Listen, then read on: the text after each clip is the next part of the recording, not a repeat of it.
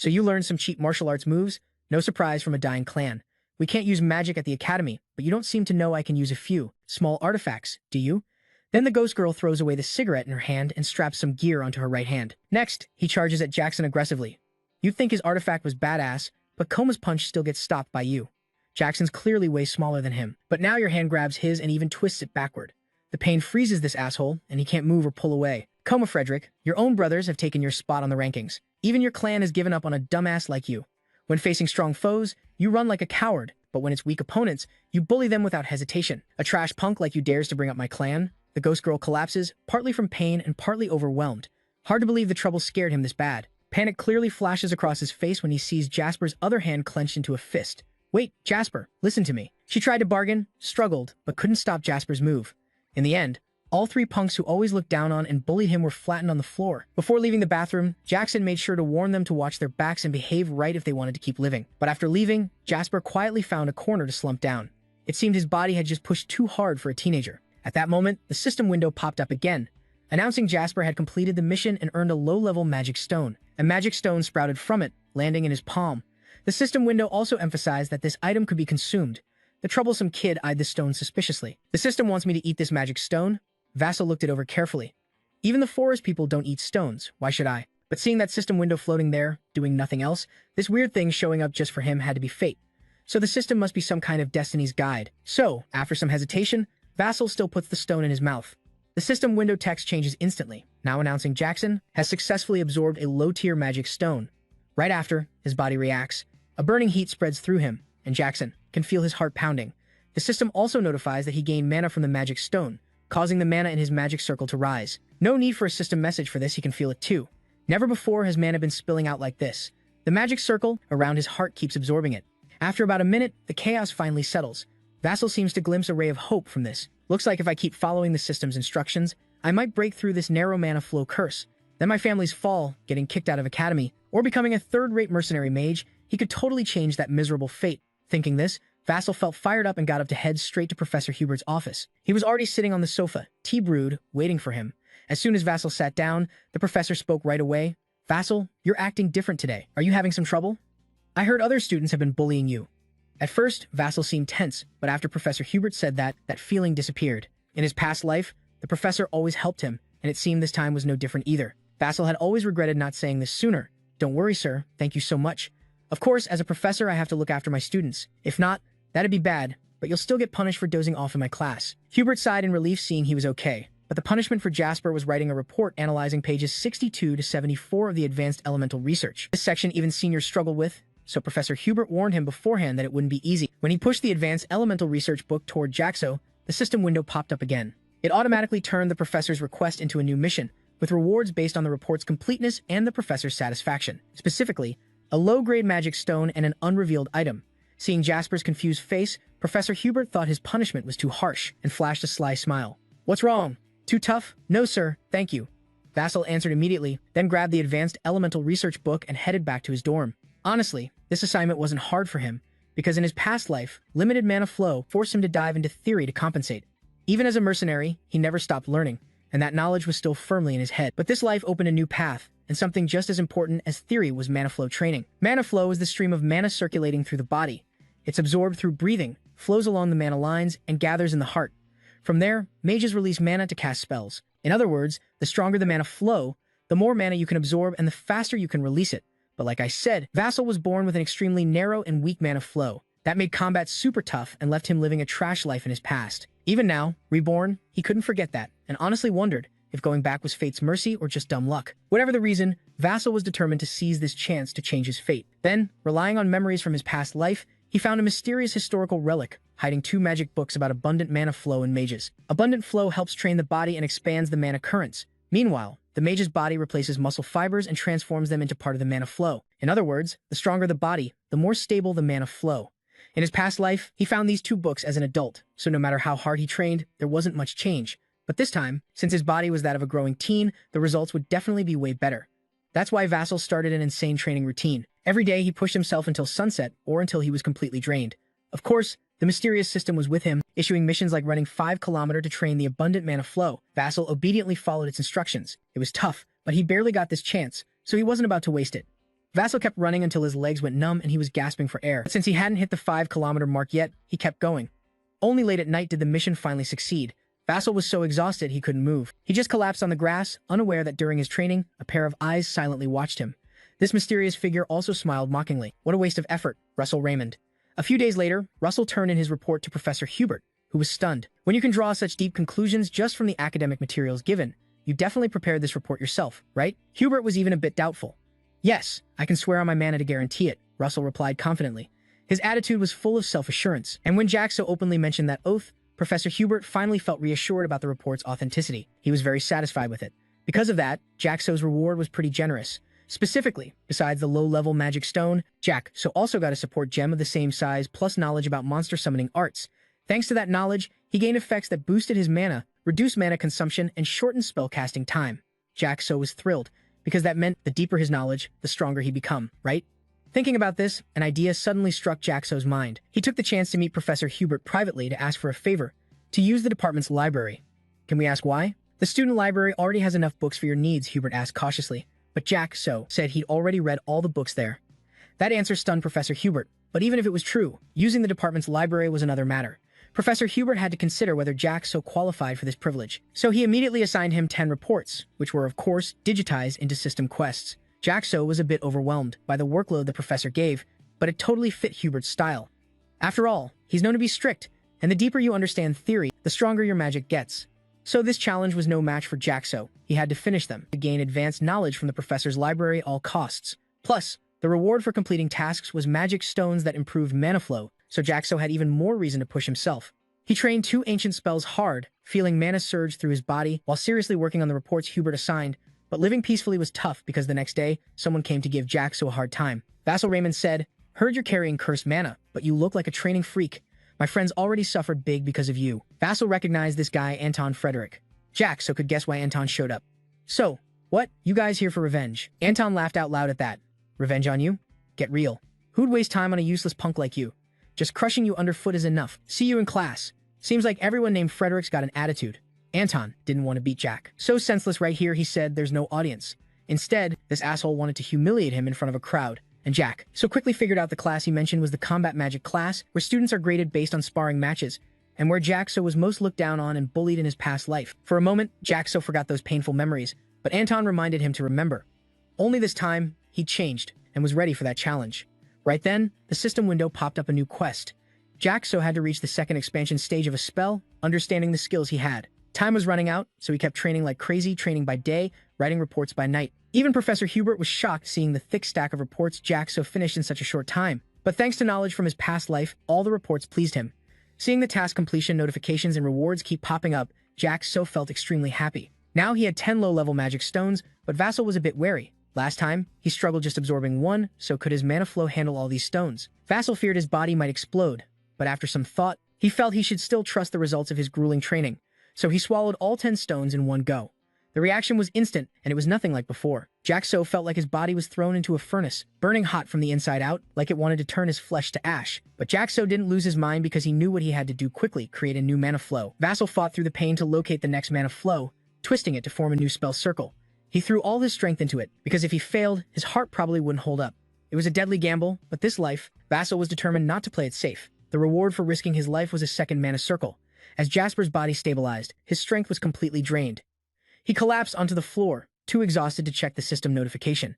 But after finishing this mission, Jasper gained a ton of knowledge about magic and its attributes, and the power of those spells was boosted. At dawn, Vassal dragged his tired body to meet Professor Hubert to submit his final report. He completed all the exercises, making the professor very pleased. But this strict teacher still had one last question. Out of the 4 structures that make up magic, which one is the most important? Hubert said this question was even more basic than the previous tasks, because it's a question grounded in reality. But Jasper suddenly froze, and Professor Hubert felt he had stumped him, since it was a question he himself had only recently found the answer to. So, the professor planned to swap it for another question. But then Jasper confidently spoke up. "The most important thing is the spirit image." This time, Professor Hubert paused for a few seconds. Why would a student think that? Russell calmly but confidently explained his answer. To him, magic is what brings the impossible to life by using mana. The world classifies this process into 4 levels: synchronization, where you learn the laws of natural phenomena; spirit image, where you mentally reconstruct what you've learned, building formulas to create visual projections; and finally, manifestation, where magic is realized through those formulas. and understanding, constructing, and manifesting can all be learned through effort and practice. But spirit image isn't something you reach just by trying, breaking your limits to reach free imagination. That courage determines your level of spirit image. For example, Vassal can use magic to create a small flame, but if he imagines that flame as an arrow, it becomes his second spell, a fire missile. Next, if he imagines something else, that flame can transform into something totally different. In other words, if his imagination isn't limited, he can even create things that don't exist in this world, pure fantasy. Like a dragon, like a shadow, where sunlight falls, or hot ice. Everything starts with understanding the world but ends with breaking its rules. For Jackson, that's the essence of magic. He spoke at length without hesitation, his confident style even more astonishing Professor Hubert. Just as he thought, the student library was way too small a world for Jackson, and as a professor, how could he crush such young talent by trapping him in that tiny world? The mission to gain access to the professor's first-floor library was complete. Russell earned Professor Hubert's recognition and 2 low-level magic stones. That was a well-deserved reward for his relentless effort over the past few days. Right after getting permission from the professor, Vassal hurried to the department library. Even though he'd only reached the first floor, the vast space and volume of books here overwhelmed him. It was completely different from the student library. Vassal quickly found practical books relevant to him, like 3-dimensional ballistic magic and advanced herbal magic. Of course, Vassal didn't skip reviewing the basic theories of magic repeatedly, since that's the foundation of a powerful mage. And because he was so absorbed in the knowledge in that book, Jackson didn't notice someone sneaking up behind him. It wasn't until that voice called out that he freaked out. He spun around. "Oh, you're reading a pretty interesting book." Vassal jumped, but no one was behind him. "Over here, kid." The owner of that voice was already behind him and moved so fast no eye could catch her. Now, she calmly appeared right in front of him. Vassal turned to see a mature woman with an incredibly elegant and confident aura. She was Snow White Daria. Jasper immediately stood and bowed respectfully. "Honored to meet the Fire Tower's master, I'm Jasper Raymond." Facing someone like Daria, Vassal couldn't help but feel breathless. She was an 8-ring mage. Few in the world could match her power. Though over 80 years old, Daria used massive mana to keep her youthful appearance. That alone showed how vast her mana flow was. He just didn't understand why she was here. "Oh, so you know me. Don't get so worked up. I'm just a companion traveling alongside you." Then Daria pulled out a lollipop. Jasper looked puzzled. Snow White Daria was actually treating him like a kid? Well, makes sense. Jasper was in a kid's body after all. He obediently took the lollipop and started eating. Daria began strolling through the academy library, with Jasper following. But how could a student like him get in? After a few steps, Daria asked, "Professor Hubert, let me in." Jasper answered honestly. A thrilled smile appeared on Daria's face. "Oh, that stubborn guy? Never mind. What you're studying is pretty interesting. The mana is pure, and the mana distribution is very stable, rare to see." Her gaze seemed to see right through Jasper's secrets, making him tense again. But she quickly reassured him, saying she wasn't here to show off or lecture. "Just push yourself to reach your full potential, kid. We'll meet again soon." Daria left that vague remark. After tapping her staff on the ground a few times, a red light flashed, and Daria's figure disappeared quickly. "Yes, Master of the Fire Tower." Vassal replied dumbly, taking a while to calm down. He never thought he'd meet a legendary figure like Snow White Daria here. It was a crazy stroke of luck. He returned to his book studies until late before leaving the academy library. Anton's group saw this. Those lackeys assumed Jasper must have been tailing some professor to get library access. But even so, it didn't change his shitty fate. Jasper was used to their snide remarks and didn't bother arguing. Whether his effort paid off or not, the time would tell. That chance came fast during the upcoming combat magic class. By tradition, the first student called by the professor would step onto the arena and pick an opponent. Professors usually picked the weakest student first, so they could choose a peer. In his past life, Vassal was always called first, but he still got crushed in that class. His classmates bet Jasper would get called again. And the weakest mages in class started begging him to pick them as opponents to boost their scores. Clearly, even the weakest students looked down on him, seeing him only as a stepping stone to improve their own grades. But this time, something unbelievable happened. Everyone expected Jasper Raymond to be called first, but the professor called Anton Frederick instead.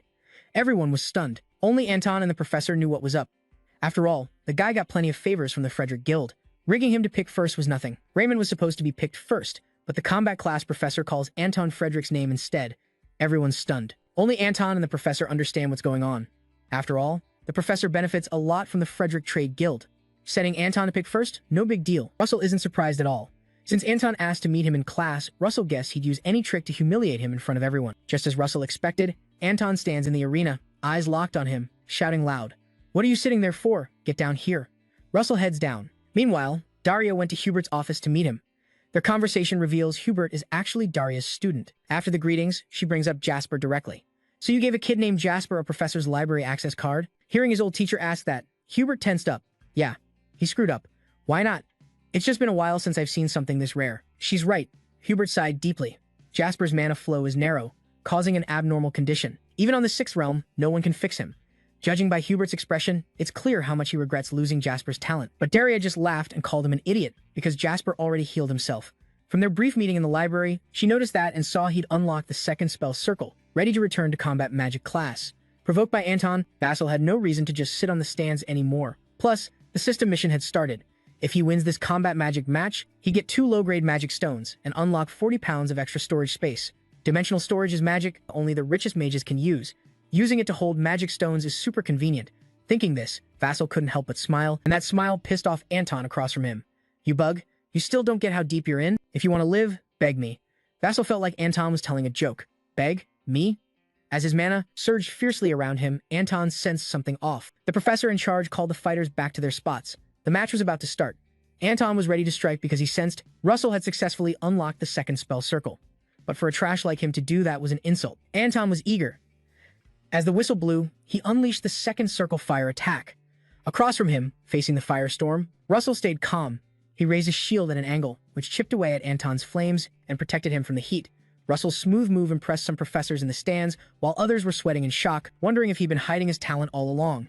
Anton spent a ton of mana on that fire attack, so seeing Jasper block it made his right arm tremble uncontrollably. His mana couldn't sustain the firepower long. Jasper carefully held the shield, then struck back as Anton's fire weakened with a 2nd circle fire missile. Each fiery missile blasted through Anton's flame and flew straight at him.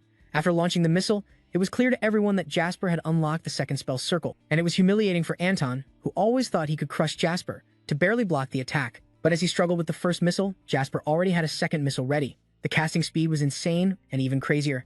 Jasper's missile split into 4 at once. The professors in the stands were even more shocked. Is that dual casting? Not sure, but I don't think so.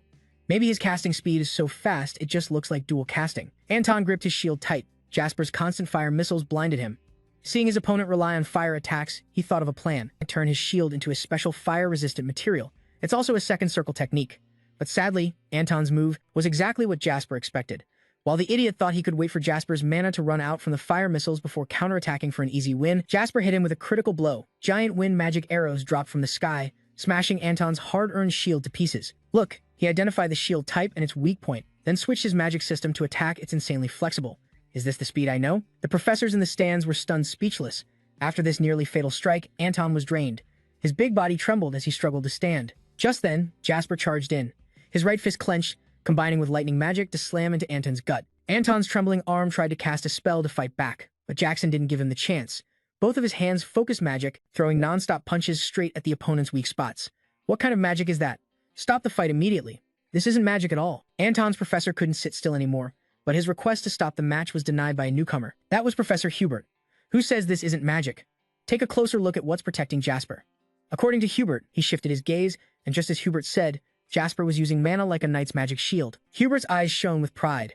He never taught Jasper this, didn't even know where he learned it, but today Jasper used it perfectly. Down in the arena, Anton had no chance to fight back. The outcome was clear. After taking Jackson's combo punches, Anton finally collapsed, unconscious on the ground. The crowd erupted. The bribed professor looked terrified, his face ashen, knowing he was in cahoots with Anton. Professor Hubert couldn't help but mock. Why the hell are you frozen? Hurry up and announce the winner. Though annoyed, the bribed professor had no choice but to admit, the winner of this match is Jackson. Well done, you can rest now. He nudged Jasper to leave, but Jasper wasn't done. By professional rules, if the winner doesn't want to stop, they can pick the next opponent. Plus, the mission stated Jasper would get extra rewards for consecutive wins. So, he didn't want to stop at just beating Anton. Jasper then challenged Anton's henchman, setting a record of 6 against a streak of 14 straight wins. Professor Hubert sat in his office, sipping tea, enjoying the good news, though he couldn't figure out how Jasper was leveling up so fast. That night, after wrecking Anton and his crew, Jasper happily returned to the dorm. After showering, he checked his rewards from the day. The best was the remaining space bag, mostly filled with low-level magic stones. They were automatically stored inside. But among the many notifications, Jasper noticed one about a mysterious reward he just got. He reached into the space bag and pulled out a scroll with a map drawn on it. As soon as Jasper found the map, a new mission in the quest chain was activated. He had to go to the marked location and complete the assigned task. Once he reached the spot, a light would guide him on what to do next. The rewards included 5 mid-level magic stones and a mysterious prize, a mid-tier mana stone, usable after unlocking the 3rd magic circle. Speaking of the 3rd magic circle, Jasper felt uneasy, a bit conflicted. Before time traveling, he tried countless times but never reached this realm. His familiar wasn't sure if he could do it this time either. Also, although the map clearly marked the location, the familiar was clueless about where it was. So, he decided to search for info the next day in the professor's library. But this time, Jasper faced a tough challenge. Flipping through dozens of books, none matched the map's location. He wasted too much time searching with no luck, so he decided to focus on unlocking the third magic circle first. With that thought, Jasper headed back to the lecture hall. When he looked up, many fearful eyes were on him. After the last fight, Jasper wasn't bullied anymore, but he was still alone. That weighed heavily on him. Right then, Professor Hubert appeared, wanting to talk privately. Professor Hubert was Jasper's light during his darkest days at the academy. So, every time he got to talk to him, he was over the moon. Summer break's coming up. Got any plans? Professor Hubert walked him back to his office as usual, brewed Jasper a cup of tea, and started chatting. Not yet, Jasper answered honestly. Want to do a research project with me? Based on your contribution, your name could be right after mine in the credits. Jasper was honestly surprised by Professor Hubert's offer, but the key was, in the two journals on the desk, he thought he spotted the location he'd been searching for. So, although a bit embarrassed but eager, he had to turn down the professor's invitation, saying he needed to visit that place first, then return the journal to Hubert. Huh, you're planning to vacation in Mandiva? That's one hell of a coincidence. As he left the office, he accidentally found the place he'd been working so hard to track down. No luck finding any benefits in the library, so right after summer break started, he hopped on a carriage straight to Mandiva. It was a long journey, so Jasper had to eat something. His food was unusual, just a single mana stone. Weird taste, but it filled his stomach. Uh-oh, it's getting hot. The coachman outside suddenly felt a wave of heat, wiping sweat off his forehead non-stop, but he had no idea it was Jasper's mana blazing inside the carriage. Jasper planned to hit the third magic circle, right here, before reaching Mandiva. Meanwhile, Professor Hubert spent half a day staring at that journal in his office, silently thinking, weird, that kid's heading to Mandiva too. Must be a good thing, right? She's probably in Mandiva now. The she Hubert thought of was none other than the owner of the white snowfire magic, Darius. This was Darius's hometown. She hadn't had a proper vacation in ages, always busy protecting the Empire, giving lectures, and researching magic. Then training students. It was honestly exhausting. Reflecting on her last lecture, she talked about three numbers. 3, 6, and 9 hold huge meaning for a mage. 9 marks the ultimate point in a lifetime of magic pursuit. 6 signals completing the 6th magic circle and the tough challenges anyone faces to become a grand mage. And 3 marks the opening page when someone first steps alone on the path of magic. Speaking of alone, Darius thought of Jasper, wondering if he was doing okay. His hardworking figure at the academy library still impressed her. She didn't know Jasper's carriage had already reached Mandiva. The coachman called out repeatedly with no answer. When he opened the carriage door, the sight shocked him. Pushing himself too hard to open the third magic circle, Jasper exhausted himself and passed out from stabilizing his wild mana. After the coachman got him into town, the first thing Jasper did upon waking was eat like a battleship to regain strength. It was scary thinking back, but he'd achieved his goal, opening the third magic circle.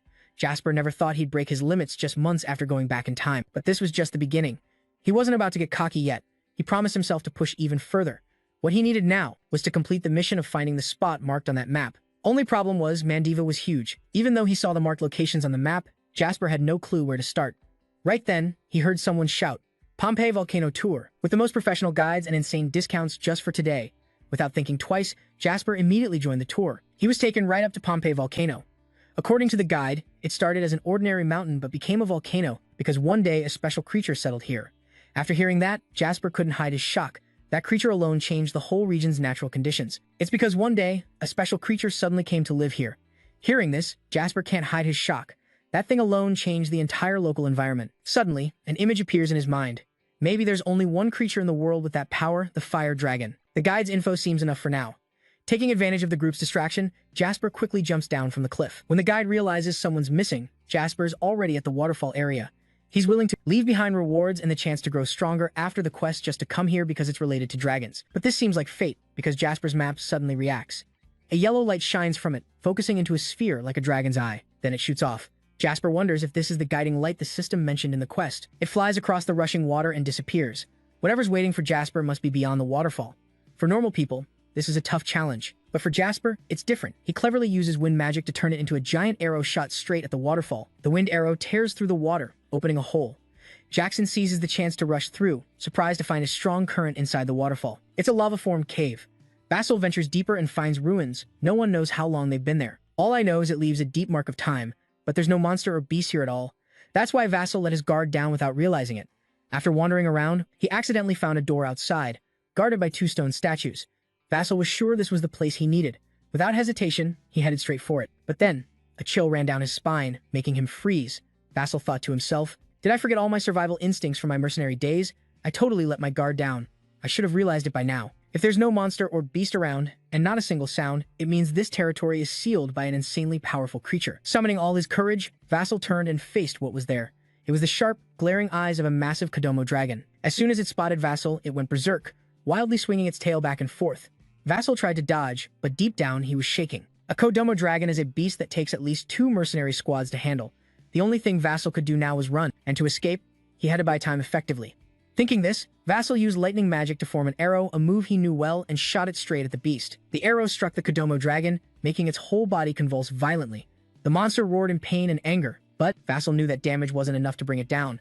He took the chance and sprinted toward the stone gate, but as he reached it, the 2 stone statues guarding the gate suddenly moved. They crossed their weapons in front of him, blocking his path, demanding proof that he was worthy of entering the gate with his mana. Then a mystical voice spoke. "Hell no."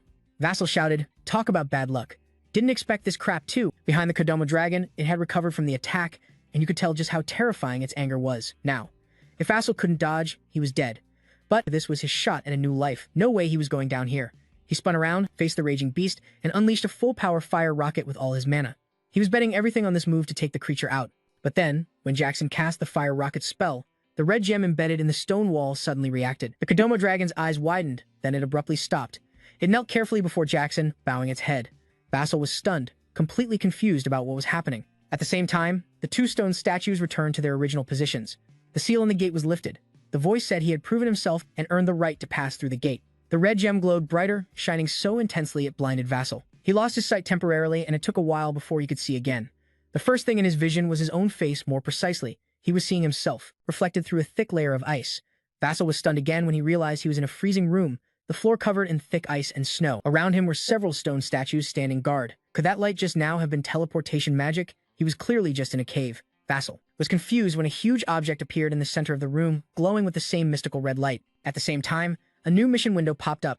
Chapter 2 requires him to defeat all the ice golems in the area and overcome the fire trial. The reward for this challenge is 5 mid-level mana stones and a mysterious prize. Ice golems? Vassal muttered. Then he heard a rumbling sound. The stone statues surrounding him suddenly opened their eyes, shifting from stone to ice as they closed in. Damn, the mission wants me to take all these down? This is a bit harsh, Vassal said, firing a fire rocket that took out the first golem. With solid combat experience, he knew to destroy a golem, you had to break its core. But the fire rocket, which seemed deadly, he knew to take down a golem, you had to destroy its core. But the thing is, the rocket just now seemed like it should have taken the golem down. But in reality, it only cracked its chest. The ice that formed was insanely tough, way beyond what Vassal expected, since fire barely did any damage. He tried wind magic next, but unfortunately, Vassal couldn't cast the wind arrow spell. Even lightning magic was completely nullified. Looks like the only way to beat this challenge is with fire magic. No wonder the mission mentioned a fire trial, meaning Jackson can only use fire magic for now. Things quickly got worse when he got knocked down by the golem. Dozens of aggressive golems pressed Jackson against the wall. If he just stood there, his right arm would definitely get crushed. Jackson moved slightly and kept firing rockets at the golems in front of him. It was terrifying, but he'd fight until he physically couldn't anymore. With lightning-fast casting speed, Vassal launched rocket after rocket straight at the golem horde. Sure, continuous attacks work better than single hits, but even so, Vassal was overwhelmed by those monsters because he was already worn out and had only taken down 2. If this keeps up, he'll run out of mana before clearing them all. Vassal fought back recklessly, while searching for another way to shatter their tough, armor-like ice shell immediately. He needed to focus all his power in one spot. The answer was still fire magic. Vassal found an opening and ran back to cast at the desired distance. He created a rocket and supercharged it. Not stopping there, Jackson added a fire thunder simulation formula and finally merged everything together. Power began compressing, but just then a golem charged forward and swung its ice axe at him. Jackson's heart jumped, blood was screaming. He yelled, "Merge it now!" A deafening explosion and blinding light erupted, ripping the golem apart. In Jackson's hand now was a fiery scythe. Exhausted as hell, he seemed to have found a breakthrough, judging by the new system notification. It reminded him his knowledge of fire had surpassed his limits. Jackson could feel this power was at least nearly on par with a 5th-level magic circle. Keeping the fiery scythe active drained a huge chunk of his energy, so Jackson had no reason to hesitate. He gripped his new weapon tight and charged into the golems to fight for his life. The golems were big but slow. Jackson was small but agile. Plus, with battle experience from past lives, he darted through the golems like an arrow. In seconds, he'd taken down 2. Then another one. Now only 1 ice golem remained, but Jackson struggled to take down this last obstacle. Right after Jackson killed another golem, the last one ambushed him from behind, slamming him into the wall. Jackson blocked with his fiery scythe, otherwise he'd be dead. But staying alive cost him his mana dropped fast, and the scythe was about to lose its shape. By Jackson's calculation, he could only land 1 final strike. Facing the enraged golem charging at him, he stepped back to gain momentum, then threw his weapon like a spear. With the monster's thunderous charge, his scythe tore a huge hole in the ice golem before vanishing completely. Only seeing that scene with his own eyes did Jackson's burden lift, and he collapsed exhausted amid the ruins. Finishing the mission on time, Jackson received 5 magic stones and a mysterious reward, the Forgotten King's horn with fire attributes. His life was now secured. The giant horn hanging in midair began shaking violently. Under pressure, chains snapped one by one, dropping to the ground as a blazing red flame erupted. System reward notification. Horn of the Forgotten King, Fire Essence. A dazzling light appeared, blurring everything around, as the still object on the ground was gradually engulfed by light, entering the Forgotten King's subconscious. To receive the reward, Jackson, bloodied, slowly opened his eyes. Jackson was now suspended by golden chains in an endless space. Before him flickered a screen. He guessed this was a series of notifications. You have received Horn of the Forgotten King, Fire Essence entering the Forgotten King's subconscious. To claim the reward, Vassal puzzled. Isn't that horn from the Fire Dragon? He frowned, suspicious. But is this really a reward? Feels like torture. A deep, eerie voice echoed in his head. Very few can endure the trial by fire and reach a supernatural being's subconscious. You're in pain, stunned, and suddenly terrified. Are these the last thoughts you have? I feel like my head's about to crack open. The giant burning horn appears with that deep rumble, speaking to me. I grant you a shard of the king. Asterisk. Vasco panics at those words, only able to blink at the sharp horn charging toward him. He gasps in horror. What the hell? Before Vasco can react, it pierces straight through his body. He screams in pain, eyes wide as the horn's tip sinks into him. His body erupts like an explosion, unleashing a terrifying surge of energy. The horn's voice rings out again. Use this power. Asterisk. He groans in agony as the massive energy floods his body. The huge silhouette of a dragon appears behind him, glowing brilliantly. His whole body now shines with a blinding light and immense power. Cut to a peaceful beach, bathed in sunlight with waves softly crashing. A frail figure lies on the sand. Vassal struggles to open his eyes, groaning in pain. He stands up, dazed, wondering, where am I? Seeing the magnificent castle ahead, Vassal finally realizes and marvels silently. Manhwa, he pulls at his hair, confused, asking, what the hell happened here? The system displays a message. You absorbed the Horn of the Forgotten King and have reached a mana limit beyond what you can normally absorb. This is a potential. Your intermediate understanding of fire attributes has hit its limit and will advance to an advanced understanding of fire. After reading the message, Rockroy clenches his fists. He starts using the power immediately and a massive surge of energy bursts out. He's amazed, thinking, is this my mana? I can almost feel how close I am to reaching level 4 magic circle. Vassal is so happy he tears up, clutching his chest, choked up. Compared to what I went through, this reward is absolutely top tier. A familiar voice draws his attention. Nice to see you here, kid. Vassal drops his stuff. Dariet smiles at Jackson, who's stunned and says, Lady Dariet, Snow White. The two chat in front of a drink stand. Dariet speaks up. I sensed a sudden burst of mana, so I came to check it out. She hands him a juice and continues, and found you here. Jackson grins broadly, replying, thanks. I didn't expect to see you here, Tower Master. Darius's eyes gleam as he silently assesses. The kid nearly reached level 4 magic circle in such a short time. She glances at him, impressed. His mana is even purer than most. This kid's basically a genius. Vassal sets the drink down and asks, so, what brought you to Manhwa? Tower Master Dariet looks at the beautiful scenery. She answers softly, not many know, but this is my hometown. He's surprised and asks back, your hometown? She calmly replies, yeah, that's why every summer I come back here.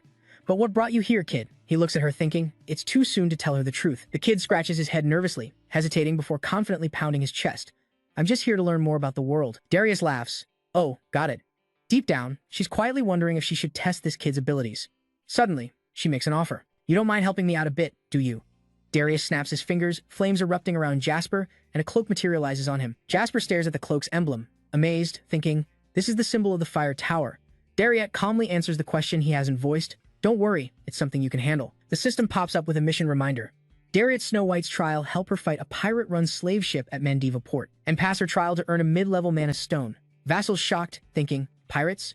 Remembering his ongoing imprisonment, Darius explains, I guess you've noticed Endymion forbids slavery, but the current situation gives her a headache. That's why we don't allow slave ships to dock at our port. On the docks at night, workers are still hauling cargo. Darius's voice lowers, but unfortunately at the coastal cliff, an unknown ship fleet is approaching. She says seriously. A few tried to anchor near Mandiva, asterisk. The two sat in the small boat, paddling out to sea.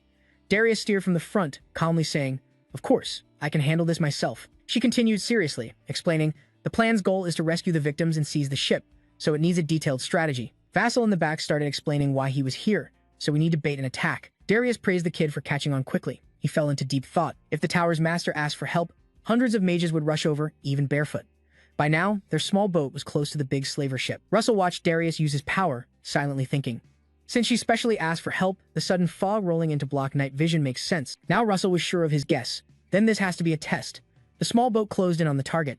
Darius called out to Russell. She turned and warned. What's about to happen might be a bit much for you.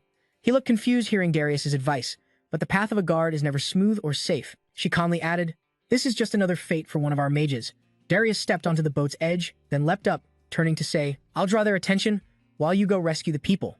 Right after, Darius vanished from sight. Vassal was lost in thought, recalling her words. The path of a guard. Darius hovered in the air, eyes scanning the foggy scene. After assessing the situation, she smiled and said, all right, the fight stays right here. Darius's eyes glowed and a massive surge of power erupted, filling the sky. She shouted, go, kid. Her voice echoed through the night. She was attacking, and the crew rushed to ready their crossbows. The huge energy field filled the sky. Hurry up! The pirates gripped their weapons tense. The captain raised his sword and ordered a volley. Arrows rained up from below, straight at Darius. She just sneered, like watching clowns. One pirate yelled in horror, damn it, they can't reach her. Furious, Darius summoned a low-burning flame, shouting, you assholes hiding in my territory? She gently blew the fire from her hand, and sparks began falling onto the pirates' boat. They panicked watching the situation unfold. Darius said again, let's see if your guts match your balls. Seeing the flames spread across the boat, they screamed, what? One tried to stomp out the fire, angrily yelling, what the hell did you do? Before he could put his foot down, the fire seemed to think for itself and flared up, engulfing the pirate's foot. He screamed in agony, why the hell is it burning like this? The flames gathered and took shape. It scanned the area, facing the pirates on the boat. They flickered like torches, lighting up the whole ship. A hand reached up from the sea, grabbing the boat's edge. Vassal nimbly jumped aboard, then a shout caught his attention. Move fast! Vassal looked up at the chaos, silently amazed. It was the Hell Dwarf facing off with a pirate. He thought Darius's magic covered the whole area. The pirate angrily swung an axe at the Hell Dwarf. Quickly, it regained its original form. Vassal marveled. It really existed in human form. Its scythe decisively sliced the pirate's leg. With his agonized screams, the pirate was burned alive in an instant. Vassal watched in horror, shocked. What just happened? In the blink of an eye, the other pirates cried out in fear. It changed into that form. He regained his composure and turned to look at the ship's hold door. No time to panic now. Vassal opened the hatch, cautiously scanning around as he stepped inside, thinking about rescuing those controlled by Darius. The basement was dim and eerie, the creaking iron frame sending chills down the spine. The pirate guard heard the noisy footsteps above deck. He frowned, wondering what was going on. So that's it. The captured prisoners cheered happily. The Navy's here. We're saved. The pirate guard slammed his sword against the bars, the clanging sound harsh to the ears. Like a demon, he threatened the trembling prisoners. No matter what, you assholes aren't getting out of here. The pirate snarled, ignoring what was behind him. Suddenly, a hand gripped the back of his neck tightly. Vassal growled, drag him out now. A bolt of lightning surged, paralyzing the pirate. He was scorched black by Vassal's electric magic. Smoke rose from his body. Vassal threw him to the ground, exhaling in relief that no one else was upstairs. A captive scrambled up, clutching the bars, asking, You came to save us? Drawn by the voice, Vassal glanced at Russell, nodded firmly, and smiled reassuringly. Yeah, but we gotta wait till the pirates leave first. It's safer here now. Hearing that, the person dropped to their knees, bowing deeply. Thank the gods. Your prayers have been heard. Vassal scanned around silently, wondering how many more were trapped in this tiny place. Trouble flickered across his eyes. He spotted a kid curled up in a corner and blurted out, They even sell kids as slaves?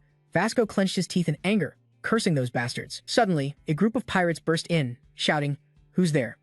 They froze when they saw Vassal, eyes locking on the burnt guard, lying motionless on the floor. The pirates exclaimed in shock. What? Him? The leader swung his sword angrily. Grab that bastard, they charged fiercely. Who? They rushed toward Vassal. He frowned in irritation, raising his hand to cast a serious spell. I'm the one catching you assholes. Chains crackled with lightning as bolts zipped through the pirates.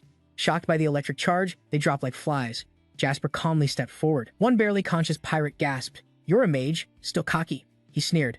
If the commander shows up then, before he could finish, Jasper coldly signaled to drag him away. He continued deeper into the room. Vassal stopped before a dark cell, puzzled. This the prison? Then a voice called out, Are you the mage from the fire tower? Vassal conjured a glowing orb to see clearly the people behind the bars. He was shocked to see an elf. The elf stood up and asked again, So you're really the fire tower mage? Vassal noticed the flower on his cloak and suddenly realized, oh, apparently, it was because they recognized that symbol. Vassal calmly replied, No, I'm not a member of the fire tower. A cold voice cut him off. Whoever you are, the cold voice ordered, Open this door. Move. Vassal forced a smile, silently thinking, I want to open the door for them, but damn, that guy sounds annoying. Looking at Dam's arrogant face, he felt fed up. In this situation and still acting like that, makes me want to walk away. A commanding voice rang out. Stop. Ilo, sitting inside, called out sternly, Watch your behavior. He looked over at her sitting seriously. He asked suspiciously, Ilo? The nearby elves helped her stand. Illo calmly explained, he's not an ordinary person. She stepped in front of him. Seeing Jasper's confusion, she continued, he possesses a mana pure as a lightning bolt at dawn. Illo smiled softly, affirming, I can sense the spiritual scent coming from him. She stared thoughtfully. Illo asked curiously, not an ordinary person? She paused, then said, I can smell the spirit scent inside him. Vassal blinked, thinking, spirit scent. Another elf gasped in shock. No way. Is that human radiating spirit energy or something? He instinctively raised his arm to sniff, wondering what he smelled like. A voice called out, snapping Jackson from his thoughts. The Fire Tower's mage stepped forward awkwardly, silently watching him. Then he suddenly bowed his head and begged, Jackson, please save us from here. All the elves inside bowed together and shouted, we beg you. Vassal was stunned by this unbelievable scene, muttering, elves known for their pride changing just because of one word from her. He watched Illo's calm posture as she bowed, thinking, could she be a high-level elf or even higher? Meanwhile, Vasco used magic to melt the lock. Illo spoke up to defend, calmly asking him, have you defeated all the pirates and their boss? Vasco looked confused and asked, boss? Then a figure appeared, eyeing the pirates Jackson had already beaten. Illo said seriously, they're still strong. Captain scanned the ship's hull looking for a target. She confirmed, even stronger than seasoned magic warriors. The next prison door opened, revealing pirates sprawled on the floor. Captain smiled wickedly, clearly enjoying it. On the ship's deck, John Click casually watched the chaos of fire people fighting, with curses and screams echoing, damn it. He leaned on the helm, muttering, fire battle, huh, pretty cool. John Click reached behind and pulled out his massive blade. Then he leapt up, vanishing from his spot. Like a death god, John Click appeared, slashing down two fire-held dwarves, who quickly disappeared. He growled, annoyed, you guys still struggling with moves like these? The pirates cheered loudly when they saw who arrived. The leader, cheers rose beneath the ship. The excited shouts reached Darius hovering above. The leader's here. You're done for. We'll tear you to pieces. She looked down at the monkeys below, smirking, interesting. Immediately, Darius dove down to join the fray. Her feet landed firmly on the railing by the helm. John Click and the pirates turned to look up at Darius like she was a queen, leaning on her staff. John Click sneered, angry, and asked, you closing the gap between us? She stayed calm, answering without missing a beat. Looks like you're the leader, he proudly declared. That's right, I'm the captain of this ship, John Click. Darius sized him up, commenting, I see how you use aura. John Click stayed silent, curious about her question. You must have been an engineer? What are you doing here? He laughed bitterly, clutching his face as he challenged. Does being an engineer pay the bills and taxes? John Click lifted his head proudly. The Click brothers made a fortune trading slaves. Darius frowned, asking, brothers? He quietly powered up, taking advantage of her distraction to rush forward. Just then, a powerful slash came straight at Darius. At the same time, behind the prison, the back wall suddenly cracked from some disturbance. An urgent warning sounded. It helped him spot something wrong. Too dangerous. A second later, the wooden wall exploded, sending up thick dust clouds. Vasco nimbly dodged the attack but started coughing from the dust. He quickly erected a shield around himself and blurted out in panic. What the hell is this? Looking at the debris at his feet, he thought. Hurt? Keeper watched Jasper's moves with interest and said, you blocked them? He unleashed energy and drew his sword, stepping closer. Guessing he's probably a mage too, Jasper silently evaluated the power he radiated. Aura from his sword? Is he a knight? The system popped up a notification. Tough battle. First fight against a swordsman. Things are tough, but beat your opponent. Stage reward. Mid-level mana stone per person. Ilo stood behind, warning the guard. Be careful. She eyed Captain's aura. A step forward explained, he's the deputy leader on this ship. He exhaled disdainfully, even if you're a mage, you're just a snot-nosed kid. Then Keeper kicked a pirate lying on the floor, smugly mocking. You didn't kill them, just kick them out? He calmly spat out the unexpected words. If you were winning, you should have finished them off. Keeper sneered, pointing his sword at Vasco. I'll show you. He refused to back down and unleashed his power. Lightning bolts appeared deep within. He silently calculated. Fire magic deals massive area damage, so. Futso jumped to the side, decisively launched lightning at him. Keter dragged his sword stuck in the floor, using lightning to fight back the swordsman. He slashed down hard, making wooden boards pop up, directly facing the incoming lightning. The insulated wood perfectly blocked the attack. Captain mocked him, said he must be crazy. Moments later, he stomped the ground, lightning fast, lunging at him. He hesitated, but Vassal tensed, struggling to use lightning magic to hold Captain back. He gritted his teeth, struggling to plan his attack. Why didn't it work on him? The guy facing a storm of crazy lightning bolts wasn't scared, smirking. You can't touch me.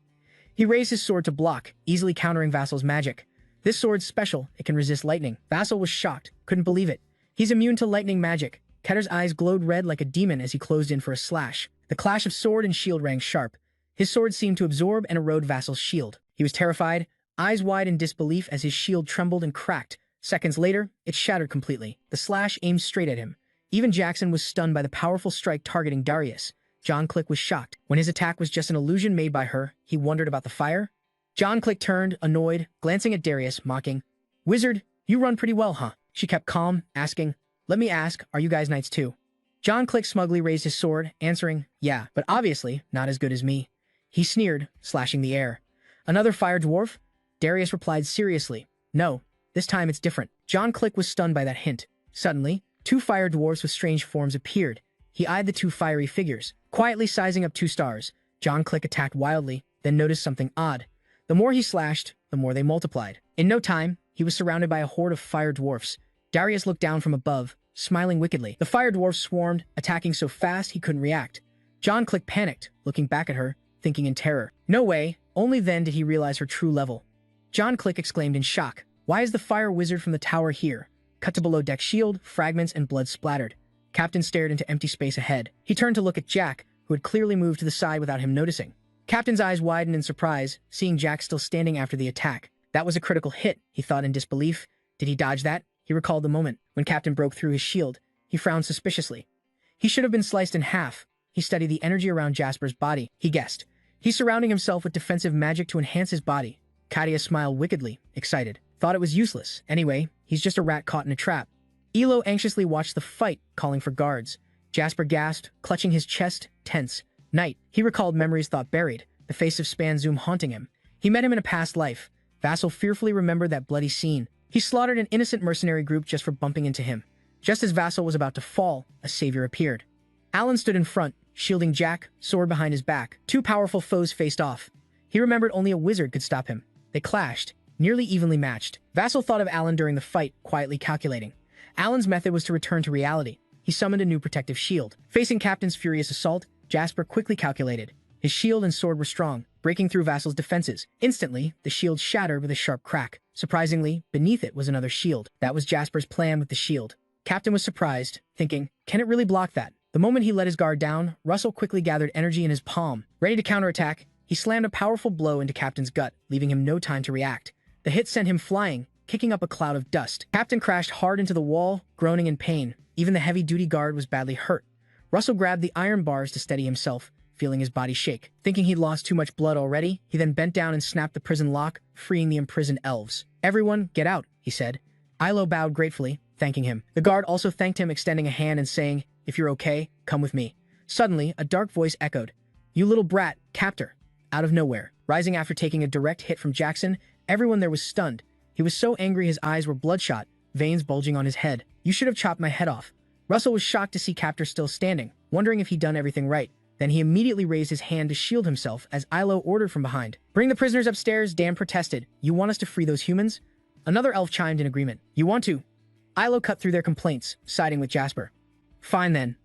Guard Kepler stood, cracking his neck and sneering. Still got time to rescue slaves? Like lightning, he lunged forward, vanishing from his spot like a ruthless demon, crazed as he attacked the line. Jackson's guard excitedly warned Russell, look out for yourself first. Each sword strike easily shattered a layer of the shield. Just as the first layer broke, Captain guessed Russell's next move, denying Jasper any chance to fight back and kept attacking.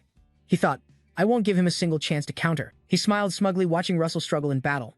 Overwhelmed like this, Vassal could only resort to desperate magic. Shield, shield, shield, shield, shield. Seeing the elves trying to escape, he told himself he had to hold on. The elf group quickly grabbed the keys off the guard's corpse. They rushed to free those enslaved by the pirates. Vassal silently vowed, just a little more time, then everyone's out. Soon after, an announcement sounded. Unlock the emergency situation. Guard. Everyone's safe. Keeper remained confident in his abilities, mocking Russell's efforts. You think this will work? A calm voice said as a blazing red fire spread throughout the cell. Of course it will. He was stunned by the sudden turn, too slow to dodge. Vasco shifted stance, smiling calmly as he declared, now, I'll destroy you. The flames grew, spreading through the ship's hold. Captain tensed up, thinking, what the hell is this? Jasper's eyes sharpened like a hunting leopard. Sensing danger, he immediately stepped back, quietly calculating.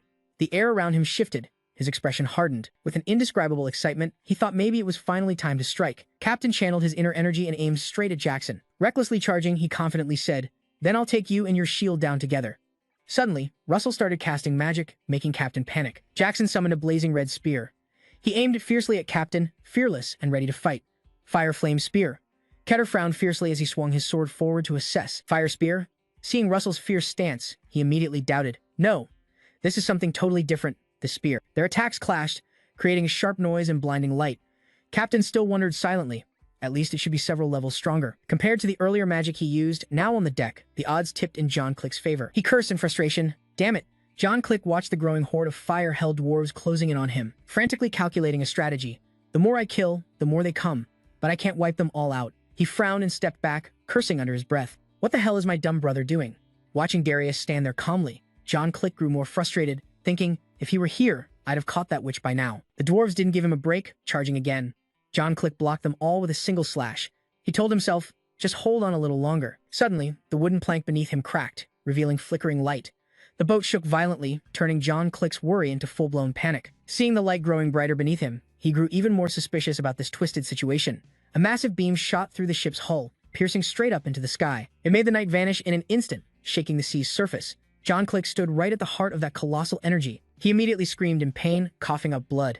He couldn't believe he'd been beaten and could only helplessly try to recover, yelling in rage.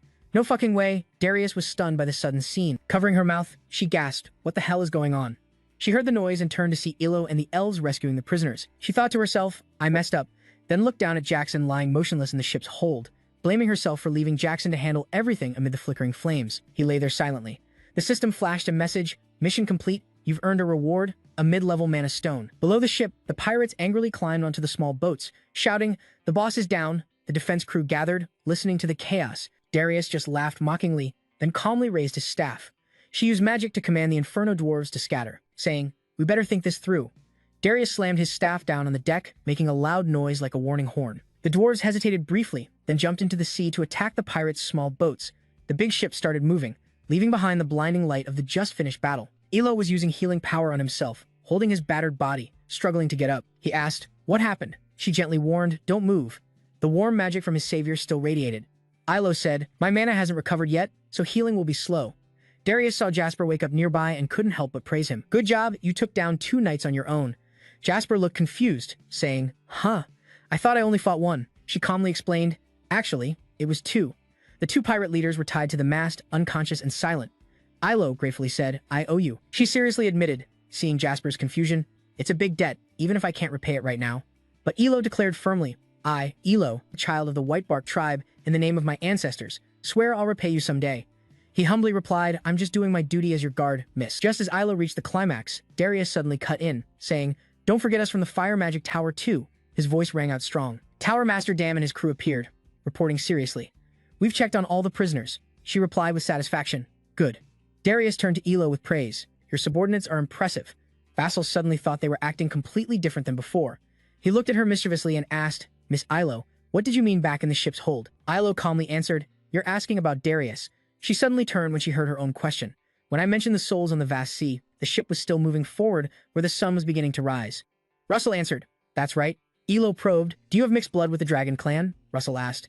Dragon Clan? He recalled the image of a huge dragon hidden in the forest. He thoughtfully replied, yes, actually, I carry the blood of the Azure Dragon, though just a drop in the ocean. She gently lifted his hand. Slowly smelling the faint scent, she said, but even a little dragon blood is enough to attract spirits. Yahello calmly explained the reason. Seeing Jasper confused, I could smell a strong spiritual scent from you. That's why I wondered if you're also a mixed dragon blood like me. Darius silently watched their entire conversation, guessing that the mixed dragon blood might be why Jasper could grow so fast. She gazed toward the distant horizon, thinking, he could become someone who shines in the sunlight. A stern look appeared clearly as Darius plotted to shake up the entire Endymion kingdom. No, scratch that, it's all 6 territories. When dawn fully broke, the ship docked at the port. The elves disembarked safely, and soldiers helped the prisoners out. A familiar call caught Yahello's attention. Miss Yahello, Darius. Smiling warmly, he asked, you're definitely laying low until your mana fully recovers, right? She nodded firmly. Exactly. Looking at the grand castle in the bustling city, she offered, my mansion isn't far from here. If you don't mind, miss, you could stay there. I think you could help with Jackson's training. He pointed at himself, confused, cluelessly asking, training? Yahello smiled brightly, replying, if that's how I can repay you, I'm more than willing. Darius slung an arm over her shoulder, patting her and asking, so, you don't mind? He answered cheerfully, of course not, I'm all in. A playful thought sparked in his mind. The special training from the Fire Mage Tower Chief, she gestured to the elf group, then please, this way, your luggage will be brought here soon. Eladap thanked her. Darius hurried ahead, worriedly asking, is the Tower Chief really okay with this? The new term starts soon. Darius winked, reassuring him. Don't sweat it. Leave that to Hubert. He was left speechless, but silently sympathized. The professor led the way on a mountain trail, the sea waves whispering below. The horse-drawn carriages followed in line. The carriage area was orderly, as the horses slowly crossed forests and mountains. The clatter of wheels echoed through the woods throughout the journey. Finally, the carriages stopped before a mansion as big as a castle. Darius declared, "We're here." Jumping down, he looked up in awe. "This place is massive." Darius pushed open the gate. Smiling at everyone behind him, he said, "Make yourselves at home, don't be shy." She led the group, walking through a garden bursting with colorful flowers. Ilo was drawn to the flowers. She expressed her gratitude. "This place is gorgeous. Thank you, Tower Chief." Vassal, walking along, suddenly noticed something out of the corner of his eye. Looking toward a nearby fountain, he gasped, "Huh? Wait, this place." A memory stirred. Vassal was sure he'd been here before with his parents. He called out to Darius, "Tower Chief, I have a question." She turned politely. "What is it?" Vassal stepped forward and quietly asked, "This mansion wasn't originally yours, right?" Darius teased. "Sounds like you think I stole it or something." He laughed awkwardly. "Haha, sorry, but she honestly shared. You're right, the previous owner was some trade guild. I bought it just a few years ago." Vassal looked at the fountain, memories and familiarity flooding back. "Just as you thought, this place was one of your family's properties." Darius asked with concern, "Anything else you want to ask?" Vassal smiled. No. He scanned the huge mansion. After his family fell, he'd heard it was sold cheap. As he was about to enter, Vassal couldn't help but say, "Never thought you'd come back here one day." A week later, a quick shadow entered the room. A gentle voice rang out, "I'm here." Elo, the elf girl from the White Leaf tribe, appeared, respectfully saying, "I heard you call me." The lady of the house sipped her tea calmly. Her eyes brightened, relieved. It seemed most of her mana had recovered. Around Elo, a faint green aura shimmered in Darius's eyes. She smiled, "All thanks to you, Tower Chief Darius." Setting down her tea, she got straight to the point. "So about what we talked earlier, can you help Jaxo train?" Ilo used her magic, water dancing around her. "You mean training the soul of Darius?" Nodding, "Exactly." Elo looked around, curious. "But where's Jaxo?" She smiled mysteriously. "I sent him off on another task." The river flowed through the mountain gorge, a desperate scream echoed. A figure fell freely into the water. Splash. Water sprayed into the air. Soon after, Vassal surfaced, taking a deep breath. He swam ashore, ran his fingers through his hair, frustrated. 7 losses again? Vassal recalled a previous talk with Darius. She asked, "What did you learn from that fight with the pirate knights? What did you think you needed at that moment?" The enemy had closed in. Luckily, he had his shield. He hesitated. "That." Then looking at the cliff across, he answered, "Distance." Darius praised, "Right? Distance is crucial for a mage in battle." She turned, smiling confidently, instructing, "Watch closely. Stand on that cliff, hanging on the edge." Darius stepped boldly into midair, flames flickering beneath her feet. Think about shrinking space. Her body vanished, leaving only a faint flame behind. A swoosh sound. Darius landed on the opposite cliff. Vassal was amazed. "That's space-time teleportation magic. Blink." She looked back at him. "From now on, practice crossing this cliff by blink." Vassal listened closely to her. "Later, it'll become a powerful tool for you." At the same time, the system notified a new mission to learn the teleportation technique through space-time. Reward: mid-level mana stone. Back in the present, Vassal dragged his soaked body ashore, tired. He climbed the cliff, determined not to give up on teleportation. The number of magic circles didn't matter. Sitting on the cliff, Vassal tried to analyze. You can only learn this magic if you fully understand its rules. Standing on the cliff, looking down nervously, he focused and stepped into the void. As expected, a scream echoed during his free fall. Time passed, dusk fell. Exhausted and drenched, he climbed the cliff again. Is this learning magic or training endurance? Vassal closed his eyes, searching for the flow of magical energy, focusing, thinking about closing the gap. This time, there was a fire magic vortex beneath his feet, like when Darius demonstrated. Vassal lifted his other leg from the cliff. Flames wrapped both legs. Success seemed close. Just as he thought he could teleport to the other side, a call sounded behind Rattlesnake, and he stumbled, falling into the river. Darius was the culprit. She smiled apologetically at Rattlesnake's fall, and once again panic hit with the loss of gravity and screams. That night by the campfire, Darius ran his hand through his hair. "From today, you'll learn about soul contracts." Vassal warmed by the fire, listening to her orders. Ilo would help him. Ilo expressed gratitude. "I'm glad to help you." He bowed appreciatively, thanking Ilo. Sitting by the fire, the elf girl began instructing, "Slowly, close your eyes." Darius sat on a rock watching. Elo's soft voice echoed, imagining something related to fire. The fire crackled as she suggested, "Morning sun, noon light, or campfire, any will do." Suddenly, a strong flame ignited inside Jackson's body. The fire, Ilo was amazed. Incredible. A human with such pure mana inside. Then she closed her eyes. "I'll enter your subconscious and guide you." Elo moved behind Jackson, placing her hand on his back.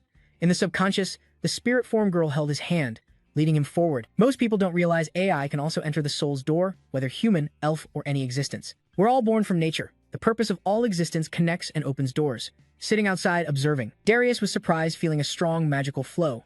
Elo was curious what this flow in his heart was. A faint image appeared. AI killing AI. Is it hatred? Elo felt mental pain, clutching her head at the bloody vision. Then she gradually regained clarity, searching onward. Curious what this flow in his heart was. They stood before the soul gate, but what they had to cross was a rushing river. Ilo looked at Jasper beside her. Was that hatred? Then she quickly denied it. No, maybe it's outside. Jasper lost control of his mana, and an intense flame burst out. Darius was shocked, but too late to stop it. Things moved too fast. The one closest to trouble took the biggest hit. Elo couldn't escape immediately, so she unleashed her mana to resist. After who knows how long, Vassal slowly opened his eyes.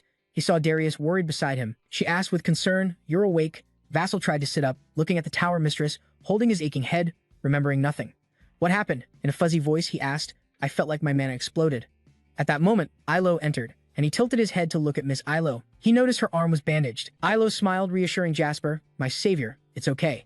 Vassal silently questioned everyone and himself, wondering if it was his fault, but didn't wait for an answer. He covered his face in guilt. "I'm really sorry." That night, to clear his heavy mood, Vassal went out to the garden to watch the moon from his room. Darius watched him from the window and spoke. "Miss Elo, you're back. What exactly happened?"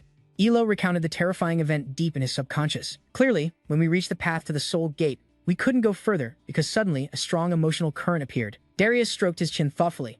"An emotional current?" Ilo confirmed. "Yes, it looked like a stream of hatred," she commented, "but it felt more like deep sorrow. The sadness was so huge I wondered how he managed to hide it for so long." The next morning, right at the forest edge near the mansion, Darius called Russell. He turned and replied, "Yes, Master Tower Lord." She smiled and got organized. "Today we start a new training." Russell bowed respectfully. "If you say so." Suddenly, Darius declared, "Clean up." He was so surprised he looked up. "Excuse me," she gave the order. "You'll help the mansion servants clean every corner for a week." Vassal thought, "Clean the mansion?" Darius continued. "Meanwhile, Elo and I will be heading to the capital." Elo bowed politely. "See you next week, sir." Russell shyly bowed back. "Ah, yes. Take care, you too." Before leaving, Darius clarified, "This isn't a punishment." So Russell obediently lowered his head. "All right, I'll make a plan. You'll clean and practice your refraction skills during the rest of the time." But then her next words crushed his plan. "Just so you know, you're forbidden from using magic this week." Russell was annoyed. As soon as Darius left, he started cleaning the mansion. First, he grabbed a mop, awkwardly eyeing the hallway like a clumsy teen. He gripped the handle and pushed hard forward. Determined, he thought, "I'll train my body while cleaning." Vassal reminded himself he just can't use magic. But things quickly got out of hand. The floor was still wet. He pushed forward fast, leaving a wet trail behind. Then he slipped.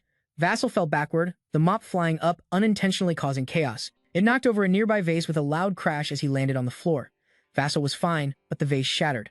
A servant came up from behind. "Who mops that fast?" Vassal looked up, hearing her say, "Lady Darius really treasures that vase." He suddenly remembered the Tower Lord's instructions. "Hey Vassal, about cleaning you, just follow the headmaid's orders." Asterisk. At that moment, headmaid Dia respectfully led a group of servants waiting to see Darius off. Dia was a middle-aged woman with a serious face, sharp eyes, and a strict vibe. And right now, she was the one speaking. Looking at the broken vase, Russell snapped back. "I'm sorry." Rhea put on gloves and said coldly, "I know you can't use magic for a week." She handed Russell a cloth. "From now on, clean according to my instructions." Thus began Jasper's experience as a trainee servant. When he picked up the vase to clean its base, Zia watched from behind, telling him he had to support the bottom with his hand. When he mopped the floor, she scolded him. "Don't you think the back of the door needs cleaning too?" Jasper paled. "Sorry." Zia kept finding faults, but it looks like you can't even see the dirt on the floor. Then came a string of nitpicks, very annoying comments coming from the headmaid's position. After a full session of cleaning, he sat on the floor exhausted, sighed deeply, drenched in sweat, his eyes unfocused like this. His mind still buzzed with Rhea's stern words. He was really fed up with wiping the window curtains. He felt life held nothing left to cling to some kind of mental training, maybe. Before he could rest, she ordered him again sharply. "It's lunchtime. Follow me." He sat frozen, too weak to move, forced to smile and curse under his breath. "Haha, I'll eat later." Rhea turned her head, her voice cold, no room for protest. "Come with me." Frozen on the spot, he muttered, "All right." In the servant's kitchen, dishes were laid out on the table, loud chatter filling the room. Clearly, he glanced around, silently judging. There were really a lot of workers here. Suddenly, someone spoke up. "What's your name?" An old man with silver hair, looking kind, asked. He replied politely, "I'm Vassal Raymond." The man was a bit surprised hearing his surname was Raymond. Lasso stiffened, nervous inside. Did this guy know him? But then he unexpectedly praised him for being handsome. Black hair and red eyes too. The maid sitting across clapped along. "Yeah, you look badass." Suddenly, a muscular young man slapped his shoulder hard. "You look pretty fit. Lend me some muscle." He jumped. Sure." The guy named Lucian laughed loud, slapped his back, then said, "Just kidding." Everyone burst out laughing again. Vassal hugged his shoulder, smiling on the outside but hurting inside, falling apart with tears. "Just gotta survive 1 week. This must be training." definitely training. One beautiful sunset afternoon, the orange light dyed the sky red. Vassal was carrying wood with some servants. Carrying wood is tough work. He was sweating, thinking about his magic. If he could use his sorcerer's body, he could finish it instantly. After the work, Rascal and the others sat down by the wooden table near the stream. Everyone chatted excitedly. Here, take this. You all did great. They grabbed big mugs of beer, clinking them with excitement. Cheers. Lu Xuan glanced at Rascal, gulping down his beer. He didn't hesitate to smack him, squeezing him hard enough to startle Rascal, who spit out some of his beer. Vassal wasn't happy and confronted him. Huh? Why'd you hit me? Lucian gave him a warning glance. You're still a student. Drinking beer will only make you sick. Then he suddenly remembered. Oh damn, you forgot you're still a student. Thought you were still a mercenary. The old servant chuckled. It's fine, it's fine. He poured some beer from his own mug for him. You gotta learn to drink slowly. Look at that warm sunset. Sitting here with a view like this, not drinking would be a sin. The sun slowly set behind the mountain, warm light spreading over the forest, wrapping them in a thin golden blanket. Suddenly, a voice behind made Jack. So, turn around. Another sin, Rhea brought a basket of food. You can't drink beer without snacks. As she laid out the food, the silver-haired old man smiled. All right, welcome the new member. Rhea looked at him deeply. He gradually blended in with Lucian's group. She stayed silent, unreadable. Lucian put his arm around Jasper's shoulder, laughing happily. The following days went as usual. Rhea supervised Jasper cleaning floors. At mealtime, he happily mingled with Lucian's group. At night, Rascal sometimes rested beside the fountain. In the morning, he helped the maids tend the garden flowers. Even just eating bread or keeping a ledger brought him joy, no complaints. At night again, Rascal sat dazed by the fountain. Tomorrow marks a full week. What's this unsatisfied feeling? Lost in thought, someone approached from behind. He seemed to really like this place. Seeing Rhea, Vassal reflexively stood and bowed. Ah, hello. She pushed her glasses up. How many times a day do you plan to say hi to me? He laughed and shot back. Ha, like I do it all the time? I don't buy it. Rhea cared enough to ask. Rascal, what's this about? Vassal hesitated. Ah, he looked up at the starry sky. I remember someone when I'm here. The elder was curious. I heard sorcerers can teleport. Can't you just meet them? Vassal answered. Teleporting magic is tough, and even if I could, there's somewhere I can't reach right now. She understood. I thought sorcerers didn't worry about stuff like that. He smiled. Not at all. Dia turned away, cold as ever. Tomorrow's your last cleaning day, do it well. Jasper smiled. Yes, ma'am.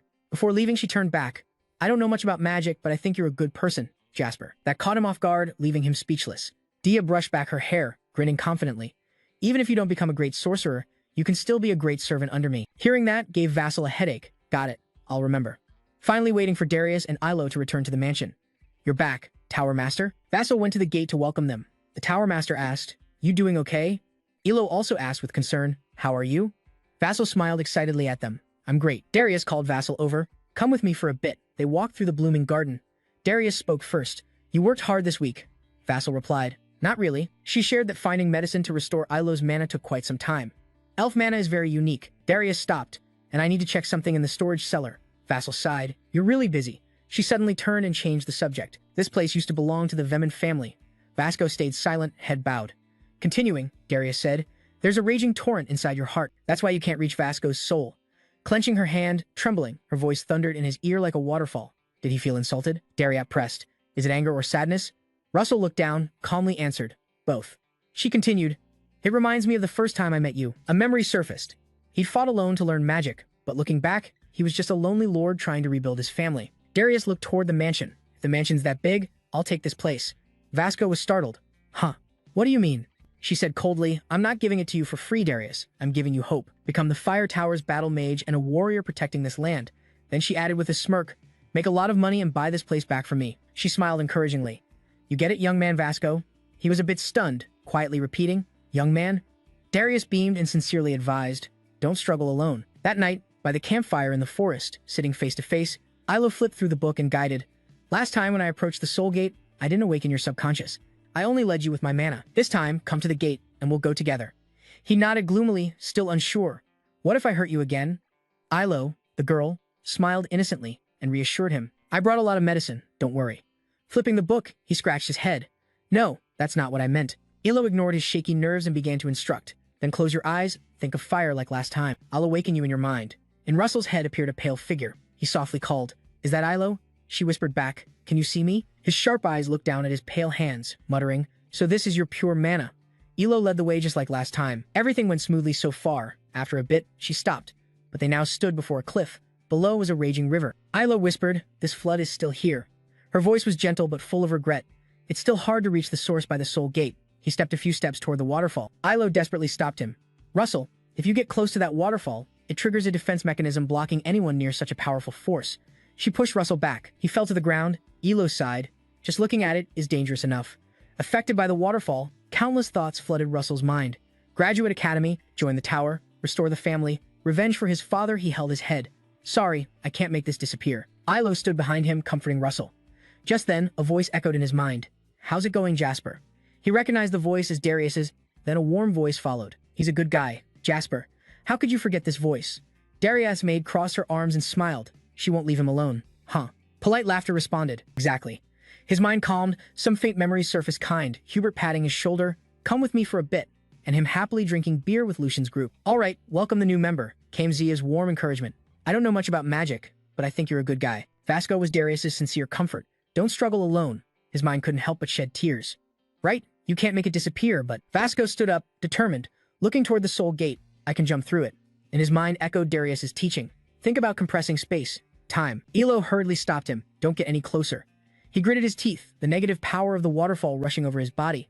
Using his spiritual energy, I'm fine. Jasper stepped off the cliff, flames blazing at his feet. Firm inside, even if I fall, I'm not alone. Ilo stared at the figure before her. Sparks flew in the air as Jasper's body turned into a faint flame, disappearing from the cliff. A blink, his feet still burning fiercely. Fire magic swirled around. He reached the other side. Seeing Jasper standing before the soul gate, Ilo cheered. Benefactor, you did it. The system promptly announced, you have completed the mission. You've earned a mid-level mana stone. Staring at the dazzling golden soul gate, Vasco was stunned. You crossed it. Now what? Ilo spoke. Unseen by him, making him jump a bit. Step into the light gate ahead of you. Vasco confirmed. Miss Ilo. The elf girl smiled and explained. Surprised? We can still communicate thanks to our mana link. Just then the system announced the mission. Bond with a spirit. Summon a spirit as guided by Elphalo's soul, and create a pact with that spirit. Reward is a mid-level mana stone. Ilo instructed. Put your hand into the gate. Vassal obeyed but nervously asked what would happen. His soul form silently reached forward. Ilo whispered in his ear, now it depends on the spirit's decision. Jasper's soul plunged into darkness, surrounded by watching eyes. You still hear Elo's voice saying, no one knows what kind of spirit will show up. Those eyes blinked and then vanished. Maybe you won't be chosen. Ilo stood beside you, praying, so just hold out your hand and wait outside. Darius seriously watched nearby. Sasu lingered close, still hearing Elo's voice. That's all I can do. No one knows how long your soul form had been waiting. Sasu thought, if it's too hard, it's fine if no spirit comes. Your arm felt like it was about to give out, but you wouldn't lower it. You wouldn't get down just because of that. A powerful magic circle appeared. A giant red dragon wrapped around Jasper's soul form. You're grateful for every moment that brought you here. The dragon bowed respectfully, touched your hand. A soul contract was sealed right then. Moments later, Vassal struggled to open his eyes. You found a tiny red dragon lying in your palm. Surprised, you watched the little dragon's big shiny eyes cling to your shirt. Is this a spirit? Ilo cried tears of joy. Benefactor, congrats. Darius laughed loudly, reminding, we've got more than one thing to celebrate. Hearing that, Vassal checked his body. On his chest was a spinning magic circle, the fourth one. Vassal recalled the moment he learned Blink. Darius grinned, eyes squinting, full of praise. You broke through your own barrier. The system popped up a notification. You've mastered new knowledge about summoning spirits and reached the fourth magic circle. You'll receive a bonus reward. Clear progress, but what's the catch? Curious. Bonus reward? The little dragon unexpectedly sprouted wings, chirped softly, then flew up to perch calmly on your head. It seemed really happy with this spot. Vassal looked up and saw it happily nibbling on his hair. Ilo stepped forward and touched it. I don't think this is an ordinary spirit. She lifted it off your head.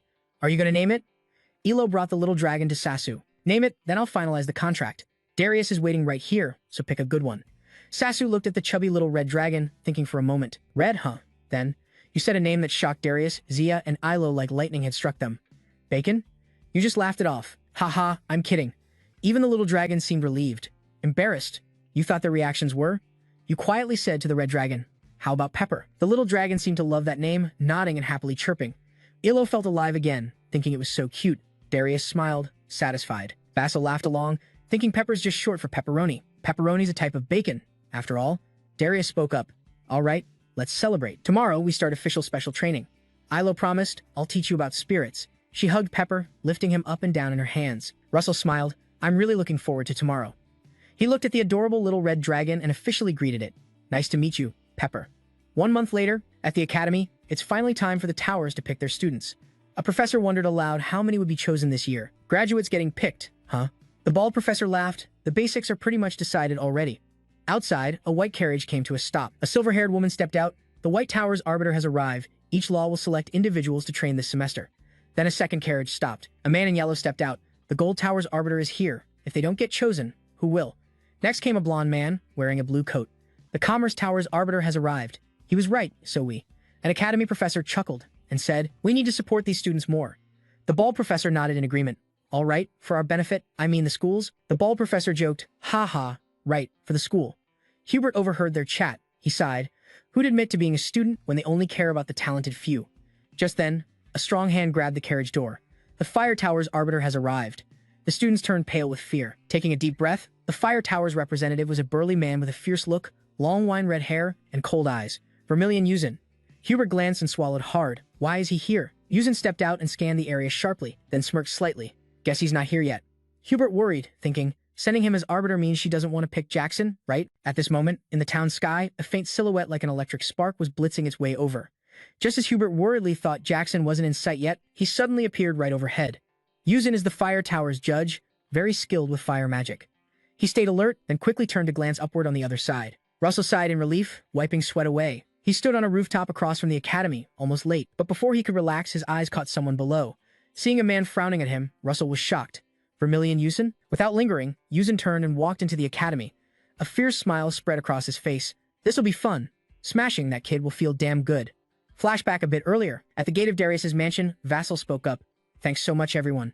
He looked at Ilo, sincerely wishing her well. Hope you get home safe. Ilo smiled and nodded. Thank you, benefactor. Then Vassal glanced at Rhea and the headmaid. She was a bit surprised to be acknowledged and heard him say, I'll definitely come back. He confidently declared, until then, I'll be the master of this place. So, take good care of it. Rhea pushed up her glasses, smiling with approval. We know, and I hope so too. Vassal said goodbye to everyone. It was a short time, but really, thanks a lot. Darius confirmed again. You don't need a ride. Huh, Vassal warmed up. Yeah, I don't want to be late, so I'm running faster. Then she spoke up. On your way back, I've got a favor to ask. Young Darius handed him a carefully sealed letter. Can you deliver this to Hubert? Vassal took it and nodded. Yeah, I'll make sure it gets there. He noticed Darius didn't look too happy. Okay, thanks.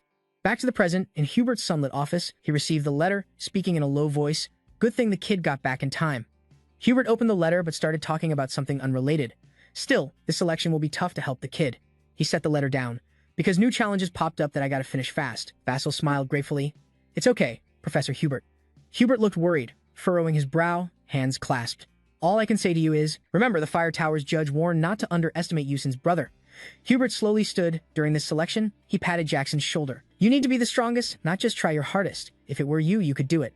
Jackson smiled confidently. All right, don't worry, teacher. Then the system sent a new mission. Mission notice. Tower selection. Show overwhelming difference in rank and earn approval from the judging council. Selection round. Council approval less than 10%. Reward. Mid-tier mana stone. The next day, in the exam room for round 1, the written test began. Vassal focused hard. The test wasn't too tough, because in his past life, he'd failed this test many times. After finishing, his mind wandered.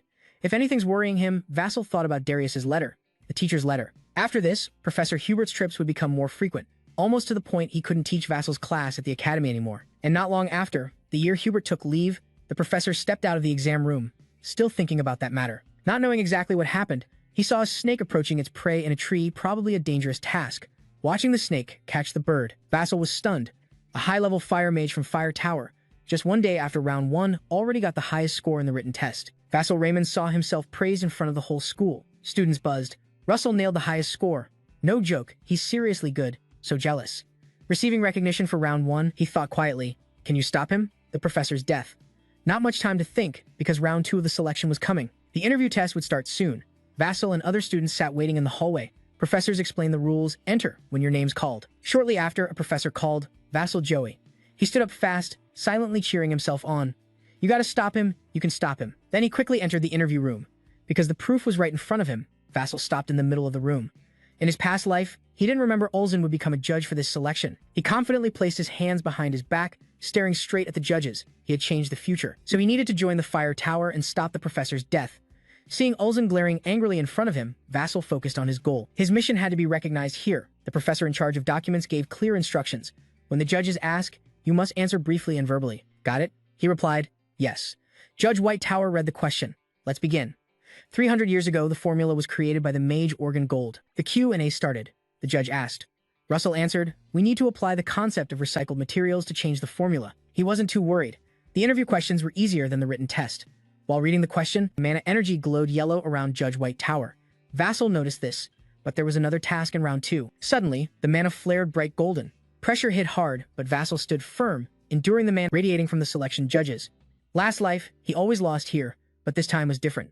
He stood steady, answering without flinching. If you changed the potion's ingredient ratio, you could triple the effect.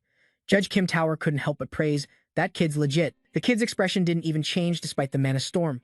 Ulzen grinned like a savage predator. "Is that all you got?" A massive mana burst from Ulzen. The pressure shot up several times. Vassal gritted his teeth, bearing this mountain of pressure. Ulzen smiled, clearly enjoying it, but stayed silent. After holding the pressure for a while, Judge Kim Tower frowned at Ulzen. He really is a mad tiger. If this keeps up, Judge Kim Tower turned away, worried for the contestant's fate. This contestant might die. But then, he was shocked to see Vassal still standing strong. "He's holding up?" Judge Thung Tower praised, surprising. He glanced at the group of professors trembling under the pressure at the next table. Even newly appointed record-keeping professors were suffering.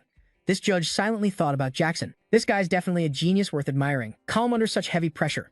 Obviously, he was recognized by the judges. The system reminded recognition from selection judges, 1 on 12, on 13, on 14, on 15, on 16, on 17, on 18, on 19, on 10. Ulzen got interested.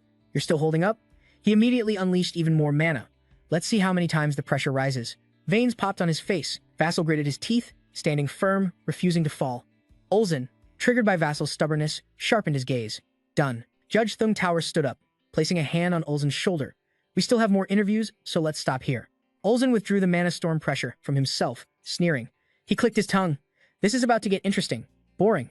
Below, Jackson's hand behind his back trembled uncontrollably. At the next table, the Academy's new professors gasped, all thinking the same. They were alive. Judge White Tower put down the question sheet, smiling with satisfaction. "You did well. You may leave." Contestant Vassal left the room and closed the door behind him. A professor called the next person in. "Go." He went out and plopped down in a chair to wait. Until now, Vassal showed anxiety, fear, trembling like a scared puppy. He thought he was about to fail, but then his eyes lit up. Recognition from the selection judges was 9 out of 10. He exhaled, relieved to be almost done. "So that's how it is," he said. "This still isn't enough. Haha, this guy's no pushover." Down the hallway, Judge Thung Tower spoke. Russell Raymond. He was walking with other judges, saying, "Turns out he's the contestant the Fire Tower Master's been watching." Judge Kim Tower added, "He's the kind of student everyone wants to recruit. What a shame." Judge White Tower suddenly asked Unsen, the youngest priest, "Are you really training troops?" Then he turned back, sternly questioning her. She said, "Who's the youngest?" She hurriedly explained, "No, I didn't mean that." The other 2 judges looked at him cautiously, then fell silent. Unsen recalled the past. Soldiers were desperately running and shouting, "Stop the newcomer." They panicked when they saw the barrier crack. Someone shouted, "There's no crack in the barrier." A foot slammed into that man's stomach. He was pushed down and slashed. Screams and cries erupted. The moonlight shone across the night sky. Unsen looked at the bodies scattered on the ground and muttered, "Weaklings." He was furious, but tears rolled down his cheeks. Back in reality, Unsen thought, if they break down, everyone's doomed. At the gathering spot, the magistrate called out loudly, "It's time to start round 3 of the exam." He announced the test. This time, it's a treasure hunt. He held up a blue mana stone and said, "In the dense forest on the hill, contestants must find the blue mana stones." The contestants listened closely. The magistrate continued, "Your score depends on how many blue mana stones you find and bring back." Vassal watched them and thought, "Seems like they want us to snatch mana stones from each other." The magistrate ordered, "All right, line up." Vassal silently stared at the system board, wondering if he could pass this 3rd stage. He sighed, thinking, "Will Unsen recognize me?" The shout started, and Vassal and the others rushed forward. He thought, "First, I gotta run my ass off," and told himself, "I have to give it everything I've got." After a while, the sun began to set. Vassal wandered, thinking, should I summon it now? He clasped his hands, and a flame flared up. Asterisk. It'll probably be mad at me for a sec, then chill out. Asterisk. When Pepper was summoned, it immediately clung to him. Russell apologized. "Been a while, Pepper. Sorry I couldn't use magic at school." It smiled cheerfully at him. Vassal drew a magic circle and put his hand inside, saying, "Pepper, can you help me out a bit?" He pulled out a red mana stone and said, "I want to find stones that look like this." Russell brought the stone to Pepper's nose. It flew off to search. Russell thought, "I heard mana spirits can sense magical energies super keenly." He laughed and asked, "You've caught the scent already?" Pepper turned back, smiling in response. Vassal followed the direction Pepper flew. He said, "All right, let's go." Nearby on a tree, a red magic circle appeared. Scene changed to inside a house, where a voice spoke. "Finally found you." Hubot grabbed a man's collar, hoisted him up, and snarled, "Mage, where's the guy you made that deal with?" The man trembled. I don't know. I only sold him some alchemy materials. That's all I know." Hubert pressed, "What about the alchemy formula?" The man growled, Don't you know that's heretical ritual? He got an itch hearing that. Hubert slammed the man against the wall. Hubert said coldly, helping cultists is treason, he emphasized. I'll ask again, where's that mage now? The man panicked. I really don't know. He added, all I heard is he sneaked off with a woman. That woman brought her disciple, and he's supposed to identify that disciple. Hearing this, Hubert recalled Jackson and hurried away, his heart pounding. If the cultists want to fight her, it's not just her alone. Asterisk, he thought further. Asterisk, Jackson's in danger too. Asterisk, no way. Hubert ran fast, his body crackling with sparks. He realized everyone in this exam was at risk. In the night forest, a contestant muttered in frustration. Damn it, what the hell is a mana stone? He thought. I can't use light magic or my position will be exposed. Suddenly, he heard a strange noise and saw a shadowy figure ahead. He wondered, what the hell's that? He immediately used a wind arrow, moved closer, and said, you gave me a scare. He wondered if it was another contestant. Looking around, he thought, is he dead yet? This was a competition after all. Just as he was about to leave, he hesitated, then turned back to think. That guy might have a mana stone, so what? He stepped closer, but saw nothing. While he stared blankly, a shadow suddenly appeared behind him. Still clueless, he muttered, where did he go? Suddenly panicked, he spun around as a 7-note scream echoed through the forest. Meanwhile, Vassal kept searching for mana stones. He stepped forward, thinking, this must be the center of the forest now. Ahead was a black bag filled with blue mana stones. Pepper was next to it. Vassal exclaimed, found it. He sensed something odd and started to think, but why is all the mana stone gathered in just one spot? Vassal gently strokes Pepper, thinking to himself, that's it, you did great, Pepper. He sits down by the mana stone and spots a golem core nearby. Wait, is this a golem core? Vassal picks it up, examines it, then thinks, it's destroyed. He assesses, looks like the golem was destroyed before it could be summoned, but who did it? Suddenly, Pepper shouts a warning, rattlesnake. Vassal quickly turns around and sees something moving in the bushes, heading straight for him. Rattlesnake stares in shock as sharp earth spikes erupt from the ground. He quickly flips to dodge the attack. Sliding back, suddenly glowing bubbles rise up. He thinks, from earth magic. Watching them float upward, he wonders, light magic bubbles? Vassal immediately dodges the glowing bubbles. As he lands, a huge explosion causes the ground to crumble. He thinks, there's more than one enemy here. Suddenly, a volley of ice arrows shoots from behind him. Luckily, Pepper reacts fast, spitting fire to melt the arrows. Vassal praises, nice one, Pepper. He fires off some rocket arrows, blasting the glowing bubbles. The bubbles burst, falling to the ground, causing explosions. Through the smoke, Jackson scans the area, eyes locked on Lei as he slowly steps forward. Seeing this, Vassal asks, who are you guys? He looks at him and adds, you're supposed to be the tower's chosen honored trainees. Alex, hiding in the bushes, reveals himself along with Violet stepping forward. Vassal continues, and yet you're using such dirty, cowardly tricks. Lei slaps his hand away angrily and snaps, shut up. How the hell does a lowlife like you discover the first mana stone? He grits his teeth, thinking, surely only our group knew the mana stone's location. This doesn't add up. Then he looks at Pepper, wondering, a spirit? Violet says, a spirit. Got it. But how did he find the mana stone so fast? Alex thinks Vassal Rayon didn't expect someone to hide such advanced skills. Vassal scratches his head and says, what's so special about finding it fast? He adds, like I'm guaranteed not to find it. He sighs and laughs. Oh damn, that reminds me, Vasco. You must have some secret deal with the professors, right? Lei instantly feels uneasy, thinking, this guy's sharp. Vasco turns away and says, anyway, I don't plan to get involved, just don't block my way. Lei gets angry, don't fool yourself. But in a flash, Vasco teleports behind him and threatens, try me, and you'll regret it. Violet panics seeing this, Alex is stunned, thinking, blink teleport? Suddenly, Pepper growls. Russell calls out, Pepper? He turns toward the forest, watching carefully, sensing movement from within. Vassal asks, Lei, did the professors help you guys? Did they say anything about destroying the golem hack? Lei replies, no way. Alex and Violet step forward together. We also find this weird. Vassal instantly gets alert, turning around seriously. Something's coming. Suddenly, birds all fly away from the forest, which begins to shake violently. Zombies charge out in waves. Vasco is shocked. Zombies? Violet panics. How could there be zombies in the testing area? Alex adds, no way. Lei's just as freaked and blurts. What the hell? He thinks. Gotta get out fast. He turns around, but what he sees shocks him. The four are surrounded by zombies. Desperate, he says. There's no way out now. Pepper flies up, instantly raising a wall of fire around the four. Lei glances anxiously, thinking, a wall of fire? That's a 4th level magic move. He turns to give orders. From now on, each of you take a different direction and handle any zombie that breaks through the firewall that way. The others look confused. Vassal shouts, got it? They panic and shout back, got it? Lei fears, thinking, can't believe I almost picked a fight with a guy like him. If this turns into a real fight, the damage will be huge. Vassal watches the burning zombies and thinks, firewall's just a temporary tactic. The zombies keep charging the flames. He watches and thinks they need to find the mages controlling these zombies. We have to find a way out. A zombie lunges through the firewall. One side of its face was burned off. Vassal looked at it and thought, a zombie. He pondered about those heretics hunting forbidden magic and the blasphemous entities they summoned. He frowned, deep in thought. In the past, the Tower Master had subdued those heretics. So, are these guys leftovers from that incident? Why are they here? What's their plan? Vassal suddenly jolted and wondered, could they be hunting me? The zombies kept rushing wildly forward. He bit his lip, thinking, right now, I need to focus on fighting first. The magic we're using is a kind of curse, he assessed. One trait is it uses very little mana, so the longer the fight drags on, the worse it gets for me. Vassal turned and warned the other three. Everyone, use your mana wisely. He then dialed down his power and targeted their weak spots. Lei replied wearily, easier said than done. Alex added, but the Judicators will get here soon if we hold out till then. Violet interrupted, the Judicators won't come. Lei panicked immediately. What? What the hell are you talking about? Violet said. She's right, Lei insisted. No way the Judicators, coming from the Magic Tower's capital, wouldn't detect this evil energy source? Violet answered. Maybe they used some trap to erase all mana traces. Violet suddenly remembered the red magic circle on the tree from earlier and wondered, a trap? Lei shivered in despair.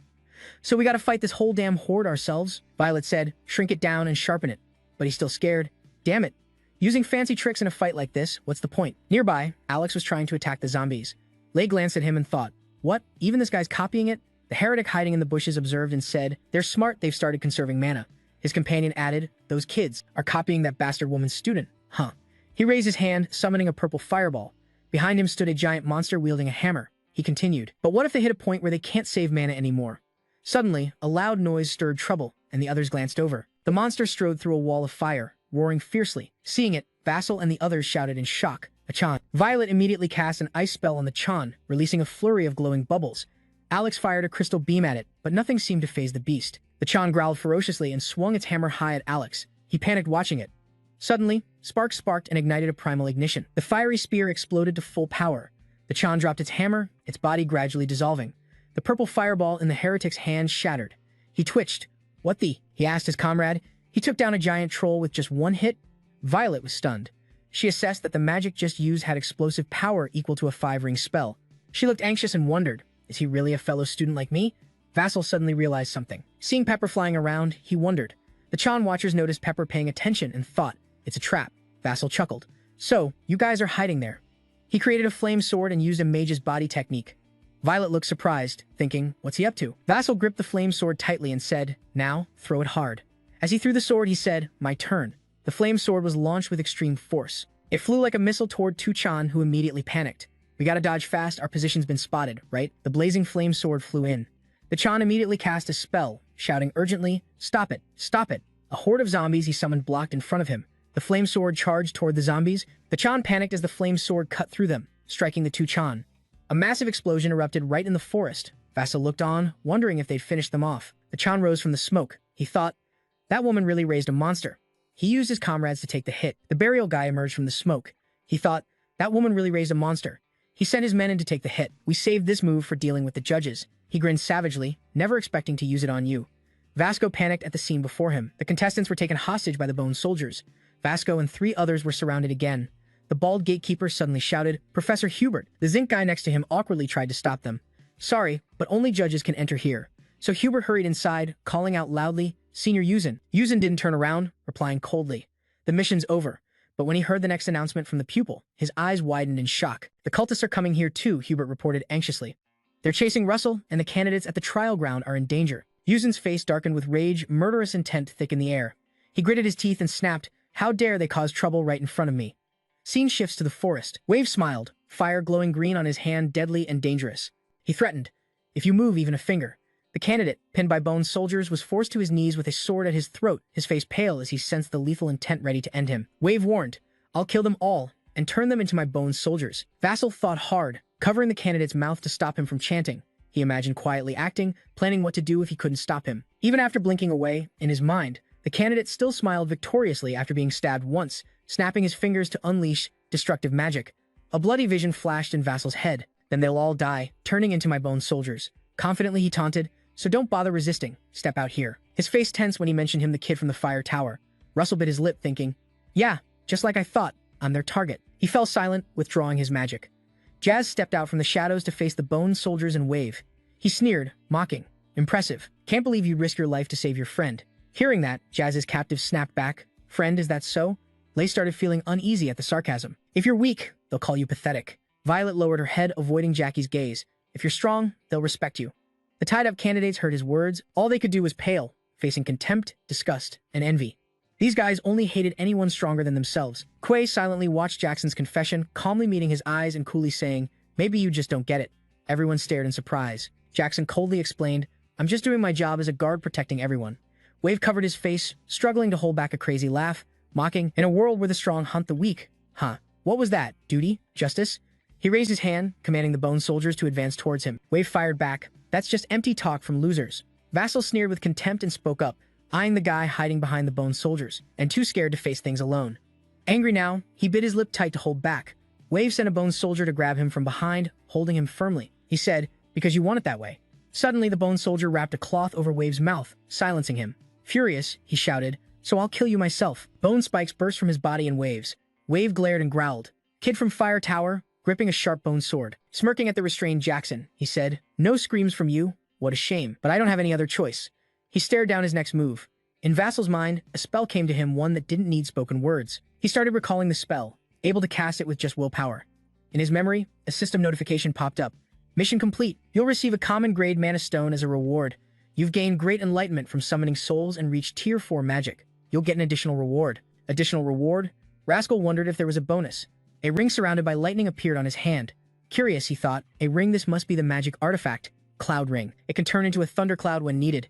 The ring's power will grow with its user's strength. Suddenly, thunder cracked in the sky, echoing through the dark forest. Kay excitedly said, "Your death will mark the start of our revenge." Just as he finished, lightning streaked across the sky, scaring him. Sparks flickered over Rascal's body. Quay looked up at the sky in shock. He blurted out, "The sky." Right then, he used his magic with a command echoing in his mind, "Crush them." Thunder hooves. A blinding light flashed across the sky, lighting up the whole area. Powerful bolts of lightning struck down, creating terrifying pressure. Everyone had to step back and shield their eyes. Wave took the hit head-on, screaming in pain. The blue flame orb in his hand shattered too. Moments after the dust settled, his miserable state was clear. Wave was beaten black and blue. The bone soldiers he controlled also collapsed. Violet stood still, radiating strong energy. She then moved behind him and gently untied the rope binding him. Jackson couldn't help but praise, "Can't believe you thought to use a magic artifact in that moment. You're really good," he said calmly as he removed his gag. "Thanks, Violet." He scratched his head awkwardly. "We're the ones who should be thanking you." She regained her composure and turned to the standing contestants. "We need to call the adjudicators here, fast." The chaotic scene had Violet worried. "Looks like everyone needs healing." Lai untied a girl and warned, "Don't forget to tell the adjudicators what I did for you." Alex urged, "Line up and move." Under the starry night, Vessel said calmly, "The adjudicators will be here soon." Violet asked, "What? They know about this?" He smiled, "My friend's leading them here. Pepper's been marking trees to guide them. Wherever it goes, it burns a sign." Soon after, a trail of light appeared through the forest. She looked at Jasper admiringly, thinking, how many steps ahead did he plan? Then he noticed something strange, bending down to check. Jasper's ring was weakening. He thought, "The cloud ring's using more mana than I expected." As Violet turned to leave, Wave was already defeated. He started twitching, angrily chanting, "Offer, offer for what I do." His eyes rolled like a puppet's as he muttered, "My life, my lifespan, even my death." Then both felt the ominous aura returning fast. A pile of white bones was summoned. They stacked up and transformed right before Violet and Jasper. A giant bone soldier was called forth. The giant bone soldier roared from above, its glowing red eyes staring down. Its long tongue flicked out menacingly. Jackson's eyebrows furrowed. Raising his hand to block the energy radiating, he thought, "This power's way beyond level 5. Seeing things getting worse, Violet turned around and shouted, "Everyone, run into the forest." From the other student's side, Lai shoved his classmates, fear on his face as they hurried to escape. He thought, "I have to get out at any cost." Asterisk. Suddenly, his eyes widened in shock and he froze. Lai looked at bags filled with mana stones. He muttered, "That's over by Vessel." Violet looked at him confused and yelled, "What are you doing? Why aren't you running?" Vessel looked ahead and explained, "He's aiming for that. You keep going. I'm the only one who can hold him off until the judges arrive." Elsewhere, Unsen and Hubert rushed quickly toward the battle. Back at Jackson's spot, the giant bone soldier was closing in. With its terrifying face and long tongue, Violet glanced at Jackson standing in front of it, feeling puzzled. He must be out of mana. What's he doing? Her eyes followed Jackson's firm stance, his hand gripping tight. Fire Flame Spear silently called his name in her mind. Jackson Raymond. The giant bone soldier swung its arm toward him. It slammed its arm down where Jackson stood, making a loud boom, but luckily he jumped behind the giant bone soldier quickly. Thinking a shield wouldn't block that, Jackson gritted his teeth, clutching the Fire Flame Spear with all his might as he moved behind. Just one hit could have been deadly. He hurled the Fire Flame Spear fiercely at the giant bone soldier. Its huge tail slammed into the ground. Cracks spread across the earth. The giant bone soldier trembled, a huge wound appearing on its waist as it growled in pain. Vatso landed below, looking up at the giant bone soldier. He silently judged the strike, had hit it but frowned, sweat dotting his face. This is tough. Vatso's annoyed voice rang out as he saw the giant bone soldier slowly healing its wounds. Damn, it can heal too? Suddenly, its tail moved underground, catching Jackson's attention. Watching the movement, he puzzled, thinking it was. Beneath the earth, the giant bone soldier's tail quickly moved toward Jackson. He couldn't help but be on guard. Then suddenly, its tail shot out of the ground straight at Jackson, who barely dodged in time. Still shocked, he said, "Its tail? Why the hell is the giant bone soldier's tail wagging in midair right in front of me?" Jackson suddenly saw it dive down fast. Jackson raised his hand to block, frowning and cursing under his breath. Damn it. Suddenly, an ice arrow shot straight at the tail of the bone giant, stopping its attack. Confused, Jackson heard Violet on the other side shouting with power, "You saved my life." She suddenly launched many ice arrows at the giant bone soldier, adding, "So I can't just leave you behind, right?" Violet controlled the ice arrows, shooting straight at the bone giant, freezing part of its body. Her voice continued. And like you said, suddenly among those running away, some feet stopped at Violet's voice. Alex turned back to look. Violet's voice rang out firmly, "This is a mission." The others also stopped, staring at each other silently. Violet kept going, "Of a bodyguard." They turned around and ran back toward the fight, shaking Cho, confused, clutching his bag tightly, yelling in shock. "Huh, why are you guys going back?" He angrily watched them head back to the fight, then he shouted loudly, "You're crazy. Why keep going? I don't care what happens to you." On the other side, a figure lying still on the ground suddenly woke up when a small rock accidentally hit Xavier. He was in pain, trying to move, gritting his teeth with a shout, "Flag." Suddenly, his eyes widened in shock, voice trembling. Could it be? Xavier looked toward the fierce battle and said, "A sacrificial core? A giant bone soldier?" He sneered mockingly, voice dripping with sarcasm. "Haha, serves them right, throwing a fit just to survive alone." Xavier saw the trainees lined up behind Jackson and added, "They're all in formation now." Alex scratched his head apologetically. "Sorry for being late, boss." Jackson was stunned, thinking his plan wasn't like that. He stared back thoughtfully, then smiled as he understood. His eyes hardening, he said, "Firestorm Spear, if you want to fight, I won't stop you." Then he threw the Firestorm Spear straight at the giant bone soldier. He spoke out loud, "But if you want to live, if you want to win, listen carefully to what I'm about to say." Just then, the giant bone soldier swung its arm, shattering the ice, covering it, roaring. Blue energy radiated from its body. Vutso shouted from the side, "I'll create an opening." He gathered all his strength, gripping the Firestorm Spear tightly, and commanded loudly, "Attack with everything you've got." Then Vutso threw the Firestorm Spear hard toward the approaching giant bone soldier. Before it could react, the Firestorm Spear slammed into it. Russell saw the moment was right and shouted to the others, "Now!"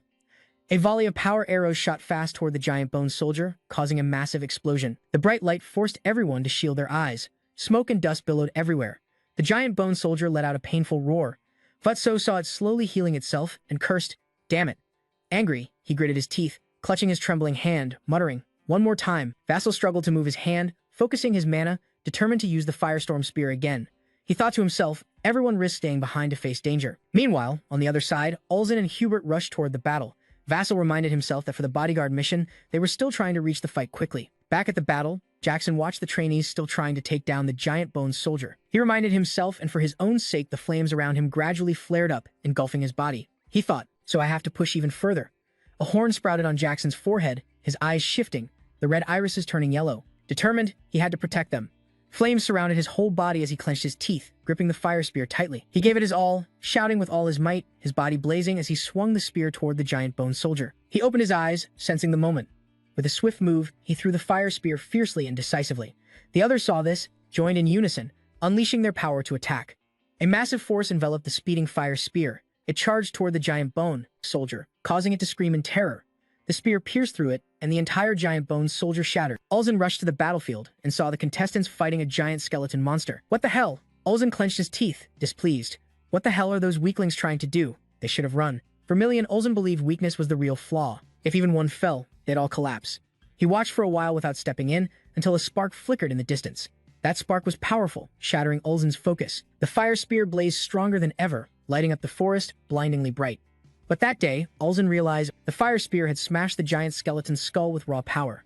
Exhausted, Jackson panted heavily, and Ulzen realized it was because they were weak that if even one stood behind Jackson, the others would fight alongside him. Together, they'd rise. A massive explosion erupted, flames engulfing the sky. As the smoke cleared, the giant skeleton collapsed. Inside was the face of the surviving heretic. He glared angrily, his eyes glowing with eerie green magic. But that wasn't the end. His magic gradually reassembled the shattered skeleton's body. This wasn't over yet. Unaware of the danger ahead, a foot stepped forward to gain momentum. Ulzen gathered magic into his fist, A colossal power surged into his palm, too hot Wave. Now he truly felt the terrifying pressure threatening his life. Ulzen punched hard toward Wave, unleashing the magic in his hand to erase the evil. His power left the contestants stunned. When the smoke cleared, the huge cone-shaped area in front of Ulzen was flattened. Wave was definitely smashed to bits. A weak voice called from behind him. If you intended to come, Jackson's body was about to fall, you should have been here sooner. With that, he fainted. Behind him, a quick hand caught Hubert, suddenly appearing, holding him and praising, "Well done." Even the strict Ulzen cracked a rare, satisfied smile. Right then, the system announced the judge's approval rating. 10 out of 10. You've completed the mission. You've earned a mid-level Mana Stone reward. When he opened his eyes, he saw the ceiling light above. A voice asked nearby, "Han, you're finally awake. You still look a bit foggy, like you didn't get enough sleep." It was Vassal, who suddenly jolted awake. Other contestants, "Are you okay?" Hubert reassured, "Thanks to him, they're all safe." He exhaled with relief. That's a huge relief. Professor Hubert adjusted his glasses. Everyone's saying the same. If Jasper hadn't been there, they'd all be dead. He shyly smiled modestly. "I just had some help from them too." The professor smiled kindly. "But aren't you curious about the contest results?" Vassal finally realized, "Oh right, the selection contest." Hubert shared there were actually many issues. Since the heretics attacked the contest area, the mission became pointless.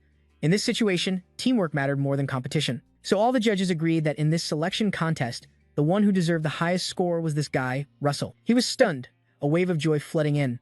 He silently thought he'd gotten the top score in the tower's selection. Jackson bowed in thanks, feeling relieved he could finally graduate from the academy. Hubert continued talking about the heretics. An investigation had been launched to find who was behind everything. Soon, they traced the root of all the problems. Vassal said there was actually one more heretic left. The professor was startled. There wasn't just one of them. What? The other heretic ran off when things got dicey. Vassal fled, burning with revenge. "I'll catch you and make you pay for this insult." The rookie at Fire Tower pushed the door open, carrying a bundle inside. "Looks like I lost track of him." Russell cheerfully said, "You're here, senior." Yuzin nodded slightly. "Let me see how you're doing." Hubert feared Yuzin might pressure him, and Ben worried Russell needed rest, but Russell stopped him. The professor smiled brightly to reassure him. "I'm fine." That evening, outside the training ground, Russell faced Yuzin. He looked more lively, his face no longer tense like usual when fighting heretics. "You must be bored out of your mind," Yuzin said, explaining why he had to fight those weaklings. Russell said nothing in response. Yuzin clenched his fist and continued, "I believe weakness is a flaw," and that thought never changed. That's when Vassal cut in. "I agree with you." But Russell looked up and shared his own view.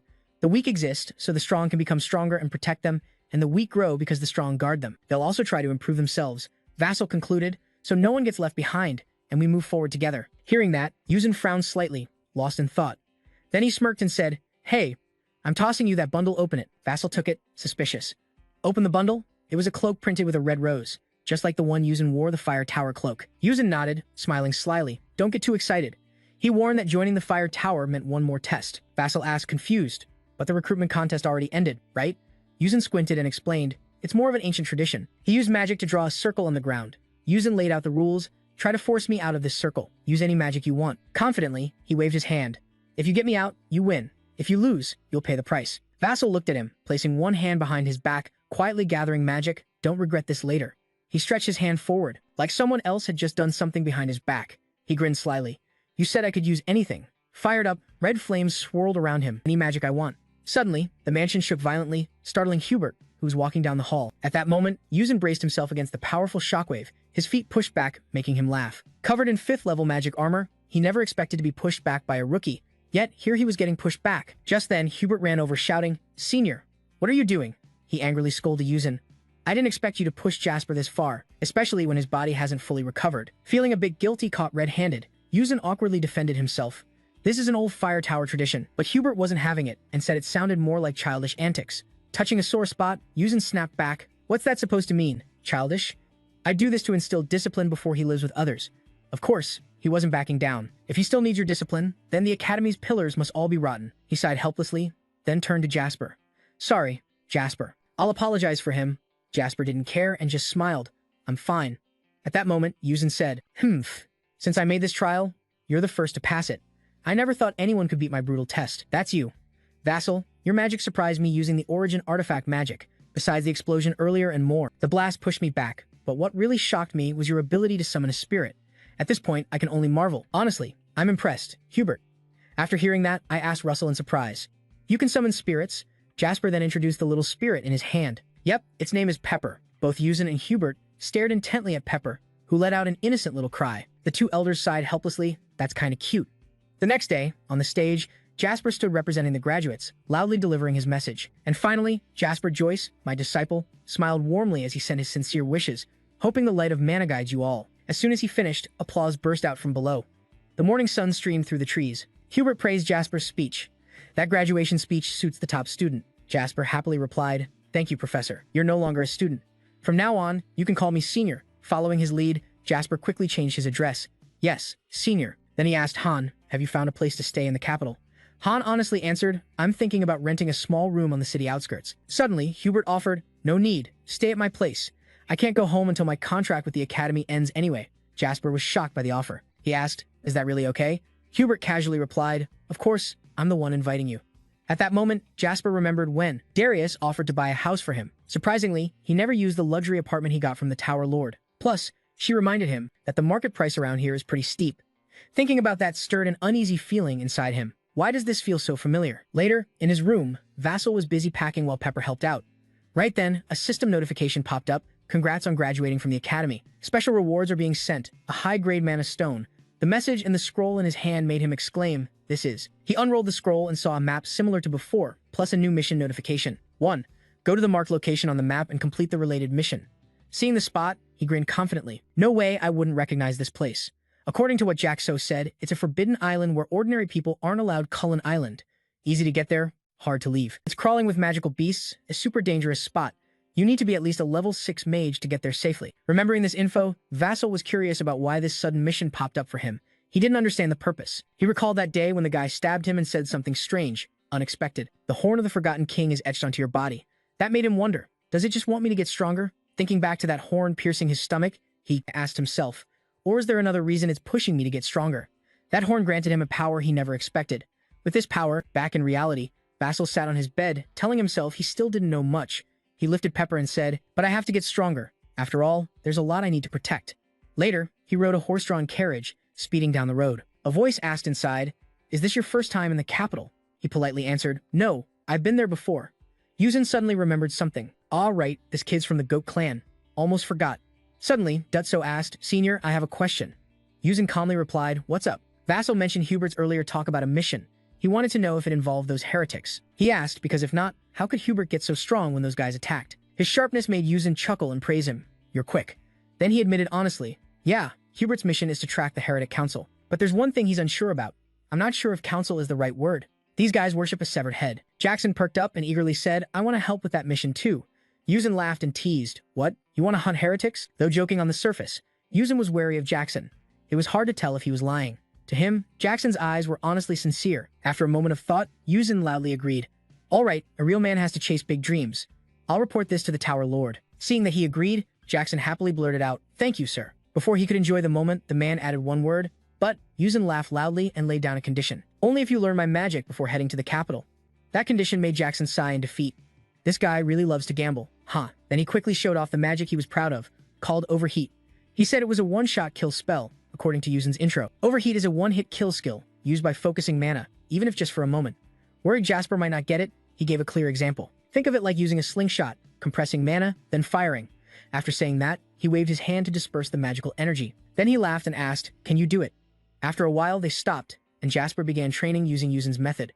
He practiced day and night on the road, and it seemed he had mastered the skill.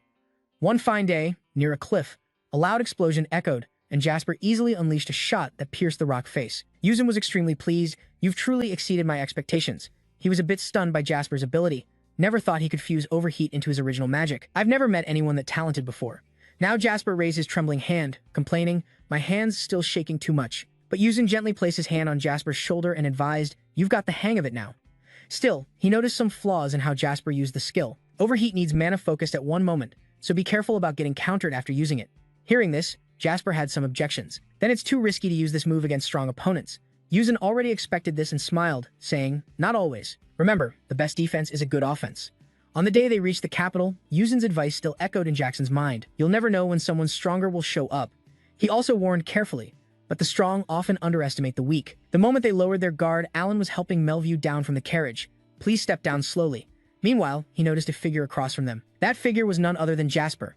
Jasper himself realized that this person was Yuzin's last reminder that moment had come. When that happened, the hidden tactics would decide the winner. Later, Jasper personally thanked Darius, Thank you, Tower Mistress. Thanks to you, I stand where I am today, Darius happily replied. Congrats on joining the Fire Tower. Suddenly, she remembered something. She looked at Melview and Alan and said, Lucky you arrived just as the Commerce Tower's mistress was visiting. Their true identities were Alan Pett, mage of the Commerce Tower Hemingway, and Melview, the mistress of the Commerce Tower. Then Melview spoke up. I've been wondering why you chose today to meet me. He glanced at Jackson, sighed, and said, So it's to brag about the student you took in late in life? Darius wasn't shy and proudly answered, Of course. Plus, she bragged that even though this kid's young, he's a hero who defeated a heretic. At this, she showed her annoyance at Melview's arrogant attitude. Honestly, what's wrong with me bragging about my student? Hearing you say that pisses me off. Meanwhile, Jackson kept staring ahead. He recognized Melview's disciple, Alan Pett, who in a few years would become the youngest level 6 mage, a true prodigy. He recalled memories from before. In his past life, he had helped him a lot. Didn't expect we'd meet like this again. After a silence, Melview finally said, For me, that's nothing to brag about. Now it was his turn to brag about his disciple. If you look objectively, Alan's skills are better. Seeing these two compete again, Yuzen sighed helplessly. Here they go again. Then the fight began. Darius fired up. Oh, you forgot this student of mine is younger, huh? Melview shot back. I already factored that in before judging. Her mana flared up aggressively at him, and she laughed. If you say you accounted for that, you're pretty damn smart. He didn't hold back either. Come on, teach this kid a lesson. Make sure you're right before you challenge me. You scared to lose? Seeing his master ready to clash, Alan quickly placed a hand on his shoulder to calm him down. He smiled and stepped in to mediate. Our Tower Lord isn't usually like this, but every time he meets her, that childish side shows. That made me of you yell, What the hell? While he stayed calm and said, You must be reminiscing about your youth, huh? That only pissed me of you off more. What the fuck is this punk babbling about? Then he leaned over and reminded the Tower Lord, You still gotta visit the palace today, right? Mentioning that snapped him out of his anger. Yeah, that's right. After calming his master, Alan stepped toward the trouble and spoke up. Sorry if I'm being a bit rude. He held out his hand to shake on this first meeting. The junior knew he was apologizing for his master's temper. The kid quickly replied, No problem. Then suddenly hesitated, but, he honestly admitted, I'm a little disappointed. Calmly, he said, I wanted to show you both my magic. That caught Yu-san totally off guard. Thinking, check out this kid. Mio View seemed to really like Jasper's attitude and laughed loudly. Balls of steel. Then his tone dropped, and I wondered if he was about to unleash his power and asked, Where the hell does that confidence come from? Vassal wasn't scared of his magic at all. Instead, he was enjoying it. Is this the usual mana of the tower, Lord of the Fire Tower? Feels like I'm drowning in a sea. His reaction pleased and amused the Tower Lord didn't expect something this impressive. At this age, Melville stood and called out to the Fire Tower Lord. He made an offer. Let's make a bet. Darius got pretty interested. A bet? Right now? A wager was set between Jasper and Alan. 5 years if you're student. He laid out the stakes. If you can catch up to my student's level, the prize is a priceless relic. I'll give you one of my mythical relics. That fired up Darius's competitive spirit. She gasped. Oh, toward Jackson. As soon as he heard the prize, he was stunned. A mythical relic. According to the info, he learned mythical relics come from the legendary era artifacts that survive through forgotten times. From what he'd heard, even the weakest relics hold mana close to the 7th circle. Just then, suddenly, Darius dropped the time limit to 3 years. The shortened deadline shocked Melville, who blurted, What the hell? Darius wasn't afraid to bet big. If my student can't catch yours in 3 years, I'll hand over my mythical relic, old man. Her boldness made Melville laugh, then warned, You can still back out now. But she ignored him, smugly adding, You better start preparing that relic. With things settled, Mayo View didn't stick around and turned to leave. I'm out. That was enough pleasantries. Before leaving, Alan politely said to Darius, We'll take our leave now, Fire Tower Lord. Later, as they walked down the stairs, Alan asked worriedly, Is it really okay to bring out the mythical relic like this? Mayo View casually replied, Of course not. That startled Alan, who said, What? Ignoring his panic, he calmly reminded him, So you better give it your all. It's come to this, so he's got to play along. All right, I'll do my part as a senior. After that, they fell silent. Mayo View gazed out the window thinking, The Raymond family is upstairs right now. Asterisk. Unsen scolded Jasper helplessly. First day, and the kid's already restless.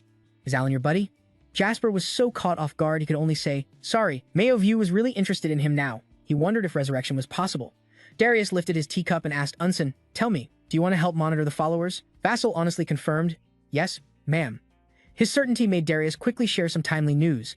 The spies just reported to me. She dropped some shocking news. They found traces of the cultists who attacked the academy and gave intel on where the attacker's hiding. The location's the neutral city of Sudra. What's worse, this criminal's trying to slip away quietly, going solo. It's rough, but I gotta admit, Sudra's a haven for criminals. He picked a damn good spot to hide. Then Darius said seriously, Since you've faced this guy before, you're easier to track than anyone else. Then her voice dropped, warning. You know, he's probably set a trap. Then she asked, You still want to take the risk? Right then, Vassal was shocked, snapped to attention, saluted properly, and declared, I'll complete my mission as a protector of this kingdom. His vow made Darius sigh and say, "Fine, you leave tomorrow." Before he went, she reminded him, "I'll have the teleport gate ready. Don't forget your gear." Her approval to let Jackson join this mission eased his mind like never before. Thank God she said yes. This is the first step to stopping Professor Hubert's death. Later, on a crowded street, a carriage moved slowly along. Vassal sat inside, stunned by what he got. "Can't believe they gave me 2 bottles of high-grade elixir right off the bat. Last life, those were way too pricey, I couldn't even afford to look at them." He also knew why he got such good stuff. "She let me take the mission but still worries, since I'm just a rookie." While staring out the carriage window, he suddenly spotted something. A pristine white building made him remember something. So he quickly shouted to the driver, "Stop here for a bit." Don't know what he had to do at the museum. Love frame in the Wonder Room. Forgot that Jackson was now standing before a withered heart sealed in glass. He thought quietly that his journey back started here. Then he greeted the lifeless thing. "Long time no see." His mind swirled with questions. He kept wondering, why did this miracle happen to me? Then he found his answer. Clenching his fists, he vowed to grow stronger and protect more people. Just then, the withered heart suddenly reacted, and a system popped up with a new mission. Protect the heart, protect the Dragon King's heart. The heart stored at Endymion Museum in the capital. No clue what the reward is. Mission alert: become a dragon, awaken the dragon's power with your will. The reward's a mid-grade mana stone. Seeing that, Vassal couldn't help but say, "So they're generous with the mission after all?" About the first reward, his first thought was it's the Dragon King's heart, which means he has to prove he's worthy of these royal items. Hard, but doable. Proving worthy of royal gifts is tough, but not impossible, however. When he reached the second mission notice, he got a bit confused. What does becoming a dragon even mean? So he went into deep thought, still unclear on that phrase. He blurted out, "Right now, I'm feeling a kind of power I've never had before. I've never felt like this." He blurted out, "Right now, I'm feeling a kind of power I've never had before. I've never felt like this." Even in a crisis, feeling magic's boost right then. Suddenly, Sasu saw something. It was his evolved self reflected in the glass. Through the reflection, this change made him say, "Is that really me?" Time passed, and as the sun set, Vassal was back in his room. Sitting on the bed, he thought, looks like this power burst out during the fire training. He remembered the system's alert. "You've absorbed the maximum horn power of the Forgotten King. Excess fire mana beyond absorption stores as a foundation." Thinking about this made him uneasy. He petted Pepper's head and confided, "Wish I could control these feelings at will." He fell silent, realizing, "I can unleash more power by combining fire and dragon transformation. Damage would be close to a critical hit at level 6. Still, that's just theory." He knew he was struggling. The problem is, there's no way to master it. It only bursts forth when danger hits. Just as you were deep in conversation, Pepper suddenly had an idea. "I don't have time to train because of missions, and even if I trained, he trained too. Usually, it wouldn't work anyway." Suddenly, Pepper bit Jasper's pants hard and yanked like trying to drag him somewhere. No matter what it did, Jasper was still like a zombie, wondering, what the hell do I do now? Asterisk. Seeing him complain nonstop, Pepper got a bit annoyed, no matter how focused he was. "I can't feel that panic again like last time." Seeing him whine nonstop, Pepper got mad and spat fire right in his face. Then it started yelling at him. Vasso clearly understood what Pepper meant and exclaimed, "You mean you can help me?" Seeing he got the hint, Pepper cheered happily. Following Pepper's lead, Jasper quickly sat up straight. Pepper climbed onto his head and settled in, slowly entering a meditative state. After a moment, Jasper appeared somewhere else. He quickly recognized the place. This was the spirit realm, where he first met Pepper. Now he finally understood why Pepper called him here. Exactly, time flows differently here than outside. This is probably the perfect place to train magic. But I don't have an AI sparring partner. As he stood stunned, suddenly, he felt that AI's presence right behind him. Turning around, he jumped seeing a massive dragon. Looking closer, the dragon seemed oddly familiar, so he hesitantly called out to Pepper. Hearing his name, Pepper happily bowed its head for him to pet it. Jasper sighed helplessly. "So it's you." Then Jasper awkwardly said, "Thanks for helping me, but fighting you feels unfair." Right after, a bunch of monsters appeared around him for practice. That made him nod and say, "Guess I was worrying for nothing." Watching the monsters train as they approached, Jasper smiled with excitement. He stretched his muscles, ready for a hardcore training session. "All right, you're helping me then." At the crowded tavern, 2 underlings spoke up to the leader. "The cultists have left the city. Should we chase them?" The Fire Tower spy leader quickly reminded everyone. "Get ready, everyone." Before leaving, he didn't forget to instruct the tavern steward. "Jackson, let him know if anything happens with the Fire Tower." Jackson raised his hand, already aware, and nodded. "Stay sharp, everyone." The Fire Tower spy leader smiled confidently. "Don't worry." Mentioning Jasper meant a member handpicked by Daria herself. "Reinforcements are on the way. I can't let him have all the glory alone." After saying this, he strode off with a bold, fearless stance. He firmly told his team, "Let's move." 3 days later, at the same tavern, a messenger orb delivered news that made Jackson anxious. The Fire Tower's god, he has to get there fast. Turns out, the news was bad. The Fire Tower spy sent on a mission went missing. The next morning on the streets, people looked shocked seeing something. What's going on? They were buzzing with curiosity, wondering why a kid like that was in Sura. Jasper was currently in the neutral city of Sura. Vassal strolled through the city, thinking, without the space gate at the palace, it'd take ages to get here. Besides that, there was another incident, but thanks to his training in the spirit realm, where time stops, he felt like he was losing all sense of time. It felt like a whole month had passed to get here. And right there, the magic fire in his notebook exploded fiercely. Finally, because of that, he reached the realm he wanted. Of course, he succeeded with the enhancement like dragon transformation. The system sent a series of notifications. You gain dragon power through your own effort. Dragon bones will show your level during transformation. Your understanding of fire attributes will multiply. Even with this power, Jackson still struggled with some monster hunts, but there were way too many problems to solve. 10 bird-like monsters attacked him with a powerful magical strike. Just as he was about to fight back, the fire spear in his hand suddenly vanished, so he took the full hit. After getting wrecked, Jackson realized two things. First, the fight was over way too quickly. He was pissed off, cursing like hell. It only lasted 15 seconds. After that, he tried to get back up, but then another problem showed up. Second was the recoil from using it.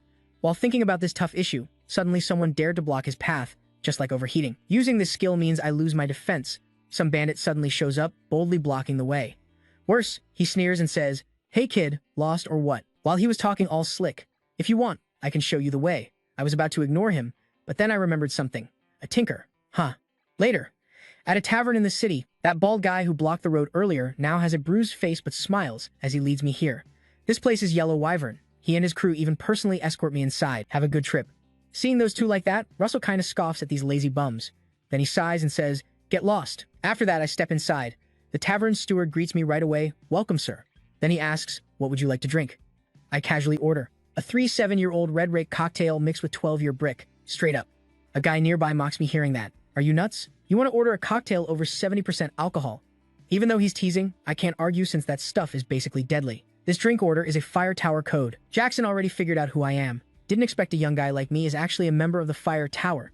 He sets the drink down, a bit flustered inside. "Aren't you too young for this?" But he plays along and says, "Here's your drink."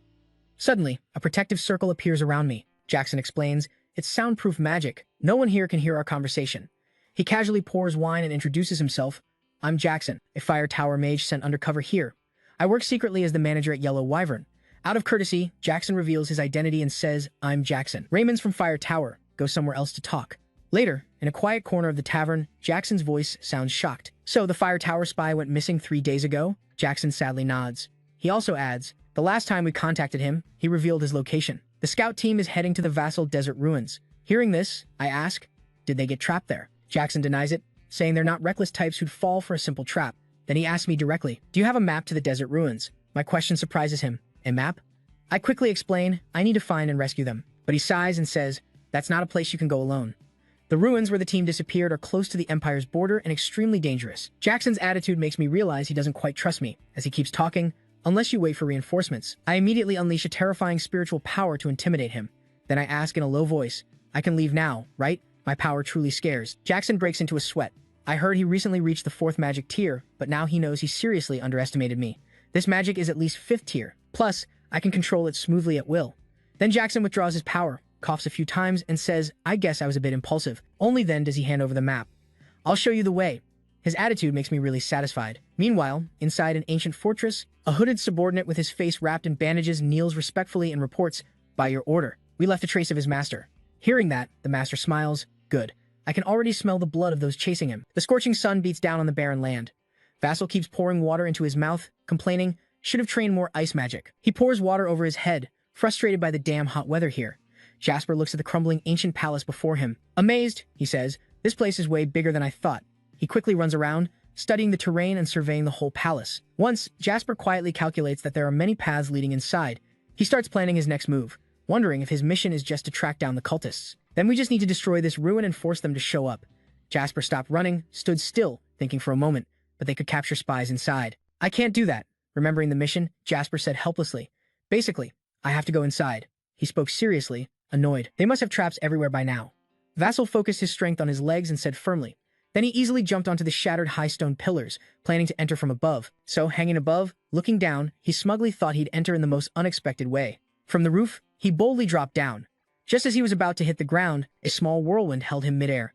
Surprised, he wondered about the wind. He gently landed on a carpet in the middle of the room. Then, cautiously looked around, silently relieved, thank God, no traps at all. He turned to look at the huge wall inlaid with an enormous painting. He whispered, "A mural, a dragon." Looking closely, you'd see a warrior fighting alongside the dragon. Amazed, he thought, and a black-haired warrior. He glanced to the opposite side, where the wall was broken, wondering who their opponent could be. A deep, strange sound echoed, sending chills down his spine. Amazed, Vassal looked around, thinking, here he is. From 2 doors, suddenly appeared an army of bone soldiers surrounding him. That deep sound rang out again. No way that Academy guy is the one chasing me. The mindless bone soldiers moved chaotically under control. They advanced, each step clinking loudly. That guy excitedly said, since you came here yourself, I don't have to waste time hunting you down. Facing them calmly despite the numbers. Hearing him speak gratefully, Savy smiled wickedly, proudly saying, I should give you death. He replied, he confidently mocked loudly. So you ran quite far, huh? Angry, his eyes lit up as he powered up, gritting his teeth, cursing the arrogant brat. Xavier commanded the bone soldiers to charge wildly, yelling, die.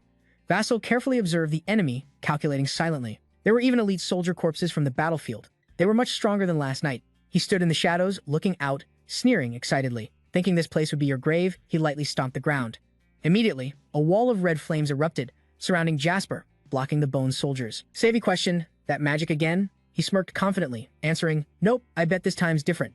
Jasper raised his hand high, starting to cast a spell. He recalled his hard training, telling himself, lately, I haven't just been training dragon transformation, you know. Vassal focused energy around his body, strengthening his power, thinking, I'll boost the existing firewall magic and add some guidance spells. He seriously poured all his strength into a wave of fire aimed at the bone soldier army. The firewall began to glow, and in seconds, it flared up fiercely like a massive torch. The flames spread toward the bone soldiers. They panicked, screaming in fear of what was coming. The raging fire gradually engulfed everything, burning the entire army to ash.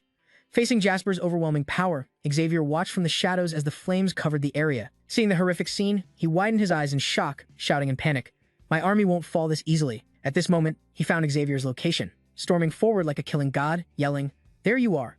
From behind a gate, Xavier realized his mistake in shock. He wondered, did he just realize the truth about my magic too late? Amid the flames, he used clairvoyance. Xavier turned, planning to escape. Damn it, running now is. His thought was cut off by Jasper's deathly sound. Too late, before he knew it, Jasper had circled behind and appeared right in front of him. He raised a fist, laughing as if to flee, then swung down. Jasper shattered the barrier wall, sending dust everywhere. Xavier was punched flying to the middle of the room. He collapsed, coughing violently and spat out blood, cursing like hell. Gritting his teeth, blaming himself, is this all I can do? Vassal calmly stepped closer to Xavier, standing tall before him, offering, surrender and we both get out of this mess. What do you say, Xavier? Still able to laugh coldly at Jasper's calmness, he struggled to speak. I can't do this. He tried to stand up straight, his body trembling. He said, this soul no longer belongs to me. That wasn't enough, I've even betrayed my own family. Savy screamed madly, I've already abandoned everything that was mine. Suddenly, 2 figures dropped down from the ceiling. Alay and Beth landed from above, their eyes flashing with deadly intent. Casting magic straight at Dutso, he sensed the danger, stayed on high alert, and turned to face the 2 attackers' intent. A barrage of attacks, dust flying everywhere. Alay and Beth stood blocking the badly injured Xavier. She shouted excitedly, serves you right, tailgater. Take him down from above. With contemptuous eyes, she sneered. You're just bait, right? And the opponent's just that punk kid? Pathetic. Beth didn't hold back, mocking bluntly. With his wrecked state, looking like a dead rat suits you perfectly right now. Xavier shouted to grab their attention. Angry, he yelled, he's our target, the disciple of the Flame Tower's master. Hearing this, Alay's eyes widened in shock. He lost his temper and gritted his teeth. You mean that bastard Darius? Just then, in the middle of the room, a light vortex stirred. Vassal broke through his defensive shield, face darkening as he growled, you filthy bastards. Angry, he warned loudly, better not mention my master's name. The system displayed a mission alert to fight the cultists, capturing at least one of the 3 or killing them all. The reward? Mid-level mana stones. In this tense moment, Alay exclaimed. He folded his arms, smirking confidently. Better if you die early. Beth put on a twisted smile, replying, really? But that bastard's disciple won't die so easily. Every word she said was the key to unlocking Jasso's fury. I'll kill you, turn your corpse into a puppet, and make it dance in front of the Flame Tower. Alay started issuing commands with his power. Xavier, block the entrance. He quickly responded, got it. Moments later, countless white skeletons appeared at the entrance, blocking every exit. Beth smiled wildly, shouting, this just keeps getting better. Vassal stood still, quietly thinking. Instead of hiding and summoning undead, they're going all out. Watching the energy from the 2, he raised his guard, thinking they're totally different from any opponents I've faced. Beth lost patience and urged, you're not going up. If not, then we go first. Jasso cut in. Let me ask you something. He seriously asked. What did you do to the scouts who came before me? Alay questioned suspiciously. Scouts? Beth got furious and attacked, shouting, don't fool me just to buy time. Vassal calmly dodged the claws slashing at him, thinking, these guys don't know about those scouts. Alay took advantage of an opening and joined the fight, whipping him fiercely. Vassal watched the whip coming at him but calmly let it fall. Just seconds before the strike landed, he quickly jumped aside to dodge. Or are they pretending not to know? Vassal's eyes hardened. Either way, I'll find out. Watching his moves, Beth went wild, demanding the bastard. You planning to run? Vassal started summoning magic, calling forth a blazing spear. Facing the cult team head-on, Vassal swung the spear down hard, unleashing his power, easily blocking her magic. Beth was shocked. He blocked that? A voice shouted, "That's the spear." Savy screamed in anger from behind, reminding, "That spear crushed the huge bone monster." She laughed maniacally, fired up. "This just keeps getting more interesting." Beth raised her hands, gathering magic. A powerful energy burst created a massive illusion. Two huge hands clasped tightly as she started chanting to summon her weapon. A dense aura spread with the appearance of demon claw spear tips. Her twisted, perverse face said, "Guess which one's sharper?" Vassal stayed calm, staring straight at her. Beth lost patience and charged with the spear. Her face twisted into a sick grin. "Guess which one's sharper?" Vassal stayed calm, locking eyes with her. Losing patience, Bet charged forward with her spear. Alay rushed to stop Bet. "Don't act on your own." She ignored the warning, confidently saying, "Afraid of a kid like him? Pathetic." Vassal faced Bet seriously, showing zero fear. Their spear tips clashed, flashing, blinding light as two opposing forces collided. It created an invisible pressure. Moments later, Bet's spear tip shattered. Vassal's spear swiftly knocked off her arm. In those few seconds, everything that happened left Bet's mind frozen. Under the blazing sunlight from above, screams of pain echoed. She screamed, terrified, unable to believe her eyes. "My arm." Then from afar, Alay swung a whip hard across Bet's neck, sending her to the other side. Blood splattered all over the rough face. Stunned, he swung the whip irritably and said, "You dumbass, didn't I tell you not to act on your own?" Alay gripped the whip and praised, "My Flame Tower disciple is your enemy, but I gotta admit, he unleashed power even greater than Bet's." Vassal listened seriously as he said, "So from this moment on, Alay summoned a powerful whirlwind, forcing him back, speaking seriously. I'll do everything to tear you apart." Alay used Nightmare Tail magic, spinning to push back wave after wave of growing whirlwinds. The area kept expanding. Seeing the calm look on his face facing his attack, he sneered, "No matter how good you are, it doesn't matter. Attacking from this side, can you even block it?" In a moment, Alay wasn't paying attention. A silent flame ignited along his whip. He was startled, turning his head wide-eyed in shock. Vasco took advantage of the opening, appearing right in front of Alay with a smile. He muttered in surprise, "Blink?" Alay quickly grabbed his wrist. The hand about to strike him, the huge difference in power made his move feel like a grain of sand in the desert. He easily landed a critical punch to his gut. Alay cried out in pain. In the ancient-filled space, the sounds of continuous punches and kicks echoed. Savy. Stunned, unable to speak, he watched Jack furiously punching Alay's face, amazed thinking, "What the hell is going on?" Xavier collapsed, kneeling in despair, unwillingly asking himself, "We lost again?" Sitting on the ground, clutching his head, trembling with fear. "I'm dead for sure. No, I won't die peacefully." Xavier looked toward Bet's corpse, silently cursing those damn teammates. After bragging like he was some big shot, suddenly he noticed a red gem. Lying there alone next to her, his pupils dilated in shock as he said, "That's an artifact."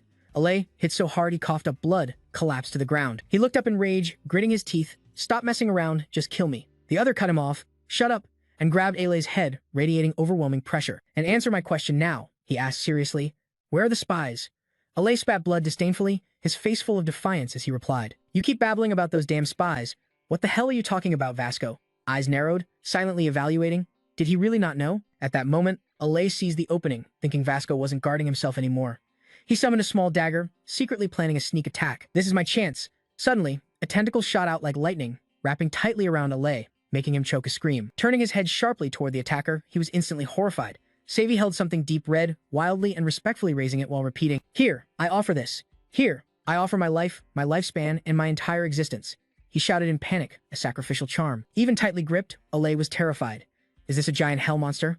The tentacle dragged him away quickly, making Alay curse angrily. "Damn it." Xavier screamed madly. The lives of others, their lifespans, and even their deaths. His eyes glowed with fierce intent, losing all reason as he yelled, "I offer all that to you, Savy." Letting the tentacles pull everything toward him, still respectfully shouting, "Let me be part of your power. Destroy everything." Sharp white bones sprouted from his body, piercing through Alay instantly, then absorbed him. A roar echoed deeply. A massive silhouette appeared. The abomination's heir. It unleashed power from its body, screaming wildly. Vasco was overwhelmed by that power, forced to step back cautiously thinking, how does it have so much mana? The system notification popped up. The mission against the cultists changed. All cultists are dead. Eliminate the abomination. The reward is triple mid-level mana stones. Its purple eyes gradually focus. The abomination lowers its head and growls at its massive body. What? The abomination opens its disgusting mouth and shouts angrily, "How dare you turn me into this mess?" It angrily gathers energy in its palm. Then its arm instantly twists into a demon claw. The abomination yells in rage, "You bastard! I'll tear you apart right here." Vasco stares in shock at the attack coming his way. He recalls Beth fighting him and wonders silently, Is that the girl's magic from earlier? A massive force shoots straight toward Vasco's position. He freezes, panic rising as the death figure draws closer. The moment the attack hits, a huge explosion destroys an entire ancient palace. Amid the rubble, violent shaking happens as if something's trying to break free. A pillar of fire bursts through the thick earth and stones. Vasco, holding his flaming spear, crawls out, breathing a sigh of relief. That damn bastard, good thing I got out just in time. Vasco lands safely and mutters, "This idiot.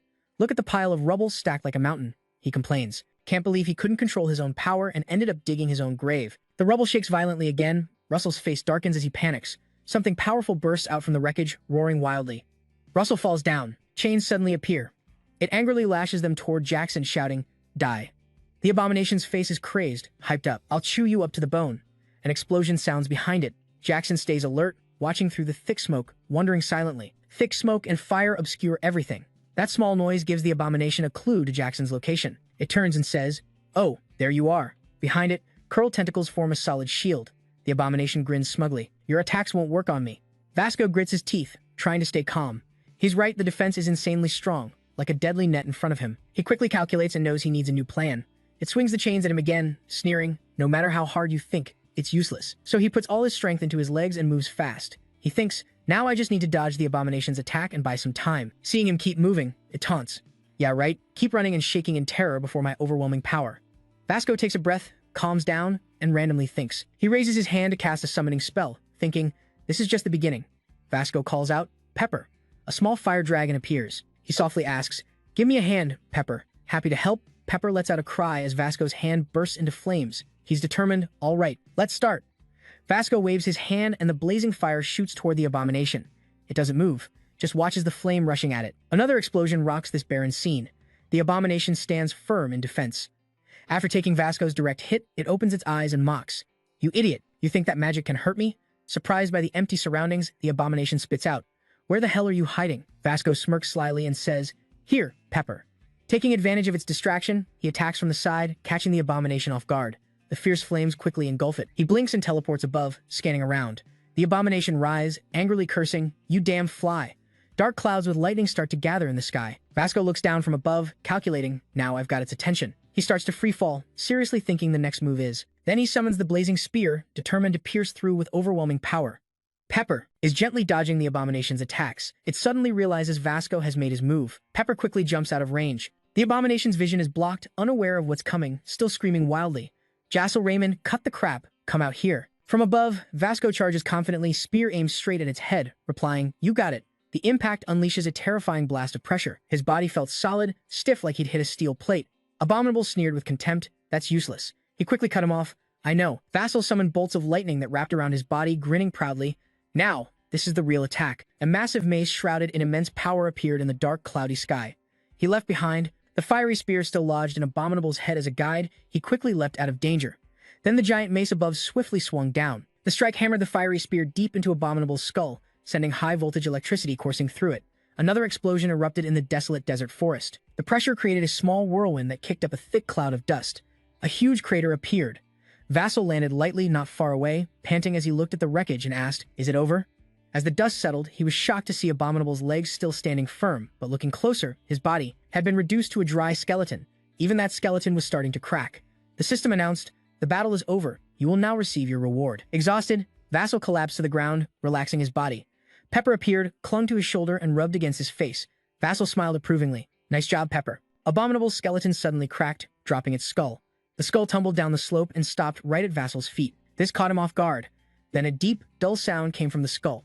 Raymond seemed like Darius had raised one hell of a kid. In his last years, no one would have guessed this guy was a Raymond, he muttered in disbelief. The skull was actually talking? It started flying up, spouting strange words. Wonder if this kid's more interesting than his father.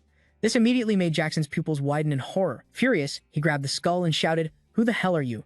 It mocked his pain, saying, "You'll find out soon enough, and how your father lived out his last years." Then it shattered right in Jackson's hands. The sky darkened with black clouds, lightning flashing nonstop. The ominous sound matched the scary sight it presented. Raindrops pattered down. Vassal collapsed in pain, gritting his teeth, furious inside. The pain was sharp, unbearable. He screamed, demanding answers. "Answer me. Who the hell are you, you son of a bitch?" Vassal roared, "Who the hell are you?" The skull still mocked him, laughing. "You'll know soon enough, including how your father looked in his final days." Hearing this, his face darkened, glaring fiercely at the talking skull. He looked downright fierce. Then the skull shattered in Jackson's hand. The rain grew heavier, falling in steady drops. He collapsed again, gritting his teeth in pain. Pepper rubbed against him, letting out a comforting sound. The broken scene and loud rain made the moment even more heartbreaking. In the vast desert, he sat there in agony, lost in thought. From afar, binoculars watched everything unfold. Hasley reported through the binoculars that the battle was over. He told his comrades, send the report, switch scene to the 2nd Legion, 12th Desert. The Empire's army commander, Monday Mate, fanned himself in the heat, reviewing the report. Impatient, he reread it. A fight between probably the mage Endymion and a cultist, with the mage winning. Judging by his power, the mage's level, Monday Mate slammed his fist on the table angrily, shouting, he has to be above level 5. He exploded, yelling, hey, strategist Bonner. Startled, the reply came, yes, Commander. Monday Mate slammed his hand down, gripping the report tightly, demanding loudly, how could such a strong mage get near us without you knowing? He lowered his head awkwardly and answered, sorry, but there's no report on a high-level Endymion mage. Someone else tried to save face. Maybe he's a new mage. Rumor has it, the Fire Tower has a new young member. Bonner gave a forced laugh and agreed, if so, he probably just graduated, no need to worry. As long as they don't get close to us, no worries. This lame answer only worsened Monday Mate's mood. He stood up furious, cursing these fools without holding back. That new grad is already above level 5, meaning he might even stand up to Endymion someday. Monday Mate sank back into his chair, rubbing his forehead with a sigh. The atmosphere in the meeting room fell silent. He buried his face in his hands, exhausted, muttering, damn it, I really don't want to. Monday Mate's eyes flashed with cunning as he said, but there's no other choice but to call that crazy bastard. Cut to a place where the blazing sun seems ready to burn everything down. Vassal sits on the sand dune, guzzling water like mad. He raised his hand to wipe his face, his mind spinning. He couldn't stop thinking about it, haunted by the mystery of that skull. He wondered, did that cultist really kill my father? Vassal shakes his head, wanting to kick away this distraction, silently reminding himself, wait, gotta focus on the mission first. I need to find the scouts. He glances cautiously behind him, especially when a flicker of light flashes from afar, reflecting the sun and revealing someone's position. Russell raises his guard, thinking he's being followed. A group in white cloaks stands on a cliff, using binoculars to watch him. Russell figures they must be Empire scouts. He stands up, brushing sand off, calculating his next move. They haven't attacked, so their job's probably just surveillance. Suddenly, something grabs Russell's attention. Across the vast sea of sand, a faint figure appears in the distance. He wonders, is someone there? Suddenly, a blinding light flashes from where that person stands. Russell quickly uses his power to dodge a cut slashing across his face, blood spraying. A massive sword stroke appears, easily slicing through the tops of several sand dunes. Circling around the trouble's spot, he nimbly leaps aside and falls to the ground. Vassal looks up, stunned. System aura activated. Mission alert. A major event, you're facing an opponent of a level you've never seen before. Escape without getting hurt. Reward. Mid-level mana stone, rank 5. Escape condition. Panic hits him. No way, the figure moves closer. Vassal grows cautious. That guy's span-zoom footsteps slow. He rests his blade on his shoulder, tilting his head to size. Vassal up. Vassal wonders, is that Span-zoom? Span-zoom puts on a smirk, saying, I've got my eyes on your neck. Eyeing the energy radiating from him, he narrows his eyes. So, confirmed, you're definitely rank 5. Vassal grits his teeth, on guard. The Empire Assassin's killing aura from Span-zoom is thick, terrifying anyone nearby. He seriously recalls the student of Master Swordman M. Cry, but the best word for Span-zoom is guy. The bastard laughs twistedly, excited, gonna enjoy cutting you up. Vassal's face hardens as he sizes up the crazy assassin Span-zoom. The guy replies, pumped, oh, so you know me, Span-zoom. Gathering power in his blade, he calmly says, lucky you. Gritting his teeth in silence, nerves stretched thin like a snapped wire. The deathly aura on him pronounces, now you'll feel pain beyond words. You're about to endure the nightmare, the bloody memory of a maniac killer wearing death's cloak. The bloody red glow of Span-zoom's sword still burns in his mind. That blood-red aura, he remembers it clearly just from brushing against him on the road. The bastard brutally tortured and slaughtered a whole band of mercenaries. I almost got killed too, out of nowhere. Then, a figure dove down from above. That person jumped in between Jackson and Span-zoom. His gaze was sharp and deadly. But Span-zoom just smiled, savage and fearless. Their power clashed like the stakes were life or death. Then, everyone saw someone trapped inside a giant block of ice. Even a near-top mage struggled against him. Erlen Face, one step into the rank 5 mages, barely managed to defeat him. Every word spoken about Span-zoom was cautious. In short, he's an insanely powerful enemy. Those words were the final warning bell, breaking all patience. So then, let's get started. Span-zoom unleashed a powerful strike aimed at Phi Huate. Right after, an arm rose as if to block the attack. Vassal formed a shield to protect himself, but that shield seemed useless against Phi Huate's strike barreling through. One clean hit shattered the defense. Shock flashed in Vassal's eyes. He used his speed and agility to dodge the blow. A huge explosion followed. Luckily, he dodged just in time. Looks like Span-zoom treats those shields like child's play and smashed them fast. How the hell could he be strong enough to break 5 layers of shields? Vassal doubted. How did Erland face even beat him? As he pondered, Spanzoom. His eyes lit up like he was expecting something. Jasper's defense is there, but not strong enough. Multiple shield layers stacked? Nice move, but the magic concentration behind those shields is too low. Without hesitation, he swung his sword, unleashing a terrifying red glow.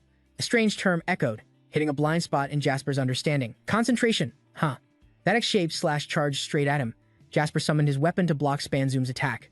Seeing this, the guy looked pretty surprised. Spanzoom's voice carried a faint laugh, revealing interest as he caught the secret hidden beneath that ordinary exterior. What the hell's that? He sounded like a hunter spotting an intriguing prey. Sarcastic and hungry, you're hiding a lot of cool stuff, huh? Vassal ignored him and readied his next counterattack. Thanks for the compliment. Every word still packed some serious power. Think you can block this? That brutal attack shot forward at insane speed. Spanzoom paused, puzzled. How was it still intact after being thrown? In response, he used the same move, but stronger and deadlier. 2 attacks, 2 forces clashing. He was hyped like this was rare, epic entertainment, and it was fighting a mage. Jackson had slipped behind Spanzoom without him noticing. Excited, he gripped his weapon tight and sliced down, sharp and decisive. But Jackson probably didn't expect Spanzoom to vanish the moment he swung down. Taunts flew out like sharp knives, stirring up a bitter insult. You know how to run like a rat too. Jackson's eyes widened in shock, unable to believe what he saw, blood splattering everywhere. The fight thrilled him like a release from long-standing boredom. How long had it been since he'd felt this alive? Jasper appeared before Spanzoom's eyes. That strike left its mark on him. The words sounded like concern but dripped with sarcasm. Got hurt, huh? Spanzoom stopped, giving his opponent a moment like a cat, toying with a mouse before the kill. All right, I'll carry you. An aura cloaked his body, making the strike unable to break through. With that cold steel skin, he'd enhanced himself with aura. So why was Jackson's mind such a mess right now? His mage body just couldn't compare. Spanzoom smirked mockingly. Can't believe the wound I caused has already stopped bleeding. He sneered, implying even the mage guild was stubborn as hell. Other guys in the fire tower just as stubborn? Or is that their entry test? That hit a nerve with Jackson, making him flinch. The question thickened the air. Lasso probed curiously, who the hell are you? Instead of answering, Spanzoom cracked a mad smile. Recent memories flooded his mind. The guy I met a few days ago was just as stubborn. In Spanzoom's tail, you could still see the soldiers trembling. A scout team had gone missing. Hearing this, Jasper's face twisted ugly beyond words. But then, he heard something unbelievable. So you killed them? He just shrugged and smiled like it was nothing. Vaso clenched his fists, thoughts racing to track the scout team's location. After a brief fight, he planned to escape. But a system prompt popped in his mind. You've encountered an opponent of an unprecedented level. Escape without injury. Reward, mana stone. Mid-level X years. Escape condition. A surge of power exploded from his body, wild and strong. His whole being now burned bright like reborn. His mind tangled with choices. This ain't the time to think about the future. Spider-Man squinted like he spotted a new game starting. You hid your power when fighting me? His deep voice carried a deadly warning. Let's see if you can stay calm now. His gaze looked like it wanted to swallow the prey whole. Jackson had to endure the agony of being torn apart. At that moment, a ring-like object appeared on his hand, glowing with blue power. His crucial magic weapon still couldn't restart. The ring's pattern hadn't recharged.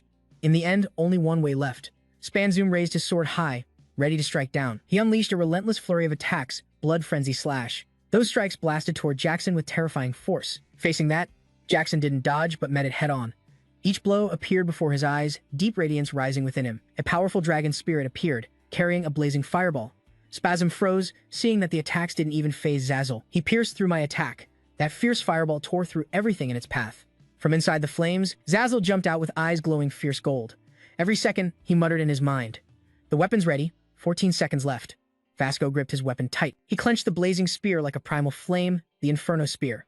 Aster's danger was creeping in, but Spasm didn't flinch. He smiled. Looks like Vassal's about to launch a jump attack. He raised his spear, ready to counter. This is dangerous. The fireball's raw power is insane. Flames surged in waves. Vassal landed hard, dust and smoke all around. Though still holding his weapon, the air shifted.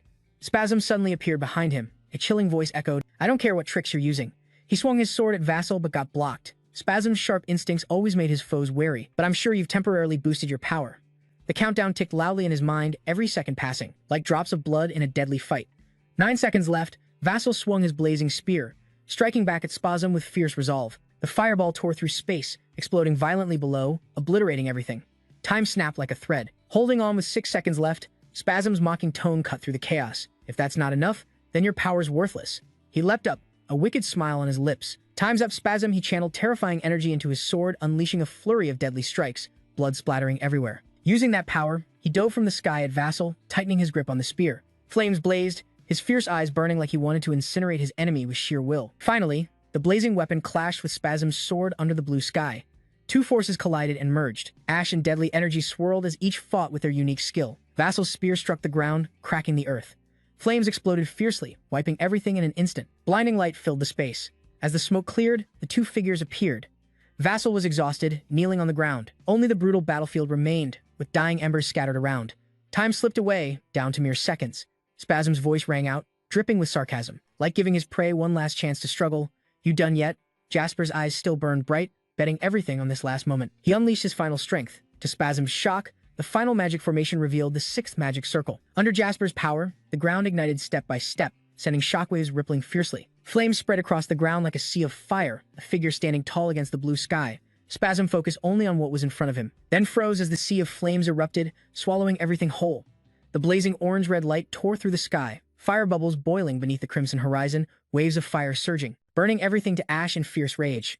Jackson's mind melted with the knowledge as he read the ancient book, fully understanding its mechanism. But with his current strength, casting it was still impossible. He knew its principle, the flames just kept blazing. A surge of power erupted, like it could slice through space itself, but since it required a sixth magic circle, he couldn't use this advanced spell. Vassal used the power he could control, thoughts flashing through his mind. Starting from tiny sparks, the lava spread like a scorching flood, engulfing the area in a sea of fire. This spell would cover the whole area in lava. Suddenly, the fluttering sound of wings appeared. Pepper showed up to save Jasper from the fiery flood. Lava thanked Pepper just in time, choking up with frustration and panic while trying to pull him up. As dusk settled, Pepper dropped Jasper off not far away. Suddenly, footsteps appeared behind him. Vassal turned his head, coughing harshly. It was Spasm, still managing to escape the blazing lava flood. Vassal raised a fist threateningly, his voice cold and sharp. That was Spasm before, but now it was Vassal speaking. Got any last words? The guy hesitated briefly, then smirked mockingly. Funny, isn't it? Every word Spasm spoke aimed to mess with Jasper's head. They sent you to the battlefield under the guise of protecting the homeland, but they never told you how to escape. This place. His voice dripped with bitter sarcasm.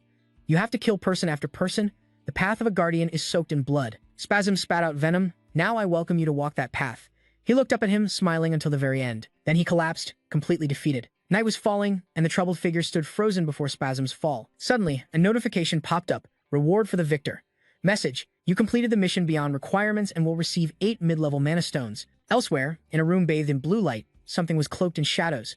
Inside the blue glow was the silhouette of a hooded figure. That person was talking to Jackson. Rumor had it, Spasm, an Imperial Knight, was secretly operating in the desert. The figure's words continued, made him hold back a bit. The disappearance of the scouts was probably connected to him. What Jackson just heard made his whole body tense. Damn it, if this is true, then the Fire Tower disciple is in danger too.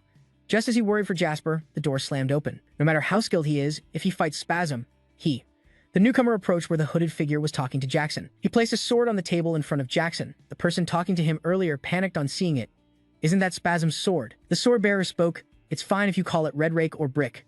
It turned out to be Jackson, who smiled warmly. Can I get a glass of water, please? Seeing Jackson return safely wiped away all worries. Sure, you can drink whatever you want. The scene shifted to Jackson standing beside a glowing jade blue orb. On the orb was the announcement from Jax, defeated Spasm. Sudra reported to the Fire Tower scouts. Warrior Jax Raymond completed the mission by killing the cultists and Spasm. Word spread about Camelot, the capital of Endymion Russell. Raymond, the last heir of the Raymond family, had fallen. The rumors traveled far and wide, saying he defeated Abominable, the cult's magical beast, and also took down Spasm, the Empire's knight. Though he'd only just joined the Fire Tower, the rumor was hard to believe. It sparked many mixed reactions. After passing through the gate, Russell was a bit stunned. The presence of the Masters brought him joy, and a loud voice echoed. Master Darius ruffled his head like a brat, treating him like a kid, and cheerfully said, Kid, glad you made it back alive. Some felt relieved, but Melville was up to something mysterious. Melville's voice teased, Oh man, this bet's tough. Judging by Alan's expression, he seemed really pleased with Jasper. This junior was even better than he expected. A fierce rivalry brewed deep in the dark forest, the sky covered in thick snow. A cold voice echoed, Spanzo's death. This person clearly wasn't happy with what he got. Is that all you want to tell me? Others felt angry and resigned. The Empire's great swordmaster, his subordinates trembled at every word. Yes, sir. Though everyone felt differently, Deer raised his sword with cold eyes and a face showing no fear. Blood debt must be paid in blood. A disciple pays with their life. But they all shared one thing. Deer's eyes suddenly went fierce, glowing with intense blue light. Quickly, he swung decisively. Anything hit by the sword's power shattered, causing a massive explosion in the snowy mountains. Here, Vassal Raymond left a deep impression on them. Deer's rage was clear in his fierce words. Darius White Snow, I'll collect this debt no matter what. The carriage was ready. A voice said, So you mean Darius was serious about this? The cult's tied to your dad's death? Jasper's calm reply made Darius pause. Yeah, that's right. Then she told him some things he needed to know. Many records were lost in the war. Darius spoke of the war's destruction and tragedy. Figuring out exactly what happened back then was hard, or more like, finding the culprit wouldn't be easy. Still calm, he answered briefly. I know that very well. Before Jasper could say more, a warm hand grabbed his. But I'm sure of one thing right now. Sasuke showed Darius' kind face and sincerity. If we keep tracking the cult, we'll uncover the truth. You think so too, right? What made Jasper happiest now was her unity and not letting him feel alone. The Fire Tower and I will always stand by you. Thanks. Jasper's expression changed completely, feeling more at ease after Darius' comfort. The sound of horses signaled, we've arrived. As he stepped off the carriage, Darius gave Jasper a few more words. So I hope today, you can put aside your worries and doubts. She led him to an ancient mansion, expanding his knowledge. Many noble ladies and high-ranking figures had gathered here. The Magical Tower Council, a union of over 20 tower owners across Endymion. Jasper and Darius entered this lavish party. 2 months ago, thanks to defeating Spandam, Jasper got to attend as his master's assistant. Though he was new to the tower, a guest introduced him. Oh, so this is that talented disciple. Honored to meet you. Russell smiled warmly. Thank you. Suddenly, the AI's voice rang out. Long time no see, senior. Footsteps approached where Darius and Russell talked. Catch you next time. Nicolo's arrival made Darius very happy. It really has been a while, Kim Tower Lord. She introduced Jasper to his title. This was Niccolo Machiavelli, the organizer of today's Magical Tower Council. It was Jasper's first meeting and he was a bit nervous, but he showed respect by bowing. Hello, Lord Niccolo. Though he looked a bit fierce, his personality was different. No need for formalities. You took down that punk's disciple. Mentioning that AI made Jasper curious. That punk? Darius explained. Cryhill, the Empire's great swordmaster, the Spandam you killed was his disciple. Niccolo had a long scar on his face, giving him a slightly twisted look. Man, hearing that news felt so damn good. Transatso noticed something odd about Niccolo's eye. His eyes while talking, Melville's voice cut in. Stop digging up old wounds and get ready for your presentation. Didn't you say there's important business today? Fire Tower Master, Metal Tower Master, you both doing well? The newcomer surprised Darius, Fire Tower Master. Darius started teasing Melville with a mocking tone. Looks like you're jealous that my disciple's getting all the praise while you're left out. But Melville fired back at Darius. She thinks I'm as petty as her? Seeing these two bickering like this made Niccolo want to walk away. I'll go get ready then. With Niccolo's actions, Jasper felt a bit confused. The Metal Tower Master was at it again. Still, Melville reminded Darius of some things to keep in mind. By the way, since we're on this topic, you haven't forgotten about that bet on the sacred relic from the god era between us, right? Of course not. Just as he was about to continue, a hand grabbed his shoulder from behind. My dear Alan. Alan calmly responded to Melville. Let's take our seats, master. Being dragged back by Alan made Melville angry and struggle, but he couldn't break free. Hey kid, I'm still talking. Let me go, punk. Seeing this playful scene lifted Jasper's mood a bit. Then an announcement echoed through the hall. Let's begin this Magic Tower Council meeting. Holograms appeared before everyone's eyes. The main issue was the relic, currently being excavated at Keo Van Mountain. From the tone, you could tell they were worried. Looks like this relic dates back to the mythical era, and there's no sign anything inside has been taken. Niccolo loudly addressed everyone. In other words, the chance of a fully intact sacred relic inside is very high. So, think about what Niccolo just said. A relic from the mythical era, Darius added. Could we find a relic that shakes the current age? No beating around the bush, Niccolo got straight to the point. So, we need your help to secure the relic. The names mentioned Lord Alan Pick of the Commerce Tower, then Jassel's title along with Lord Jassel Gemin of the Fire Tower. I want to entrust this to you too. This choice pleased everyone there about Niccolo's decision. Smart move. That's right, he proved his skills and got praised by everyone, making Darius proud. Of course, haven't you seen who his master is? Just as things settled, a voice rang out. I object. Darius's suspicious gaze appeared as Jiran and Ben arrived. Jiran, the Red Tower Mage, Ben Charlie's Red Tower Master. Their arrival made Niccolo suspicious too. The Red Tower Master raised a question. May I ask why? Ben glanced a certain way and said, Alex Demon. That name stunned many. He continued casually because he had lost. Voices of protest erupted as Ben said that name. So what if he lost? You blaming the kid? Yeah. The war with the Empire was ages ago.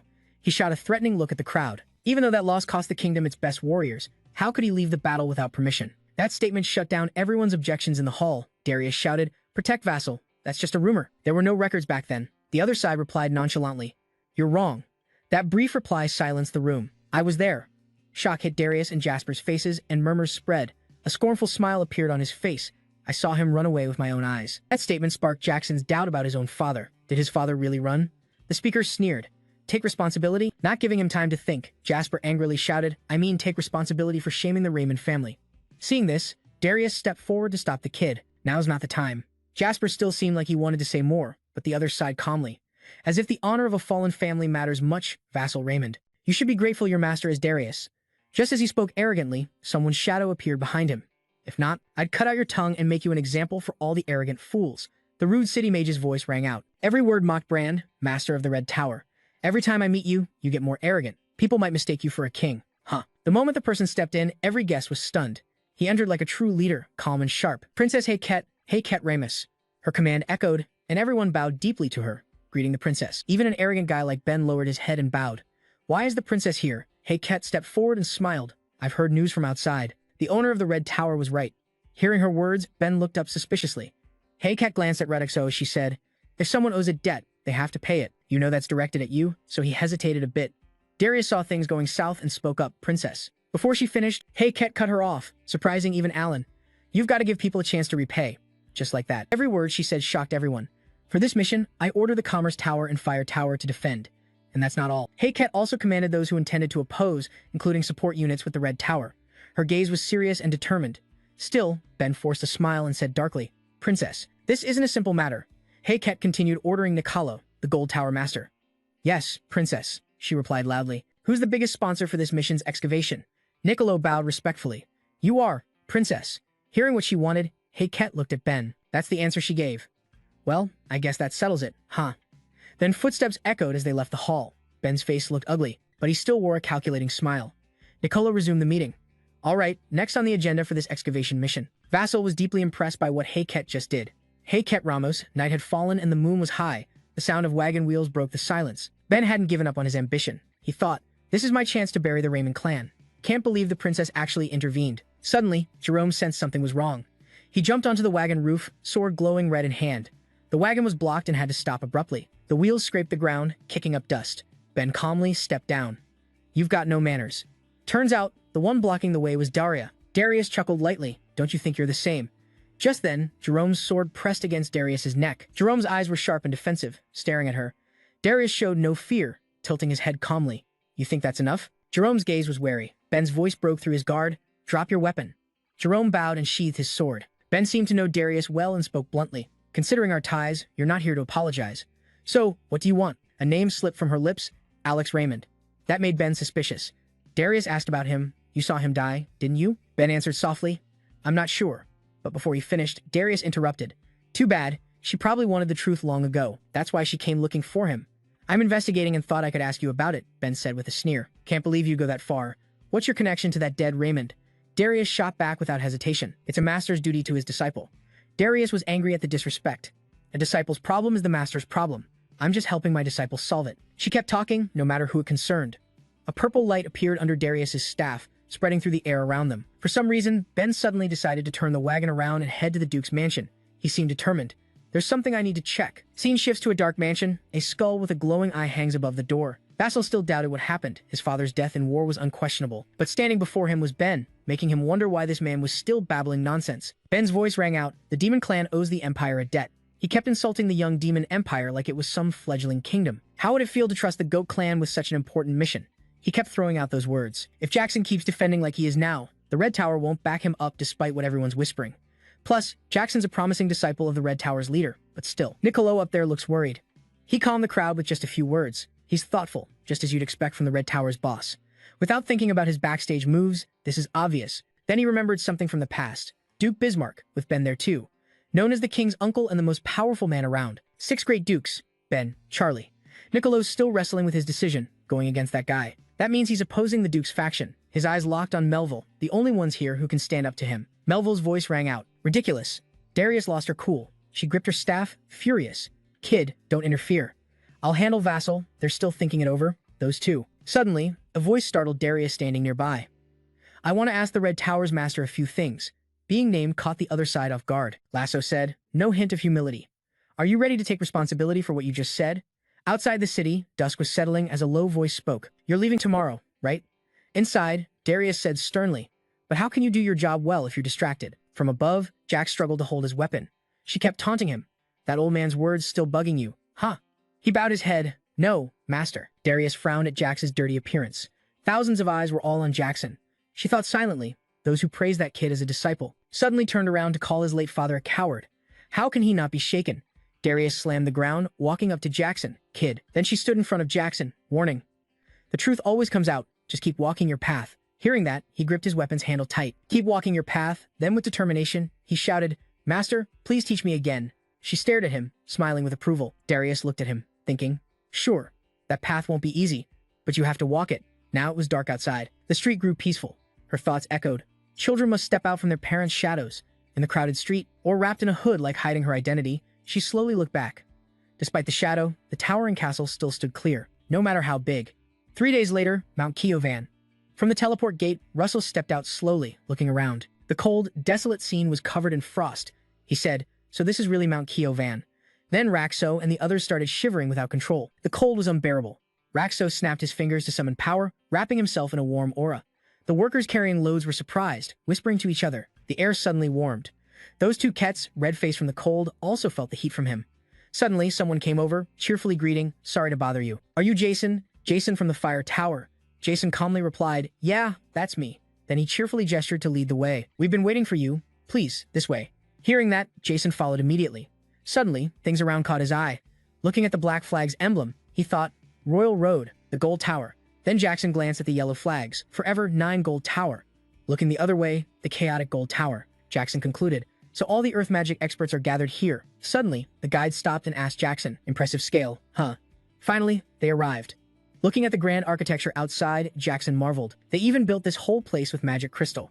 Seeing his reflection clearly through the ice was exciting like a mirror. The guide agreed. Yeah, that's why they call the ruins the Glass Palace. An old elder saw him and happily shook hands, introducing himself. Welcome. I'm Spiegelman from the Gold Tower. In charge of this expedition. Russell smiled back. Hello, Elder Spiegelman. I'm Russell Raymond from the Fire Tower. Remembering the talented young man, Russell silently admired. A truly gifted man. Once a commoner, now an elder of the Golden Road Tower. He's also an archaeologist and explorer, having uncovered more ruins than anyone else in the kingdom. Then he smiled confidently. Maybe he could answer my questions. Alan, adjusting his glasses from afar, walked over and said, You're here early, sir. Seeing him, he happily said, Sir Alan, so you made it too. They shook hands politely. Pleasure to meet you both. They chatted cheerfully. A hardworking genius. Huh, feels like cheating. Damn, I wanted to protect the relics from the Age of Gods, but held back. Alan went back to his habit of adjusting his glasses. Now, if only the guards from the Red Tower arrive, we can discuss our moves and missions together. Spiegelman stood aside, watching the two, thoughtful but cheerful. It's reassuring to have kingdom disciples guarding the excavation site. He glanced at the tightly closed gate, curious. But what problems could these smelly ruins cause to warrant sending the whole force? Suddenly, Spiegelman broke into a sweat, hesitating.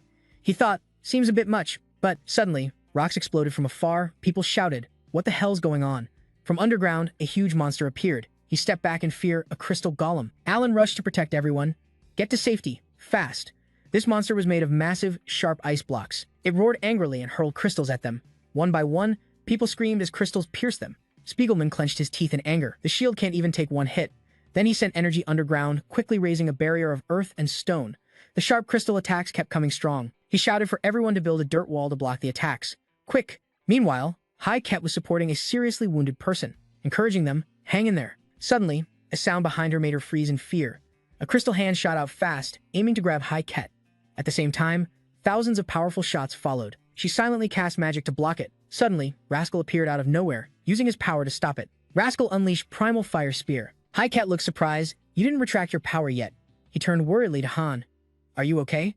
Suddenly, Rascal was drawn to something, staring at her long hair, stunned. Purple hair, no way. Then he couldn't hold back and shouted, Princess! This made Anicaps angry, grinding her teeth. Taking advantage of Rascal's distraction, the monster quickly moved in. Alan muttered something, unleashing primal ice arrows, followed by a barrage of powerful energy beams. The energy blast caused a huge explosion. The monster still stood firm. After a while, its body was somewhat damaged but still strong. Alan sighed, fed up. I tried to destroy its body completely, but its body's too tough. Then the monster slammed the ground hard. Vassal finally started channeling primal energy. He quickly jumped down to shield Alan. Alan kept his eyes tightly shut in fear. Vassal gripped his sword to gain momentum, then slashed fiercely, shattering the rocks. Blood flamed soared, the earth and rocks slowly dissolved.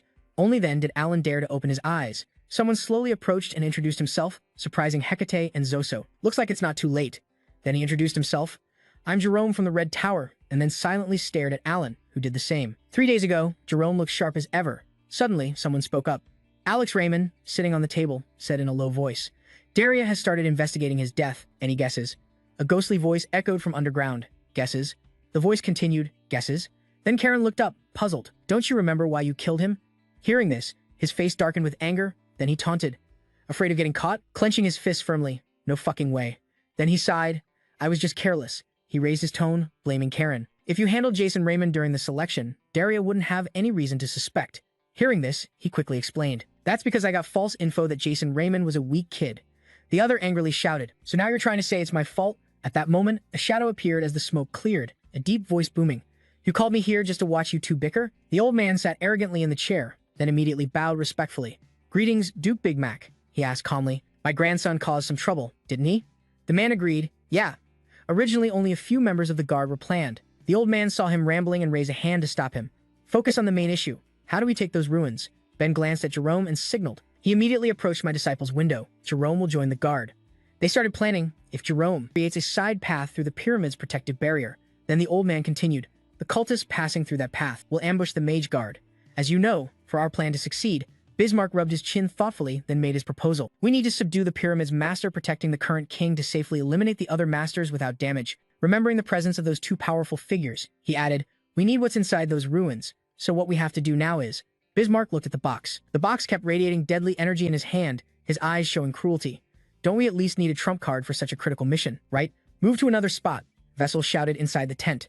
Just a little longer, grab Hecate's hand and convince her. Give it up, princess, it's too risky. She placed her hand over her mouth, signaling, keep this secret. Hecate said sternly, as if ordering, my presence here is top secret. It must stay hidden. No one can find out. She quickly adjusted herself and continued coolly, you, Russell, just pretend you don't see me and ignore this. Of course, it's hard for you to understand. Then, Hecate prepared her hat, hiding her identity from everyone. You must really love those ruins and artifacts, huh? Vessel smiled warmly. If I were you, I'd be gutted not to witness those ruins and artifacts myself. Then, he looked at her assuredly. If you're set on going there, you've got nothing to worry about with me around. If you need anything, the two argued back. No way, neither the king nor the nobles would let me go alone to places like this. So you need to keep this secret from me. Then she wondered, and you, as a knight, don't you worry about me, a princess, being here? Remembering that magic surge, he sighed. In just a brief moment, I already saw the princess's power, he reasoned further. Regular knights can't compare to her insane strength, so there's no need to worry about her. She blushed angrily, insane strength. Then she sharply flicked the forehead of this innocent troublemaker. She turned away, leaving him with a huge bump. Anyway, I'm heading out now. You stay here and do your best with your role. She smiled hopefully as she walked away. He was still a rookie. Vessel, after a moment's daze, realized he should have told them to pretend not to see the dragon's heart. Spiegelman was casting magic and shouted to everyone, everyone, keep pushing. Right after, Vessel appeared quickly. Sorry I'm late. He glanced ahead. Vessel saw his teammates casting spells and exclaimed, magic's not working. What the hell is going on? Alan lowered his head slightly and said, the collapsing space is one of the strongest shields. Your attacks are trying to break it, but the shield's too thick. Everyone's getting pushed back. Spiegelman slammed his fist on the ground helplessly. Damn it, even if we find the gate to the ruins at SAO, it's all collapsing space. Far off, Jerome leaned against the cave wall. Watching the struggling group, he thought about sending a report to the Duke. After a while, the whole group retreated to their tent. Spiegelman couldn't help but shout, what? There's a way to break those shields. Alan stood beside him and said, with the relics from the Age of Gods that the merchants have, we can focus our power and pierce through. Spiegelman replied happily, but I doubt they'll lend them to us. That's why I plan to take action. Then he grabbed Alan's hand tightly. Spiegelman eagerly said, if you can handle it, I promise Kim Tower will repay you.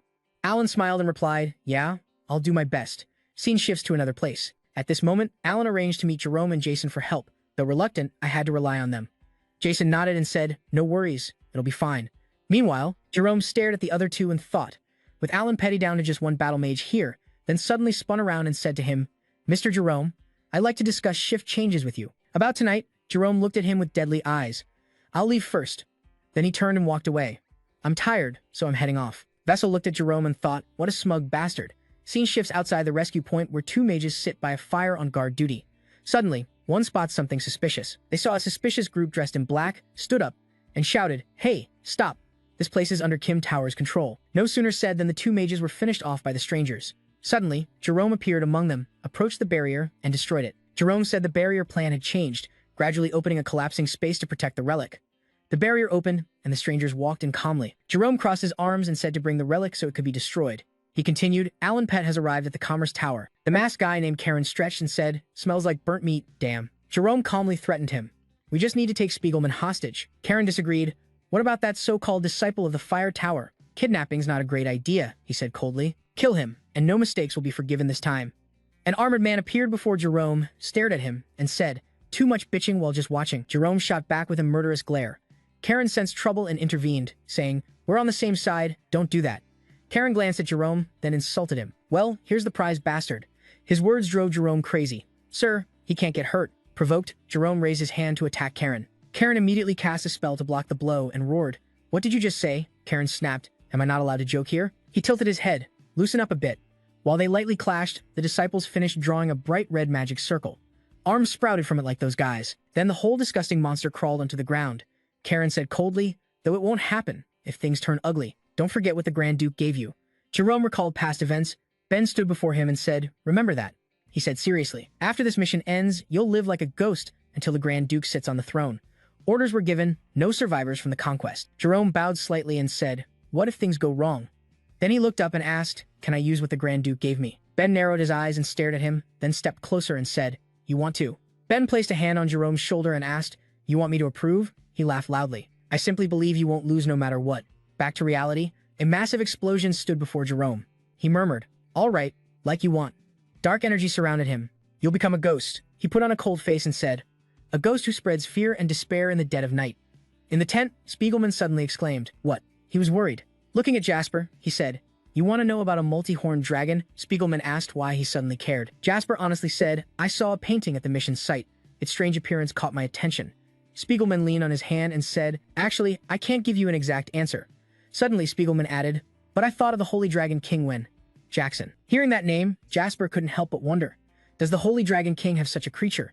He stroked his chin, turned aside, and said, "There's not much historical record on it, so I don't have many clues either." Spiegelman continued, "But it's said to be raised to counter." He hinted at some evil force. Suddenly, a red dragon appeared above Jasper and bit him. He softly said, "Pepper." Seeing Pepper, Spiegelman cheered. "You can still summon spirits?" Then Pepper darted elsewhere, standing in front of the tent's flap, hissing a warning at whatever was outside. Russell stared at him, confused. Suddenly, a force hit the tent flap from outside. Quickly after, the monster charged fiercely. Both Jackson and Spiegelman were shocked by this. The creature looked humanoid but grotesque, its whole body blazing with intense flames. It unleashed its power, engulfing everything in a sea of fire. Everyone in the camp screamed. 7 warriors ambushed an armored guy appeared, blocking a group of mages trying to escape. The mages cast spells, trying to suppress him. Enemies quickly combined forces to subdue them. Their attack turned into sharp spikes aimed at him. Thick smoke billowed. He calmly brushed the smoke aside. The armored guy sneered. Pathetic skills. The mages showed their heads. What hit him that he didn't even flinch? The armored guy swung his mace, then slammed the ground, releasing a massive magical force. The mages were trapped, unable to flee. Meanwhile, Karen strolled casually, hunting his prey. 2 mages appeared before him to block, then shouted and launched earth missiles. Karen just stood there, refusing to dodge. What a pain. He cast a magic circle to block the attack. It turned out the circle was a teleportation spell, appearing behind the mages. Karen played the enemy's weapon against them, teleporting the attack behind the 2 mages to hit them. One mage turned around, saying, "What the hell?" But luck wasn't on their side. They couldn't react in time and died. Karen stood there, looking at the fallen mages. Then he looked up, wondering, where the hell is old man Spiegelman? Elsewhere in the camp, where the intruders broke into Vassal earlier, quick thinking had set up a barrier. "So you and Spiegelman were safe?" You asked, "Are you all right?" Needless to say, he was furious. Who the hell dares attack Endymion's excavation site? You looked down at what was at your feet, zombies. Then Jasper said firmly, "Only they use zombies as weapons." Spiegelman looked doubtful and said, "Could they be cult followers?" You answered, "Elder." Then Jasper turned to him, "Sorry, I have to protect someone important." You quickly left. "See you outside the ruins." Spiegelman blinked. "Huh?" he asked, confused. "Is there someone more important than me?" Somewhere else in the camp, Hecate was fighting the monsters. She swung her hammer decisively, then swung again, wiping them all out. Looking down at their bodies, she whispered, "Where the hell did these things suddenly come from?" Then Hecate called out to the others behind her, "It's safe, this way." The group immediately ran toward her but suddenly stopped, glancing fearfully to one side. Hecate looked that way and said, "What's wrong?" The armored guy appeared, blocking the group and her. Without hesitation, Hecate grabbed her hammer and charged. This full-force hit would take them down. She ran up and leapt high. Right after, Hecate slammed her hammer onto his neck. Riding the momentum, she slid down and landed in front of him. She glanced behind, puzzled. How was he still okay after that hit? Asterisk. The armored guy asked, "Who are you?" She quickly stood up. "I'm Runley 7, still gripping her hammer tightly. Angry, Hecate thought. Wish I had a decent sword. She looked at the mages behind her, then calmed herself. No, can't lose hope. She stared fiercely at her opponent. "I'm Hecate Ramos, Princess of Endymion. I bravely cast a protective spell on myself. I'll defend my people." The armored guy raised a finger. "Still, that's kinda interesting." Suddenly, a flame shot past her, aimed straight at the enemy. Vassal arrived. He attacked the armored guy with fire. Vassal shaped the flames into a spear and knocked the guy far away. He anxiously looked at Hecate. Are you okay, princess? Reinforcements are coming. She shyly scolded him. What kind of weird name are you shouting? The armored guy shouted from afar, that fire spear guy. He charged forward with murderous intent. You must be a fire tower disciple.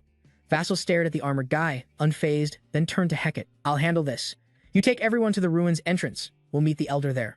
Spiegelman said happily, wounded mages should retreat, help the others escape. Hecate worriedly asked Hanzeto, are you sure you can handle this alone? He confidently replied, you promised me a chance to repay my debt. She pursed her lips and gave a slight smile. Then, Hecate turned and left with the other mages. Then it's on you. The armored guy placed his hand on his head and sighed. If the whole gang charged, I'd be happier. Still fired up, he said, this is our fight. The armored guy got serious. He stared at him. Suddenly, Pepper spat fire, making him blurt out, what the hell? Then the armored guy took a huge blast. He looked ready to fight and thought, too hot with that blazing spear. At that moment, Jackson formed a flaming spear, adding magic explosion to the blazing spear. Jackson raised the spear and charged, shouting, your tricks don't work on me. The armored guy wasn't backing down. He got ready to fight. Jackson raised his spear higher and yelled, are you really tricking me? The spear hit him right on the head. The armored guy froze, unable to react. Then Jackson unleashed a massive flame from the spear, aiming to incinerate him. Meanwhile, another group of mages was fleeing. They suddenly stopped when they saw a figure blocking their path. One recognized him and shouted, Lord Jaren. A mage stepped forward and asked Han, is he injured? Where have you been? The enemy just attacked like crazy, but all they got in return was a death blow. Jerome coldly lowered his sword without mercy. He looked at them with eyes colder than ice. Then, Jerome walked over and looked down the cliff. The camp below was engulfed in flames. He widened his eyes, thinking of Spiegelman Jerome, wondering how to reorganize the team inside the ruins. Suddenly, Hecate sensed something and turned around. Jerome was surprised to see her. Princess Hecate. Then a massive explosion rocked the ground where he stood.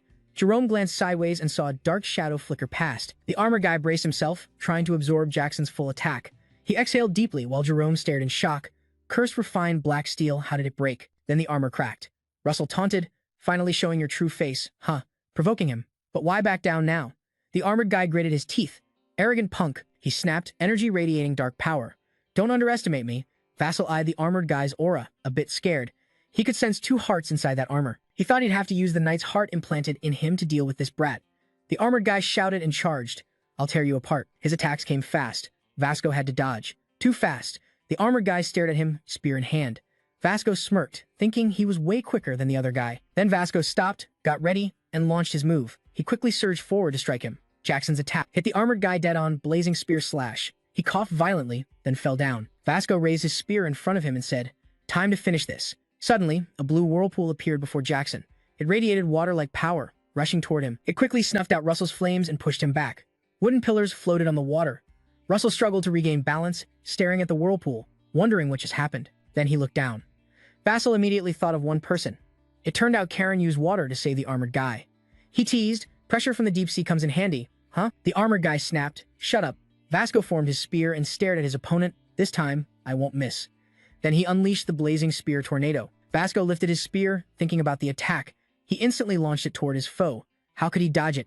Karen countered immediately. I just came up with this move, it's pretty sick. Then he created a massive water shield. Jackson itched on the spot as his fire was blocked. The other mages were stunned. No way. Hecate turned to Jackson. Before everyone was a blazing spear that seemed unstoppable, but Karen's shield stopped it dead. Spiegelman was shocked. Even Hecate couldn't believe it. Vassal looked terrified. No way. He yelled, this can't be happening. The fiery spear kept striking the water shield with massive power. The huge explosion blasted dirt and rocks everywhere, dust thick in the air. Vassal stood frozen in the middle of the battlefield. Suddenly, he widened his eyes in panic and shouted, no! Vassal frantically looked around. The Princess Elder raised a hand from the rubble, calling him, here. Vassal looked over. Spiegelman struggled to crawl out from the debris. He shouted, Elder. Vassal knelt down. Are you okay? The Elder asked back. Where are the others? Vassal shook his head instead of answering, then hung his head low. I'm sorry. In the distance, a flame flared up, and both Vassal and Spiegelman turned toward the fire. Surprisingly, Jerome was the one who saved Hecate and carried her out. Seeing this, Vassal shouted out loud. The princess and Spiegelman were equally shocked. Princess Hecate, Jason immediately rushed to Hercules. Thank God you're okay. He happily spoke to Jerome. Sir Jerome thanked them for rescuing the princess. He forced a smile as if responding to their thanks, but behind that smile, Jerome took advantage of Jason's distraction to stab his sword straight into his gut. Then he slashed across Jason's body. Jason collapsed, coughing up fresh blood. Spiegelman cried out in horror. He was heartbroken. Pepper immediately launched a crawling attack on Jerome to avenge his master. Luckily, a water shield appeared, blocking Pepper. Then a voice echoed, making Jerome turn around. You keep bothering me. Karen and his crew arrived through a teleport gate. Jerome clenched his fist and hissed, "You damn bug." Vasco, losing blood, felt dizzy and weak. Jerome turned to Karen and asked, "Didn't I tell you to use Spiegelman as a hostage?" He repeated, "Well, I guess you can play the hostage role." Spiegelman, furious, immediately attacked him. Jerome said, "How dare you betray us?" The armored guy threw his mace at the elder, shouting, "Shut up, old man." The powerful strike quickly knocked Spiegelman out. He got hit in the back and collapsed flat on the ground. Turning to Karen, Jerome asked, "Who exactly is that girl anyway?" He looked down at the unconscious girl and said, "Princess Hecate. If we save her, we can control the whole Endymion kingdom." He glanced at Karen sideways. "Because of your stupid actions, we almost screwed everything up." He defended himself. "As long as she's not dead, it's fine, right?" Suddenly, Vassal cut in. "I won't let that happen." He slowly stood up, trying to use his power. "You won't reach your goal immediately." The armored guy charged at him. "I'll handle this guy." Vassal gritted his teeth and prepared to counterattack. Then he cast a spell on the ring he wore. Cloud Ring Bone Call. The armored guy swung his mace at Jackson's corpse. "Payback for last time, kid." Mist spread from the ring, surprising Karen. "Mist?" The armored guy, confident of winning, slammed down his mace. "Die!" Vassal's eyes widened as he shouted, "Dragon Flame." The armored guy got caught off guard. Vassal unleashed a massive fire blast, knocking him back. Karen stared at him. "No way that bone mist is just to block our vision. Is that mist behind it?" Vassal furiously pummeled the armored guy and his minions, making them scream in pain. The bone mist faded, leaving the minions sprawled on the floor. Karen raised a water shield around herself. "So there's a reason that guy got beaten. I can sense them without looking." Suddenly, multiple shields rose up, and mana surged beyond my perception. But a pair of fiery eyes stared right at him. Karen thought in horror, "What the hell?" When he got distracted, Jasper stabbed his spear straight at Karen. He put all his strength into the attack. Suddenly, the guy laughed. "You look like a damn monster." Jasper kept stabbing him. Somewhere else, Jerome laid Hecate down. Jasper thought, "If we abandon the survivors, the mission will fail." Then he shouted, "Twin Bloodfire, swords." Jaren grabbed the swords and jumped in. "Come here, Russell, Jason." He gritted his teeth. Dragon flames about to wear off. In the final move, Russell combined two swords into a double-ended spear. Jiran charged from the sky full of fury. Vassal was ready with his spear to stab him. "I'm betting everything on this move." They clashed, causing a massive explosion. After that, Vassal collapsed, coughing hard, his body at its limit. On the other side, Jerome burned, standing still like a statue. He had a huge hole torn through his chest. His condition was dire. Then Jerome fell far away. A flash of light flickered. Russell turned cautiously toward the light. Then a voice shocked him. "Damn it." So he finally went down. Vassal looked at Karen. "You must be." The guy glanced at him. "Don't tell me you think he's the only one who can take you on. That's some simple thinking." Karen's words caught him off guard. "And this guy has powers similar to yours, you know?" As he finished, he pointed behind himself. The creature about to appear had horns and a tail showing. Karen said, "This is someone with power on par with a dragon." Slowly, its wings spread. Vassal cautiously eyed the creature before him. It was Jerome transformed into a monster. Karen introduced the heart of the chimera. Vassal stared at Jerome, now a beast. That was the chimera's heart. He thought its magic was insanely powerful. Suddenly, Jerome raised his hand and clenched his fist. The unlucky one caught by the attack was Karen. He struggled to break the magic choking his neck. Jerome nearby said, "You hid your true power to force me to use this heart?" Karen protested, "You volunteered for that." Then he locked eyes sharply with Jerome. Karen continued, "Wasn't the chimera's heart what instantly leveled you up tons of times? And?" He paused before adding, "I never asked you to fight that guy and lose." Jerome swung his arm and dropped him. "Fine, I get it now. I misunderstood the mission." Then he raised his hand. "Vassal Jerome, it's time to end this." Suddenly, a surge of power rushed forward like it wanted to crush Vassal's heart. Jerome grabbed Jason's neck. "You've done well so far." Then he unleashed a massive wave of power, but too bad you won't protect anything now. The power wave slammed into the barrier. "This ends now. Jason." His attack shattered the shield, revealing what it was protecting. Karen shielded himself from Jerome's power and thought, breaking the space barrier too. "Not bad, Jerome." Vassal punched him hard and shouted, "Not done yet, asshole. Your attack barely scratched Jerome." He smirked. "Yeah, I've reconsidered." Jerome immediately kicked Jackson away. "I'll make sure you die properly." Jason's body slammed into the barrier. Slowly, Jackson was sucked into the space inside the shield. Inside the space crack, Jerome outside laughed. "Just enjoy the agony of your soul being torn apart. Take the shame of being useless to the end of infinite time." Scene shifts to a hospital room where Vassal raises his hands, looking like he just woke from a nightmare. The nurse worriedly called out, "You're awake?" Vassal looked down at his hands, breathing hard. The nurse continued, "You're at Camelot Hospital." He tried to sit up and get off the hospital bed. "What about the battle at the ruins?" The nurse asked, confused. "Huh? What do you mean?" Vassal went crazy, grabbing the nurse's shoulders. "Princess, is the princess and everyone okay?" Then a male orderly rushed over to the patient. "Please, calm down." The nurse looked into his troubled eyes and tried to explain. "While cleaning the Lubrium Museum, you suddenly had a seizure and were rushed here." Vassal's eyes widened in shock. What's going on?" Then he shouted loudly, "Pepper." Pepper. He looked around frantically for Pepper, ignoring the nurse trying to hold him back. Pepper, where are you? Did I really go back to before the reset? Vassal thought hard. Something must have happened. Suddenly, a golden ring flew over to him. It quickly bound him tight. The head orderly appeared and said, "You're being loud enough. You're the patient, so please calm down. Let us help you back to bed." She invited him to the office to talk. According to the orderly, he fainted at the museum and had severe hallucinations. Upon waking, Vassal seriously said, "I've never had hallucinations before." She replied, "I see. Understood." The head orderly went to the window and said, "I truly sympathize with what you've shared." Then she asked, "Vassal, have you ever heard of the Dream Eater tree?" The head orderly continued, "It traps people with the most beautiful illusions, then starves them beneath its roots and uses their bodies as nourishment." He asked, a bit uneasy, "What does that have to do with me?" The head orderly tapped the window glass and said, "That day, pollen from the Dream Eater tree displayed in the museum leaked into the air. Many others besides you," she added, "experienced similar hallucinations." He looked at her, confused. "Huh?" she said as the head orderly returned to her desk to write paperwork. "The key point is the museum will cover all the medical expenses for patient Vassal." Stunned, was it all just an illusion? The head nurse placed her hand on the paperwork and said, "Here's the medical report. You can ask the museum management for compensation." Then she leaned close to Jackson and spoke in a dangerous tone. "This is the moment you should wake up." Vassal wondered anxiously. Was it all just a dream? Not sure if Mrs. Darius knew about this. Night fell at the fire tower. Vassal walked dazed to the tower door.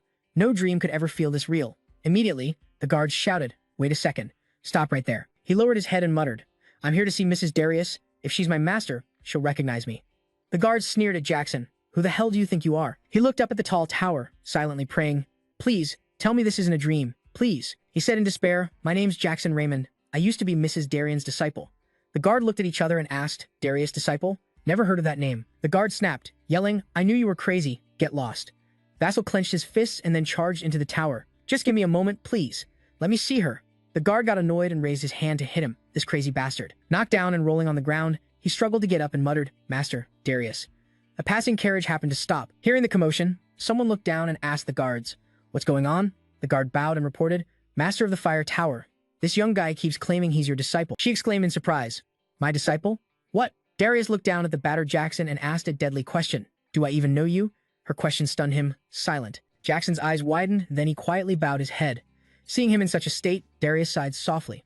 The guard quickly reminded her, "We should be going now."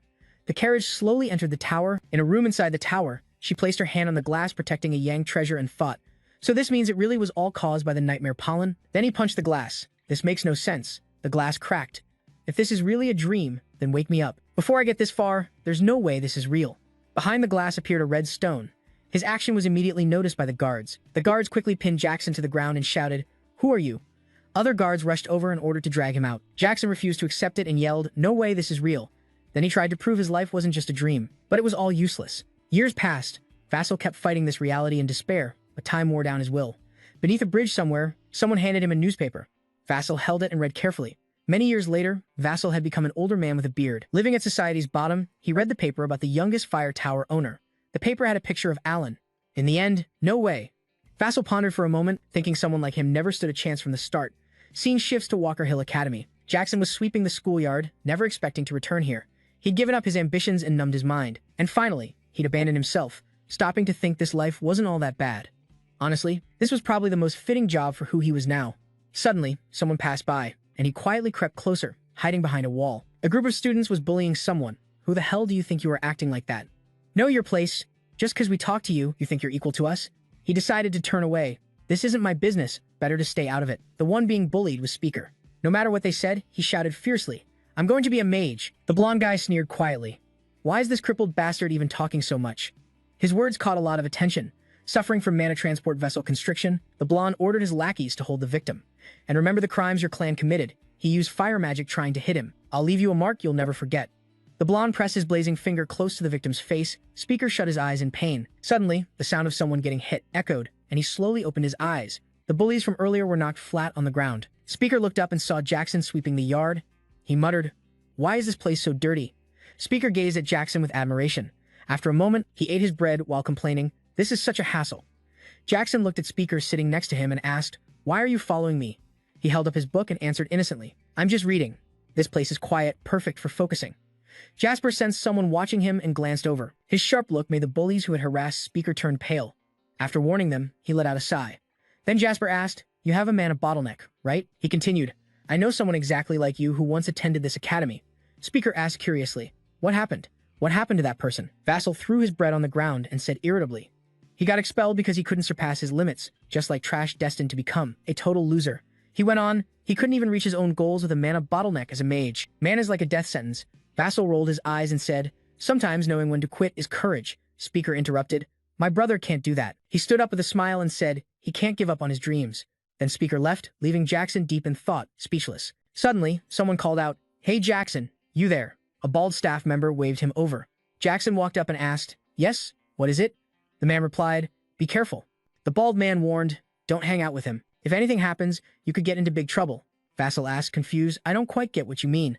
The bald man said, He's the son of the traitor that Red Tower kicked out. The SA family fell. Cut to a dark room where a group of cultists gathered.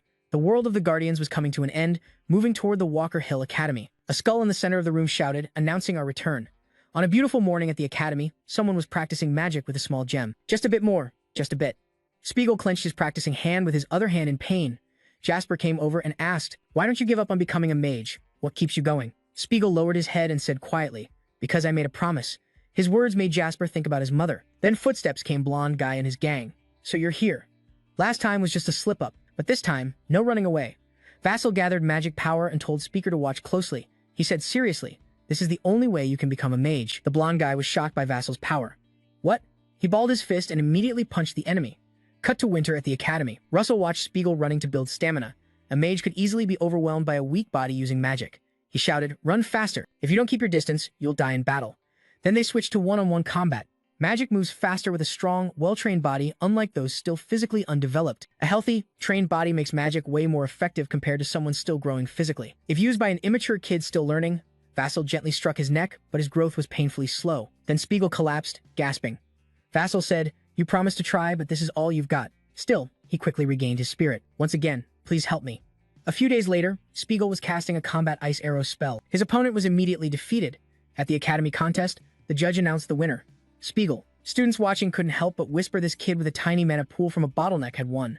The skill gap was huge. Impressive. The blonde guy clenched his teeth and said, You bastard. Just wait. Spiegel. He looked up at the stands like he was searching for someone. He thought and silently thanked Jasper. Thanks to you, I've reached level 2 mage circles. In a corner of the stands, Jasper stood with his arms crossed, watching Spiegel with a slight smile. Suddenly, a voice called out, Jasper, your grades are failing. A man with a noble air sneered at him. Long time no see, you pest. Vassal recognized him as Coma Frederick. Cut to a dark, dusty warehouse where Vassal gets beaten badly by Coma's soldiers. Sorry about this. The bald man pitied him, saying he told you to stop causing trouble, right? The ghost woman snapped back, because he's my son, and you've harassed him too many times. Vassal remembered the blonde guy Spiegel just defeated, sneered, and said, So that's your son. No wonder you're both such losers. He bowed his head and said, Looks like you don't even realize the mess you're in. If I use dark magic links, I could wipe out that ghost easily. He threatened, Not just you, but that kid you're watching too. Vassal laughed out loud at that. Hearing something so ridiculous, Vassal scoffed. Me, interested in that kid? He added, I'm just messing with his potential for fun. That night, while packing, Vassal recalled Coma's words, This is an order. Leave the academy now or die. He hesitated, thinking of Spiegel. Vassal headed for the academy gate but was spotted by Spiegel. Where are you going? Vassal paused, then replied, I'm leaving this place. Spiegel asked, Why are you running away? Vassal gripped his bags tight and took off. Spiegel ran faster and blocked his path. Can't you hear me? Stop right there. He looked surprised at Vassal's face. Seeing Russell's injuries, he asked, What happened to your face? Vassal's voice went cold. What could you expect from someone like me? Then he hurt Spiegel. You think I'm your tutor? Russell walked by and whistled at him. He finished with, Get over yourself. Jackson's words made Spiegel start crying. Cut to Kama, who seemed to be talking with an AI. That's why I crave money and power. Everything's easier when you're rich. Suddenly, Koma flinched. Outside the academy, a group dressed in black used magic to restrain others. What's going on? The ghost woman gritted her teeth. How dare you block Frederick? Then a massive explosion erupted. Vasco, who had been walking away, stopped at the blast. Flames grew quickly as he rushed toward the scene. He saw all the buildings burning. Panic hit Vasco. He knew where the explosion happened. The academy was engulfed in flames, and a deep voice echoed, Today's attack. A hooded figure with deadly eyes sat atop a pile of corpses, giving orders and declaring the cult's return.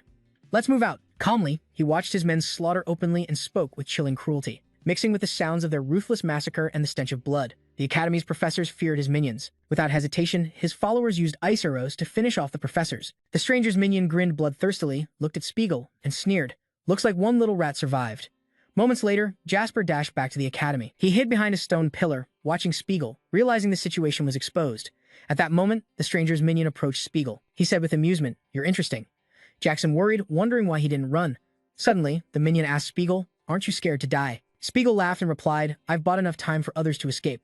That's enough." At the same time, Jasper's eyes widened in shock. "I can feel that terrifying dark power."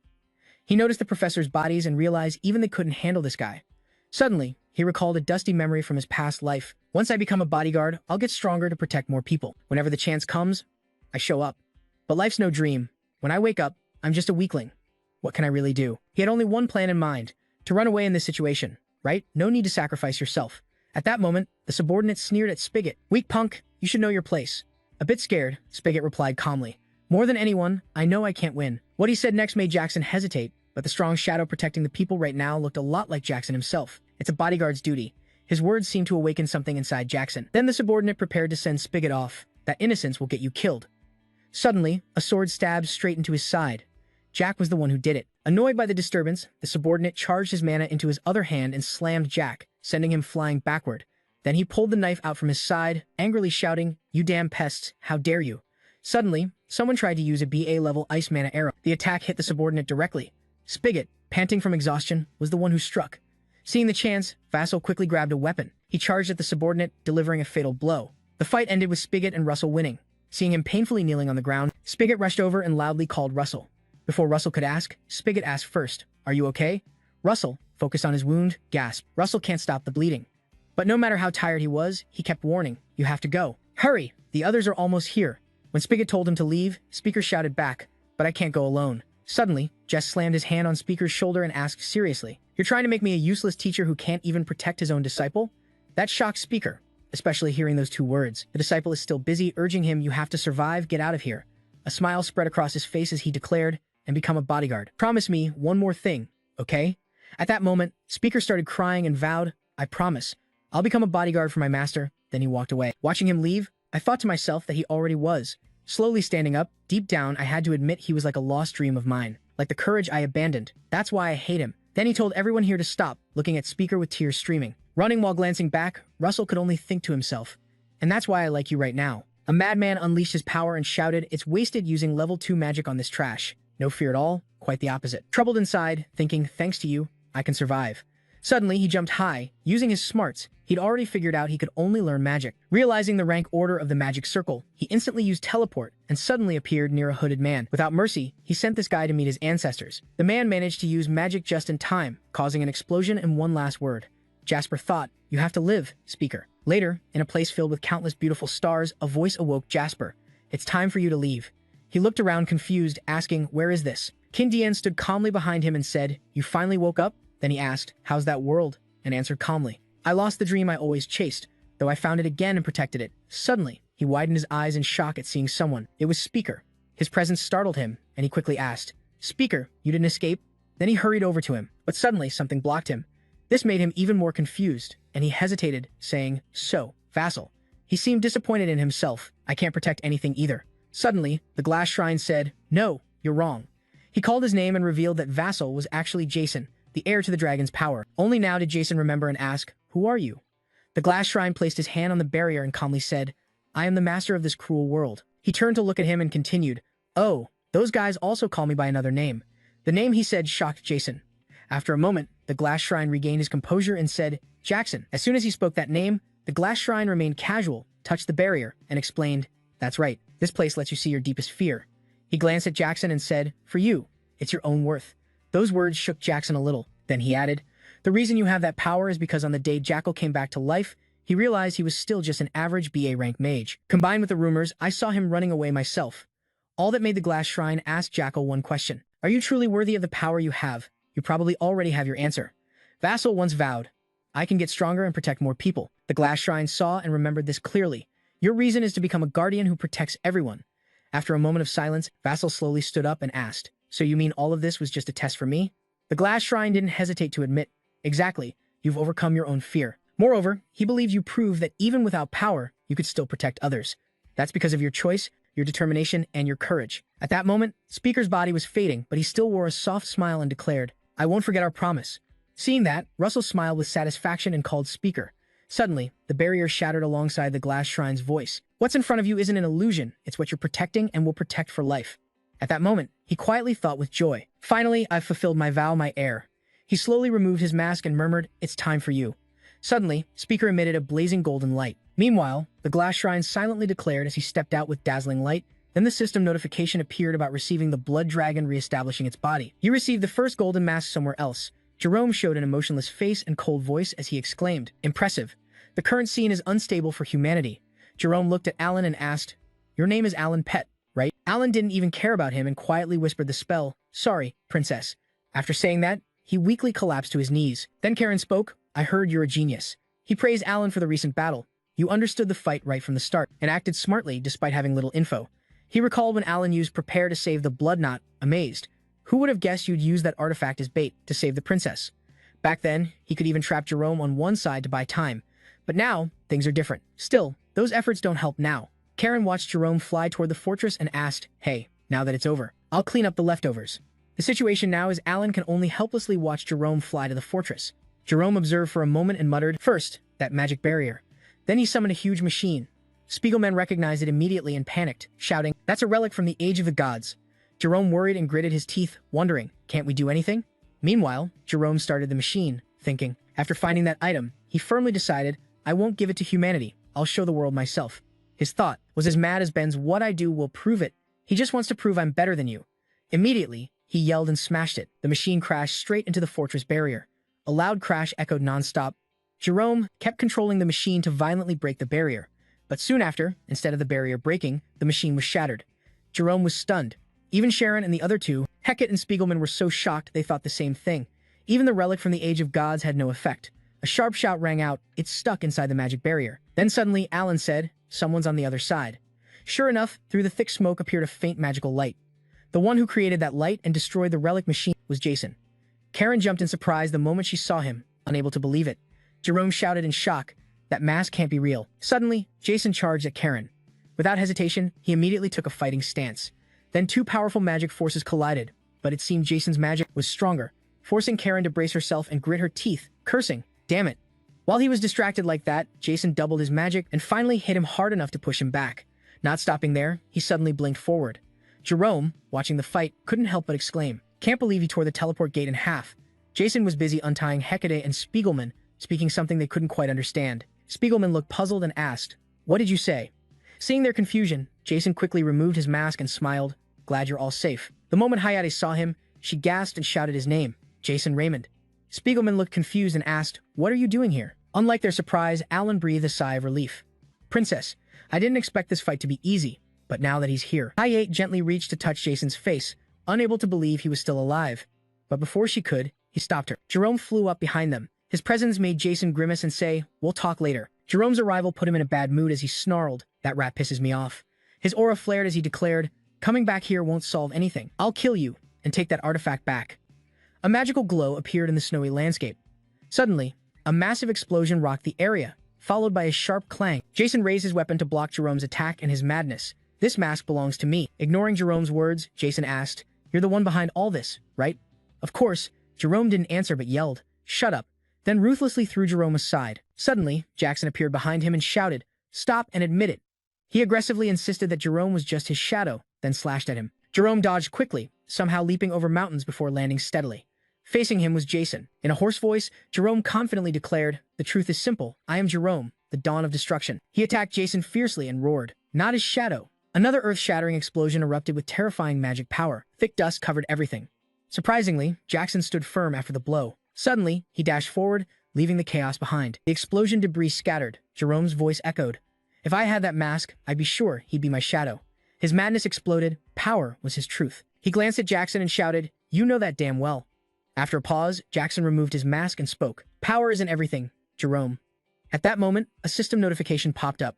The mask supporting thought and creating the mark of the blood dragon's second transformation was ready. Do you want to use the mask? Without hesitation, Jackson put the mask back on and ordered, hell yeah, I'm using it. Instantly, a powerful magical aura wrapped around him.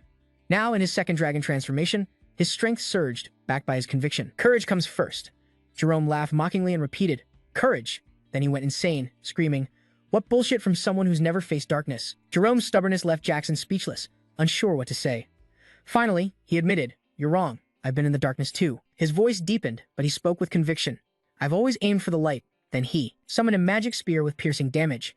Jerome's words didn't sink in, they only made him scornful. "Nonsense." He lunged and roared, "Then prove it." As he attacked Jasper, he ground his teeth. "Prove that so-called light you chase." Facing the fierce attack, Jasper didn't hesitate to counterattack. Another massive explosion followed. After it, the two young men had pulled far apart. Suddenly, Jerome felt pain. One of his hands was crippled. He couldn't believe it, thinking, Even the Chimera's heart was involved. He refused to accept defeat and asked, "Then why?" Despair and frustration consumed his mind. Looking at Jason, "Why can't I reach him?" Right then, Jason's voice rang out. "Give it up, Jerome." Just hearing that drove Jerome crazy. "Shut up." He refused to back down, sprouting more arms and shouting, "I won't lose." But using too much magic left him badly wounded, coughing up blood. At the same time, the system reminded Jason that his dragon form had 10 seconds left. Seeing the alert, he calmly said, "Same here, I won't lose." With that, his spear tip was ready to strike, a powerful magic aura radiating from the spear. Instantly, Jerome charged at Jason full of killing intent, aiming to finish him off.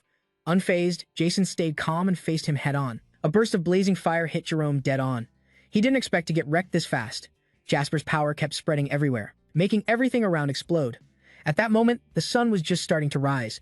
Only Jasper was still standing, unharmed after the fight, unlike Jerome, who struggled, coughing up blood. Even after losing half his body, his determination didn't waver. Still not. Using his last breath, he whispered, "Not yet." After those words, he collapsed, his body slowly dissolving. In his heart, he called out the name Chimera. Watching himself fade into smoke, Jerome could only wish, "I wanted to become a dragon, but in the end, I failed." In his final moments, he helplessly asked himself, "Is this my fate?" Suddenly, an explosion erupted, and a volcano erupted just as Jerome took his last breath. As Jackson stood lost in thought, someone suddenly called out loudly. Jackson Raymond and 3 people, Alan Heckett and Alan, slowly approached him. They waved happily at him, and he smiled back.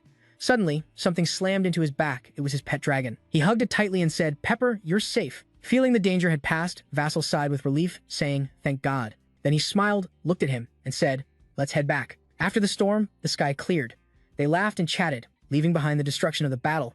They decided to go home, back to Andy's land in the Endymion Kingdom. At the Endymion Supreme Court, Judge Jerome loudly declared, "The Red Lion Mage conspired with evil forces, threatening the kingdom's security." The judge sternly named those to be punished. His master, the Red Tower Lord, was also held responsible. Then he called the defendant forward. The defendant stepped up beside Flask G, the Red Tower Lord. Then he gave Ben a chance to defend himself. "Do you have anything to say?" Ben openly admitted everything. "No, it was my irresponsibility to overlook that," just as he was about to say, "A student's fault is the teacher's responsibility." The Tower Lord, "I accept responsibility." Suddenly, a hand raised to interrupt. "Your Honor, Bismarck wishes to speak. May I say a few words?" Bismarck Rathmus, Grand Duke of the Empire. Before speaking, he calmly glanced around the room. He shot a warning look at the nobles present. Under his intimidating gaze, no one dared move or whisper. They all fell silent, listening as he spoke. Though the verdict was correct, the truth was, the Red Tower Lord had greatly contributed to the nation's benefit. He proposed reducing Ben's sentence. "How about cutting it to 6 months? The judge nodded immediately without hesitation. Ben smirked, clearly pleased. This decision made someone in the court clench their fists in frustration. That person was none other than Darius. The current situation made her realize they had calculated everything. Darius, the White Snow Tower, Lord of the Fire Tower. Then she glanced at someone else. It was her. Looking up at the Empire's highest authority standing above the king of this kingdom, Alfonso. Seeing him silent, she anxiously wondered. The Grand Duke kept challenging royal authority. What was the king thinking? Meanwhile, Jasper was trying on new clothes. Spiegelman stood beside him, praising how the silk outfit suited him perfectly, while everyone admired the clothes. Suddenly, someone approached and said, "So, everyone here." Seeing the newcomer, the 3 of them respectfully bowed. "Bow to the princess." Or flash her a gentle smile and say, "I'm the one who should be greeting everyone." Or just call her Princess Ramos. Suddenly, she bows to all 3 of them. "To my benefactors, I sincerely thank you." She even surprised them by calling out Russell's name, especially him, "You, Russell." This left him confused, replying, "Yes." But she said nothing more, turned and walked away, winking mysteriously. "See you later, Russell." Then the door slammed shut. Alan and Spiegelman both looked at Russell like they finally got it. He just stood there, repeating his name, Russell. After a moment of daze, he forced himself to focus, determined on one thing. This is his chance to put the Raymond family name on everyone's mind. Soon after, all 3, eager, knelt down with Alan and Spiegelman before Emperor Alfonso. Today's meeting honors the knights for their contributions. After recognizing their achievements, I'll reward each of you accordingly. He placed the sword of rank on Spiegelman's shoulder first. Spiegelman, the mage from the Bronze Tower, defended the kingdom from dark threats. The emperor rewarded him. You're granted 200 gold coins and 2 mana enhancement pills. With joy, Spiegelman shouted, "Yes, my lord." Next up is none other than Alan. Alan Pett, second son of Count Pett and a mage of the Commerce Tower. You bravely fought the dark forces, earning this honor. He awarded him. You received the Morgenroth Dawn Medal and the title of Baron. Alan happily accepted. Yes, my lord. Then, of course, it was Jason's turn, the last one. Jason looked up when Alfonso called him. The Emperor unexpectedly mentioned Jason's father's past. Your father fled the battlefield, causing great harm to the kingdom. Those words made Ben smile smugly. So, it's no surprise everyone doubts Jason's family loyalty, even Jason himself. A bit ashamed at hearing this, but then Alfonso suddenly commanded, then prove them wrong today. His words left Jason stunned. Yes. He referred to what Darius once said. The Fire Tower Master claimed you have the potential to become a five-circle mage. Darius smiled toward Jack, nodding to himself. The deeper the darkness, the brighter the light. Brake was amazed at Alfonso's words. With this achievement, no one can doubt you anymore. At this moment, Darius realized Alfonso's plan, to make Jason a hero in everyone's eyes. He had a strategy that would weaken the Grand Duke's faction. Jason was now showing his magic circles. From what he knew, one-circle magic reveals a person's elemental affinity, but what he was showing now was different to anyone unfamiliar with magic. This magic revealed Melville's best scene. After seeing his magic circles, everyone gasped. 5 circles. Just as they marveled at his power, someone looked at him with a puzzled gaze. Growing fast, even Nicolo had to praise Jason's strength. Amazing. Emilia remained silent, giving no comment. Now Alfonso, seeing Jason's ability, said, I thought your father was a withered flower. He ended with an exclamation. Who would have thought he was hiding such a beautiful seed? Vassal responded, Your praise is kind, my lord. Then the emperor loudly declared, Hear me, knights, for the special case of the Raymond family, I bestow upon him the title of Count. Additionally, along with the third-class military merit medal, he granted Jackson the right to tax 10,000 households outside the city. Receiving his reward, Jackson respectfully said, As you command, my lord. After this, all the nobles cheered in unison. Long lie de Monday, long lie de Monday. Suddenly, Alfonso placed his hand on Jackson's shoulder, then gently helped him to his feet with calm kindness. His warmth confused Jackson a bit, then Alfonso sincerely said, Thank you for saving my daughter's life. Those words came not from a king, but from a father wanting to repay a debt. Is there anything you want? Seeing the offer, Jackson hesitated, then said, If possible, my lord, I'd like to see you later in my chamber. Sitting on his bed, he thought about how worried he was about getting this, but everything went smoothly. In front of him was something twisted looking, a dragon's heart. It looks kinda ugly. Even though you said it was ugly, you still hoped it'd work, but when you channeled mana into it, it transformed back to its true form. I hope I can do it. You quickly poured your mana in. Magic started to radiate. Suddenly, Jasper felt a strange change. The dragon's heart suddenly glowed blue, then shattered, releasing a surge of mana. Something began to crawl out slowly from that mana. Its appearance shocked Jackson. Right then, the system sent a notification. Dragonheart has returned to its true form. You received the Horn of the Forgotten Storm King. Jasper closed his eyes, feeling the spiritual energy surrounding him. That energy came from the dragon's heart. In his mind, Jasper remembered the last time he absorbed Firestar 2. Compared to that, this felt way easier. Then he checked the power he just absorbed, and he was kinda surprised the lightning power was insane. Even without fully absorbing it, the level 5 magic circle was already complete. Right then, the system sent another message. You have fully absorbed the Horn of the Forgotten Storm King. Notification. Mana beyond absorption limits turns into potential. Notification. Mastery of medium-tier elemental set has reached its limit and evolved into mastery of high-tier elemental set. Suddenly, everything in Jasper's room caught fire, then he was slammed to the floor. There was also a loud noise. It was Pepper. Rushing over, seeing it suddenly so huge, Jasper panicked and shouted, Pepper, as if he understood what was going on. He asked, You affected by the lightning power too? Pepper nodded like confirming, then suddenly flew up. It stomped hard on the ground in the garden to launch itself. Seeing that, Russell worriedly called out, Pepper. Hearing his voice, Pepper quickly jumped onto the window ledge, then pointed at himself like it was a sign. Understanding the hint, Jasper asked, You want me to get up there? Before he could react, Pepper placed its claws on his shoulders and flapped its wings, lifting him high up. Being suddenly grabbed like that, he was a bit scared, and said, Wait. But then Russell saw something and let out an admiring shout. Pepper was taking him on a flight through the starry night sky. This move made him say, Pepper's not just bigger, its flying skills have improved a lot. He softly told it, You're bigger now, so easier to spot. But shouldn't I be worried? Suddenly, fiery magic around Pepper formed huge fiery wings that wrapped around him, and unexpectedly, a pair of wings sprouted on his back. Seeing those massive wings, he happily asked, Soul wings made of spiritual fire. Should I call them soul wings? In his mind, he started listing what he had now. Medium-tier lightning mana from the level 5 magic circle was now soul wings. Confidence surged inside him. With his power, he felt he could face any opponent without fear. The next day, in Darius's office, Hubert seriously asked the Tower Master, I heard you have a mission for me? Darius coldly assigned him, Escort Count Kimberly, the Keen Kingdom's envoy here. According to her info, even though their national power is weak, they stay neutral due to abundant mana production. Plus, she's well aware, but of course, Marquise Jorio. Coman from the superpower faction tried to drag the Empire into the conflict instead of letting it fall to the Empire, so she's sure Count Kimberly will prefer cooperating with us. After getting the mission from Darius, Hubert sighed. Stepping out of the mansion, he grumbled, Key Kingdom, this mission won't be easy. Just then, someone suddenly called his name. Hubert saw it was Russell calling him, and he cheerfully greeted, Long time no see, Russell. Russell ran over warmly and replied, Yes, sir. Glad to see you still healthy. Then he suddenly asked, Are you heading to Key Kingdom? Russell's question shocked Hubert, who asked back, How do you know? Russell loudly said, Let me come with you. The Tower Master already approved. The reason Russell made this request was because, as far as he remembered, the memory of this event was clear. Professor Hubert would die on this mission. At the same time, the system sent a mission alert. Survive the danger with Hubert. Reward for completing high-tier mana stone multiplied by 3. Medium-tier mana stone multiplied by 5. Because of the mission board and Hubert, Jackal was determined, no reason to hold the teacher back, he had to go along. Soon after, the two left the capital together. Hubert gently landed on a tree branch and asked curiously, We're almost there. Having you with me makes me feel safer, but why are you coming along? Vassal flapped his dragon wings and replied seriously, I want to achieve something new. I've never done a mission with you before. Also, you're using your wings to volunteer for the front lines. I'll scout ahead first. As he flew off to scout, he silently guessed. If the mission fails, Hubert will die, and the Empire will meddle in Kian's affairs, meaning they're probably involved in his death. He looked at his system screen, confident his task was clear. Suddenly, a clang rang out as two swords clashed. While flying, Vassal spotted a battle below between two factions. A thought popped into his head, we have to eliminate the Empire's threat. With that, he unleashed his magic and easily wiped out the weaklings below, thinking, and stop Hubert's death. At that moment, a man stepped out of a carriage. Seeing Jasper's power, he was surprised and thought, a level 5 mage? Who the hell is this guy now? Jackson landed calmly, and Pepper stepped back from him. Then he smiled politely and introduced himself. Are you Count Kimberly? I'm Jackson Jason, a mage from the Fire Tower. I'm here to escort you. Kimberly recognized him instantly, and happily exclaimed, So, you're Jasper. Thanks a lot. Someone was already tailing me as soon as we left the castle. Just then, Jasper suddenly sensed something.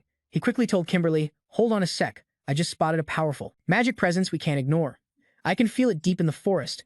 That spiritual energy makes me cautious. Its realm is at least on par with Spanzoom, maybe even higher. Right then, one of Kimberly's guards fighting the powerful mage shouted, The Count hasn't gone far. Then he ordered loudly to the troops, We have to buy time. The powerful mage spoke. The Count hasn't gone far. Then he shouted orders to his followers, We must stall. They all replied in unison, Roger that. Their stubbornness seemed to amuse the powerful mage, who smiled and then swung his sword to cut down the ones surrounding him. Vassal recognized him immediately.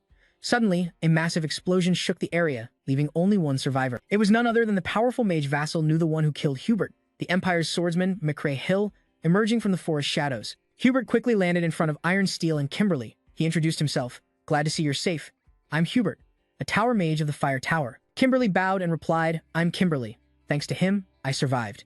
Hubert's gaze fell on the corpse at his feet, and he said solemnly, I figured it out. The Imperial Army did this.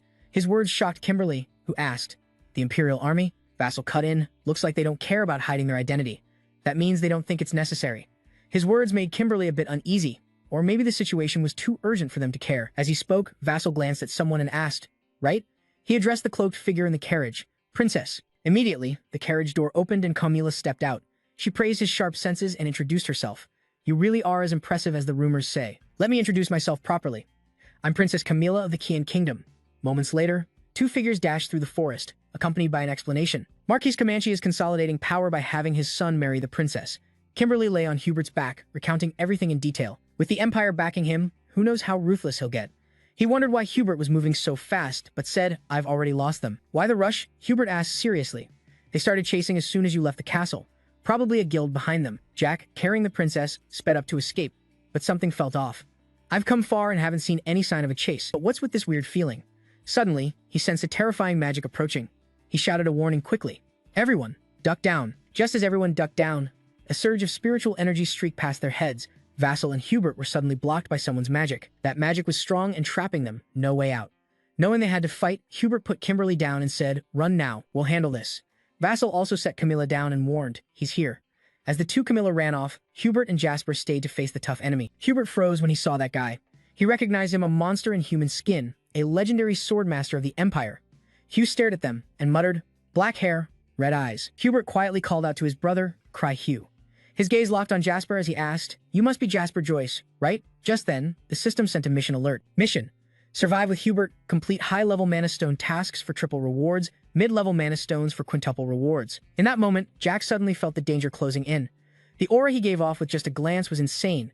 Hugh's eyes burned with hatred as he declared, "You'll pay for killing my disciple." With that, he unleashed the creamy sword strike. Not waiting to die, Hubert slammed his hand on the ground and triggered an earthquake technique. Ruthless's eyes burned with fierce determination, no backing down. He cast a twin spell shield to block Hugh's sword. The earthquake shook the ground, forcing Hugh back. But Hugh wasn't just dodging. He swung hard, smashing all the flying rocks. With each strike, Hugh's wary eyes softened. He saw his chance. Suddenly, Hugh clenched his fists as stone pillars pinned him down. Seeing the opening, Hubert shouted, "Russell!" Hearing his name, Russell rushed at Hugh, and an explosion followed. Russell was fine, stepping back from the blast. In the smoky haze, a voice sneered, "You only know a few cheap tricks." Hugh appeared unscathed, using his sword as a shield, mocking, "Only from that bastard?" Jasper wondered if he was using aura as a shield. Hugh stabbed his sword into the ground, then smirked, "Let me show you something cool." He unleashed Fuchsia sword technique, and suddenly a sword stabbed straight into Hubert's stomach. Jasper panicked, yelling, "Hubert, now!" The villain proudly showed off his weapon, a sword made from dragon bone, blackened with the blood of 10 mages. He then pulled the sword stuck in the ground back out. Charging at Jasper, he shouted, "Perfect for taking down a mage like you." Seeing the danger, Jasper quickly spread his wings and carried Hubert away. He flew high as Hugh stood below, muttering, "Not bad." He then noticed the stones on the ground from Hugh's previous move. Those are fire altar stones. Of course, Hugh wasn't done and attacked again. "Try dodging this." Dodging his strike. Crack. Jasper thought fast those stones would explode with massive destruction if hit hard. That was enough to distract him. He quickly placed. Hubert stepped aside and thanked his dragon friend. "Thanks, Pepper." Hugh, annoyed by Hubert's evasions, asked, "You just trying to buy time for your team? Because you know you can't beat me." Russell ignored him and told Hubert, "Professor Hubert, when I signal, run fast and meet up with the princess and the count. I'll hold them off." Hubert nodded firmly. "I can't just leave the fight and run." But then he smiled confidently. "Trust me, I'll be back." Seeing their bond, Hugh angrily asked, "You done talking?" Vassal poured all his energy into Thunder Chain Explosion. It hit fast. He saw his chance. He shouted for Hubert to run. He'd planned for the fire altar stones to buy Hubert time. Still, he had to be ready for Hugh's power, but he couldn't underestimate him. So he unleashed 2 simultaneous Cloud Ring Wind Blades. At this moment, Jesse was in his second dragon form, fully determined. "I'm going all out." He quickly summoned the 9th Magic Spear, determined to win as he unleashed a barrage of spells. Hugh and that attack were far away. Hubert used his magic to protect himself and the 2 Camillas. The spear's aftershock caused a massive explosion that shook the earth and sky. This move was triggered. Jaxo had returned to his original state. Things looked bad when you realized what was happening. It sounded like Hugh's voice, still deep and clear. "You're done for." The guy was definitely a little drunk after that magical hit, but overall, he wasn't hurt any worse. He was still pissed off, shouting, "Don't think I'll go down easy." Seeing him still alive. Gritting his teeth, he cursed silently in anger. Damn it, he actually took that hit. Suddenly, the bone dragon sword in his hand shifted, causing him pain and a loud curse. "What the hell? This damn sword?" An angry voice echoed from within the sword, questioning Hugh. "How dare you harm the Dragon King with the bone dragon?" That voice sounded familiar to Jackson.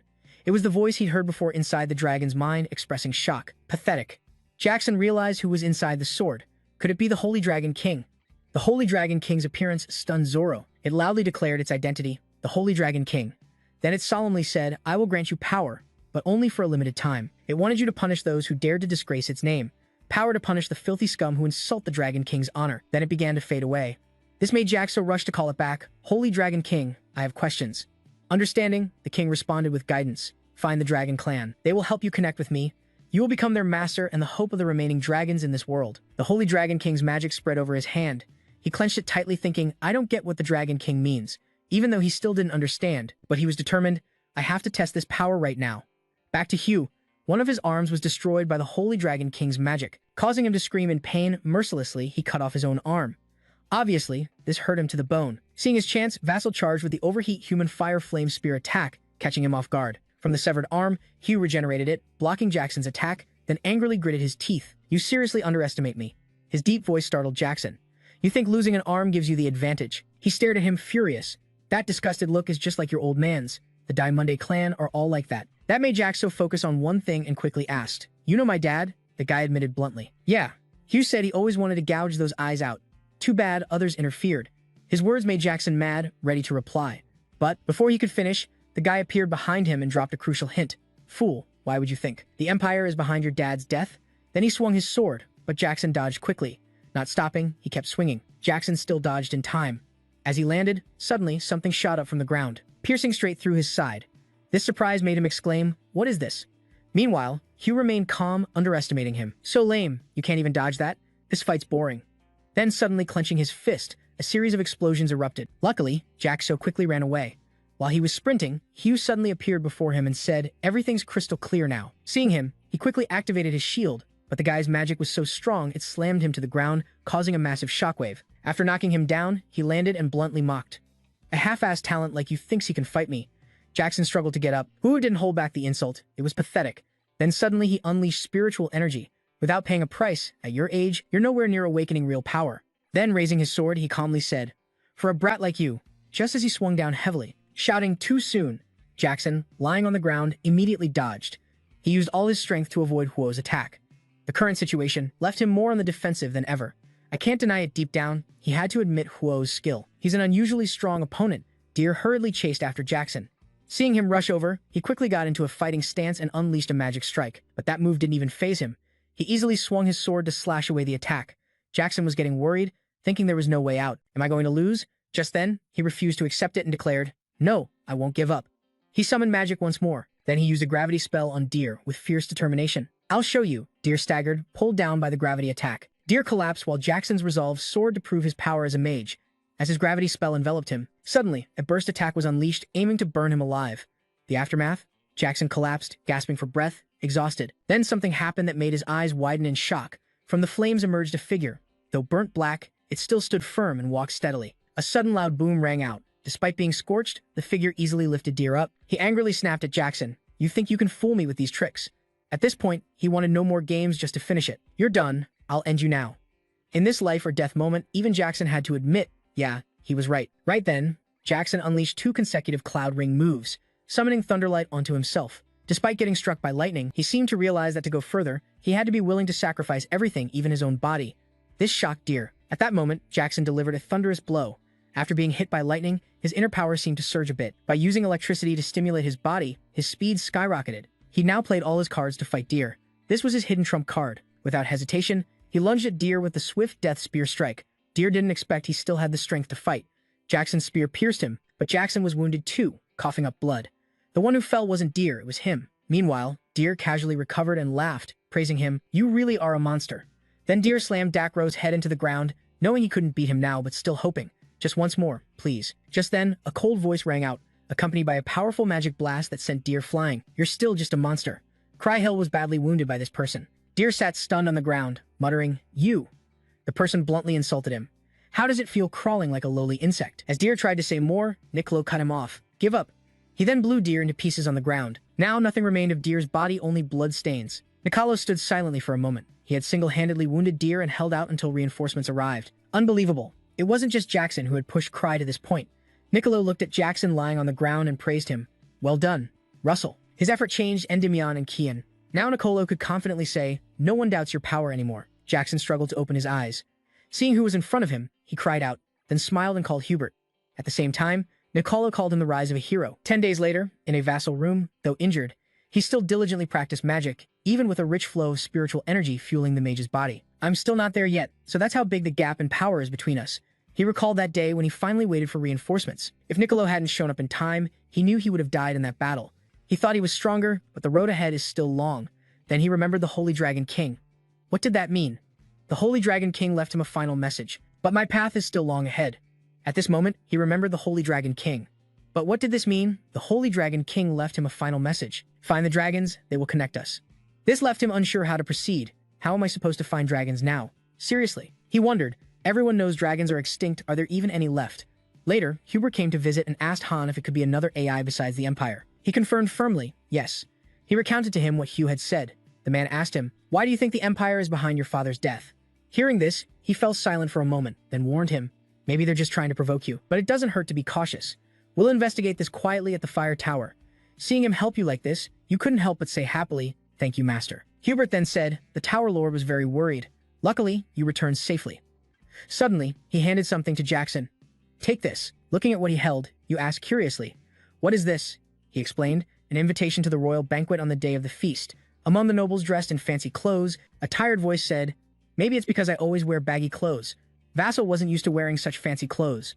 This style just doesn't suit me." At that moment, someone suddenly called out loudly, "Little Darius, coming over happily," he said nonstop. "You look fine now, thank God. You've done something big this time too. As your teacher and the Tower Lord, nothing makes me happier than this." While the two of them chatted, someone else approached to greet the fire tower's master. It had been a while, no one knew who it was. Darius politely asked, "Julian, how have you been?" "So you really showed up, Julian." He answered the lady, but his eyes were on Zaxo. "I couldn't stand not meeting the disciple who's at the center of all this gossip." His appearance left Jasper in disbelief. "Could it really be Julian?" Then you asked, "Are you Julian Person?" He was pleased you knew who he was and exclaimed warmly, "Good, you know me, makes talking easier." From what you know, Weapon Master Julian Person can wield 18 different weapons and is an exceptional aura master. Vassal was surprised Julian wanted to talk to him. "Hard to believe someone like that approached me." At this point, Julian asked if you gave Cry a hard time. You humbly replied, "I was just lucky." But Julian said if you've got skills, luck will always be on your side. Talking about that death, he looked extremely satisfied. Good riddance to that bastard. He and his disciples are all trash. His attitude made Zaxo silently amazed. "This is the first time I've heard such harsh words from anyone but mercenaries in the palace." Darius, who had been silent, laughed in agreement with Julian. "Yeah, you're right." Then Julian suddenly grabbed Jasper's bicep and assessed. "What? Your muscles are rock solid," Jasper honestly said. "I'm just a beginner." Then he grabbed your hand and said, "Basics are important, but to break through, proper training is essential." He placed a ring in your hand and instructed, "When the time comes, bring this ring to me." His actions made you curious. "Can I ask why you're being so kind to me?" Julian didn't answer directly, but joked with Darius's helpless sigh. "What do you mean? Just think of me helping a promising young sprout." Seeing him like that, she could only scold silently. "He's a terrifying warrior, dressed like a noble," Jasper happily affirmed. "I'll definitely come see you." Just then, a shout rang out, the sun blazed, and Endymion's ruler Alfonso entered with Hayek. The shout, "Long live the Emperor," both of them.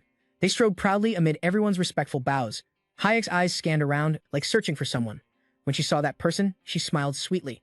The one who made her smile was none other than Jasso. Later, Alfonso called out, "Jasso, Damon, Hubert." He praised both, with Niccolo nodding in approval below. "You've contributed greatly. Regarding the alliance with Kian and our recent victory, it was time for rewards." Hubert was given 500 gold coins and 100 horses. "I grant you the right to tax 1,000 households in southern Endymion." Receiving the reward, Hubert respectfully replied, "I thank your highness for the decree." Then Alfonso moved to Jaxo. Jaxo was awarded 3,000 gold coins and a huge prize, which surprised him a bit. 3 cities in western Endymion will be granted to you. Along with that, you'll receive the title of Count. As soon as he finished, someone brought the documents. The documents for those 3 cities are for you. These papers contain the names and locations of the 3 cities you'll govern. You take the documents and respectfully say, "Thank you for your highness's decree." You feel incredibly happy inside. Finally, you're thrilled with what you've earned. A new territory. You've taken another step toward rebuilding your family. After completing the rewards ceremony, Alfonso raises his glass and announces, "The ceremony's done. Let's continue the feast." He happily lifts his cup. It's time for everyone to fully enjoy this great victory. Everyone's partying, dancing, and chatting loudly. Highcat quietly sits in the place of honor. Her maid approaches and asks, "What is the princess thinking about?" She points to a spot in the hall and says, "Over there." She looks quite concerned, surrounded by a group of noble ladies. Then she says, "Count Duin Moan is pretty famous, huh? He needs to learn to say no when he's uncomfortable. What should we do?" The maid suddenly suggests, "Why not invite him to dance?" But she immediately rejects the idea. "Let's just wait and see first." Highcat acts wise, saying when dealing with a younger guy, you shouldn't rush patience and waiting. Is the duty of the older one, right? Her words confuse the close maid who asks, "Your Highness, where did you learn that?" Meanwhile, Jacket tries to escape the noble ladies surrounding him. "Sorry, they're all looking this way," whispering, "Is the Count heading this way?" Suddenly, he reaches out and respectfully calls, "Your Highness, would you mind inviting Highcat to dance with me? Can you dance with me?" Highcat doesn't refuse and confidently tells her close maid, "See, I told you so." Soon, they dance hand in hand. Mid-dance, Highcat says, "You're really eager. Want to ask me something?" Jack doesn't hesitate and asks, "You said you'd keep an eye on me the other day. Can I ask why?" Highcat smiles shyly and replies, "That's because your talent far exceeds your age." Then, gently touching Jack's face, she softly says, "Your face." Her gesture makes him blush and say, "Ah." She flirts without a hint of shame. "A handsome face like yours is very popular." Highcat straightforwardly praises Jackson. "You look handsome, just my type." Her blunt honesty makes Jackson so embarrassed. He says, "Sir, that's a bit much coming from you." Suddenly, she wraps her arm around his waist and asks slyly, "I wonder if you realize." Now she's like a sly guy flirting with the one he likes, but women don't say things like that to men they don't like. Plus, she smiles and says, like a sly guy flirting with the one he likes, but women don't say things like that to men they don't like. Plus, she smiles and says, "And I'm not one of those who expects an immediate response. I just hope you'll return my feelings." Later, Jackson awkwardly sits by the fountain, pondering High K's confession. I already know her personality, but I didn't expect her to say something so flowery to me. He knows her status, Highcat Ramos, the king's only blood relative, the woman closest to the throne, the benefits if he marries her. He realizes that given her family background, accepting her feelings would be the best choice. But still, he's a little confused. He doesn't know what he really feels about her. Just then, someone approaches him, and it's Alan. He greets, Alan. Alan smiles and says, sorry to interrupt.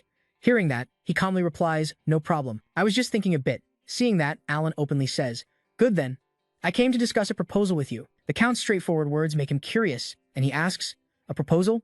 Alan then says 3 words. Count Iron's blunt words made him curious, and he asked, a proposal?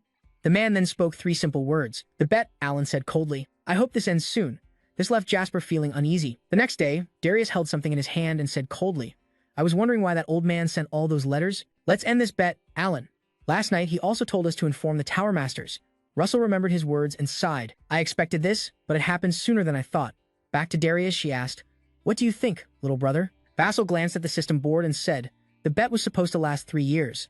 At that moment, the system notified a new mission, reach Alan Page's level within 3 years. He usually completes the Master's ancient mana stone technique that drains human energy quickly. After reading the board, he continued, I don't think we need to wait any longer. Darius agreed without objection. All right, then let's head there.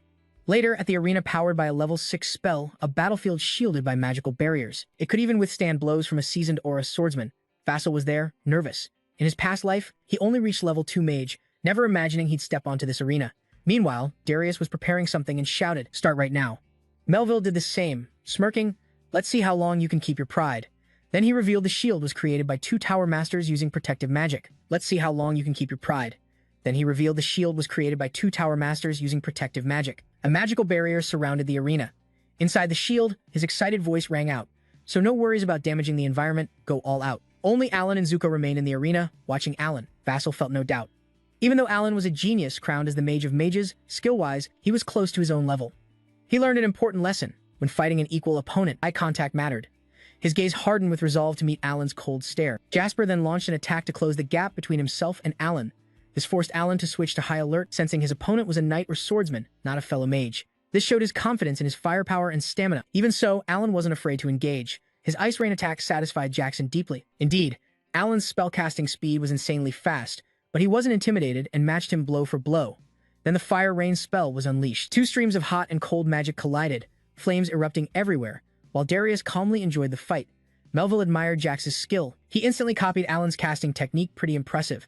Amidst the dust, Jax burst out of the smoke. Now he had the upper hand. It was his turn to attack. He launched Fire Thunder next. A massive explosion shook the sky, but Alan quickly stepped back. Russell made sure to cut off his escape instantly. So, you mean you won't let me get close until this ends, huh? Then I'll block your path first. Another bombardment was unleashed. Earthquake. The ground beneath Alan exploded. Jasper was confident now even Alan would struggle to keep distance here. He planned another big blast to keep pressing him. Even Alan would have a hard time keeping distance. Jasper aimed to push him with another big blast. Even Alan would have a hard time keeping distance. Jasper aimed to push him with another big blast. But before he could, the air suddenly chilled. Alan whispered a magic word, and the ground instantly froze under a layer of ice. The ice covered the earth, stopping the quake. Jasper found this move fascinating. He froze the ground to block the earthquake. Jasper looked at him and thought, that guy's a monster. Asterisk. Then Alan spoke coldly. Jasper said, let's end this here. He launched an attack as soon as he finished speaking, while Jasper quickly raised a fire shield, focusing on his flames. Suddenly, you feel Alan's ice engulfing you. When did this happen? How am I supposed to move if he's like this? What Alan uses is called ice suspension. Darius knows exactly what it is and grins slyly, asking Melville, someone already taught him the Tower Spear's secret technique? Melville replies coolly, Alan's destined to become the Tower Spear Master. Makes sense, right? At that moment, Alan calls out to Russell. He says coldly, honestly, you've improved a lot. I wanted to see what else you could do, but confidently, I declare the Tower Master is waiting, so I have to stop here. Next time, we'll finish this. Then, he unleashes a huge burst of mana to attack Jasper, aiming to end it quickly. Seeing that mana rush toward him, Jasper isn't scared at all. He even complains, I didn't want to reveal my true self already. Moments later, a massive shockwave appears in the arena, shaking everything outside it. Vassal looks like he's entered dragon form. He teleports toward Alan. Alan senses the danger, but can't do a thing. What the hell's going on? My aura's violent, wild, but my muscles won't move. Darius on the stands mutters 3 words, dragon fear.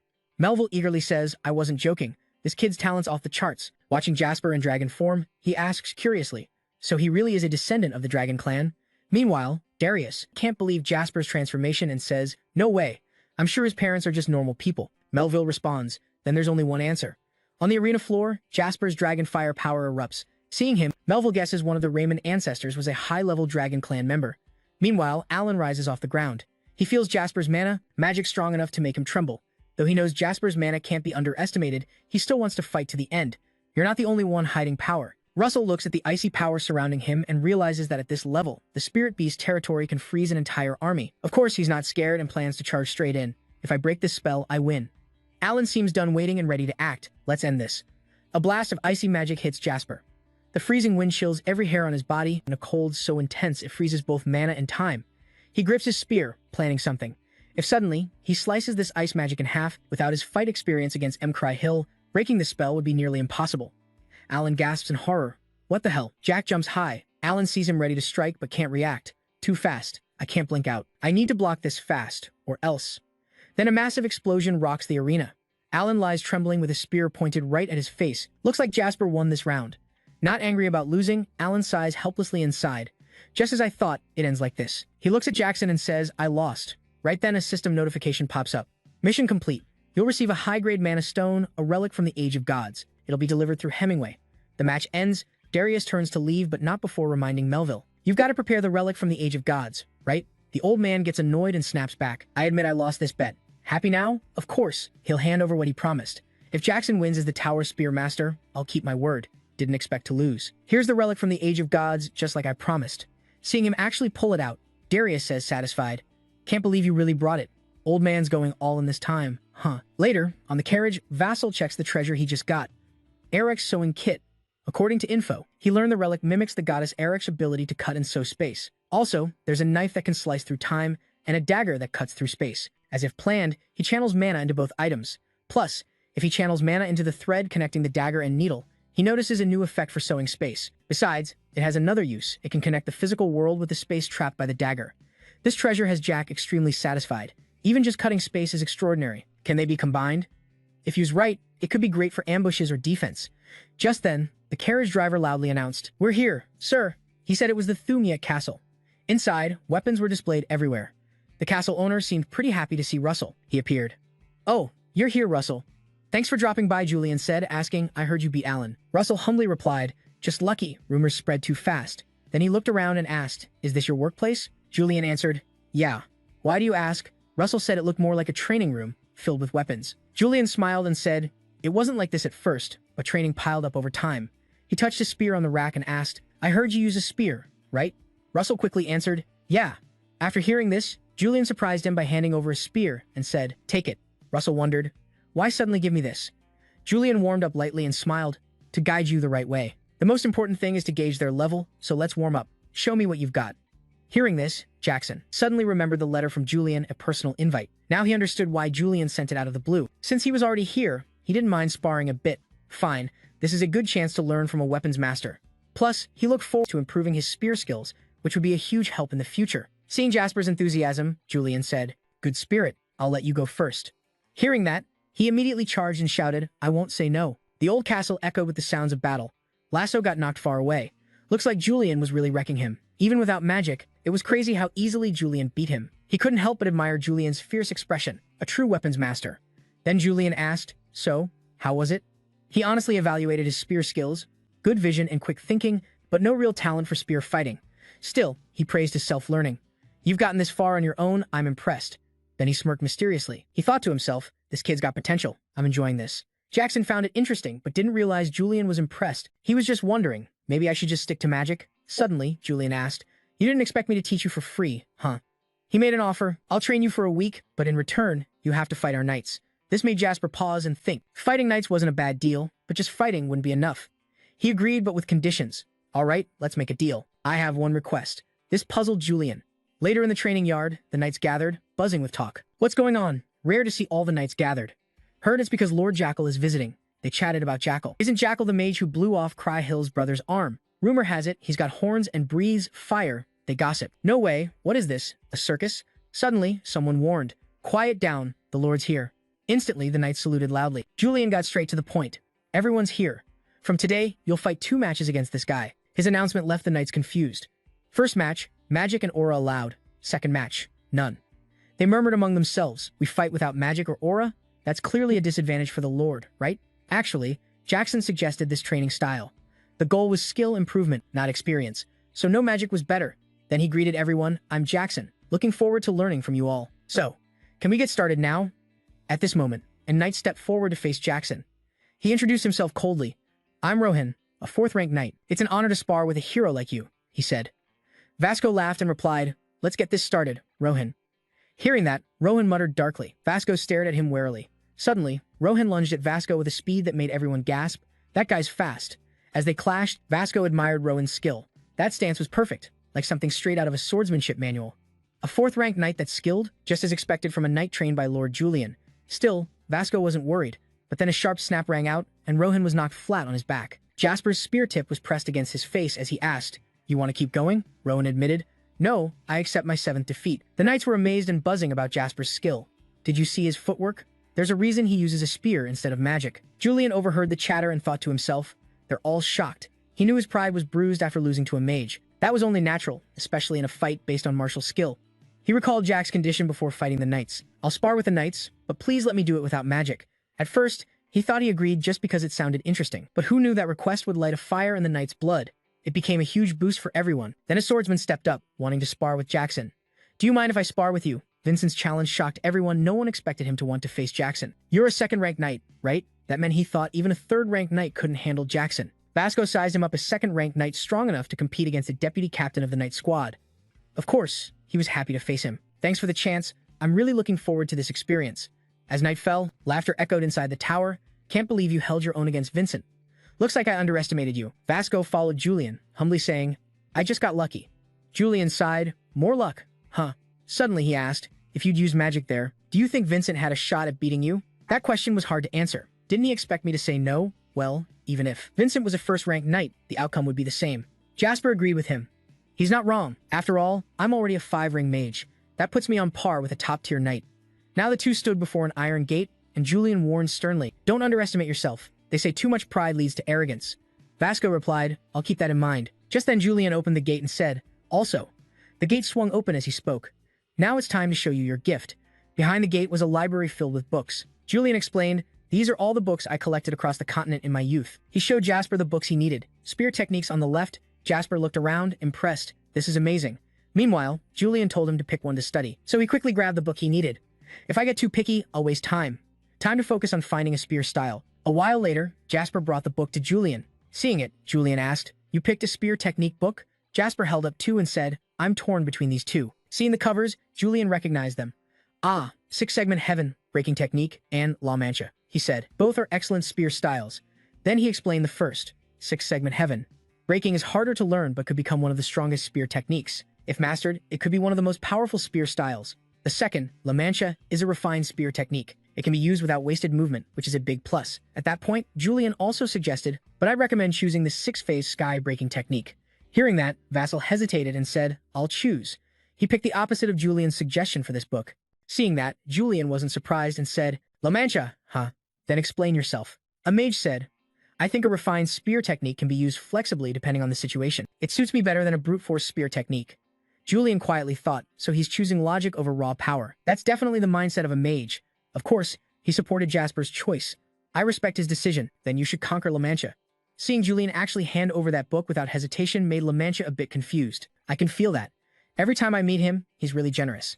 Like he reads your mind," he reminded me. "Don't forget, you have to spar with the knights." Hearing that, I remembered, yeah, it's not free. Time passed until winter. On the familiar carriage, Bon Bon ran down the road. Butso sat inside, holding his treasure, swinging it back and forth, practicing strikes, slashes, stabs, and blocks. He closed his eyes and trained alone. The basic moves combined to form a flow. Mid-practice, he suddenly stopped, opened his eyes, and thought, "I'm stuck here again." He put the treasure back in his coat and thought, "It's been a year and a half since I got La Mancha from Julian. Just remembering the form is an achievement. So how do I know what to improve in my spear technique? To perfect it, I need to realize its true meaning. That requires total focus. But there are too many outside distractions."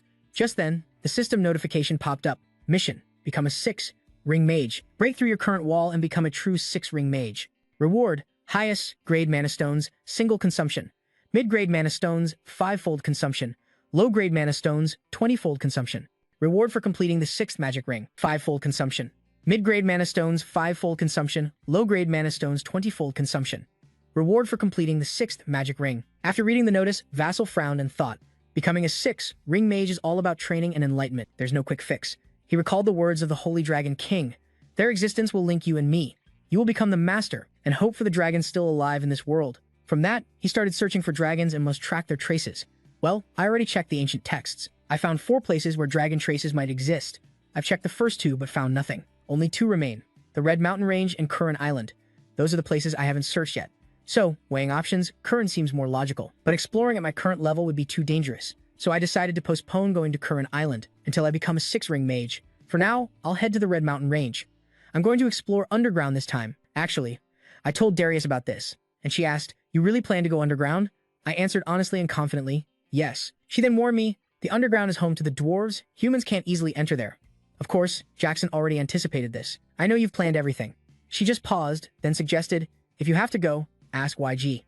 I mean, the owner of the White Demon Tower," Jackson asked. "Who owns the White Demon Tower?" Darius answered, "Yes, she's a half-fey noblewoman. Maybe she knows something." Back in reality, Vasil arrived at his destination, staring at the castle and thinking. "Dwarves are part of the Fae," she said. "Makes sense."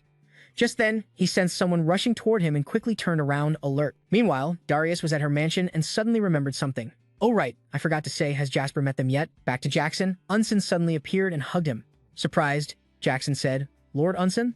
Unsen was happy to see him again. "Long time no see, Junior."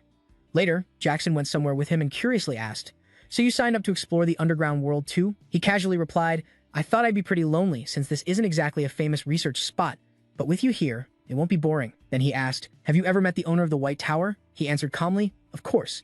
Vassal asked again, "What kind of person is she?" Unsen pondered for a moment and said, "How should I put it?"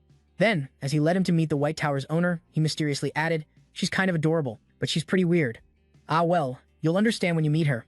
Just stepping into the lavish room, Vasco was already pretty spooked. Looking at the decorations inside, he couldn't help but say, "So cute." At that moment, the person sitting on the chair greeted and welcomed him. While Olsen bowed respectfully, Jasper was so stunned he froze. Olsen and Emilia were the owners of the White Tower. The girl looked at Jasper and asked, "You're Jasper Raymond, right?"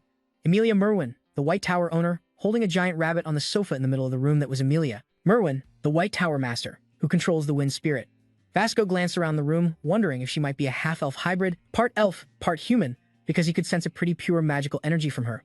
That kind of energy only comes from elves with pure souls. Meanwhile, Olsen beside him was clearly impressed and laughed out loud, praising, "The White Tower Master is really talented. She remembers the names of all the important people. You must be pretty important, kid." As soon as he finished, Emilia hopped on her plush rabbit and added, "Compared to that, you could say." She flew up in front of Jasper, poking and inspecting him.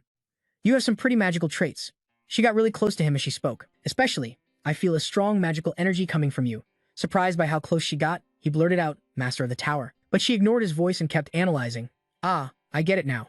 Emilia looked up and smiled softly. Then she guessed, "So you formed a soul contract with a spirit, right?" Caught off guard by her insight, Vasco was a little shocked. "Yeah, just like you said, Master of the Tower." He kept a calm face but quietly worried inside. "No one has ever known I've made a contract with a spirit before."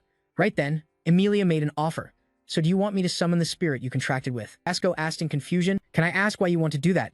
Seeing how clueless he was, she sighed and explained, "The underworld you want to enter is basically a place you can't just walk into normally. You need a special way. To get there, you have to be lucky enough to find a hidden spatial gate or have a detailed map showing the location clearly.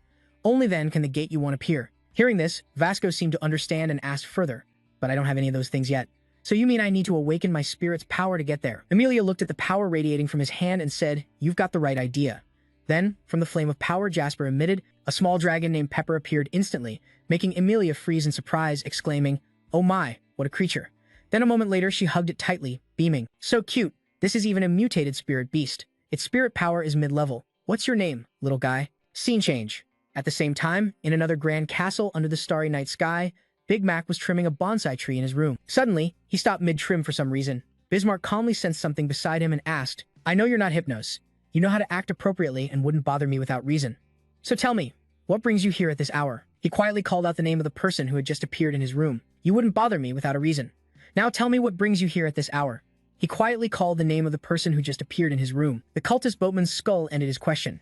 "Karen," he calmly replied to Big Mac, "just here for a business deal. Hypnos, your trading officer, is busy, so I had to come instead." Hearing this, the man had no choice but to accept and took the goods from Karen. He muttered, "Ah, I see. Has it really been 5 years already?" What he handed Bismarck was an apple that looked a bit different from regular apples. Karen looked at him, slowly brought the apple to her mouth, murmuring, "Yeah, it's time for you to use this." As Bismarck absorbed the apple, a burst of spiritual energy immediately surrounded him. He felt his body changing and was filled with hope. I get it now. If I can keep finding good stuff like this, living forever won't be impossible. But right now, the side effects are still pretty bad, so there are still a lot of limits. Then he suddenly remembered something and asked Karen, "Do you know if Daria's disciple has reached the Blood Mountain Gorge?" Without hesitation, Karen replied, "I always keep an eye on anything involving people getting burned alive. I know what you're worried about. That gorge is right next to the Amazon forest." Based on Bismarck's question, Karen shared her guess about him. "You're probably worried about that kid. That kid's gonna cause some serious trouble, right? That's what has you so worried." Bismarck rubbed his neck tiredly and answered, "Yeah, it's a real pain. I'm seriously worried about those kids." Karen quickly reassured him, "Don't stress too much about it. The place where it's happening is deep inside the mountain, far from the forest. Without guidance, no one could find that spot." But right after, he looked worried and said, "Still, things are complicated since people are heading there. Nothing's predictable." Hearing this, Bismarck grew suspicious. What? What do you mean?" But Karen didn't answer and hurried to leave. "All right, just don't overthink it. That's all I'll say for now. I've got plenty more work to do," she said and left. He couldn't help but think bitterly. Talking to these cult fanatics is such a pain. The conversation with Karen ended. Bismarck turned back to his bonsai, daydreaming. "All right, once I'm king, I'll..." But before he finished, he swallowed the words, looking surprised. "Huh?" Bismarck stared at the bonsai that had died, chuckling inside. "Anyway, you better hurry up with your plans." Scene shifts to a barren desert where a carriage rushes forward with voices chatting. "Luckily, you were here. Thanks to your guidance, I've reached the underworld as planned." As the voice faded, Emilia holding Pepper appeared. "With this spirit beast, it can sense the dwarf's spiritual energy underground, so you'll be able to find your way to the underworld." And in the flashback, Vassal petted Pepper lying on his lap and continued talking to Yusin. "I didn't do much. It's all thanks to Pepper." Right after he finished, a sound outside the carriage caught Yusin's attention. He looked at the houses built on the cliff. "Bow, looks like we've arrived at Blood Mountain Gorge." Vassal inside the carriage looked out the window, softly marveling.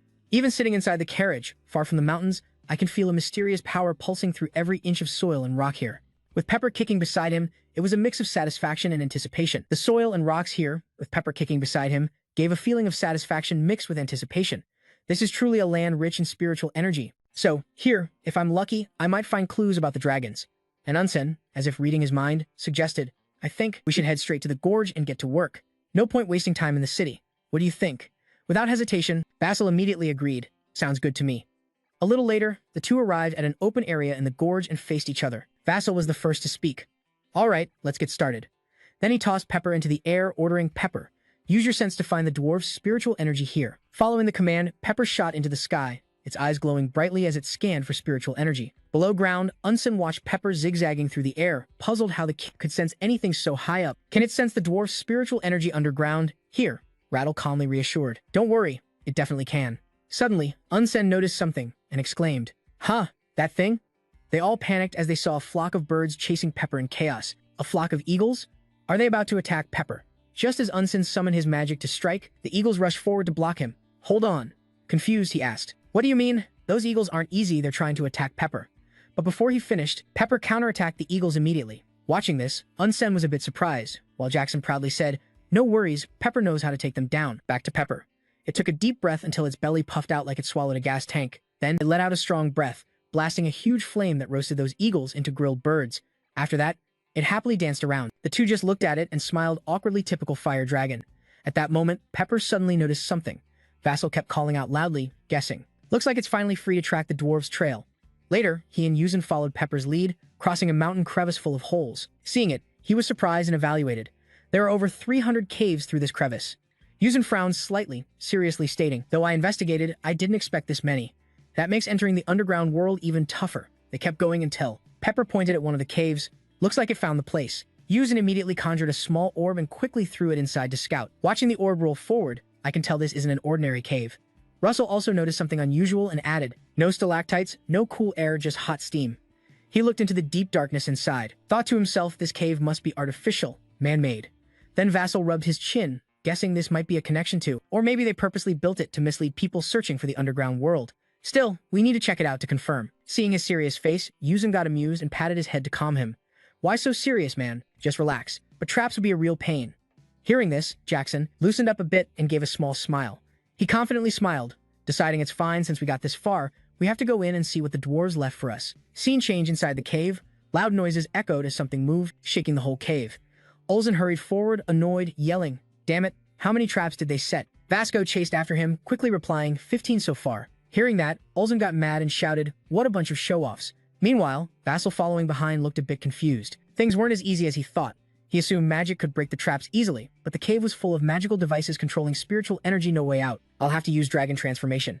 Just as he was about to do so, a strange invisible thread flickered across his mind. That spiritual energy. Thinking that, Russell suddenly stopped running. Though faint, he was certain he sensed Yusin's magic energy ahead. Seeing him stop, Yusin shouted, confused. Russell, what are you wandering around for? Russell didn't answer, but instead summoned a large amount of fire magic. Thought. If that's true, the magic control devices must be spread throughout the cave, not just here. Only one reason for that. Then Jackson immediately slashed forward a few times. His attack made the wall beside them collapse instantly. Yusin stared at what was before him, exclaiming, "This is?" Jackson smiled proudly and boasted, "I think I found it." He looked at the gate, radiating strong spiritual energy ahead, amazed. The gateway to the underground world, the teleport gate. Then Vassal recalled the feeling of sensing his own magic earlier, quietly confirming. No matter how advanced the dwarves' technique is, they can't pass through spaces without using magic. So, there's no magic control device at the teleport gate area. Ulzin, pleased, slapped Jaxo's shoulder and praised, "You did great. A teleport gate made by dwarves definitely worth reporting." Moments later, the normally stable teleport door flickered. Ulzin carefully stepped through first into the other world. Their surroundings were a world without sunlight, but glowing with the mystic blue of spiritual energy, marked by pillars in the town. This is the underground world. Vasco cautiously stepped down the path leading into town, surprised as he said, "I thought this place would be tiny, since it's just an underground city, but it's as vast as Endymion's capital." Just as he was distracted, a voice caught his attention. It's been a long time since humans came here. Standing before him were the dwarf Miji and Jinjin. Miji was the first to speak, praising, "Humans don't usually find the teleport gate easily." Jinjin quickly added, asking if someone from the clan gave him the map or if he made a pact with the spirit Miji. Without waiting for Jasper's answer, they interrupted, saying, "Since you're here, we'll treat you like a guest." So eager that as one finished, the other jumped in. "If you want to enter the city, follow us, we'll show you the way." Miji and Jinjin smiled warmly, encouraging Jasper. The city's way more interesting than here. But they didn't know Jasper's mind was a mess, feeling unsure, silently thinking, asterisk, they're dwarves, asterisk. Still, he smiled brightly, feeling thrilled. Awesome. And then, Jinjin acted as a guide, showing him around and pointing out glowing stones on the ceiling. Miji chimed in, "They've been there hundreds of years, but still shine like stars." Then they showed Jasper objects. Miji said, "That's Midran armor," and Jinjin added, "This wine's brewed from underground rock." Watching them talk back and forth, Jasper muttered a bit helplessly. Sounds less like a guide, more like bragging. Suddenly, a large, familiar rough hand reached out and clapped Jasper's shoulder. "All right, Yusin's finally here," he said, reminding him. "Though we're traveling together, our research goals differ, right?" His eyes showed. "I want to study the dwarves' training methods." Jasper, not understanding, asked, "Right, but why?" After a brief pause, Yusin quickly followed Jinjin and left. "From now on, let's split up." Jasper panicked and called after him, "Let me come with you." But Yusin didn't hear, just said goodbye. "See you here in 3 weeks." While Jasper was stunned, Miji patted him from behind and asked, "Where are you going?" Not waiting for an answer, he dragged Jasper along. "Come on, we've got plenty more to show you." Jasper was reluctant but forced a smile. "I'm really looking forward to it." Then suddenly spotted something and shouted, "Look, right in front of you is a majestic fire dragon statue." Thinking it over, Jasper started chatting with Miji. "Mr. Miji, I heard a legend that the underground world is protected by 2 dragons. Is that true?" Hearing this, Miji immediately let go of him, revealing, "That's a proud tale. The white dragon rules iron and wind, granting us iron blessings, and the fire dragon rules fire, granting fire blessings." From Miji's story, Jasper got a sense of the origin of what he was seeing, so the statues of the 2 dragons here weren't just for show. Miji went on to share another interesting fact. When the fire dragon gave us its power, they said it lived here thousands of years ago. Hearing that, Jasper's hopes sparked. If that dragon really lived here, there must be traces of its soul. Asterisk. Acting on that thought, he asked Miji, "Are outsiders allowed in the shrine?" Miji didn't hesitate, replying, "I plan to take you there last, but order doesn't matter, according to me." Along the path they walked, besides the glow of the stones, there was the sound and reddish flame of the iron forge. Miji led the group through the forge, continuing the guide's explanation. The weapons sold in the underground market are on a whole different level from those sold in ordinary forges. Mia, the Beast King Kurin's favorite weapon, was also forged by our ancestors. Jasper listened while looking around and said, "But it seems not only dwarves are here," Miji quickly added, pointing out the non-dwarves. "Most elves live in the forest. They only come here for trade or to buy materials." Just then, a familiar voice suddenly called, catching the group's attention. Looking toward the caller, they recognized the person and exclaimed in surprise, "Miss Yahello." She stepped forward brightly to greet him. "So happy to see my benefactor again." As Yahello finished, another person appeared beside her. "Are you the guy who helped Illo?" He cheerfully extended his hand and introduced himself. "I'm Stan, elder of the White Candle Tree tribe." Jasper quickly reached out and responded, "I'm Jason Raymond from the Endymion Fire Magic Tower." The moment their hands touched, Scan's eyes lit up with interest, thinking, I heard you helped Elo, so I'm curious about who you really are. He felt the magic power in Jasper's body and quietly remarked, feels like I'm standing in front of a volcano. I didn't expect humans could possess such pure magical power. After greeting Scan, he shifted his attention to Elo beside him. Miss Ama Elo, why did you come here? Hearing her ask about him, she looked a bit surprised and flustered, replying, we came to buy weapons. That question felt weird to him. Since the Elfio clan is peaceful, why buy weapons? Thinking this, he asked straight up, is something wrong in the clan? At this, Ilo sighed briefly, hesitated, then said, well. She revealed shocking news that instantly worried him and Vassal. The battle between the forest monsters and the Amazons is brutal, she said, heartbroken, blaming herself. If your blood were normal, this wouldn't have happened. Vassal quickly hugged her, reassuring, it's not your fault, don't stress over it. Hearing their talk, Vassal started to piece things together. He'd been told Elo carries the Azure Dragon bloodline. A memory flashed of her then, gently holding his hand, confessing, actually, I do have Azure Dragon blood. Back in the present, Vassal, eager and curious, asked her, Miss Ilo, is there any dragon species or legend related to your White Maple clan? But her answer crushed his hopes. Sorry, I only know about my own dragon bloodline. Vassal laughed it off nervously, no worries. Then Ilo suddenly remembered something and asked Han, how long will your benefactor stay in the underworld? If there are clan records, I want to pass them to Mr. Vassal. She smiled politely, saying, thanks for your concern. I'll probably stay here about 3 weeks. After finishing with Ilo, he and Miji headed to the base of the Fire Dragon statue. This was the Fire Dragon Shrine. Vassal looked up at the huge statue, silently judging. A fan doesn't seem that special. Let's see what the White Dragon Shrine's like. After Fire Dragon, they moved to White Dragon. Miji folded her arms proudly. The size and placement of the White Dragon and Fire Dragon shrines are exactly the same. Vassal looked up at the White Dragon statue, agreeing with her, adding, the only difference is the color. He carefully observed the statue, ignoring everything else. This stone statue is the last stop. Huh. Looks pretty plain. Miji quickly dropped a line, then left, I'll wait for you outside the gate, so feel free to explore. He called after her, replying, okay. After she left, Vassal approached the stone pedestal beneath the statue, touched it, murmuring, is there anything special here? The moment his hand touched the stone, a mysterious magical force wrapped around it. Vassal saw a magic circle appear on his hand's back and gasped, the statue's reacting. Then suddenly, the White Dragon's eye blazed with blinding light. A deep, mysterious voice echoed. A massive power is unleashed. I've waited long. Glad you arrived before I pass on. The light from the White Dragon grew stronger and more blinding. Its voice continued. Come here, ancestor of dragons, our master. That immense magic surrounded Vassal as he listened, stunned, to words hinting he was the dragon origin. You are the master of our dragon clan. He looked at the magic compass on his hand, pointing a direction, noting the voice was weak, like it could fade any second. Vassal infused spiritual energy into his heels, shouted, speed up. Immediately, he shot forward at insane speed. Following the arrow's direction, Vassal flew like a shooting star across the sky, muttering, this creature looks like it's about to die soon. His target was the teleport gate. Without hesitation, he dashed right in. Can't be wrong about this. After crossing the teleport gate, he returned to the Blood Mountain ravine, pushed his speed further, urging, gotta hurry. Vassal flew ahead, watching the compass arrow nearing the target. To boost speed, he kicked a rock in the ravine hard, and then launched into the sky like a rocket, shouting, I'm getting close to that dragon. Reaching a certain height, facing the blazing sun, he looked around for what he sought. After a moment, Vassal spotted a house in the ravine and yelled, found it. Then quickly landed by that house, curious, thinking, is this a dragon's house? It's so small. Maybe it's to hide its true identity. Saying that, Vassal gently pushed the main door open. The moment he saw what was inside, he smirked slightly and said, well, that's a surprise. Behind the door, instead of a house, there was a dark space, unlike the blazing sunlight outside the Bloodfire Mountain Pass. Vassal exclaimed excitedly. Just as I thought. Then he carefully stepped deeper inside, heading toward another door. Jazzle looked at the massive door ahead, wondering, is that the entrance? No sooner had he finished speaking than the mysterious sound echoed again. Eyes wide with surprise, Jazzle heard. You've arrived? Before him appeared a blinding streak of light, and that voice came from it, the master of our dragon clan. As the light faded, a gigantic dragon appeared right in front of him, introducing White Dragon Sinverter. Greetings, welcome to this place. It lay weakly on the ground, regretfully saying, I wish I could talk with you longer, but I don't have much time left. Hearing this, Vassal asked confusedly, what do you mean? Sinverter looked deeply into his eyes and replied, dust returns to dust.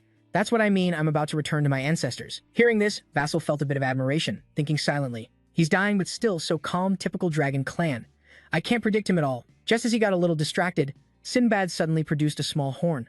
This power I received from my former master. Saying that, he respectfully handed the horn flying over to Vassal. Now I pass it on to you. Immediately, a system notification popped up, announcing the inheritance of White Dragon Sinverter's power, the Horn of the Wind God. Seeing this, Vassal was stunned, couldn't believe his eyes, thinking, so this horn gives me the power of wind and fire? Even with such a treasure, Jazzle still had doubts, couldn't fully trust it. So this is the Horn of the Wind God? That's really something. But Sinbad's voice rang out again, snapping him out of his thoughts. Will you accept this power? Jazzle had no reason to refuse, replying, thank you. Clenching his fist excitedly, he cheered. This horn has given me so much more knowledge of magic. Compared to slow training, I've basically leveled up. When I reach magic tier 6, I'll definitely use these spells more effectively. At that moment, Sinverter's body suddenly trembled. An immense magical force lifted him off the ground. Isn't that right? After absorbing such a huge power, you remain calm like nothing happened. You truly are the Dragon Clan's strength we've been waiting for. Everything is set. I hope you can carry on my will to save the Dragon Clan. Seeing this, Vassal struggled to stay on his feet, shouting in panic. I still have so many questions but no time. Before he could say more, Sinbad turned into dust and blew away. He didn't forget to leave a message for him. Though my body has faded, my mission isn't over. My power will follow and protect you, my master. In the future, when you meet a child with dragon blood, then my power will finally end. Hearing this, Vassal, dumbfounded and confused, said, a child with dragon blood? Sinverter's remaining spiritual energy flew through the Bloodfire Mountain Pass, passing the teleport gate into the underground world. When that energy reached Elo, who was gazing out the window, she reached out curiously and caught the faint thread. Just this small action by Elo caused Sinverter's spiritual energy to immediately enter her. In the dark underground city, Ilo's room suddenly glowed in the night. At the same time, Vassal returned from the mountain pass, stepping through the teleport gate back into the underground world. He looked a bit tired, rubbing his forehead and exhaling deeply. Vassal sighed softly with regret. Didn't expect him to vanish so fast. I still couldn't ask anything. Just then, a figure suddenly appeared before him. Seeing who it was, Vassal gasped softly, Master Ilo, but her current state seemed strange. She took off her cloak, reintroducing Elo from the Spirit Tree clan. Suddenly, her steely eyes widened in shock. I still can't figure anything out. Just then, a shadow suddenly appeared before him. Seeing who it was, Vassal whispered in shock, Lord Elo, but her condition seemed strange. She reached up and took off her cloak and hood. Reintroducing herself as Ilo of the Tree clan, her sharp eyes suddenly widened in surprise, like she'd seen something terrifying. Vassal noticed the glowing aura around Elo's head and panicked, Lord Elo, on your head. But she didn't seem to care and knelt down to bow, greeting with a strange phrase, Greetings, Dragon Emperor. The moment Elo repeated that, her body swayed. Dragon Emperor. Vassal watched as Elo fainted and collapsed, shouting in panic, Lord Elo, snap out of it. The scene shifted back to the cramped underground world. Now, he was in a room, watching the person lying in bed trying to gather her thoughts. So Bakalan was referring to Lady Elo? Vassal tried to sense the power radiating from her, guessing that Elo's strength hadn't fully awakened yet. After a moment, Elo slowly opened her eyes and woke up. He rushed to her side and asked, Hey, you're awake? Seeing him, Elo startled and immediately sat up, shouting, My savior. Hearing those words from her mouth made Vassal even more sure she was awake and no longer calling him the Dragon Emperor. Right then, the system suddenly popped up. Notification. Second generation of Dragon Clan lineage. A demon with dragon blood has awakened, but the full power of the dragon blood has yet to be unleashed. Once she awakens her true power, she'll realize the mission she must carry out.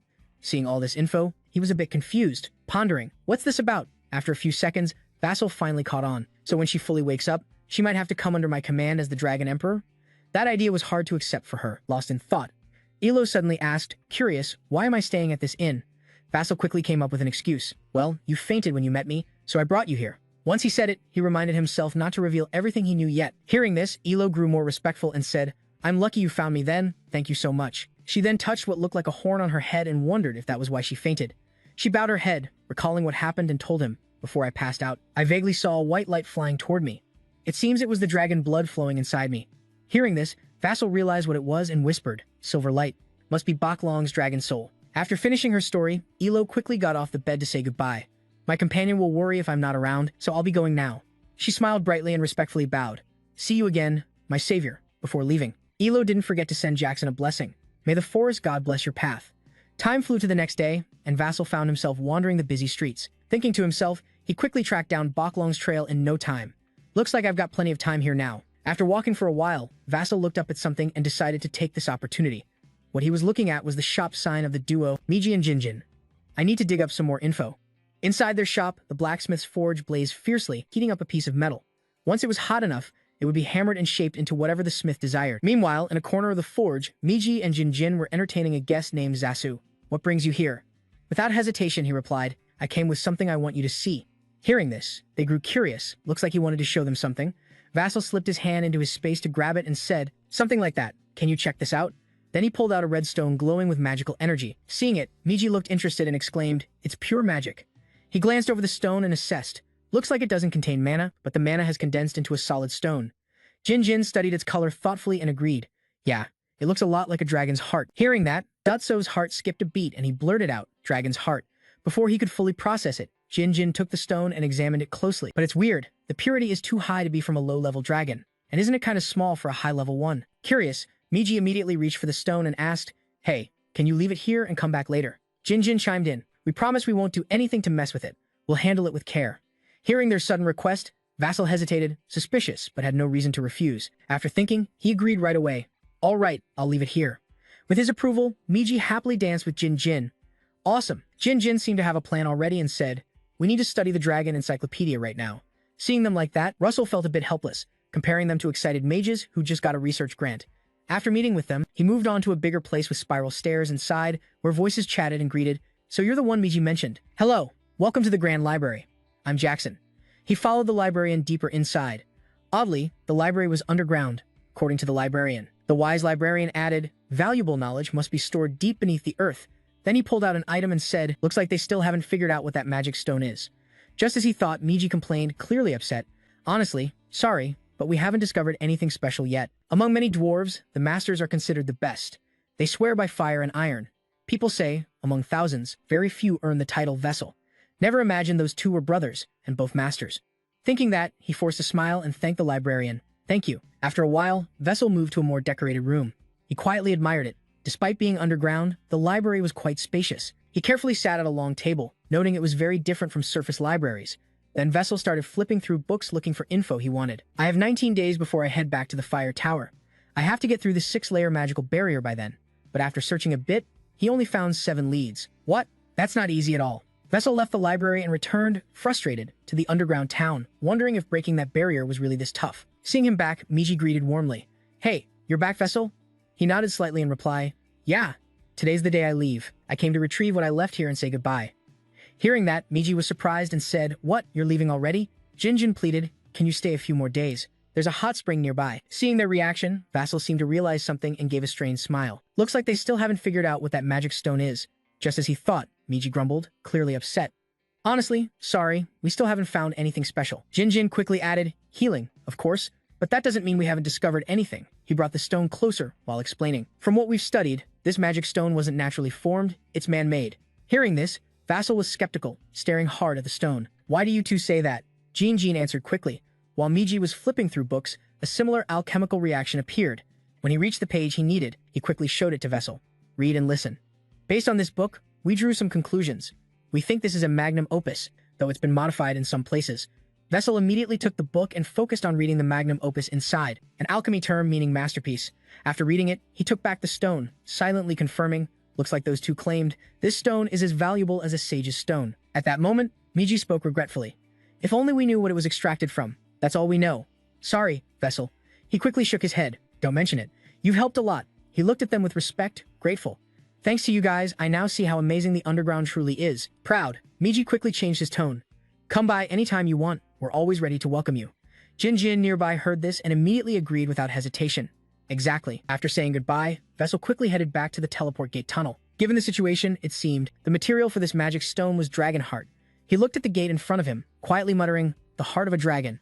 Other mages would be shocked if they heard this. Suddenly, Vessel noticed something and quickly glanced around. Has he not arrived yet? Just then, a familiar voice rang out. "Hey kid." Hearing the call, he jumped a bit. "Hey, have you seen Yuzen's body? It looks kinda different," he exclaimed in surprise. "Whoa, look at those muscles." He struck a few poses showing off his bulky body, then asked Han with interest, "How long have you been waiting?" Vessel seemed to notice something on Yuzen and asked, "No, but what are you applying there?" Proudly, he introduced, "This cream is the dwarves' secret muscle formula. When we get back, I'll tweak it to fit humans." Yuzen revealed happily, "I even made one for you." "Just wait." Vessel forced a smile in reply. "Sure." As he stepped through the gate to return, Ken Nut Unsel noticed his expression and asked with concern, "You look worried. The research didn't go well?" Vessel quickly answered, "No, actually I got what I wanted." Hearing that, Unsel hummed softly.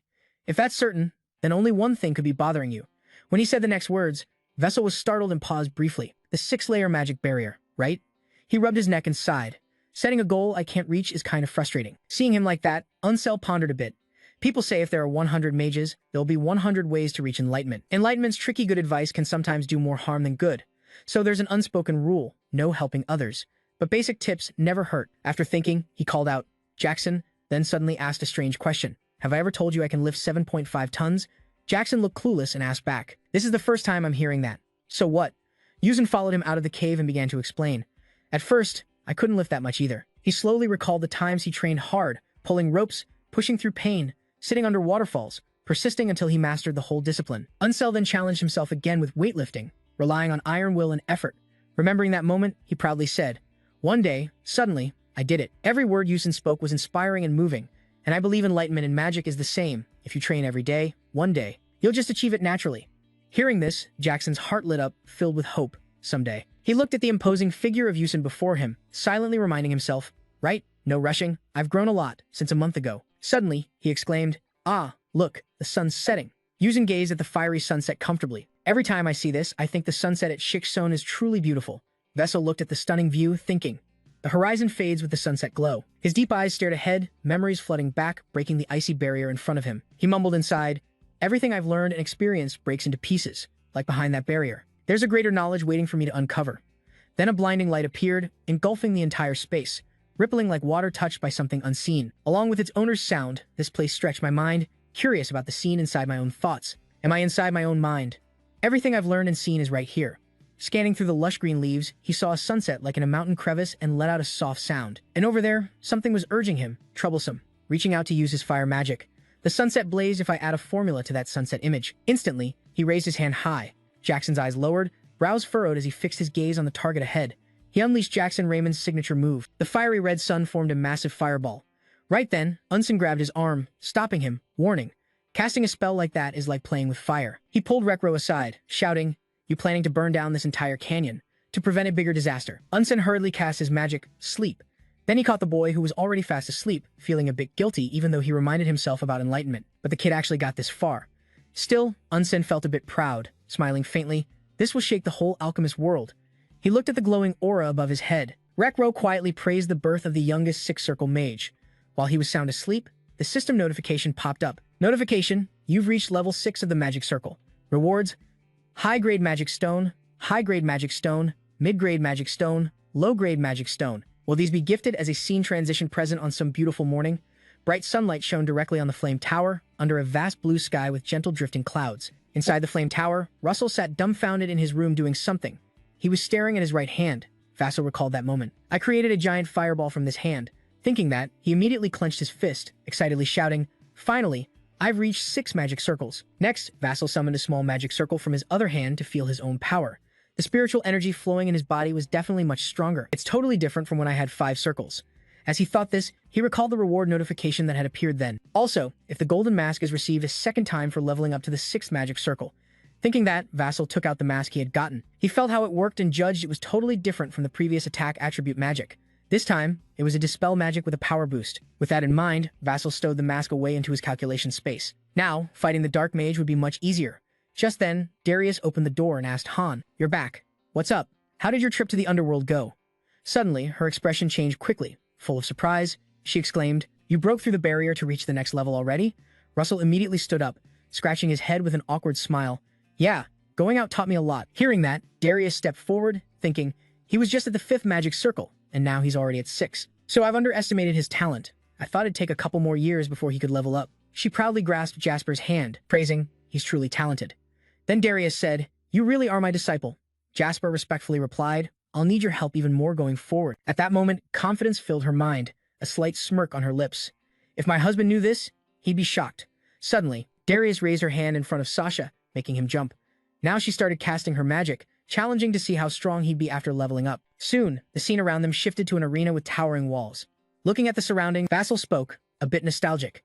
"This place reminds me of the ruins I explored before, when I faced a giant. Well, that was exhausting enough." Hearing this, she began to radiate magic, reading his intent. "Now you can handle this dungeon more easily." Somehow, there was a lollipop in Darius's mouth, full of excitement. "So, do I need to level up too?" No sooner said than done, she immediately summoned Hellfire Dwarves to attack Jasper. Seeing this, he panicked and shouted, "Hey, I didn't mean that." But the Hellfire Dwarves were summoned and quickly surrounded Jackal. He glanced up, thinking, looks like this spot just got way tougher. Just as Jackal was caught off guard, Darius spoke up, "You're surprised too soon. The real challenge is still ahead." She used a balancing summoning technique to conjure a massive fireball. From inside that fireball, a bunch of stone men appeared bigger than the dwarves surrounded by flames. The heat around him intensified as the stone men landed. Those giant stone figures were the Hellfire Dwarf Kings, struggling to withstand the scorching heat blowing their way. Gritting his teeth, he thought, if it's come to this. He quickly unleashed his power, ready to strike back. I've gotta. Darius caught his move, smirking slightly. Nice one, vassal. Meanwhile, he summoned the huge fireball. Like he did in the Blood Mountain ravine, he thought, time to go all out. Darius watched eagerly, cheering. All right, throw everything you've got. His eyes were full of confidence as he smiled brightly. Master this spell. Following the flow of his thoughts, he hurled the giant fireball toward the monsters surrounding him. What he'd realized before suddenly shone brightly in front of them. The monster stared dumbfounded as the firelight spread. Starting from a tiny spark, it grew until it lit up the whole area, like it wanted to blast all the monsters away. After a while, that brilliant light faded into the air. Only the crackling of flames remained. Vassal looked at the wreckage before him and quietly marveled. That's some serious destruction.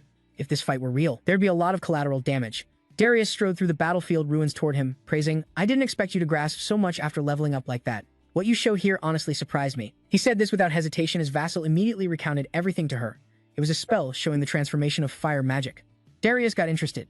So it's a shift from the original nature? Then a thought sparked in her mind. He'd awakened to the core of fire energy.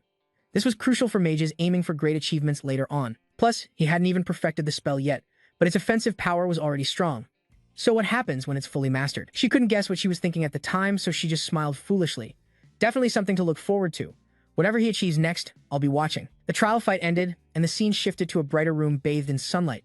Vassal sat meditating on the bed, murmuring something. The speed of his moves, the smoothness of his magic, the attributes he was repeating everything Darius had said.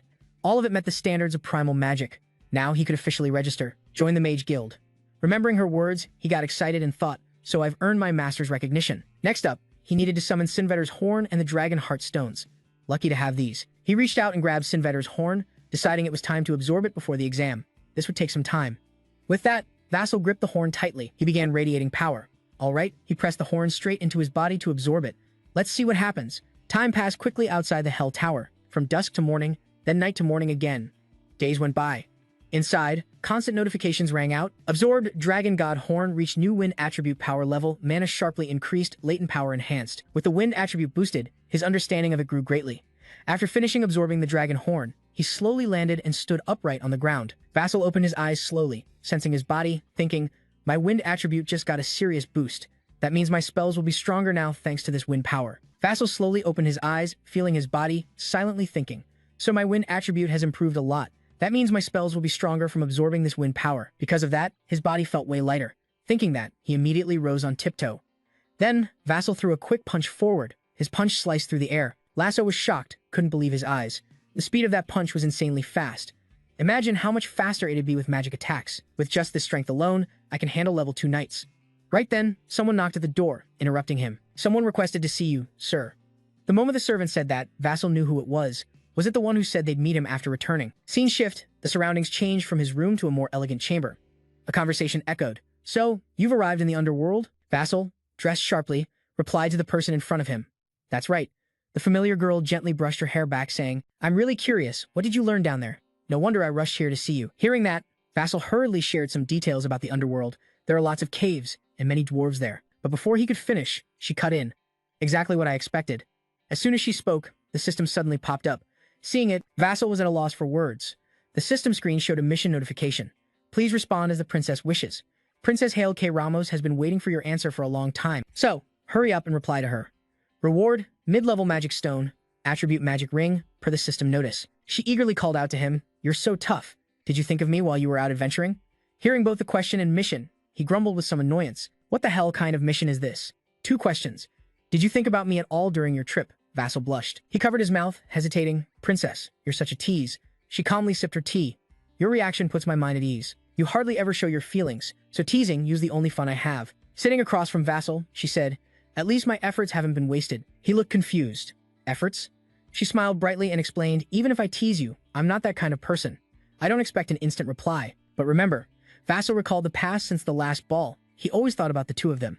He beat himself up for acting thoughtlessly back then. Vassal used revenge as an excuse to push her away. He fell silent, sitting there, feeling awful inside, truly cowardly. No wonder it turned into a mission.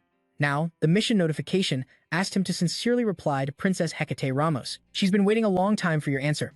It's time to let her know what you think. Reward, mid-level magic stone, rings of Eros and Seiki a pair. Suddenly, Hecate realized it was late. Oh no, it's this late already. Before leaving, she confessed her feelings to Jackson. Time seemed to stop when they were together. Or maybe the two of them felt a bit sad as they spoke. I'm a little disappointed I didn't get your answer today. Suddenly, he knelt before Hercules, asking for forgiveness. Princess, could you spare me a few more minutes?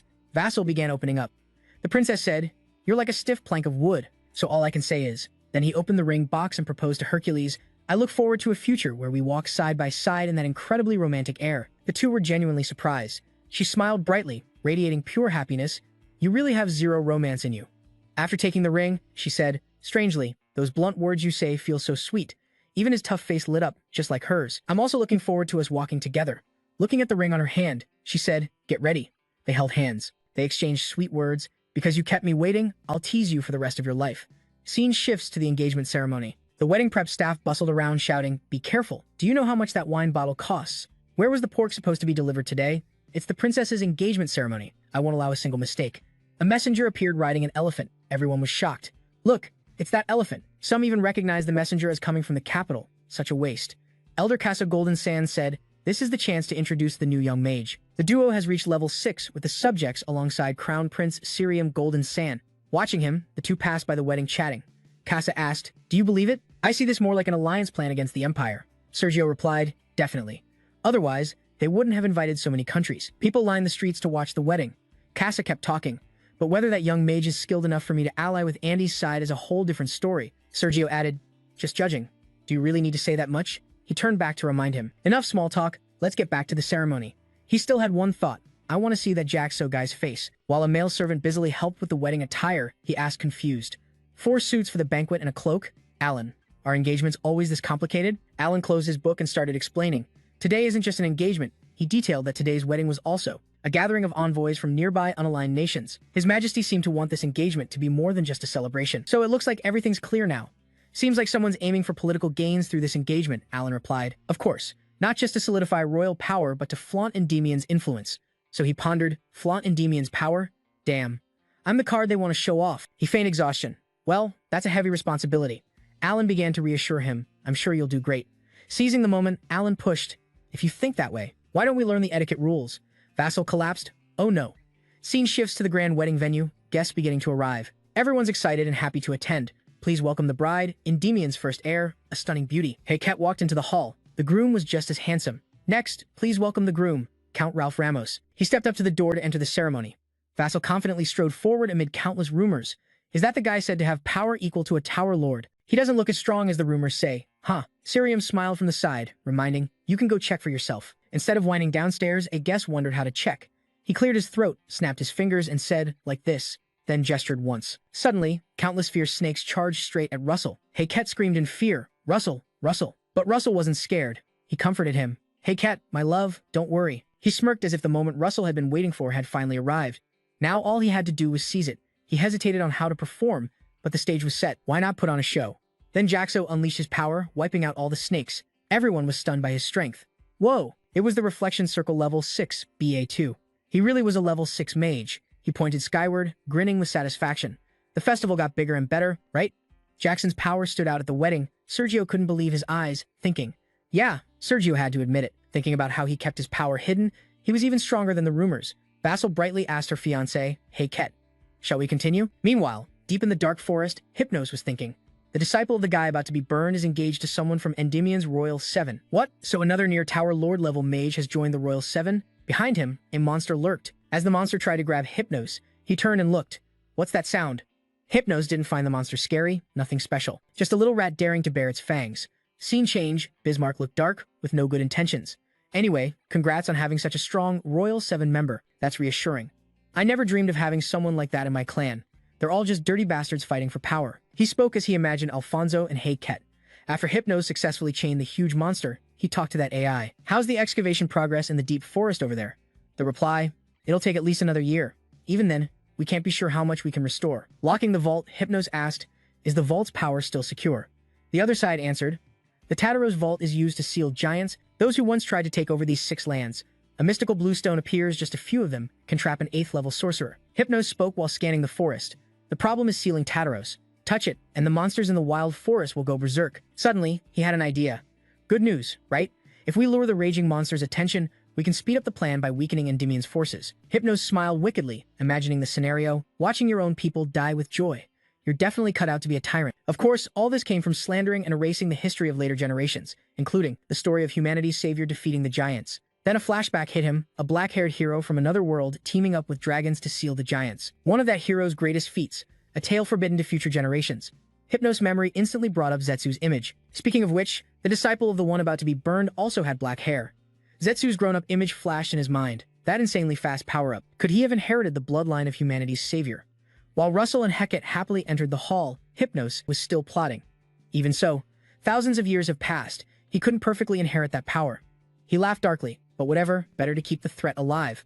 Inside the Grand Castle, nobles gathered, exchanging introductions and congratulating Count Roy Moan. I come from the far south, from the Nays Union, Walker Hill Academy. You enrolled here 5 years ago in our territory. He smiled awkwardly, thinking to himself. Nobles and lords from other regions and countries were all here. Looks like this party will last 3 days. Suddenly, someone called out from afar, causing a stir. Startled, he glanced back. The troublesome count was a well-dressed and tidy man. He bowed respectfully and introduced himself. Cirium, Prince of the Golden Sand Hills, greets you. Congrats on your wedding, something that'll be remembered for centuries. He vaguely recalled this guy from some messy memory. Remembering he was dressed formally, standing among the lavishly dressed crowd, he forced a smile and shook Cirium's hand, carefully saying, "Thanks for the gift. But please, next time, pick something else. I'm not really into snakes." Cirium cheerfully replied, "Noted."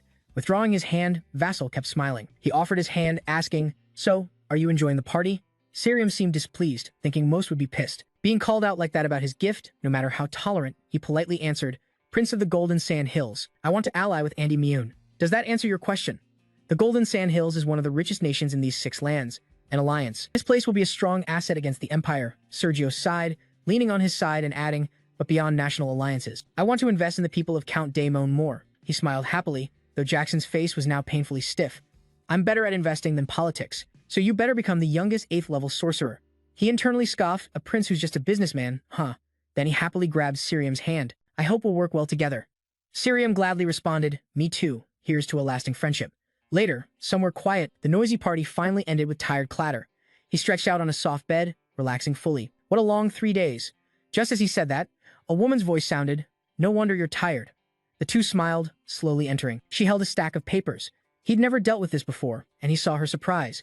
Vassal quickly ran out to help his wife. He asked, puzzled, "What's all this?" Hecate replied, "Work documents, a lot piled up because of the wedding." She calmly sat on the sofa. "I want to take them to the room." Then Hecate propped her chin, smiling brightly, glowing with an aura. "Looks like your fiancé really wants to see you." Vassal blushed shyly, hesitant. "You're teasing me again." While Hecate sat beside him, laughing with joy. Suddenly, Vassal pulled out a letter with a red seal from the pile, curious. "What's this?" "It's different from the rest." She turned and explained, "It's from him." Reading the letter's contents, roughly guessed, "Permit for external research." Then Hecate added, "I think you want to leave early, but you seemed hesitant, so I took care of it for you." Then she worried, "Did I overstep?" He smiled brightly to reassure her. "No way." Jackson happily hugged Hayati gently. "Thanks." Their eyes unintentionally glowed red with shyness under Hyatt's proud gaze. Jackson softly said, "I'm happy about something so small. Glad you did it." Hay gently ran his hand through her silky hair. Maybe because the wedding ceremony ended smoothly, she started feeling tired after all those parties. Then she nervously leaned in, lifting his chin. "Should I turn off the lights?" Hearing that, Vassal blushed, stunned. She stared at his handsome face and asked, "What do you think?" He grinned, "Sounds good." Then they really moved to the bed, striking a seductive pose. Hecate on top, Vassal underneath. She gently tucked back his hair. "I feel the same." Then they shared a passionate kiss. The afternoon sun cast shadows of a couple entwined romantically elsewhere, in United City. "Oh man, I told you no one's here." Cut to a large office filled with books and stationery. At the desk, an angry man slammed the table, demanding, "Don't say no one's here. If not here, where else do we find them?" The manager apologized. "We have some 3-circle mages." But the other guy pushed back. "We need at least 4-circle mages to stop the pirates." As they argued, they didn't notice someone in a full black cloak quietly pushing the door open and entering. The person cut in, "You're looking for a 4-circle mage?" That grabbed his attention. He asked, confused, "Yeah, who are you?" The mysterious figure slowly pulled out a small card. He wondered, an ID card? It had full info. Name Richard Louis, 38 years old, freelance. On closer look, it was exactly what he needed. A 4-circle mage. After they finished reading, the figure pocketed the card and slowly removed his hat and cloak. "Allow me to introduce myself." The hat came off, revealing a bright face. Russell had successfully disguised himself as a completely different person. "My name's Richard Zui. I'm here for a mission to Curran Island." Cut to a boat slicing through waves, heading out to sea. Waves crashed against the hull, dozens of seagulls circling above. Everything was calm on the mast. Boom! A blue flag with a white dove emblem fluttered as So stood outside. arms crossed, deep in thought. As long as we don't hit trouble before Curran Island, that's perfect. Suddenly, a man behind called out, "Hey, Richmond!" The shout made him turn around. The man quickly approached, twice Aiden's size, holding a glass of wine, with many more glasses floating around him. He happily clapped Aiden on the shoulder, inviting him. "Don't sit there alone. Come drink with us." Aiden quickly refused. Drinking on a mission? The man laughed loudly. "It's cool. We're not getting wasted." Feeling uneasy, Aiden asked, "Please keep it down." The others were Neymar, 4 circle mages. Aiden, a 3-circle mage, laughed proudly. "You think this is regular beer? It's magically chilled by me." Aiden finally gave in. "All right, I'll drink. Put it down." Then he pushed the other glass toward Jackson Richmond. Jackson looked a bit annoyed. Still, Jackson took the glass and praised, "Cold beer tastes better." The others grinned. That's how it's done. Then he drained his glass with the others laughing heartily. Jackson thought, who'd expect to run into him here? According to Jasper's memory, he scored a high 6 at the academy by boosting drug effectiveness by 20%. In his past life, he was sponsored by Duke Bismarck, and the Duke forced him to hand over all research results to the Empire. Then he silently vowed, "This time, I'll stop that." So raised his glass with a bright smile. Aiden drained his, while So hesitated to drink. The others stared silently at him. Suddenly, one looked at his wrist, curious, making them wide-eyed in surprise. "I can feel magic flowing from your bracelet. Is that an artifact?" Calmly, he lifted the bracelet to explain. It helps me keep my mind steady." Then he laughed loudly and changed the subject. "All right, guys, you finished your drinks. Now let's hit level 2. No sooner said than the crew on the ship shouted warnings. "Pirates! Pirates are coming!" Vassal was shocked too, surrounded by a fleet of ships closing in from all sides. 5 ships were approaching. The guys who hired the mages panicked, urging, "Hurry up, where are the mages?" Suddenly, he broke into a twisted smile. "What good are these fools?" Right after, Jasper and Aiden fell one after another. He spread his arms wide and laughed loudly. "Fools, they don't realize the beer's been spiked." Seeing this, he was stunned and yelled, "Aiden, Lord Ridwan." The mage hireling started feeling uneasy. "Don't tell me you're in cahoots with the pirates." Now he revealed his true colors. "You better check my backstage better." Then he started threatening. "I'm done talking. If you don't want to die, steer the ship toward us now." Suddenly, the ring on his finger glowed strangely. Still clueless, he made a deal. "I'll spare you if you cooperate." Meanwhile, a strange light appeared in the sky above. A terrifying bolt of lightning struck the sea, creating massive waves. The Thunder God's boat shook violently. He shouted in panic, "What the hell?" Vassal calmly stood up and said, "Sorry." Then he used his power to make the ring glow. Vassal smiled slyly. "Scared now, huh?" Verso sneered. "You really surprised?" Seeing he wasn't affected by his power, he was stunned. "How can you pull off that magic?" Verso remained calm. "What's so strange about that?" Looking at the lightning emanating from the ring in his hand, he realized, "You're using an artifact." Verso thought that made sense. He thought, "Makes sense. I was faking being a 4th-tier mage. Using such powerful magic seemed off, so he needed a reason to have an artifact backing him up." Without another word, he unleashed his power to finish it. From below, an angry flame slowly rose. "If you knew this already." Then the fire spread fiercely, surrounding all sides. "Deal with this flame magic." At this point, he begged desperately, "Please spare me, mage hireling." Seeing the whole scene, he was shocked. "So you're spies for the pirates, Merriman? How did you find out?" On the ground, he was trapped in chaos, no longer human-shaped, groaning in pain since he drank that beer. Jackson sensed something was off. His bracelet kept emitting a blue aura. "Looking at the artifact he wears, I figured it out," he calmly explained while wearing the artifact. "It has the ability to broadcast the user's magic outward. Looks like he was signaling the pirate crew to our ship's location." The mage hirer looked ahead, panicked and shouted, "Pirates!" Right after, a swarm of pirate ships dropped anchors near where Jaxo was standing. They kept attacking him relentlessly. Rubbing his chin, considering, even if he was a 4th-tier mage, there were just too many pirate ships now. He might not be able to hold them off. Jaxo's voice rang out to reassure. "It's okay," Verso added. "Leave it. I'll go for a bit. Eden, you handle things here." Surprised, he asked, "Huh, where are you going?" The flame from earlier flared up, surrounding Verso. Verso smiled brightly at him. "Just going to handle some business." Then, Verso quickly used his power and flew straight up to the central cabin. Power radiated from his hands. "I need to finish this fast." Sparks shot out like fireworks around him, gradually spreading. Meteor storm. Moments later, only wreckage of the pirate ships remained on the sea. The waters calmed again. The fiery sunset started to fade. Idol slowly opened his eyes. Suddenly a voice called out, "You're awake." Idol panicked as he woke up. "Huh? What about the pirates now?" As Ridwan finished speaking, a sharp pain shot from his chest. Aiden held the painful spot, grimacing. Jasper's calm voice echoed, "It's okay. Just rest. I brought you here. You're tired. Don't worry about anything." Idol shyly said, "I tried, but I wasn't strong enough." Jasper reassured him, "It's all right." Then he raised a paper in his hand. "Did you write this book?" Idol was shocked seeing Jasper holding his document. "That's my material, Ridwan." "What's up with you?" Slowly standing up, he explained, "I just happened to see it." "Is this research about boosting revival drug efficiency?" You said with surprise, "That's pretty unique." Aiden's face brightened up hearing that. Excited, he asked. You really think so? Ridwan stood happily by the bed, agreeing. Yeah, that's right. Mind if I help you with this project? Aiden hesitated a bit. Thanks for the support. But the idol shyly explained, you've read it too. That research needs way too many herbal ingredients, so the costs are sky high. Ridwan calmly said, money's just temporary. I've got cash, so don't worry. Right after, he pulled out a token from his pocket, proof he could take the point tower for them. Show this, and they'll back you on the research. He thought, Master will definitely realize how important this research is. Asterisk. Reading the words there, Aiden's eyes lit up. When he saw the name of the Hell Tower mage, he jumped in surprise. His hair flew up with a shock. Aiden looked amazed, mixed with a bit of admiration, muttering, why didn't I think I'd run into someone this famous? Then he asked in surprise, what's with that look? The other smiled and explained, I'm just in disguise. That's when Aiden calmed down. Oh, I see. Aiden sat quietly, hands clasped. Honestly, up until now, you're the first one who has recognized the value of my research. Feeling grateful, he placed his hand on his chest and said, it's an honor. I'm idle. I'll follow your advice from now on. A moment later, at the ship's bow, Vessel held a map as a beautiful island peeked into view. That's Kieran Iceland, but comparing it to the map, he muttered. Something was off. The paper had drawings marking the way. A bright red path led to the treasure. Before, the map showed a dot, but now the dot disappeared, replaced by the phrase, fire flows on the glacier's river, go upstream to the fire river's source. Vessel stared, analyzing. So this phrase just showed up. Seems like as they neared Kieran Iceland, a new clue came to him. The hint kept echoing, fire river flowing on glacier's river. Soon, the ship docked. The sailors prepared to drop anchor. The mage's employer clasped his hands in thanks. Thanks to you too, the ship arrived safely. Thank you both so much. Aiden waved him off. I didn't do much. It's all Richard Man. Russell didn't pay much attention, just smiled brightly, thinking, whatever, let him be. Then he handed over a bag full of gold bars shining in the sunlight. Aiden was stunned. This is your reward and payment. Please accept it. Seeing the money, his eyes lit up as he quickly reached out. With Aiden's admiring gaze, the other kept shaking hands, thanking him. Wishing you success on your future journeys. Aiden sadly thought about wanting to stay by his side to learn more but was lost in thought. Then a voice called from across. Aiden. He jumped, turned and answered Jasper. Yes. Jasper shifted back to his true form, smiling with hidden meaning. You should head to Hell Tower, Aiden. Got it. The whole way, hardly a soul in sight.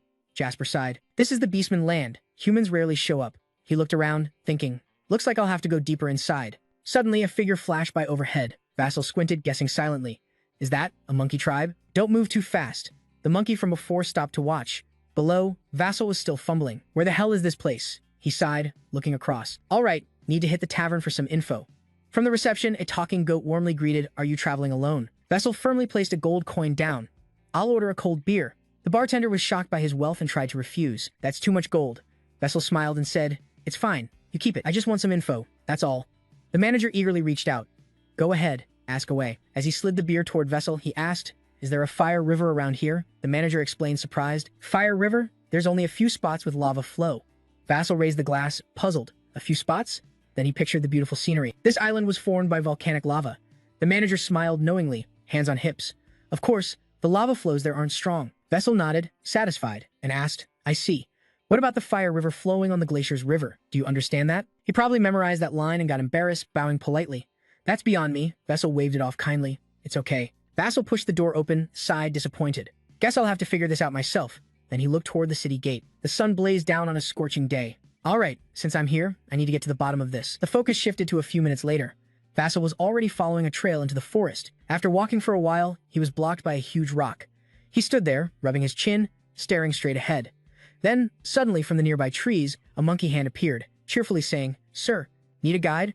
Then, a Wyvern tribe member jumped down, flashing a friendly smile. His eyes sparkled as he held out his hand, offering, 1 hour, 2 silver coins, I'll take you anywhere. He looked down in surprise, thinking, this servant guy, they seem pretty wild already.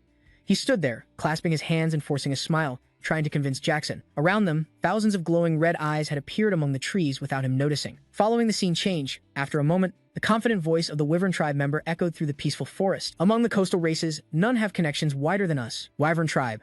Follow me, I'll lead the way. He spread his arms wide as if to prove his trustworthiness. Doesn't that mean we know this area best? Russell slowly walked behind and replied, oh, that sounds believable. But where exactly are you taking me? That question made the Wyvern tribe member freeze for a moment, then he turned to Jackson, clasped his hands, and gave a fake smile. That depends entirely on what you want. As he took a step away, Jackson quickly cut him off, making him stop again. This is weird. I don't remember ever telling you where to go, did I?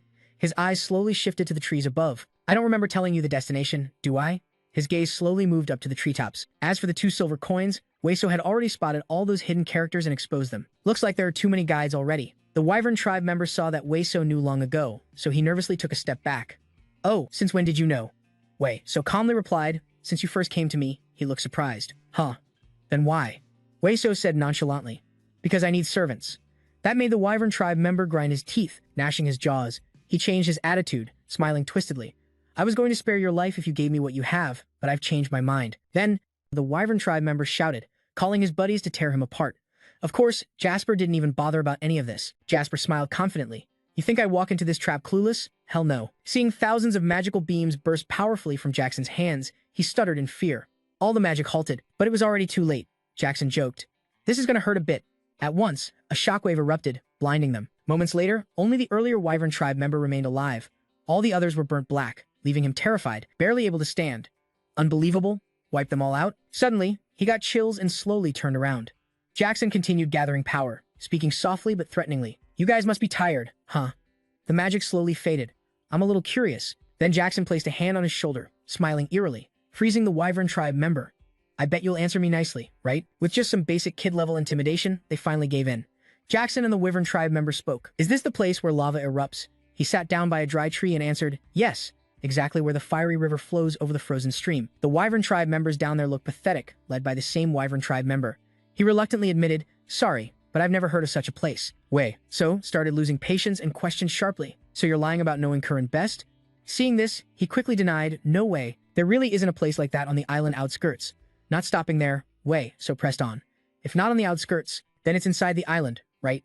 Seeing he could no longer hide anything, the Wyvern tribe member finally lowered his head honestly. "Honestly, I don't know what's inside the island." Jackson was expected to scold him, but instead he slowly stood and moved forward. "If that's the case, I'll have to go deeper into the island." He was surprised. "Really?" Jackson turned and asked coolly. "What's wrong? Not allowed?" He looked up cautiously. "I know you're strong, but..." Then he warned. "The ones inside the island aren't ordinary at all. They're really aggressive, and if they find humans stepping onto the island, they'll attack right away." Even though he was warned, Jackson refused to give up. After a while, night had fallen. Jackson sat alone by the fire to keep warm. He thought to himself, "I was clearly warned," but suddenly, a powerful voice shattered Jackson's thoughts. The newcomer stirring up this island was him. They all stared at Jackson. Assessment: smaller than I expected. Seeing them, he thought, "Isn't this way too fast?" The 3 beastmen before him were huge, with buffalo-like heads and massive horns. Vassal marveled at the deadly encounter. Is this just the instinct of beastmen who only chase power? Yet his face showed no hesitation. Calmly, he asked, "You came here to fight me, right?" One beastman answered, "So you already know why we're here." "Sorry, but this is our instinct. No more messing around, get into fighting stance now. If you're ready, then bring it on." Excited, he started summoning magic. The beastman charged while asking, "Are you always this chill? Let's see if your power matches that." While gathering strength, he analyzed the basic magic. He couldn't block that attack because it condensed mana as much as possible. Thinking this, Jaxo aimed at him and unleashed a powerful magic blast. The beastman's assault gun's still full of confidence. Not bad, but when it comes to strength, I'm the strongest in Kurin. As he hit the blast, he sensed trouble but kept boasting. Like these basic spells, his feet were pushed back. My strength hasn't even peaked yet. The beastman took the direct hit, then, following the power's source, he stumbled backward. The other 2 beastmen watching were stunned. Hoang was shocked. Knocked out the leader in one hit? This human mage is strong as hell. Now the 2 stepped forward to challenge. This time, you fight me first, not him. Jasal was speechless, smiling and waving it off. Suddenly, the beastman leader's voice boomed from afar. Too noisy. "You two, step back." His eyes flashed with a serious red glow. "He's not an opponent you two can handle," Jackson thought. "How is he unharmed? My strike was strong enough to break bones, yet he's just staring at that small body, realizing it's optimized for battle. If he controls aura right, he could become a superhuman. Hell, probably even beyond that." Russell forced a smile and asked, "You want to keep fighting?" The beastman leader sighed. "Of course." Then he turned away, making an excuse. "Though I want to, my body's pretty wrecked." He then extended his hand for a handshake, signaling surrender. "I lost. You're really strong." After the fight was over, they had some time to talk. The beastman leader asked, "But what are you and the island up to?" "Last I heard, humans only operate outside the island," Russell replied. "I'm searching for the place where lava flows fiercely over the glacier." Based on the leader being from the outskirts, Russell asked, "Do you know that place?" He admitted defeat. "In my 85 years, I've never heard of anything like that." Vassal smiled. "Really?" But inside, he couldn't accept it. "No way it's that easy to find. Things in the underworld have been going too smoothly." After some thought, finally, the beastman leader revealed, "Maybe if you head to Shindai, you'll find clues." He looked up, curious. What's Shindai? In his memory, it was a place with a huge volcano always ready to erupt. Hot lava constantly poured out, burning everything around. Shindi means sacred land. It's where the gods reside. I can't go there myself, no fate, but I think other than that. It's hard to pinpoint the place you mentioned now. Vassal fell into deep thought. Come to think of it, there are some records about Fenrir. The first Beast King was a dragon hybrid.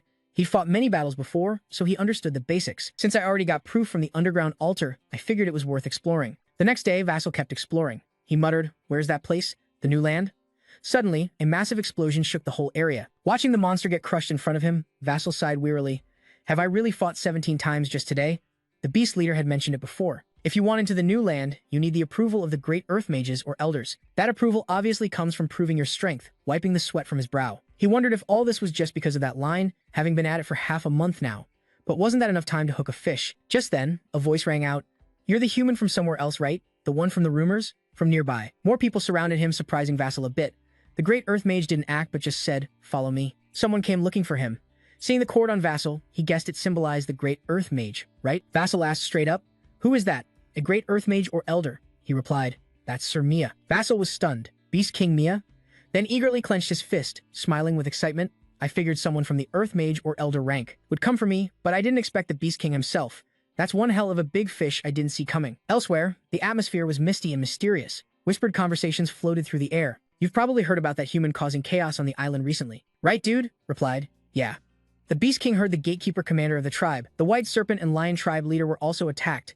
Sitting with his chin in his hand, a female beast smiled, showing sharp teeth, excited. Even those about to reach the great earth mage realm got attacked. I gotta see this punk for myself. Other beastmen from the leopard tribe bowed respectfully, assuring their tribe, we'll drag that guy to kneel before you. Hearing this, someone immediately stopped them. No need for that. Just move quietly over here. He said seriously with hidden meaning, you mean that kid? She laughed, exactly. Just bring him here as a guest of the Beast King. I'm Leopard Gold, silently judging, and there's nothing special about him. Not like the rumors at all. The leader of the leopard tribe asked, when can you leave? Smiling broadly, I can leave right now. The others still wondered silently. Those attacked last time were way too careless. Why is he treating this guy like a guest? Suddenly he lost his cool, face grimacing, about to do something. What the hell was the Beast King planning? Before anything happened, a voice shouted, stop, he's the Beast King's guest. The leopard tribe leader snarled, threatening. If your fighting instincts are running wild for no reason, don't meddle. Fine, I won't blame you then. So Leopard Gold stood among the leopard beastmen as their leader spoke. No matter how aggressive I get, I'm not cruel enough to harm the Beast King's guest. Then he sighed, turning away. That's enough. Isn't one fight all we need? Suddenly, a golden leopard rushed at Jackson, calling out, hey buddy. Hearing this, he was surprised, glancing at the black leopard leader.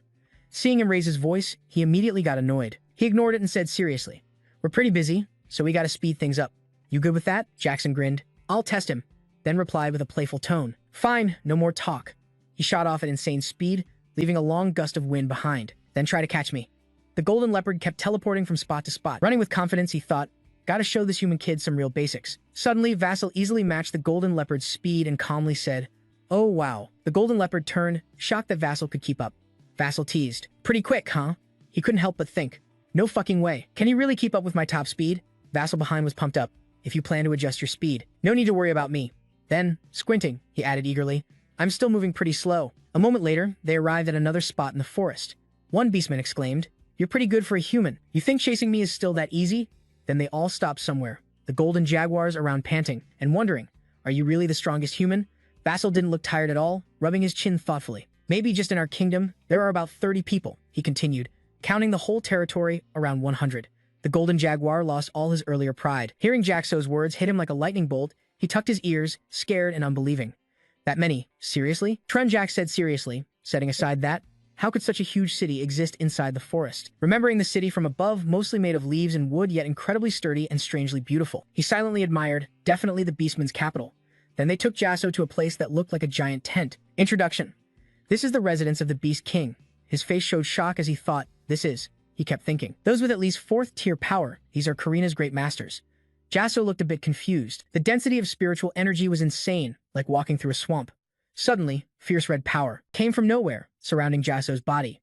He smiled smugly, definitely past the 6th tier technique. The boar beastman beside him looked stunned. Oh damn, stomping the ground, he was trying to dispel the spiritual energy that the great masters of Nert Bake were blasting out. Suddenly, an angry voice shouted, you idiots, I told you not to mess around. The Beast King stepped out, smiling warmly. Pleasure to meet the young one of your tribe. She is Beast King Mia.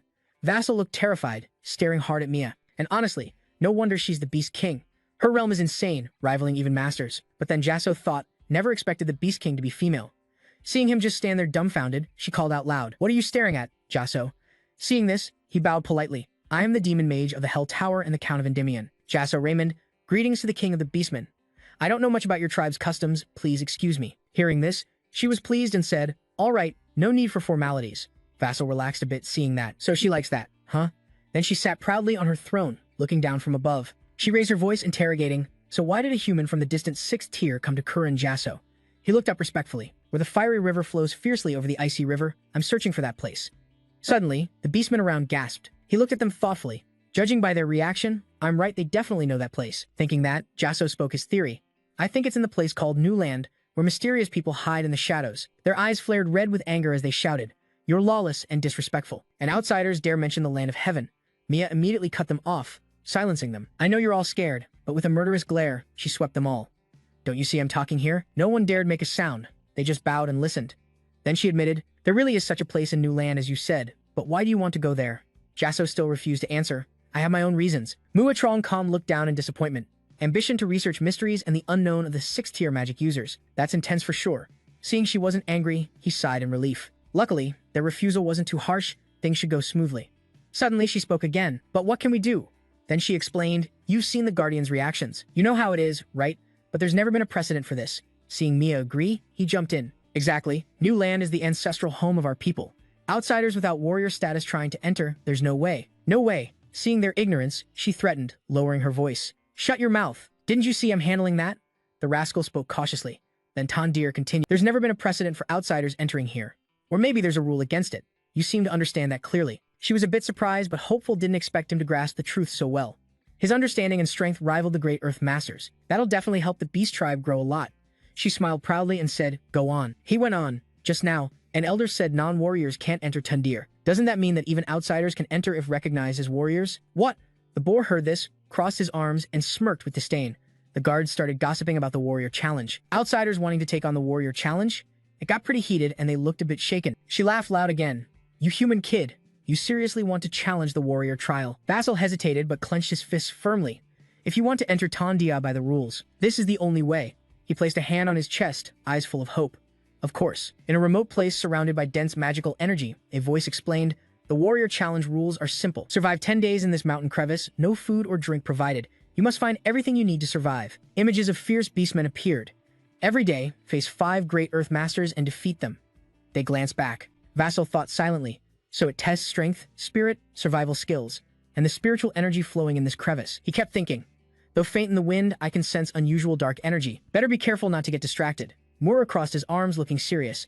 Now's the time to enter the crevice. A loud announcement rang out. The warrior challenge officially starts now. Right after the announcement ended, Vassal moved quickly without hesitation, jumping straight down. Moments later, he landed safely and exhaled. As he landed, he covered his nose and looked around, thinking, the dark energy's way stronger than I expected. The Fenrir snake killed by the first Beast King. This crevice holds the body of Dokmon Gun. Soon, he was surrounded by a swarm of snakes. They hissed menacingly. One opened its mouth, ready to strike. "Rattlesnake! Rattlesnake!" Pepper shouted in panic. Just then, an adorable little dragon appeared. Fireballs shot from its mouth. Then a powerful blaze erupted, wiping out all the snakes. He watched the fire pour out like a river, smiling excitedly. "Tonight we're having snake meat Pepper." Hearing this, Pepper cheered enthusiastically. Scene shifted to outside the cliff. Bright red magical streaks kept glowing. Around, whispers buzzed. Last day, and his spirit strength is still insane. His powers seriously strong. Vassal stood amid the flames. Snakes couldn't touch him. The magical fire has been burning for 5 days straight. Everyone kept watching from above. Some started admiring, facing 20 great Earth Masters, without a single scratch. Truly impressive. Murin gripped his spear tightly. He said, "No way, no way." She smiled brightly. How could anyone resist something this good? Right after, Mia jumped down, shocking everyone. The Beast King. She landed hard, creating a powerful gust, rocks flying everywhere. Vassal quickly shielded himself. "Isn't this a bit much?" Dust cleared, revealing her figure. Surprising, the Beast King stepped up, and she still smiled. She said, "Seeing your strength got my blood boiling." Then proudly pointed to her muscular body, and added, "This body is basically a warrior of the Beast Tribe."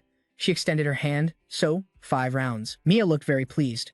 "I have pride and conscience, so if you can endure 5 attacks from me, then you pass the warrior challenge." Vassal looked puzzled. 5 rounds? That'll take all day. Compared to the Beast King, the Grand Field Master is easier to handle, but he still felt tense looking at her. This wasn't exactly the vibe for understanding each other. That's right. Vassal started to transform. If that's the case, he unleashed powerful magic. "I'll give it my all." Jasper's power was so strong that even the beastmen on the edge felt its impact. They were stunned. What the hell? That aura. Isn't that guy human? He was surprised too. She looked at Jasper and asked, "Is that your full power?"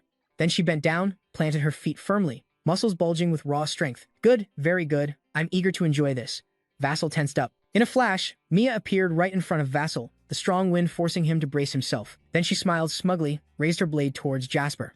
The blade barely touched but was stopped by a barrier he created. In just 3 seconds, the bond shattered into pieces. Jasper muttered, "No doubt, a superhuman among superhumans. Just defending the attack was tough enough, let alone facing him head-on." The strike threw him off balance, forcing him back hard. Vassal spun up a massive magical vortex. First, he blocked movement with icy air, gathering magic that kept growing. Vassal was just stalling, then suddenly shifted toward Mia.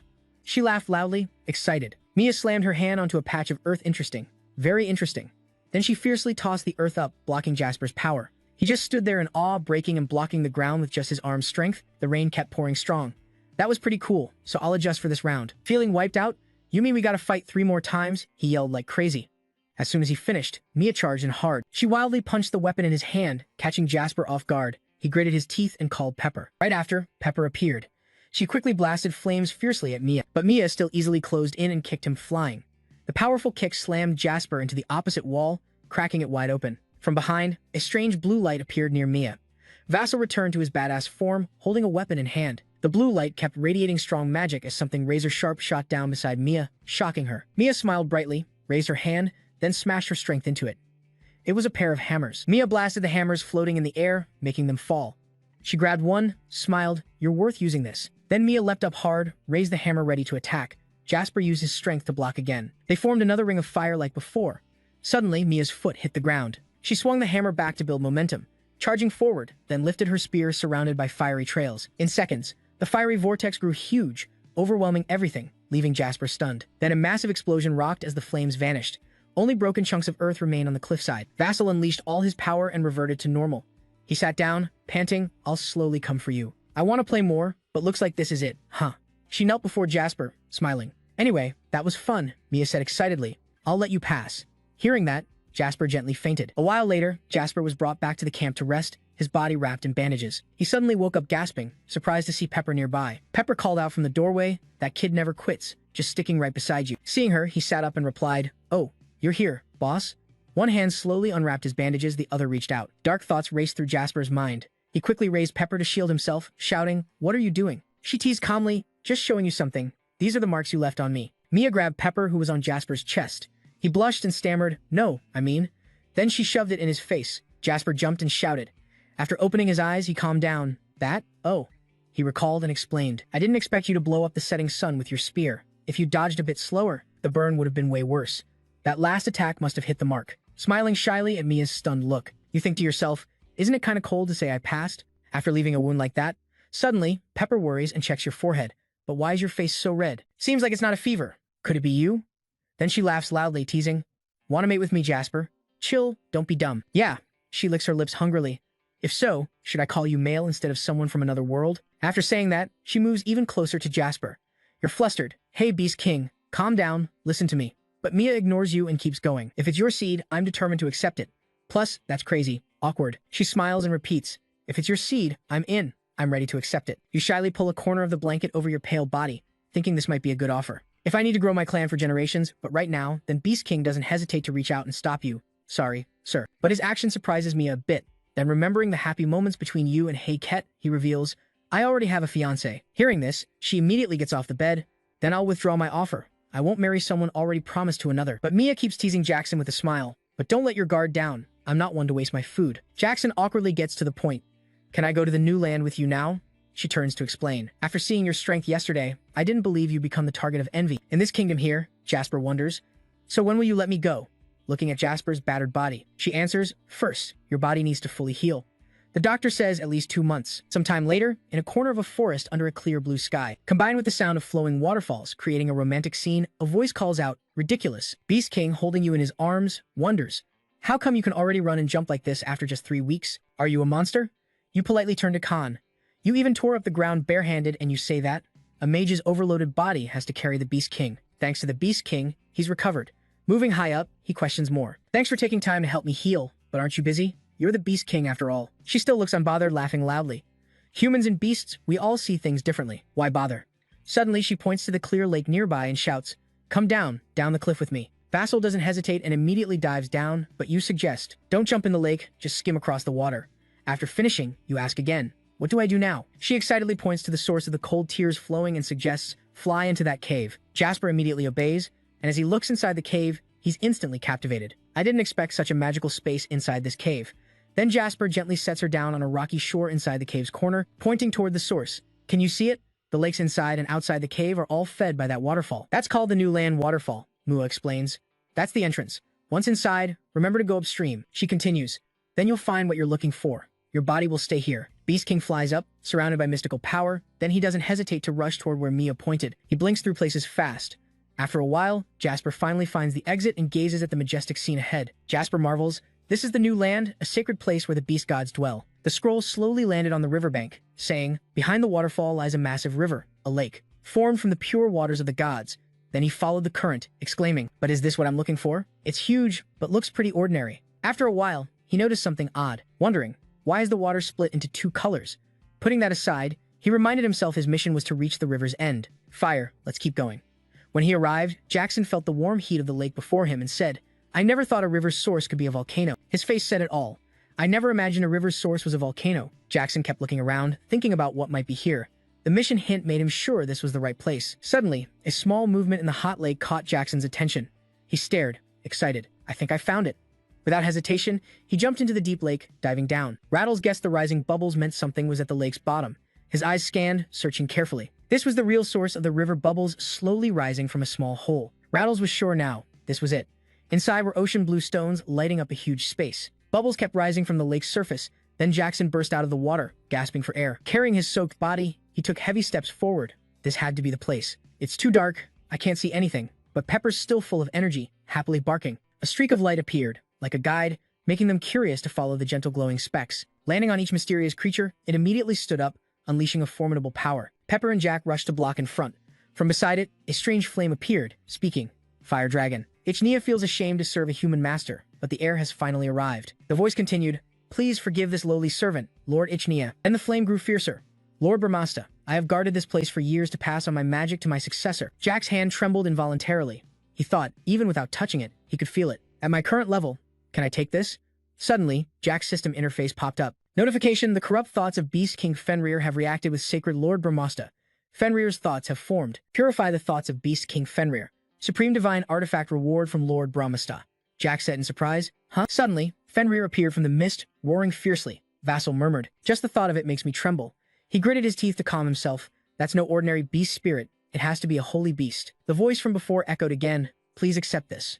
From the air, the flame shaped into a weapon, radiating warmth non-stop. The voice repeated, "Please hold on to this flame." It shone directly into Jasper's surprised eyes. Without hesitation, he grabbed it, like finding its true master. A powerful force radiated from the weapon, enveloping Jasper's body. This is... Suddenly, Jack was transported to another space, amazed to see armored archers fighting on a battlefield. Jack looked down, wondering why he was suddenly seeing this. The voice said, "Those damn giants." A fierce woman in black stepped forward to face the giants. Brahmasta spoke firmly, determined, "Today, I swear to wipe you all out." A giant one-eyed monster angrily charged forward. Suddenly, something startled him. Then she turned to him and smiled. She was smiling at me. She saw me? Then a loud explosion rang out. Her gloves looked like they were carved from black stone. Even her horns, combined with the scales and the fierce face when she unleashed her power. Russell quietly realized. Now he understood the identity of this woman. She spoke out. "The sacred power of the six gods has abandoned this tiny earth. I created this with the horns I painstakingly collected." He also silently caught her name. "Oh, Dragon King Brahmasta." The woman's figure charged forward fiercely. This would let him be reborn as a new spirit. It holds the power to kill a god. This will show them what you must do. Then a fierce flame shot down. The blazing red spear lunged straight at the beast, burning it to ashes. The powerful fire pushed the trouble away from him. Strange, even as a fourth realm being, it still took down the first Beast King in one strike. Is that the 8th magic circle or what? It must be the 9th magic circle. After that fight, Fenrir appeared, looking human. He slowly opened his amber eyes. "Master of the great dragon, the lowly one who inherits the dragon's bloodline, I beg you." Something glowing shone in Fenrir's hand, passing on. "This is for my children." Then he handed it to Jack. Jack vaguely asked, "This?" After taking it, Fenrir started to explain. "That's a treasure and also the chain of the beast tribe." Jack stared curiously at the item in his hand. Suddenly, blue light wrapped around Jack's body. "Master of the dragon, please watch over the chains I've given. For the children."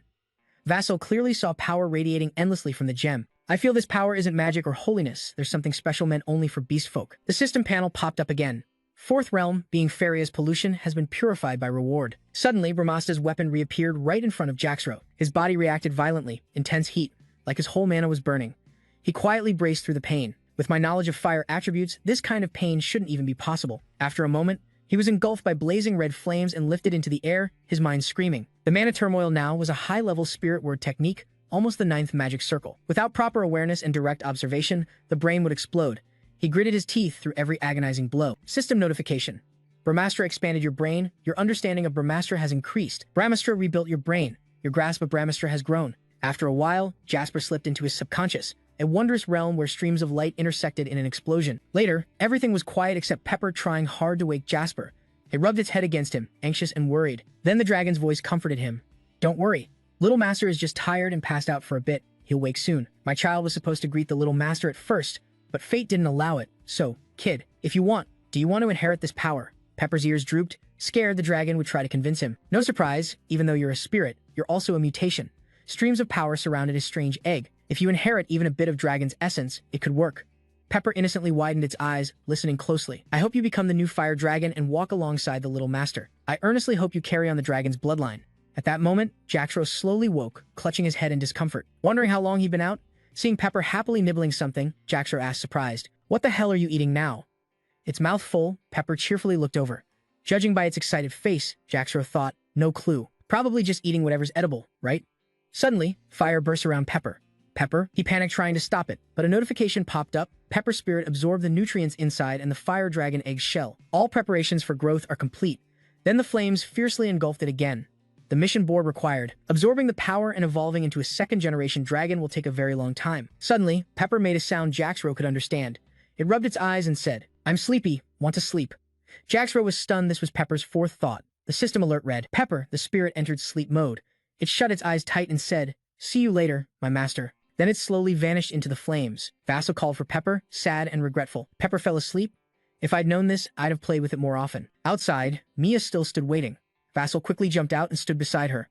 He looked at Mia puzzled. What's up? She shared her guess. Your eyes have gotten brighter and deeper in just 5 days. You must have gained something incredible, right? Then he turned and suggested, can you take a look at this for me? Suddenly, Mia's eyes darkened. She stared at the stone radiating fierce power, then angrily demanded, where did you get that? How did you get it? From now on, you better explain everything in detail. Vassal's body twitched involuntarily. How did you get it? You better explain everything in detail from now on. Vassal's body twitched involuntarily. He thought to himself, so you weren't going all out when we fought. She smiled. What's she hinting at? You endured my attack from this distance? Then she folded her arms and added, I want to play some more. But now, the Moon Power Stone is more important. Then Vassal asked, do you know why? We beast folk are bound to live on Karain Island, right, Vassal? He scratched his head, guessing it's so the small beast folk clans can protect each other. Just then, she shouted nonsense loudly, then started recalling the big shots and underground folks living on the continent. Mia crossed her arms and reasoned seriously. Do you think we're stronger than them so we get stuck here for some reason like that? Then she pointed directly at the item Jackson held, revealing it belonged to Lord Fenya. First generation Beast King, we stayed here to find what you're holding. After hearing this, he wondered, so the chains mean this. He remembered Fenya's words to the dragon's master. Please watch over the chains I gave to the children. Then Vassal asked, Mew, what's so special about this thing that the Lord depends on it so much? She recalled a werewolf legend and asked, you've probably heard the legend, right? He replied, yeah. It awakens the beast instincts deep in the blood and triggers fighting power. Suddenly, he seemed to realize something and asked, could this be connected to the legend? Holding the stone, Mew explained, on the night of the full moon lunar eclipse, the legend says power can be 3 times stronger. She then looked at the stone she'd been searching for and continued, though the legendary lunar eclipse power only activates on the full moon if you have this moon power stone. Even without a full moon, anywhere and any time, you can trigger the legendary lunar eclipse. Then Mew forcefully tossed the stone into the air, and it surprisingly fell right back into her hand. Mew grabbed strands of her hair, muttering, the moonlight inside must be running out. Plus, more importantly, now it's your turn to explain. Then Mew asked again, where did you find this moon power stone? Dasho thought back actually. By now the two had returned to the forest, moving at lightning speed. Mew was curious about the source of the red water. So you threw yourself into the sulfur spring? He explained, I've heard plenty that sorcerers are crazy, but you take it to another level, she asked. So you mean Lord Fenria's remains are in there? Russell replied, yeah, I found the moon power stone there. He worried he couldn't call it a forethought form, so he just dodged the topic. Mew couldn't help but smile. You mean Lord Fenrir took the Moon Power Stone with him, right? Dasho answered, yes, Fenrir's will was to pass it on to the beast folk. Hearing that, she happily hugged Jackson tightly and praised, well done, you're one talented dude. He squirmed in discomfort from her grip. Then Mew rested her chin on Jackson's head. I'll give you a big reward, so just say if you want anything. Then she teased, all right, if you want me to take your seed, I'm down any time. Jackson was powerless against this beast man and blurted out, no, I'm fine. Then his eyes widened. Ah, Jackson smiled knowingly. There's something I want. Out by Vassal Beach where Mew just knocked me flying. He closed his eyes in frustration. She kept yelling, what, you're already breathing hard? This body is just getting started. He sighed, lowering his head. Damn, fighting for an hour a day is too much. The muscular guy holding a weapon encouraged him. Push a little harder. If you keep acting weak like this, I'll make you eat it. Weak like that? You won't satisfy the partner you promised your future to. Regaining his spirit, he burst with power and smiled. You don't need to worry. Then weapons appeared behind him, pointing every which way. Excited, he said. I'm still fired up. They all charged at Mew. Finally, she exclaimed excitedly, awesome. Being male is a seriously badass stance. Time passed a few hours. At the beach, there was a small hole surrounded by dirt. Dasho sat under a coconut tree, panting, no different from a monster. Is fighting without acceptance too much? Mew approached him. She asked, so, is it over? This is way too boring. Arms crossed, she said, changing like before. What do you think, Vassal? Smiling brightly, he answered, I'm laying the groundwork. So that's why the training feels pointless. Mew puckered her lips and turned away. That's your excuse, but I see no new excitement. Glancing at Jackson, she said, Male, I've got a favor to ask. Jackson looked puzzled. A favor? Mew crossed her arms again and smiled. Since we found the Moon Energy Stone, I'll leave the island with the Beast Men in a few years. I hope you'll be my bridge then. Dasho rubbed his chin, asking, exactly. What do you mean by that role? Asking to split Endymion's territory seems extreme. Nguyen jumped up. You think that chance comes from such a shameless demand? Blushing, she scolded. I just hope you give us a small piece of land, just enough to live on. Futso turned aside, smiling and thinking, isn't that basically the same thing? Suddenly, he seemed to realize something. Vassal stood and asked the Beast King, does what you said mean it would belong to Endymion? Mia faced her, eyes closed, answering, if needed, I'll bow respectfully to your king. Territory disputes or war, we can help with that too. Vassal covered his mouth, eyes wide. The Beast King will bow to Endymion? Help with war too? That's insane. Scene shifts to inside Endymion's palace. Alfonso sat on the throne. Heiket stood beside him. Below were officials. The finance minister asked, the Korean island Zion Beast Tribe, over 200,000 beast men. How can we prepare food and housing for them all? The military minister analyzed the benefits. Even if only half join the fight, that's still 100,000 free regular troops. That's a number we can't ignore. Vassal listened quietly. He thought the opposing opinions were just as expected. Suddenly, Alfonso raised his voice to stop everyone, saying, without clear data, it's just pointless debate. Alfonso clasped his hands, tone serious. Prospective Prince Consort Alfonso Zoe Moon, I want to hear from you who met them firsthand. Vassal obeyed. Yes, your majesty. He recounted the past and recalled meeting the tribe leader and the great monk. Though the beastmen I encountered were mostly aggressive, they don't have a culture that's completely foreign to us. Vassal's words surprised everyone there. Space support might be needed, but if you think of it as raising 100,000 troops, it's actually a benefit. Julian seemed to agree, clearing his throat. So that's how it is, we need to rethink. Then he asked about the situation. So what's the Beast King's real strength? Russell said honestly, based on my standards, it's hard to judge, but from the standpoint of having fought her, Heiket frowned, she. Vassal continued, I think she's at least a BA-level fighter, stronger than him. Jillian hesitated. That strong? Emilia suddenly appeared next to Jillian and asked, is that true? The girl looked at them and lazily asked, you're not just feeling it wrong because you're weak, right? Jillian said, trying to calm the girl. The White Tower Master looked annoyed. They cursed Jillian while he smiled brightly to ease the tension. Just some idiot who only knows weapons calling someone a kid. Get out of the way. Jillian laughed and replied, the Beast King is a fighter, not a mage. If that's the case, wouldn't it be perfect for me to step up as an aura user? Jillian spoke up. All right then. Then he used his power to summon green arrows. Julian pointed for those arrows to head straight for Jasper. Try catching these, and then thousands of arrows flew his way. Russell was stunned by his true ability. Even the shape of the arrowheads formed hundreds of weapon types. No doubt he's a weapon master. He thought, if I face him head-on, I'll break. Vassal started planning, I won't fight directly here, fighting while figuring out how to stay safe, but still spreading attacks everywhere. Jillian couldn't believe his eyes. He actually caught my arrows? Turns out he's more developed than last time.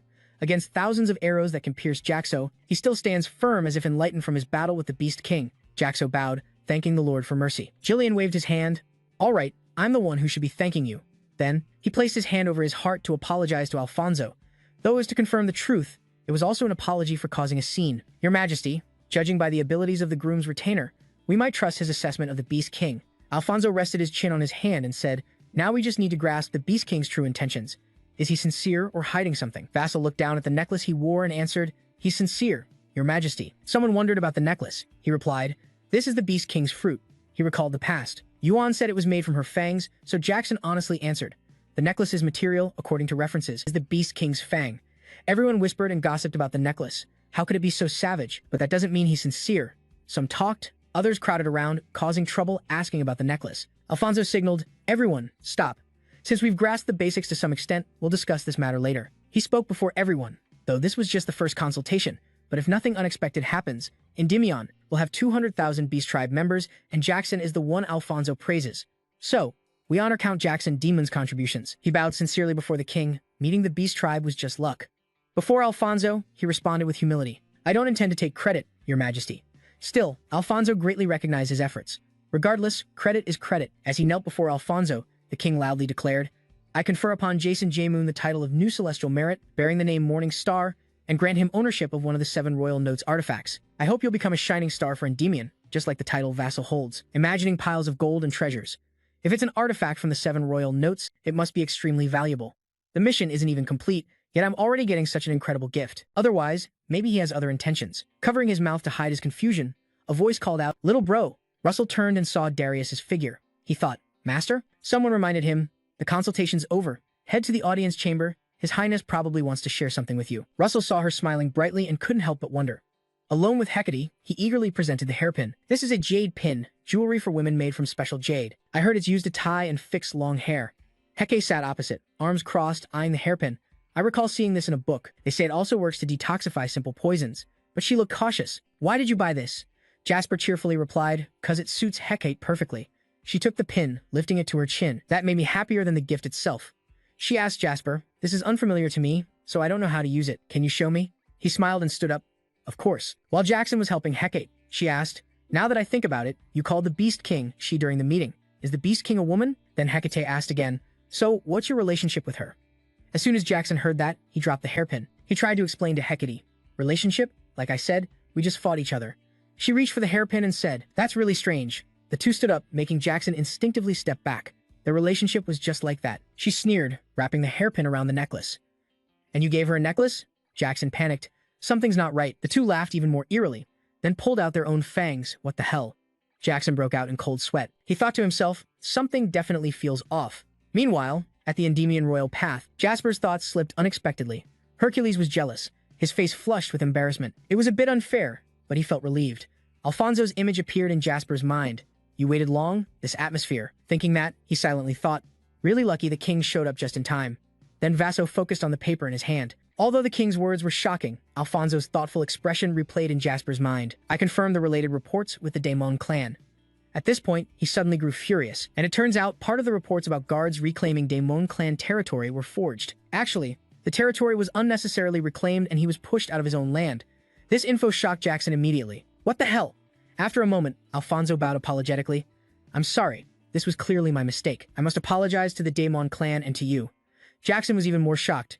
"Your Majesty, don't say that." At the same time, Vassal suddenly recalled Hugh's past scolding, "Stupid. Why would you think the Empire killed your father?" He clenched his teeth and guessed that the forged documents reported to the king meant there were murderers within Endymion itself. Maybe what MC Hugh said was true. While he was shaking with anger, a delicate hand slowly reached out. It was Hecate gently comforting Jackson. Thanks to her, his mood began to calm. Then Alfonso sighed and handed Jackson a scroll. "Though this can't make up for your lost years, please accept it." Pausing for about 2 seconds, he continued, "It'll help you reconnect with the present." When Jackson arrived at the museum door, this was his permit to access the basement level 6 of the Rubidium Museum. He figured he had to go to the museum first, then check out the Royal 7 Notes. As he stepped inside, he hurriedly searched the basement level 5 of the Rubidium Museum, even though he knew it was the deepest part of the museum. Actually, there was one more level beneath. Basement level 6 stored their original magic and the magical perspectives of the symbolic Mage Tower Lords. The paper quickly glowed, showing that only those with a royal seal permit could enter. Immediately after, a magic array activated, surrounding him tightly. He instantly recognized space-shifting magic, his eyes wide with surprise at the sight. Not just basement level 6, but a whole other space. In a flash, he was transported to a library packed with books, thousands of them. As he looked around, Vassal analyzed the situation.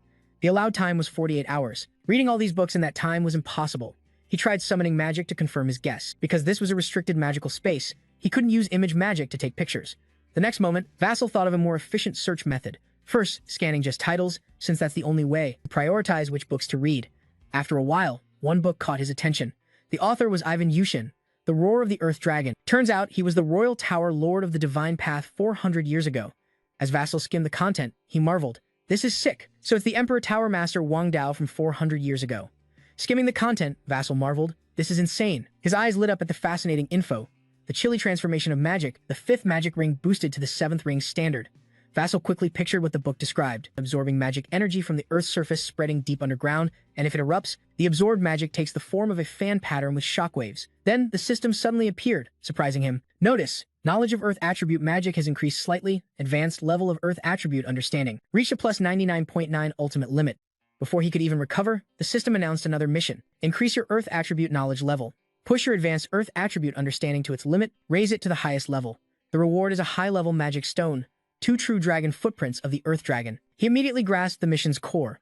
The Earth Dragon's footprints in just moments made Vassal happier than ever. After the Silver Dragon and Fire Dragon, he was vague about how to track a dragon, but there's no way something like this would be a fake reward. Since it's a mission reward, it has to be legit. His joy didn't last long before he realized the problem. How to increase Earth attribute knowledge to the highest level. No choice but to memorize it. What? After memorizing tons of books for a while, Vassal concluded, just memorizing doesn't actually boost understanding. Come to think of it, Alfonso said when leaving the library, you can take one book you want out. Then he pondered which book to pick. Suddenly, Vassal got curious. What book was he holding? He approached the statue and took the book from its hands. Why would a book be on a statue instead of the shelf? The opening lines showed, Transcendent Dream by Founder Joman. Seeing it, Vassal exclaimed, this one. He imagined Founder Joman, the ancestor of the Joman family, and Transcendent Dream is magic, just like the statue symbolizes him. After studying the statue for a while, Vassal guessed it was modeled after the ancestor. He bowed respectfully to the statue with sincerity. Maybe all this was arranged by the ancestor. After careful thought, Vassal chose that book and left the library. Just as he stepped outside, Darius's voice rang out perfectly timed.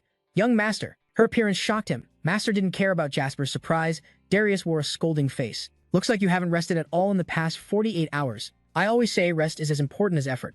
Now that you're grown, you're gonna ignore your master? You push yourself every single day. I can't help nagging, honestly. After a moment of complaining, she noticed the book in his hand. Isn't that Transcendent Dream? Vassal was even more surprised. Master, you know Transcendent Dream, Darius? She immediately explained what she knew about the book. Transcendent Dream is shedding human form and rebirth through magical essence. It's an outer magic that escapes the limits of the world. According to Founder Joman's tales, inside the storm, fierce waves formed into a massive tsunami, and amid the pouring rain, he became thunder and lightning. Besides that, fresh idea, if truly achieved, Transcendent Dream qualifies as magic. That's worthy of high praise. Hearing this, Vassal felt even happier with his choice. Master praised it that much? The ancestor really was a genius. Then, Darius suddenly sighed. Young Master, if you're gonna train Transcendent Dream, I won't stop you, but be careful. Though Transcendent Dream is an 8th tier spell, it's also magic beyond that realm. According to her, an image of water rippling flashed. Darius seriously warned. If you mess up, you could get swallowed by the magic. Hearing that, Vassal firmly replied, yes, I'll remember. Then she turned and left. All right, now on to Royal Note 7. On the way, Vassal curiously remarked, I didn't expect Royal Note 7 to be outside the city. Seeing his doubt, Darius slowly explained, where we're heading now is the first treasure vault. According to references, the first vault holds jewelry, the second weapons. The third vault stores all kinds of treasures. As she finished, she announced, we've arrived.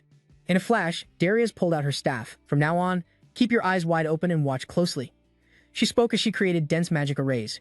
Because I'm about to show you a rare sight. His eyes widened in surprise. Awesome. It's a magic circle, a binding mark that solves the ascending formula up to level 10, hundreds combined into one. Vassal stared at Darius and said amazed, if I hadn't come with Master, I probably wouldn't have had the guts to step in right away. The entrance to the Royal Note 7 had opened. Darius led the way inside and said, Kid, you can only take one item out of the treasure vault, like a museum. While Jasper was replying, the ring on his finger suddenly lit up.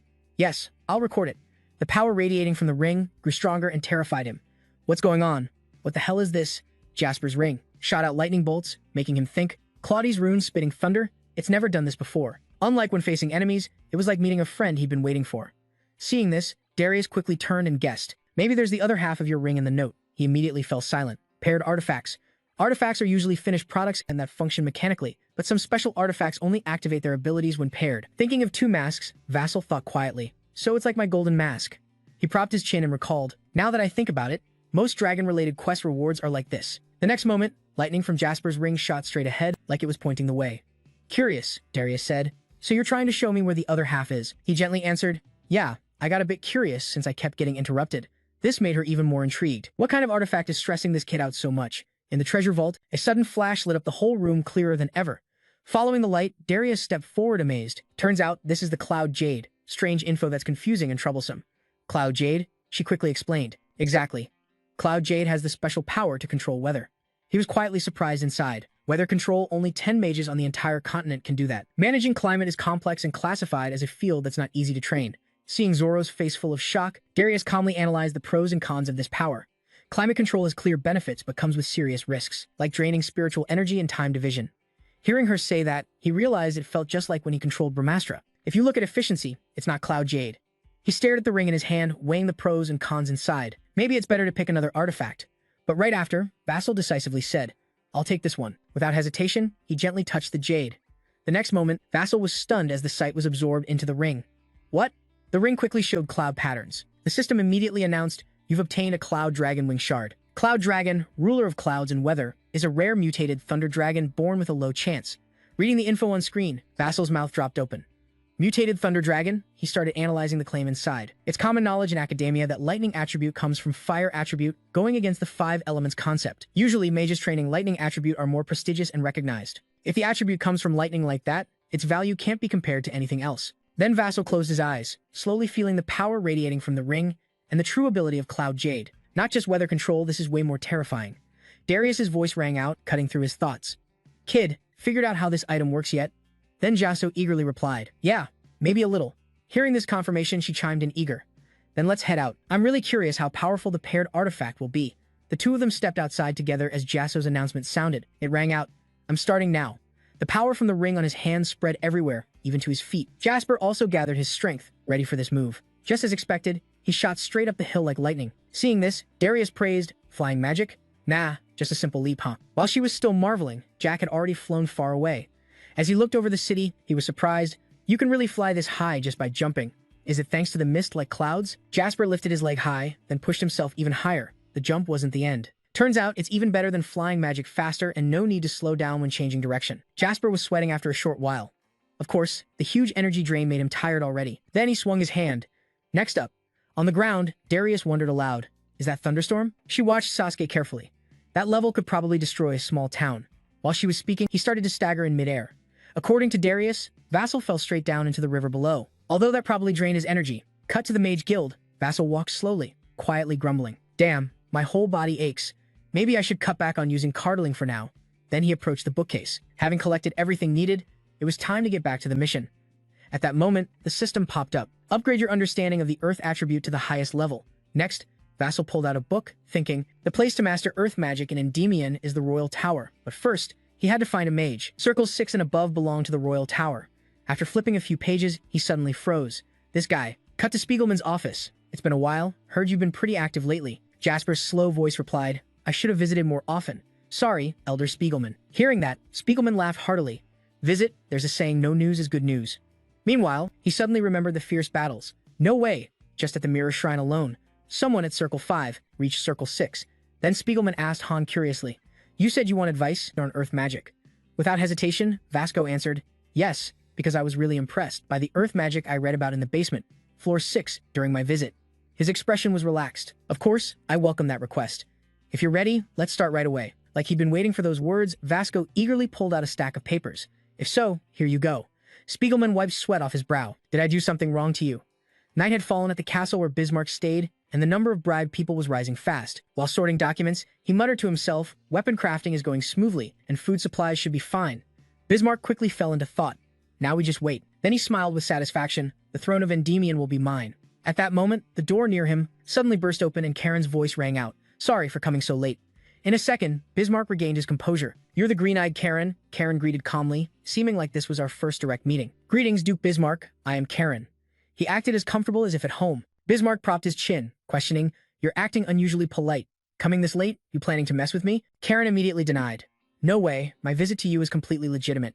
Then, he pulled out a strange item for the Duke to see. It puzzled him, and the next moment, Karen explained, this is the sample you need, the Wind Demon's Summit Stone. The horrifying images. Bismarck kept thinking, the Seal Stone at Fengma Peak has blocked Tartarus for a long time. Still, his face stayed calm but uncertain. Unusual, isn't it? This sly energy buried deep in Tartarus's abyss, but Bismarck didn't bother and dismissed it as just an ordinary rock. Remembering Darius and Melville, he analyzed. At this level, it can't stop Endymion's ancient monsters. What you guys promised probably isn't just some object. Hearing this, Karen was shocked. That purple energy only Endymion's royal bloodline has. Even if pushed beyond the border, the bloodline remains royal. What? After a while, he started questioning. Prince, do you know how many monsters and giants are sealed inside Tartarus? Before Bismarck could answer, Karen quickly explained. The battle that sparked the war between giants and gods, Gigantomachia, ended with the gods winning after a long fight. Hundreds of monsters and giants were sealed in Tartarus. To seal giants with immense power, it required many pillars equal to their number. Karen's eyes lit up confidently. Just digging up 2 of those hundreds of pillars can bind the actions of the Lord of Hell and the Lord of Commerce. Once excavation speeds up, the real pillar will definitely be found. Hearing this, Bismarck smirked slyly. I wonder why you brought the sample. So it's to report progress, huh? Karen grew serious, wanting to prove her loyalty. We'll definitely keep our promise. So Prince, you must keep yours with us. Next stone, he confirmed in a deep voice. Of course, if I become king, I'll help you kill that bitch Darius. As he turned to leave, he threatened. But remember, if you break the promise, you'll face my wrath. Karen quickly replied, I'll remember that. As he left, Bismarck pondered the earlier words. Teaming up with me to kill Darius, huh? Pausing for about 2 seconds, he slowly stepped away from the desk. Bismarck walked over to the chessboard, scoffing at words even a kid wouldn't believe. Then he grabbed a piece, thinking if he becomes king, nothing else matters. In a flash, Bismarck smashed the white chess piece with his own. No matter what tricks they use, the board instantly fell into chaos.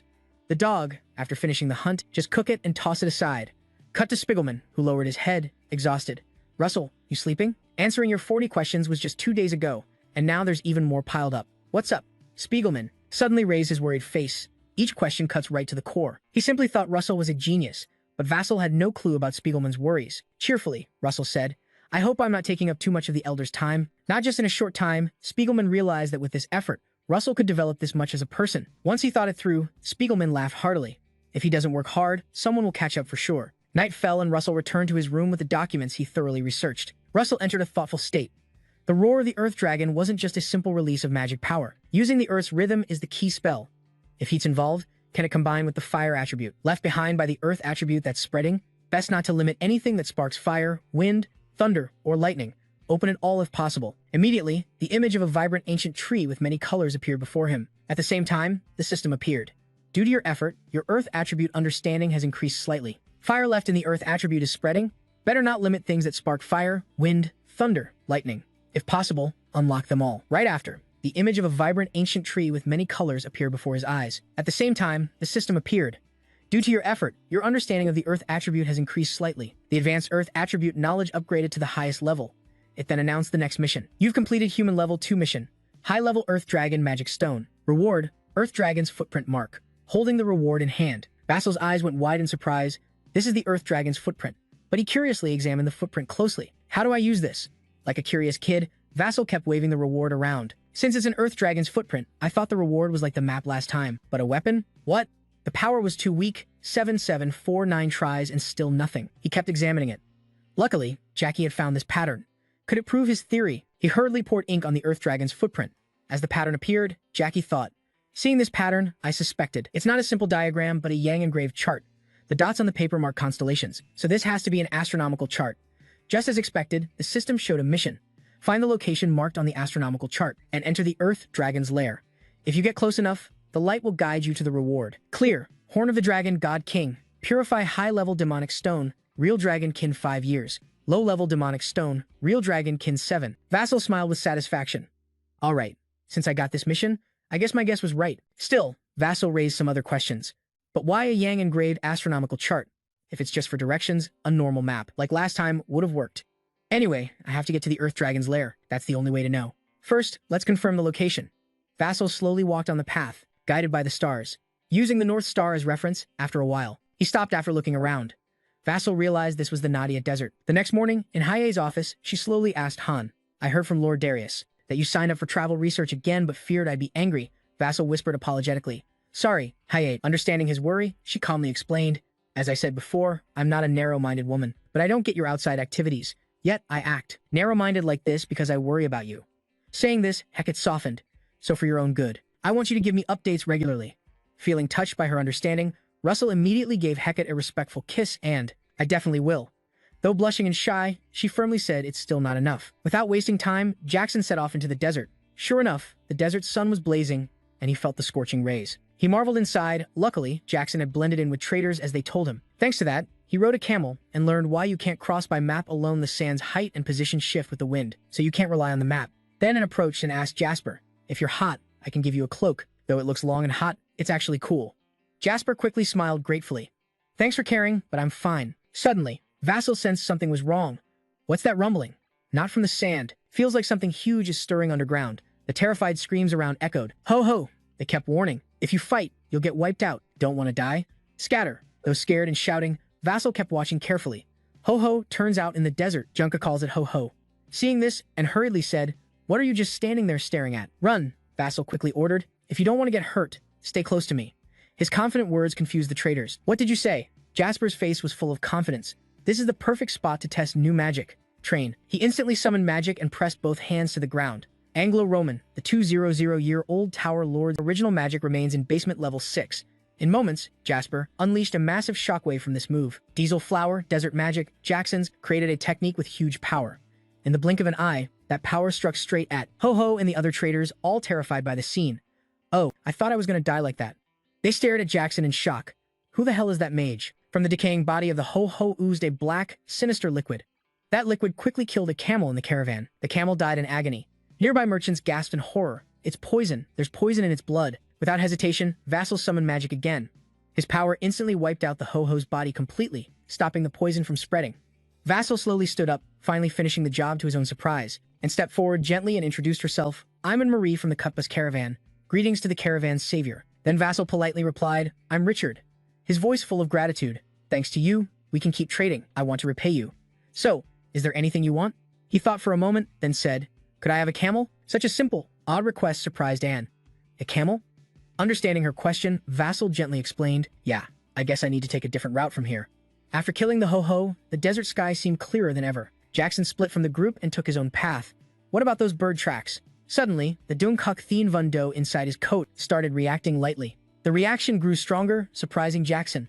The Dungkuk Thien Vun Do flashed a bright beam of light pointing straight ahead in an instant, meaning when he got close, the light path would guide him. Without hesitation, he rushed after that beam. Flying through the air, Vassal pondered, still doubtful because the path felt suspiciously smooth. Seriously, there's just sand all around. If so, it's exactly as predicted. Vassal held his head, wondering if there was more below. Like a lightning bolt, he summoned Jackson's shadow technique. Swiftly moving through the deep darkness, he kept casting magic tick tick tick. After digging deep underground, Jackson's expression grew more serious. On the surface where he entered, a deep hole had appeared. Landing, Vassal noticed marble, not sand. What the hell? But out of habit, he quickly said, Pepper, start a fire. Then Vassal slipped, scratching his head and muttering. Forgot, Pepper's already asleep, he sadly thought. Pepper, when can I see you again? At that moment, Pepper softly replied, we'll meet again soon, my master. Right after, Vassal pulled out the Dungkuk Thien Vun Do. Looks like I finally found the next connection. Scorpions quickly appeared, trying to block him. Still, Vassal didn't care. The monsters could wait. He was more worried the ruins might collapse. Without a second thought, he charged into battle with the beasts, though they were numerous and low level. But the monster species in the ruins were diverse. Restoring it fully would show serious research value. Spiral Elder would be thrilled. With one move, Vassal wiped out all the monsters. Wiping sweat, he guessed. No more paths ahead, so this must be the deep layer. Vassal quickened his pace. The sculpture here might be part of the ruins. In a flash, he reached a teleportation door. Not just a door, a teleport gate. How does it work? After watching for a bit, Vassal thought, left and right seem connected, so pushing and pulling probably isn't the mechanism. A circular hole. His brain raced and then, wait. Jackson's eyes widened in shock. The Dungkuk Thien Vun Do had immediately inserted it into the hole in front of him. He'd wondered why this time it wasn't map-shaped. Turns out, this was why. Instantly, the teleport gate opened. The blinding light made Jackson squint. Then he opened his eyes and saw himself standing in a desert, already outside the ruins. The feeling was a bit different from the desert he'd been through. Suddenly, Jackson realized he'd gotten a new item in his hand without knowing when. A compass. Why does it have only one needle? Right then, the system screen popped up with a mission. This space is a dream created to test the AI. You need to reach the end using the compass, but you can't use any teleportation magic. Reward, Clear Horn of the Dragon God King. High-grade Earth, Purifying Demon Stone, Actual Dragon, Human Level 5. Low-grade Demon Stone, Actual Dragon, Human Level 7. After reading the mission carefully, Vassal realized it was inside that AI's dream. That's why he felt something different. Anyway, the destination's set. Easy enough, just follow the compass direction. Before he could even finish thinking, a terrifying whirlwind appeared. Its destructive power left Vassal wide-eyed in shock. Still, he held onto a bit of hope and turned back. Could it really be that unlucky? The compass pointed the opposite way, making Jackson go pale. He slapped his own head like trying to comfort himself. Nothing's ever easy. Just as he regained his spirit, Jackson boldly stepped into the whirlpool. All right, I'll get through this. The moment he entered the vortex, Vassal was stunned and amazed more and more. In an instant, he snapped back to serious mode. If the last phase tested his identity, Vassal thought, now it's time to test the mage's aptitude. The next second, he shut his eyes tight, sensing the magic around him, intuitively identifying his surroundings and grasping the idea of expanding territory. Reaching the world's truth, a sudden bright spot slammed into his head, causing trouble. Grimacing in pain, he rubbed his head regretfully. I thought I could break through the wall, but in the end, he ran out of mana too bad. No choice now, just have to remember that feeling. Vassal silently vowed, if I get another chance, I won't let it slip away. At the same time, the system popped up again, announcing mission complete, reward granted. Infiltrate the Earth Dragon's lair to claim the Dragon God King's high-grade earth-purifying horn. After a while, he entered the Earth Dragon's lair. There, Vassal carefully looked around and realized the square where he found the first door. The door vanished along with the portal. What the hell? The system screen displayed info about the Dragon God King's earth-purifying horn. As the horn appeared, he opened his eyes wide in shock. The Earth Horn Vassal approached it, thinking. It looked rough, unlike any horns he'd seen before. In a flash, he touched the horn. How much would his mana increase if he absorbed this? The strange power flowing around surprised Jackson. What the hell? His face filled with horror. Why wasn't it transforming? Jackson quickly sensed his body and discovered something wrong. The absorbed mana was blocking his mana flow. Without hesitation, he calmed himself to fix the problem. If it was completely blocked, he couldn't act. In a blink, Vassal found a solution. He had to quickly direct mana toward the magic circle. Looks like this is only getting tougher. After a while, the power around him faded, but some strange impurities fell from his hand, very messy. Then his whole body stiffened as if turning into stone instantly. Magic beams appeared, striking him and gradually forming a thick horn layer covering his body. The horn cracked slowly. Then, the system screen kept popping up. Notification. Absorbed and purified the Dragon God King's Earth Horn to the maximum limit. Mana has exceeded the absorbable limit, unleashing hidden power inside. Notification. This hidden power will awaken and boost your strength greatly. Highest level Earth attribute understanding slightly increased. As he returned to normal, Vassal curiously looked down. Was the waste material falling off actually horn layers? Something was different than before, not just muscles. Even bones felt harder. He suddenly recalled Spanzoom's image and thought, this level is just small-scale strength. If I use Overload in Wizard Body, would it be similar to Spanzoom from before? First, gotta get out of here, the space gate of the Royal Tower is nearby. Just as he stepped out, someone called his name, Jackson, Sir Jackson. Hearing this, he quickly answered, yeah. The messenger immediately handed Jackson a paper. It was an order document from the Infernal Tower Master and the Royal Path. This sudden info shocked him. An order? The messenger continued, yes, it arrived 5 days ago. Vassal opened the paper and read the letter. Eliminate the Hydra in the swamp, the territory of Count Len Ko. As soon as he finished reading, images of terrifying monsters suddenly flooded his mind. The Hydra had appeared in the Western Kingdom around this time. Back then, taking on this mission must have been like a death sentence for Vermilion. The order probably came to me because history had changed. It's because history rewound 8 years. And since I've lived through 7 of those years, the future I know is less than a year away. Suddenly, Vassal caught another piece of news. Lord Allen was listed among the supporting mages. What an honor. He picked up on another key detail. Allen had reached the 5th spell tier. But why was he still at tier 5? I thought he'd already broken through the 6th tier barrier, like he reached the 5th tier faster than before. Cut to the castle, where the mages were greeting each other. The mages of the Royal Path had received the order from His Majesty to eliminate the Hydra. Greetings, Count Ranical. Ranical stepped forward slowly, praising Lord Allen. The genius mage recognized by the Tower Master is here. Now we can finally breathe easy. Allen smiled humbly and replied, I'm just here to assist. You're the one leading the hunt, Count Dutso. The next moment, he realized it was the new immortal Duke speaking. I've also heard about that person's identity. After a 2-second pause, Ranical asked curiously, but who exactly is the new immortal Duke? He calmly explained, our starting points differ, so I arrived ahead. He should be here soon, don't worry. After a moment, Allen suddenly asked, Count, do you know where the Hydra's lair is? Without hesitation, he answered, it's the swamp on the other side of the plains. That's where it built its nest. Allen pressed, has it attacked before? Ranical answered decisively, not yet. This news made Allen worried, lost in thought. What now?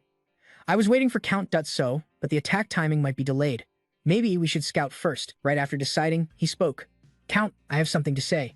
Before Allen could respond, shouts erupted. Hydra, Ranical grew panicked. What the hell? It's never attacked first before. What the fuck is going on? Without thinking, he dashed off like the wind. Count, we're facing the Hydra. Count, evacuate the civilians. Then Allen summoned the mage squad toward the battlefield. He surveyed the scene and laid out a plan. It probably hasn't noticed us yet. We need to use this opening to take it down. The next moment, Allen summoned his power and thought, by my current standards, I can't take down the Hydra alone. Allen's eyes widened as he figured out a way to deal with it. Just as the idea struck, the Hydra's devastating blow stunned him. But if I team up with the other mages, the power unleashed caused a massive explosion, destroying a wide area. Alan grew even more fearful of the situation. Seeing the Hydra's murderous eyes, he cursed inwardly, damn it. Then Alan shouted, "Everyone, dodge." He had just managed to create a formation to block its attack. That destructive force could seriously harm civilians if we weren't careful. Without hesitation, Alan charged to the front lines to minimize casualties. From the distant forest, Jasper sensed the Hydra's terrifying power and rushed over. Suddenly, his eyes widened in horror. Jasper recognized Alan's magic and instantly grew extremely worried. Inside the castle, Ronico's voice rang out, "What's up with that Hydra?"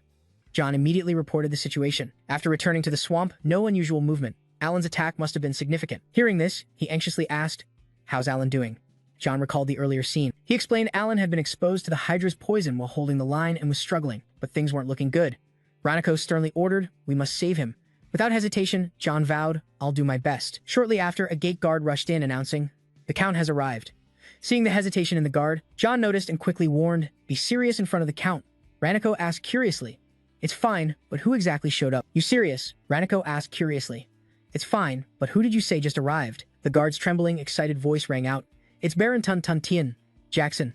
Just as he finished, Jackson's foot quickly pushed off the ground, and he leapt up to the wall where Ronico stood, leaving him stunned. He thought to himself, black hair and red eyes, this kid was exactly who Ronico suspected. Jassel greeted the city lord Ronico with style. "Honored to meet you. I'm Jassel Demon." Inside Alan's room, he anxiously asked about the city lord's condition. When did Lord Alan end up like this? Without hiding anything, he replied, "Today's the second day." Hearing this, Vessel focused closely on Alan's body. He thought, how can this spiritual energy be sustained by just breathing? A normal person would have died instantly. Asterisk, after a moment he spoke again. "Do you know if the Hydra has 8 or 9 heads?" Remembering the terrifying attack, Ronico sadly replied, "It has 5 heads. That makes it even more concerning. If it has 5 heads, it's probably fully grown by now. Is Hydra's poison really this strong?" Then he reached toward Alan's body. "I have to check."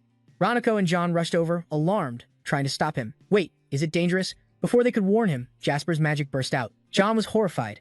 He burned the poison with just one move. He immediately recognized Jasper's power. "This guy's a Tower Master level mage." Ignoring Ronico and John's shock, he went on, determined to identify the poison's source. Jasper pushed his energy into Alan's body, corroded by poison. Filtering out the relatively mild toxic spiritual energy, he found it. Even more amazing, he recognized Hydra's poison. It took the form of a dragon. This was dragon poison. At the same time, his system notified him of Hydra's secret mission. Repel Hydra, the destroyer of Ronico's territory, uncover its secret, and solve the mystery. Reward, clear. Repel Hydra, highest grade magic stone, the 5 secrets of the true dragon man. Seems this mission has left. Jasper, deep in thought, how's the reward split? "I know I gotta fight, but what's the secret?" His sudden silence confused Daniel. "Lord Jasper, what's wrong?" "Calm down after you're back," Vessel replied calmly. "It's nothing more than that. I found a treatment for Lord Alan." This shocking news made him jump. "Are you serious?" Then Jasper firmly instructed them. "Yes, there's risk of contact with moving spiritual energy during treatment, so everyone must leave." After Ronico and John left the room, Russell began. Although treating poison, healing magic using antidotes or divine power is normal. Still, Jasper was a bit worried about this method since there was no time to hesitate. He quickly took Alan's hand to start. What he could do was burn away the poison or push it out. That's the usual poison treatment, but for him, both had to be done at once. Pushing poison out faced huge resistance, and even trying risked repoisoning due to the toxin's strength. Even if it took time, it had to be done right. Luckily, Alan's body gradually cleared after Russell's detox. After removing impurities, he helped circulate the spiritual energy. Repeating this process, he suddenly sensed spiritual energy similar to his own from the day Alan attained enlightenment through detox. Russell grew happier seeing Alan awaken, thinking, he's slowly coming out of the coma. Seeing this, Jackson quickly congratulated, "You've reached the 6th magic circle, Lord Alan." Slowly opening his eyes, Alan said gratefully, "Lord Jackson, I owe you another life." His excessive respect made Jasper shy to reply, "No problem. Thanks to you, Lord Alan, the people of Ronico's territory are safe. As their commander, I thank you." Scene shifts to Ronico's office, where he joyfully exclaimed, "Lord Alan's complete recovery is truly a blessing." Alan politely bowed, "I'm very sorry for troubling you, Lord Ronico." He quickly grew shy, "No trouble at all." After a moment, Vassal got serious. "Lord, I need to confirm some details to take down the Hydra." Ronico replied immediately, "Go ahead." Without hesitation, he requested, "I need info on the knight's abilities and numbers participating in the hunt, and the monsters around the swamp." Ronico answered like he already knew everything. "There are 30 knights, including regular soldiers, about 500 in total." After a 2-second pause, Vassal asked, "How many are specialists?" Ronico's tone grew regretful. "Unfortunately, none." With this info, Vassal slowly analyzed the situation inside. Maybe he won't hide the strategy. In this crisis, the knights might just be backup support. Then Ronico added more info. "The swamp covers 1,500 hectares. I can't pinpoint exact numbers, but once the Hydra built its lair, the whole swamp turned into a monster nest. His face showed deep sorrow. For that area, there are probably thousands of monsters, but the biggest worry is the swamp limits soldier movement. Knowing Ranico's concern, Vassal confidently said, I've got a plan for that. Please help me prepare so we can deploy in 3 days. He suddenly looked more hopeful. Really? Smiling, he gently placed a hand on Alan's shoulder, like offering comfort. Yeah, I've got a solid plan. Russell's confidence left Alan puzzled, question marks all over his face. 3 days later, under a stunning sunset, Rancho's heroic voice rang out. Remember last fall, when half the territory was bathed in golden light, the soldiers preparing to deploy felt like they were back to peaceful days. I clearly remember that field, those smiles, that peace. Then his tone darkened with pain. But this year, we won't get a gift like that. As long as the Hydra's around, we won't see peace a second time. Then Ranico shouted, Our gift is deciding what to do with the one who stole our peace. Hearing this, the soldiers quickly fired up. We fight, we kill it. Seeing the speech's effect, Vassal thought the soldiers' morale was boosted. He urged his horse forward. Now it was his turn. Serious, Vassal introduced himself firmly. I'm Vassal Raymond, leader of the Hydra hunt. Then he outlined the battle plan. Now I'll explain the attack strategy. First, split into 2 knight squads, tasked with protecting and supporting the level 3 and 4 mages from behind, creating a path through the beasts alongside level 5 mages and blocking monster escapes. A soldier, curious, questioned, Just moving through the swamp is tough. How can we fight the monsters ahead? Battle answered confidently, Don't worry, monsters have started appearing all over the swamp. Suddenly, a blinding light flashed before them. It was Rattle's Falling Sun technique. He had it ready. After the blazing fire, his figure appeared. I'll take responsibility for opening that big gate. The forest where the monsters lived was burned by Jackson's technique. All the soldiers were terrified by his overwhelming power. Can he really handle countless beasts this easily? Is this the power of a level 6 demon mage? He casually told Lord Alan to take over next. Alan immediately replied, Yes, though I can't freeze the whole scale like that. Even in battle, he wasn't tense and kept joking around. No worries, I'll be counting on you again. Alan started to relax. Just like a ruthless master, he was very serious. Then he began casting magic. Anyway, I have to follow the boss's orders, so I'll give it my all. Jasper's face lit up with excitement at Alan's spell. Was that magic from back then? Just as expected, he unleashed the Ice Age strike. With one move, all nearby monsters, they were all frozen solid in an instant. Ranico shouted, Use the ice block as a stepping stone to move forward. Following his command, all the soldiers charged straight ahead. Full advance. Somehow, the ice on the monster started melting. Seeing this, a soldier rushed over and struck one down. As soon as he finished, he called out to the others, Cut down the frozen ones. Suddenly, a monster broke free from Alan's technique, causing panic among the soldiers. In a flash, it threw him far away. Luckily, Jasper saw it in time and stepped in to help. The other soldiers rushed to assist. I'll stop the bleeding. Hang on a bit longer. At the same time, he thought, the number of monsters isn't going down. The soldiers plunged back into battle, killing and driving away the monsters. Meanwhile, Vassal kept planning his next move. If I use area magic, my troops might get caught in it too. Without hesitation, he readied himself for the most crucial fight. Rattle flew like lightning. He had to take out Hydra fast. Mid-flight, he suddenly paused, sensing something strange. Turns out, Rattle noticed ripples on the frozen lake, a huge shadow slowly emerging beneath. Seconds later, Hydra appeared, radiating terrifying power. Vasco thought quickly. You think it's coming in from the side? Furious, Hydra roared and attacked the surrounding soldiers. One soldier was so scared he froze in place. My body won't move. From afar, Vasco grew frustrated, unable to find a solution. Damn it, too far away, what now? Luckily, Alan arrived just in time. He quickly unleashed a shield in front of Hydra, trying to hold it back. In a flash, Hydra shattered Alan's attack and charged forward aggressively. Still, Alan didn't give up and launched Frost Stop again. Seizing the moment, Vassal started casting magic. All right, just then, he suddenly heard a voice filled with rage. I won't forgive the humans who killed my mother. He thought, is that Hydra's inner voice? Looks like Jackson's realized that avenging his mother's death. Asterisk. I wonder why it's causing such a stir. Asterisk. His eyes widened at the discovery, but I'm going about it wrong. Meanwhile, atop a distant hill, Juling smirked excitedly. Watching the battle unfold, he curiously tapped into the Dragon Clan's dominating power to control Hydra. Speaking in a dark tone, he slowly praised, Interesting. Back on the battlefield, Hydra roared fiercely as Jackson summoned his power. Stop, but strangely, it was unaffected. Does the dominating power have no effect? He analyzed silently. Even if it won't obey, it should at least hesitate. No sign of that, like something's blocking it. Before the dominating power could reach it, there was no choice but to restrain it with force. No sooner said than done. Missiles rained down on Hydra by Jasper's command. Hydra fought back fiercely, but its attack seemed useless.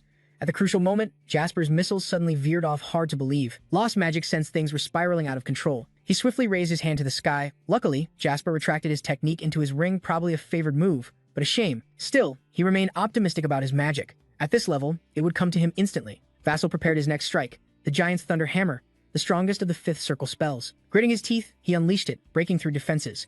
Then, Vassal caused an earth-shaking explosion. Alan admired its power silently. So skilled. He watched closely and thought, even though it's a six-circle spell, there's still a difference like this. Vassal's attack finally made Hydra cough up blood repeatedly. Suddenly, Juling's voice echoed.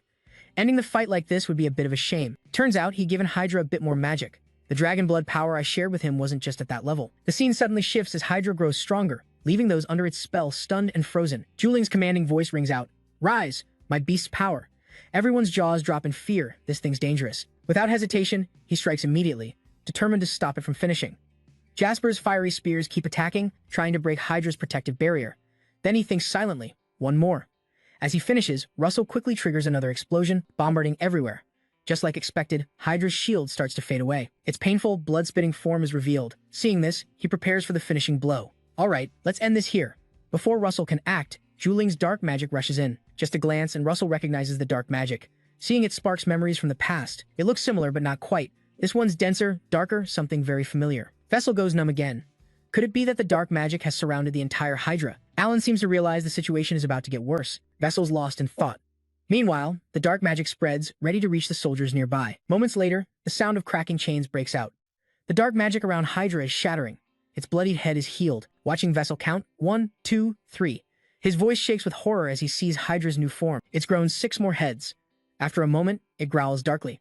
You filthy humans blocking my revenge for Mother. I'll devour every last one of you. As Hydra lunges with its mouth wide open, Vessel quickly forms a barrier to block it. He urgently calls out, Sir Alan, evacuate the troops to the rear. Alan responds quickly. Got it. Not wanting to harm innocent soldiers, Vessel dashes off in another direction. Hydra, once defeated by Ulzen, had 5 heads. This one, having 6 heads, means history's been altered by some kind of interference, even if it's something else. As the battle heats up, Juling's indifferent figure appears, watching the chaos.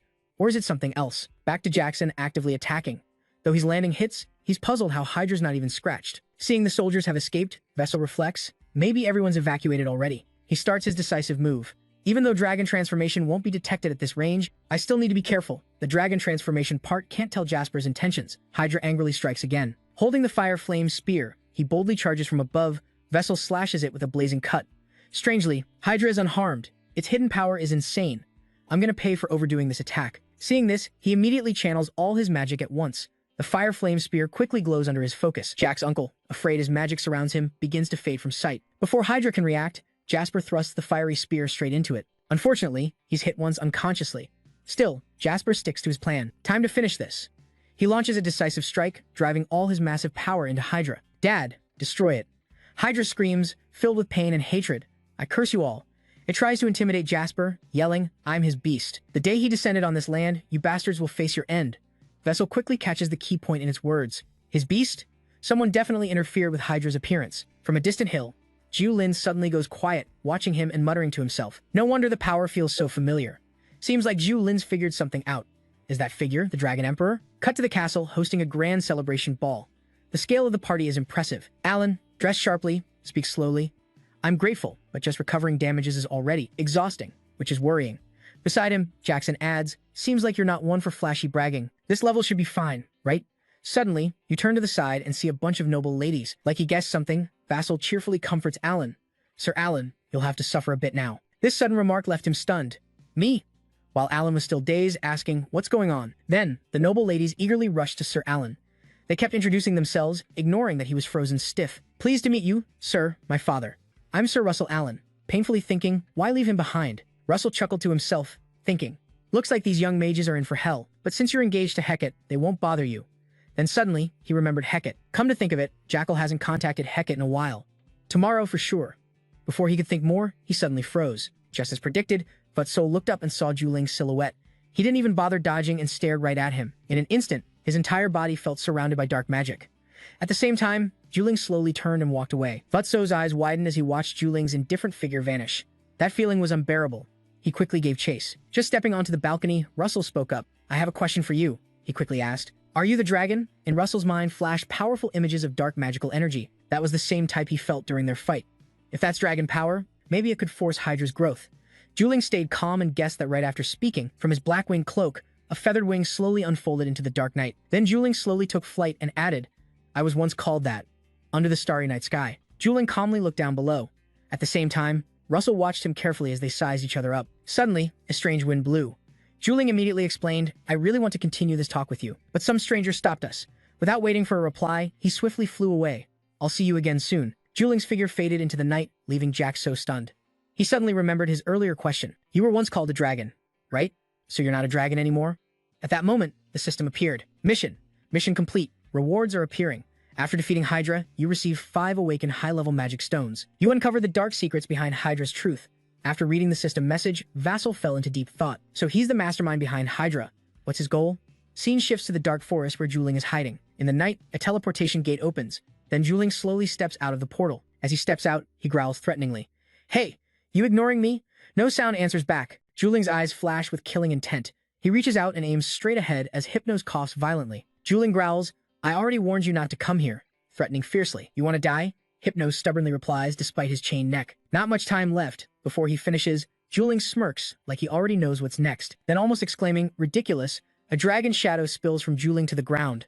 Since when did you think we're equals? He aggressively snaps, you think you can boss me around? Fallen dragon scholar Juling, Hypnos keeps coughing. You're thinking of betraying him, right? This question makes Juling pause for 2 seconds. He throws Hypnos away like a tiny bug, then seriously says, I'm not interested in his plan. But remember this, his tone grows even fiercer. Half of my body comes from him. Doesn't mean you own me. Hypnos still refuses to repent and replies, you'll regret this. Like a quail, he bolts away at full speed.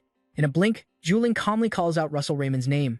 Dawn is rising higher. Just as he wondered if you had the strength to win back even a bit of freedom for me. Cut to Guinevere Palace. Count Dastardly has arrived, someone said inside. Hecate's voice rang out, let him in. Holding the newspaper, she gently said, come in, Count Dastardly. She read evenly from the paper, I am Jason, Count of Jasper.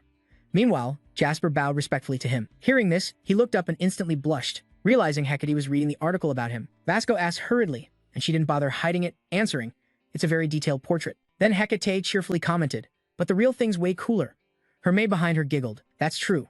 After a moment, Hecate put down the paper, curious.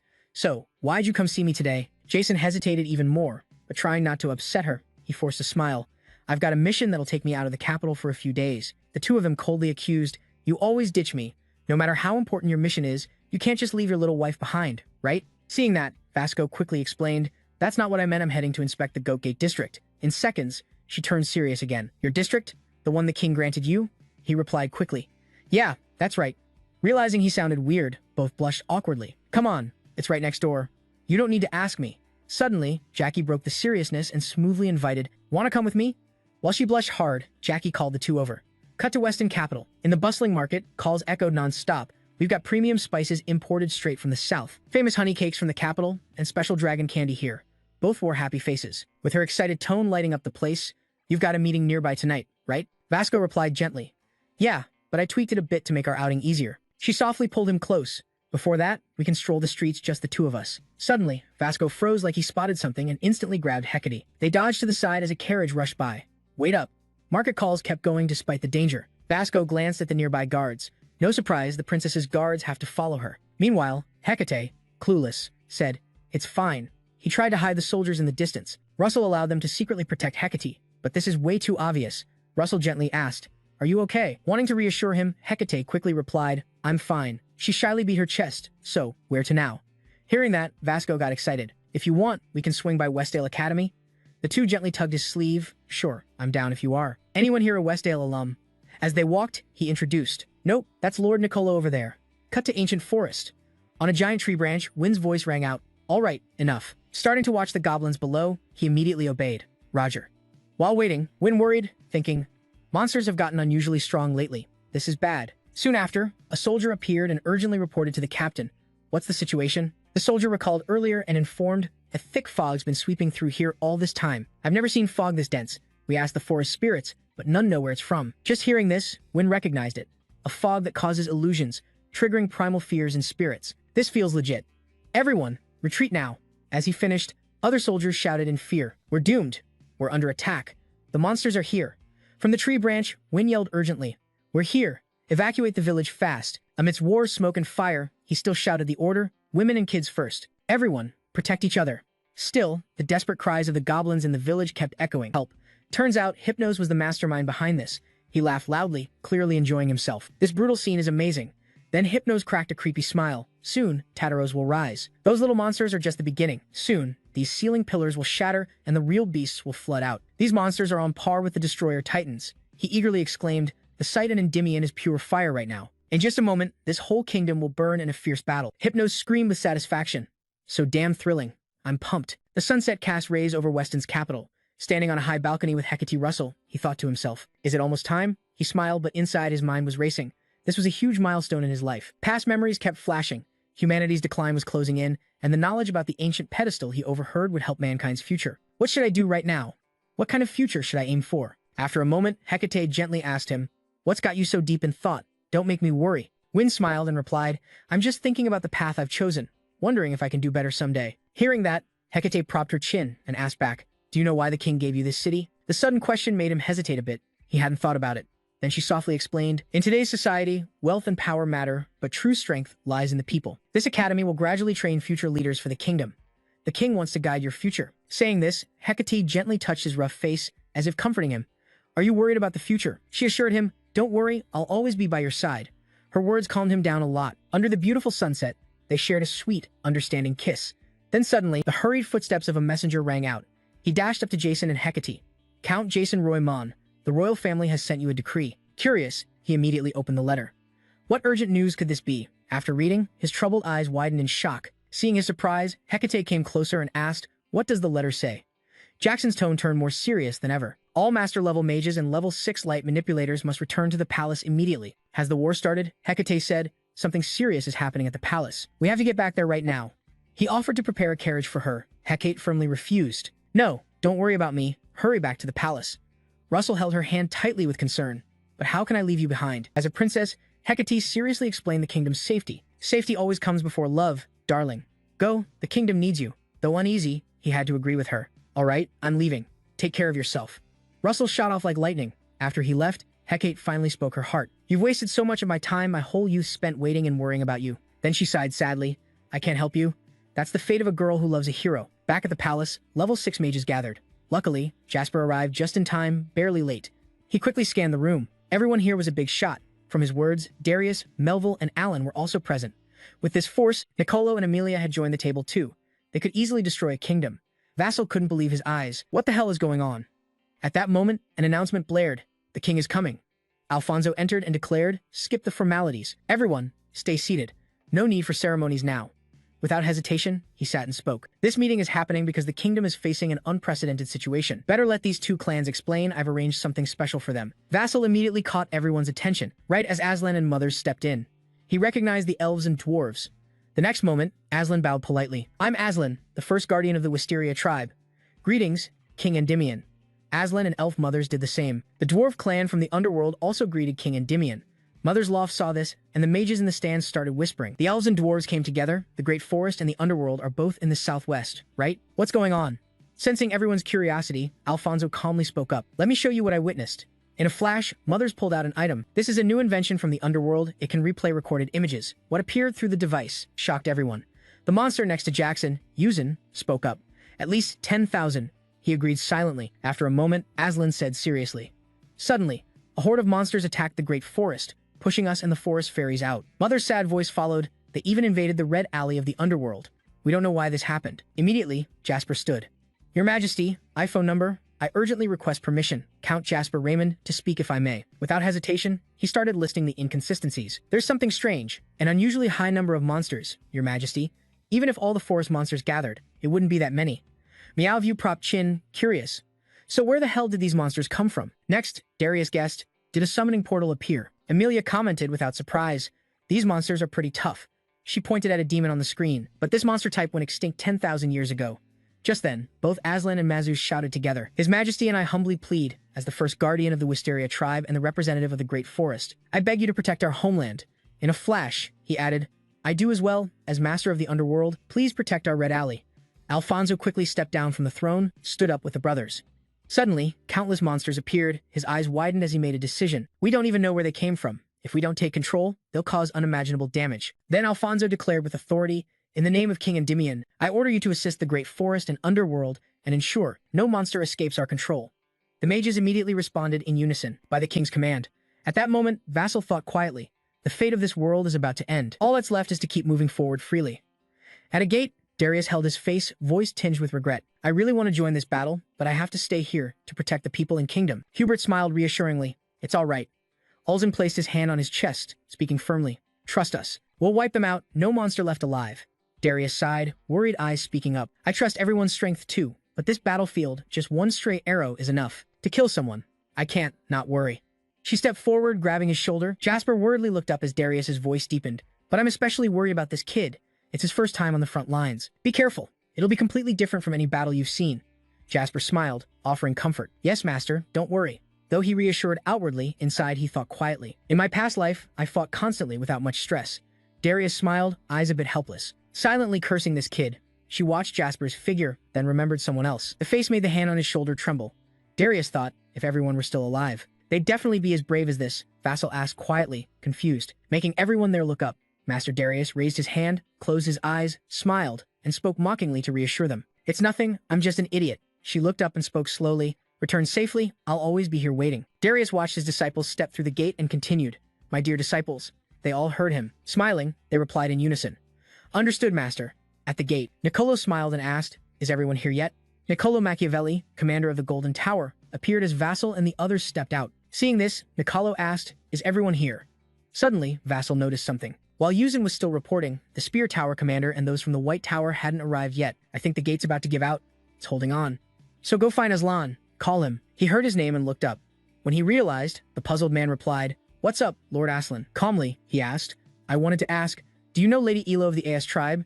Aslan was startled, eyes full of shock. Skeptical voice, how do you know Lady Elo? So looked at him, silently judging. That jet black hair and those eyes. Aslan smiled, his whole being radiating warmth, grasping Jassel's hand. Grateful voice, you're the one who saved Lady Elo and her tribe? Vassal was surprised by Aslan's enthusiasm, saying, You two must be really close. He smiled and explained, Of course, even though we're from different tribes, she's the protector of the alliance. Vassal's eyes widened, amazed. Protector? He recalled Ilo, thinking, the protector isn't just for the As tribe, but for all the elves. I didn't expect Lady Elo to be this badass. Is that because she awakened the dragon tribe? Vassal looked up, asking, Is she okay? Aslan hesitated, unsure. I'm not sure. When I left the forest, she was still on the front line. Vassal covered his face with his hands, his face deep in thought, worry creeping in. So 5 days ago, she was still safe.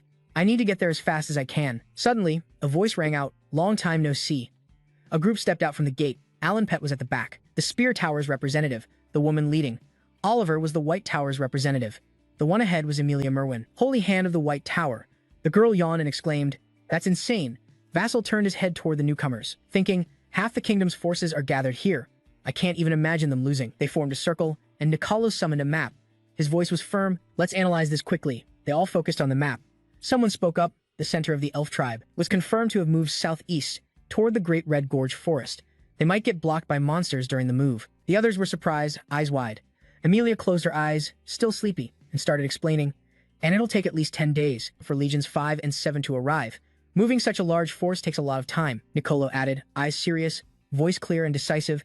Our mission is to lure the monsters into the Great Forest. While the elf tribe moves, we have 2 days. Day 1 to reach the border, Day 2 to reach the elf center, and on Day 3, we complete the mission. Everyone ready? Without hesitation, they charged forward. They shouted in unison, Absolutely.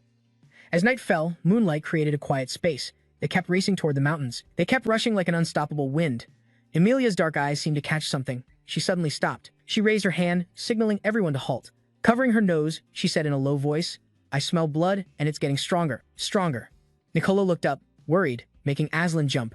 Already trouble on the way? We're still far from the elf tribe center. Emilia hovered in the air, assessing the situation and giving orders. From now on, we split up. Fire Tower mages, follow me. Nicolo followed the girl and added, The rest will head toward the Yuzenstone Mountains. Those below also sprang into action, shouting, Let's move. The people behind him responded loudly and then leapt onto the hilltop, rushing forward. Someone shouted, Boss, now. Yuzen understood and ordered a straight charge across the mountains. They jumped, landing atop a mountain ridge. Everyone froze at the sight before them. Thousands of monsters were tearing each other apart. The bird people kept resisting the monsters. They all encouraged each other, throwing stones at the monsters' heads. Just a little more. Even the injured elves still raised their bows at the monsters, shouting loudly, Aim for their heads. Go. Shoot. Protectors, push forward. The fighters stayed fully engaged. They charged at the monsters with huge hammers, voices full of rage. Die. You filthy monsters. I'll smash your heads. Vassal stood outside the fight, frowning as he watched, silently judging. These guys can't compare to Hydra's monster army, but it was still impressive. Nicolo clenched his teeth, anger boiling as he looked at the scene. Suddenly, his power erupted, cracking the ground beneath him. The earth trembled from Nicolo's strength. He pushed with all his might to lift the cracked earth onto the hilltop, then directed those pieces toward the monsters, shouting, "Die!" A whirlwind suddenly spun around Nicolo and the others, putting him on alert, sensing it was gathering power.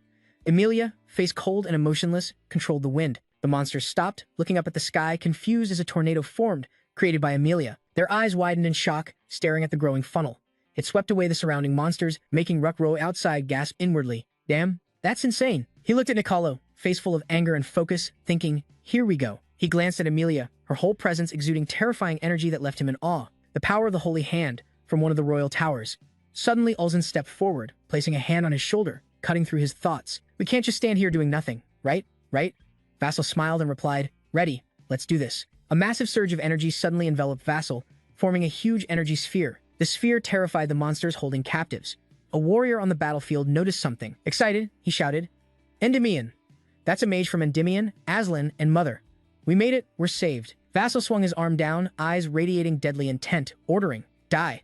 The monsters still hadn't grasped the situation. Stunned by the sight, they didn't have time to escape before Vassal's energy sphere slammed into them. The explosion wiped out the monsters under the eerie moonlight. In the Great Water Forest, mystical purple energy swirled everywhere. Inside, Briareos sat alone among the trees. His eyes narrowed with lethal intent, he sat motionless, tense. His bloodshot eyes lifted to the sky, turning back to the battlefield. All the monsters were frozen solid. A voice echoed, Hughes Bizat Ellen stood on the mountain ridge overlooking the frozen monsters, frozen by his power. Emilia raised her hand to the sky, face cold as ice. Using her power, she shouted, summoning. Lightning bolts striking the monsters, forcing them to flee. Lightning storm! The monsters screamed in agony as they were wiped out.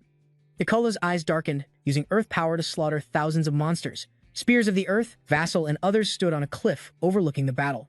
Unzen said in awe, this is the first time I've seen a magic artillery barrage this massive, no gaps to slip through. We'll probably have to redraw the map after this, Hubert said hesitantly, looking at the scene. But he looked at the monsters still multiplying and said, the number of demons isn't dropping at all. Plus, if a massive demon army of this kind gathers, others in the battle will keep wiping out monsters. Hubert up top made the final call. It'll cause damage to our troops too. Russell nearby clenched his teeth nervously, staring at the battle, thinking, the boss is right. The line between our troops and the demons has collapsed. Another huge demon army would be too much. Unsel jumped down with Hubert, calling out, Lord Nicolo, then fired it at a monster, taking it out. The others kept wiping out monsters too, stepping into full-scale combat. Vassal frowned, his eyes blazing red, lips pressed tight in anger. Suddenly, Nicolo leapt onto the mound and landed before them, shouting, all members. They all charged the monsters when Nicolo's order came. Attack. Vassal dashed toward the monsters, thinking as he ran, this fight's gonna drag on, so I have to use my magic efficiently. Dragon transformation at full control, gathering magic with focus. He closed his eyes, concentrating his magic, creating 2 orbs, 1 gold and 1 blue. Using those as material, Vassal rushed at a monster, slicing it into pieces. Meanwhile, Emilia and Nicolo also unleashed their power, attacking the monsters. Alan on the other side charged with his power and froze them. The fierce battle kept going. They continued wiping out monsters. Alan furrowed his brows, focused power into his arrow, then shot it at a monster, killing it. The others also kept taking down monsters. The sun climbed higher, morning rays spreading golden light over everything, chasing away the lingering night mist. Oliver, covered in wounds, tiredly swung her hand, using her power. She swung to strike the monsters. Suddenly, a monster jumped out behind Oliver, catching her off guard. Before she could react, a beam of light shot straight at the monster, obliterating it before it could move. So rushed over worried, asking, are you okay, Lord Oliver? Oliver gratefully turned to him, replying, thanks a lot, so. She was tired, her gaze drifting to the monsters with confusion as she spoke. Even if we kill them, their numbers don't drop. Where the hell are they coming from? Her sharp face furrowed in thought. This means no end in sight. What the hell do we do now? Suddenly, an announcement echoed. It caught their attention. Ichigo pointed to the sky, eyes glowing with hope. He announced the sun was rising. Durin heard and felt encouraged, willing to hold on a bit longer. An elf nearby prayed, Spirit of the Wind, grant us strength. Yuzin asked confused, what's everyone on about? How does the sunrise matter? Hubert leaned back, equally puzzled. Demons aren't zombies, so they shouldn't change when the sun rises. Hubert stared wide-eyed at the monster before him. It stopped attacking and looked toward the sun, leaving everyone stunned. The monsters immediately retreated. Vassal's eyes widened in shock, mind racing. They're retreating? Could the sun be their weakness? Emilia asked confused. How's that possible? Nicolo stared in disbelief. Not sure what to say, he replied. I don't know the full situation, but when the sun is high, the morning light spreads gold over everything, chasing away the night's mist. He continued. That's a relief. Once the monsters were gone, folks there helped each other heal.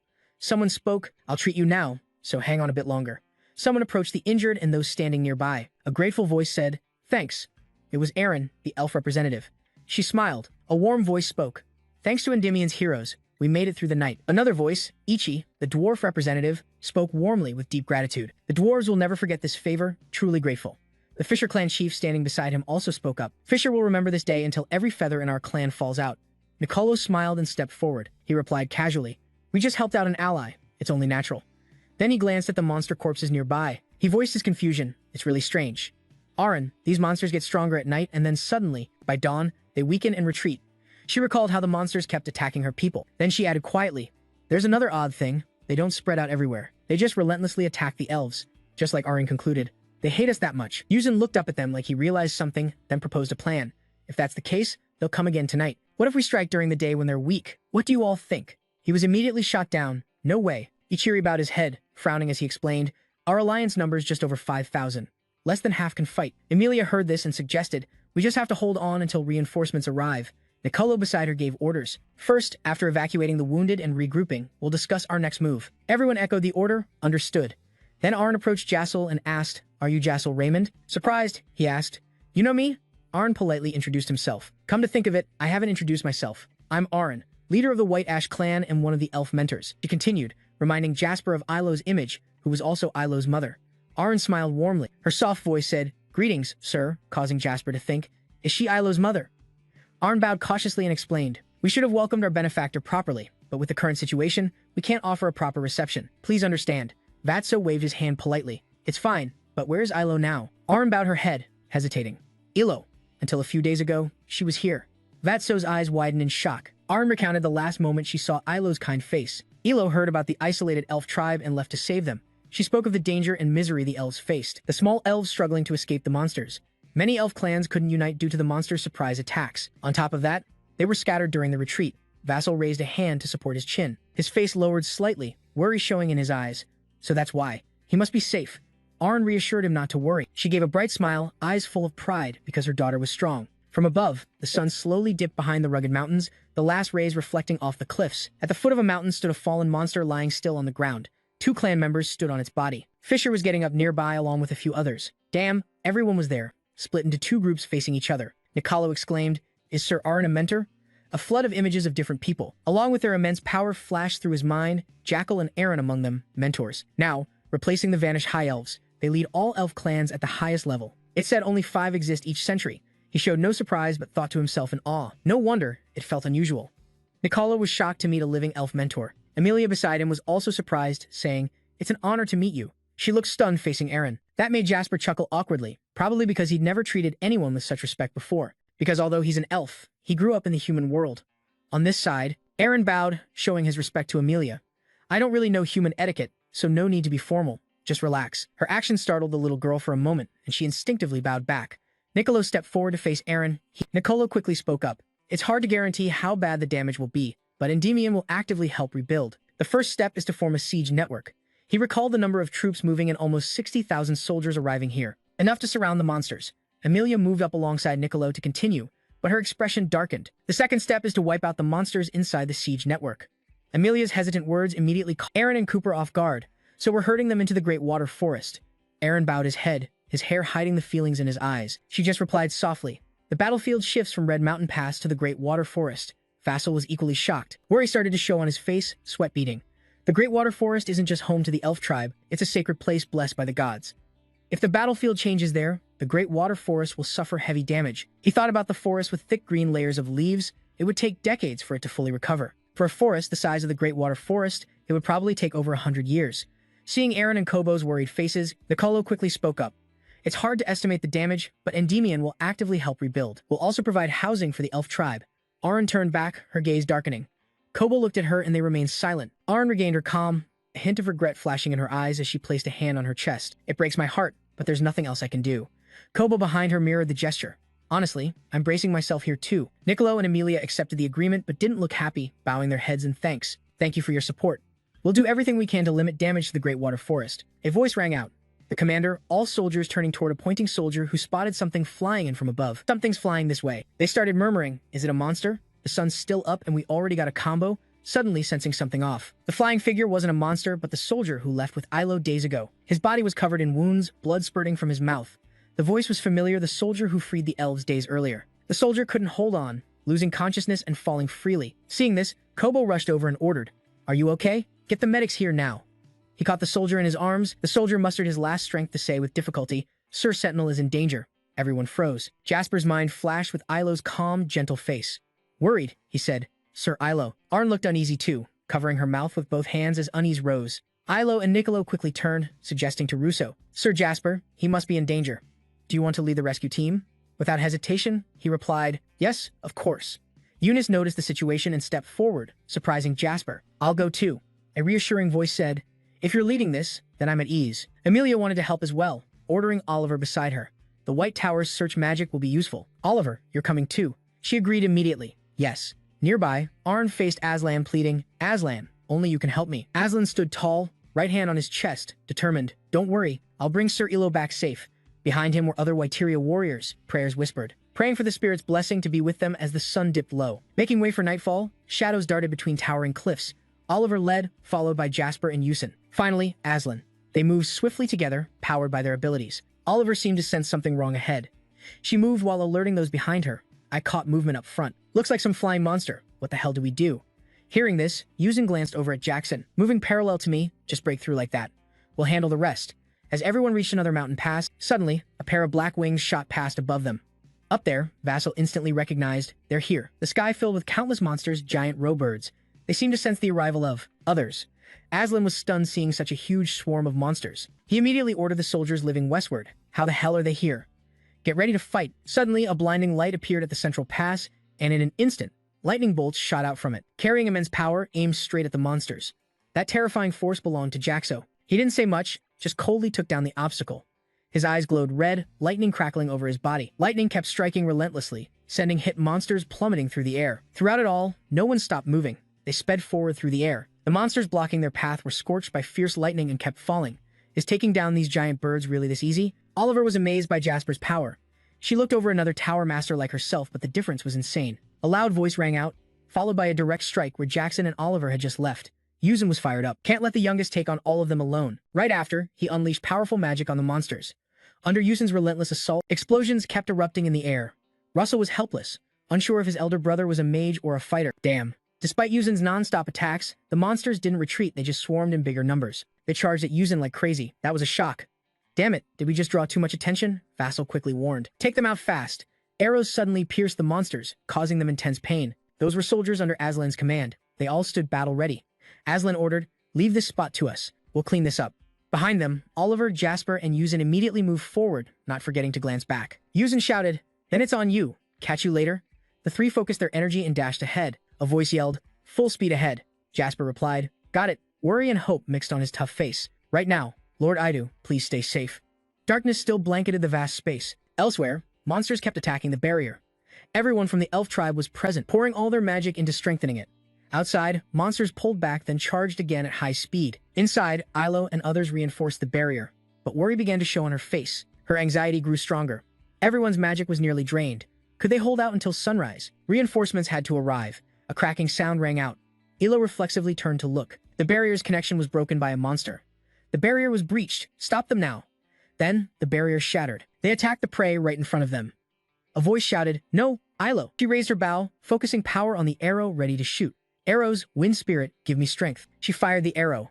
Oliver, Yusin, and Jasper still moved at full speed. Oliver used her power to lead the way. Found it. She looked back as she moved. "I sense battle energy over the next mountain." Unzen immediately responded, "Let's move." Jasper kept praying, his brow furrowed tight. "Please don't be too late." At Ilo's side, her arrow launched a powerful attack. She ducked as countless arrows rained down on the monsters below. Ilo managed to save someone from the monster's sharp jaws. She turned to warn the girl, "Hold the barrier now." The girl quickly replied, "Yes, yes." It seemed like they could still turn things around. But screams echoed as another part of the barrier was broken by the monsters, and they were charging to attack the small spirits. "Help me now. This barrier's breached too. Stop them." With no other choice, she raised her bow again, aiming at Eros, the wind spirit. Suddenly, Jasper appeared right before her eyes. Ilo blushed, feeling shy. Why did her savior's face suddenly show up? It wasn't a hallucination, Jasper was real. Calling out the move, Fire 1. A massive flame burst forth. It formed a wall of fire right in front of Ilo. The monsters burned up instantly. Ilo looked up, her eyes filled with hope, and the tense expression was replaced by a relieved smile. Vassal and Unzen landed from above. Amid Elo's shouts, her savior Unzen's eyes gleamed with excitement. He thrust out a fist to the youngest. "Let me clear the way." Just one punch tore through the air with terrifying power. Seeing this, Vassal didn't forget to turn back and say thanks, big brother. Ahead, Elo was desperately leading her savior. He stopped in front of her. Immediately, he asked about her condition. "Miss Elo, are you okay?" Elo avoided his gaze but showed gratitude. "I'm fine. I don't know how to thank you." He fiddled with his scarf, glancing away, seeming to avoid her eyes. "As fellow demon mages, I'm just doing what's right. Besides, if you're ready, let's break the barrier." They had to break through before the monsters caught up. But Elo looked at the other spirits, badly injured, and even the children. She hesitated, but if we break through like that, the kids would be left behind. Seeing Ilo's worry, Vassal stayed calm. He gently reassured her as she watched everyone move inside the barrier. "It's okay." Meanwhile, Oliver started casting his magic. Jasper asked, "Oliver, can you handle this?" She replied cheerfully, "Of course. You're Jasper's anger. That's why I'm here." Oliver amplified his magic and used it on all the other spirits.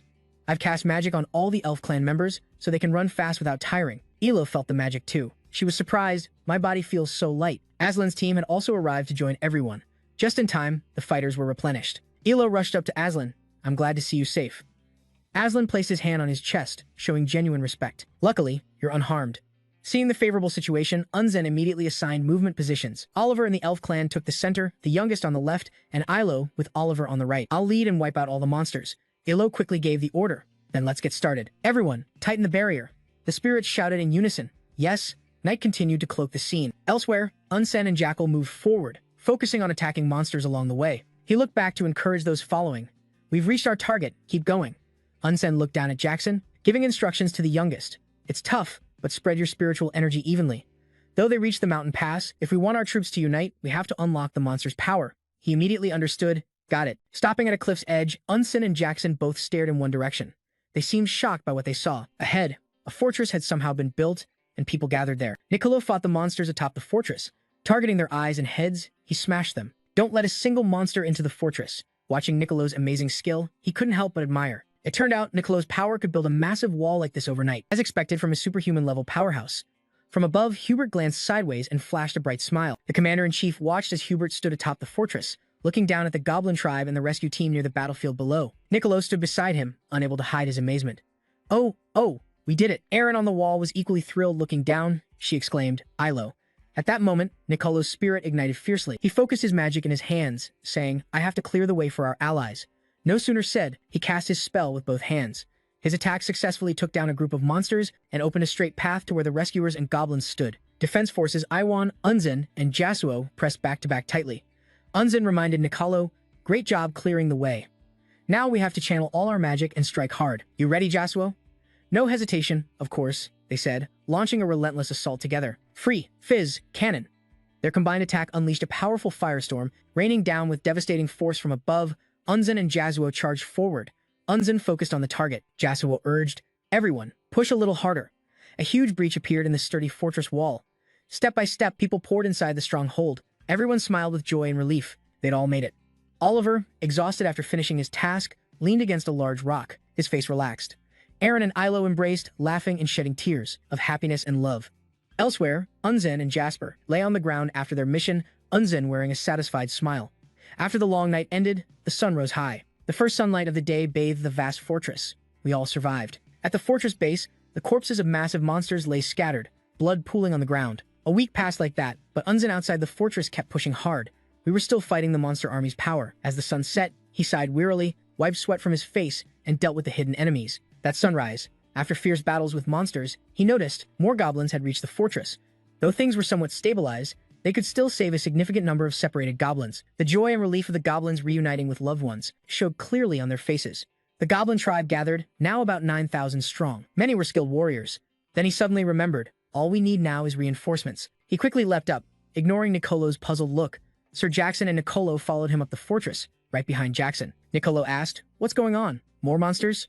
Calmly, he replied, "No, below the fortress is an engineer squad, led by commanders from the 5th and 7th Legions, Endymion. The reinforcements have arrived. A new day dawned, the sky clear with white clouds, and the sun shining brightly overhead. All key figures and commanders of the 2 legions gathered around a strategy table. Niccolo placed his right hand on his chest in respect. Both legion commanders had traveled far. A voice spoke up, "Protecting the people and the land is our duty." The 2 commanders were William Luigi, leader of the 5th Legion, and Duel Cruiser, leader of the 7th. Cruiser crossed his arms politely. We're just here to do what soldiers do. Niccolo felt the weight of their responsibility. He smiled. Then let's start the operation briefing immediately. This time, Jackson, who knows the terrain and beast forces best, will explain on our behalf. When called, Jackson raised his hand in greeting and introduced himself. Greetings, everyone. I'm Jackson Raymond. Both Legion commanders looked very surprised upon seeing Jackson. So, this is the famous young man everyone's been talking about. No wonder he doesn't look ordinary. Vassal lifted a strategy piece on the board and started breaking down each person's mission. Commander William, the 5th Legion's job is defense, he recalled last time. When everyone had to fight the undead together, the current Demon Beast Legion only targeted this spot, but no one knows when they'll invade Endymion territory. On the strategy board, he arranged the pieces and explained. So we need to form a solid siege to protect the remaining elf clan in the canyon and stop any demon beasts from escaping. Then he looked down and lifted another piece. Commander Duel, the 7th Legion's mission is attack. The strategic pieces were neatly placed by position. While the 5th Legion blocks their retreat, our forces will launch a full assault, pushing the demon beasts toward the big forest. He continued analyzing the forest. Their origin might hide unpredictable dangers, but this mission must be completed to claim victory. Duel heard his mission and his fighting spirit surged non-stop. He slapped his chest. Full assault? Hell yeah, I'm all in. With the missions clearly assigned, everyone looked down at Niccolo, who declared 3 days from now. Vassal stared down as Niccolo declared, for the survival of humans and elves, the campaign to reclaim the big forest will begin. Later, Vassal stood atop the castle, looking down at the tense setup, deep in thought. The 5th and 7th Legions were Endymion's elite, boasting unmatched military strength across the continent. No matter how many demon beasts there are, we will not fail. He suddenly turned to look back, then gazed out at the vast space ahead. He felt a dark atmosphere envelop everything, stirring unease within him.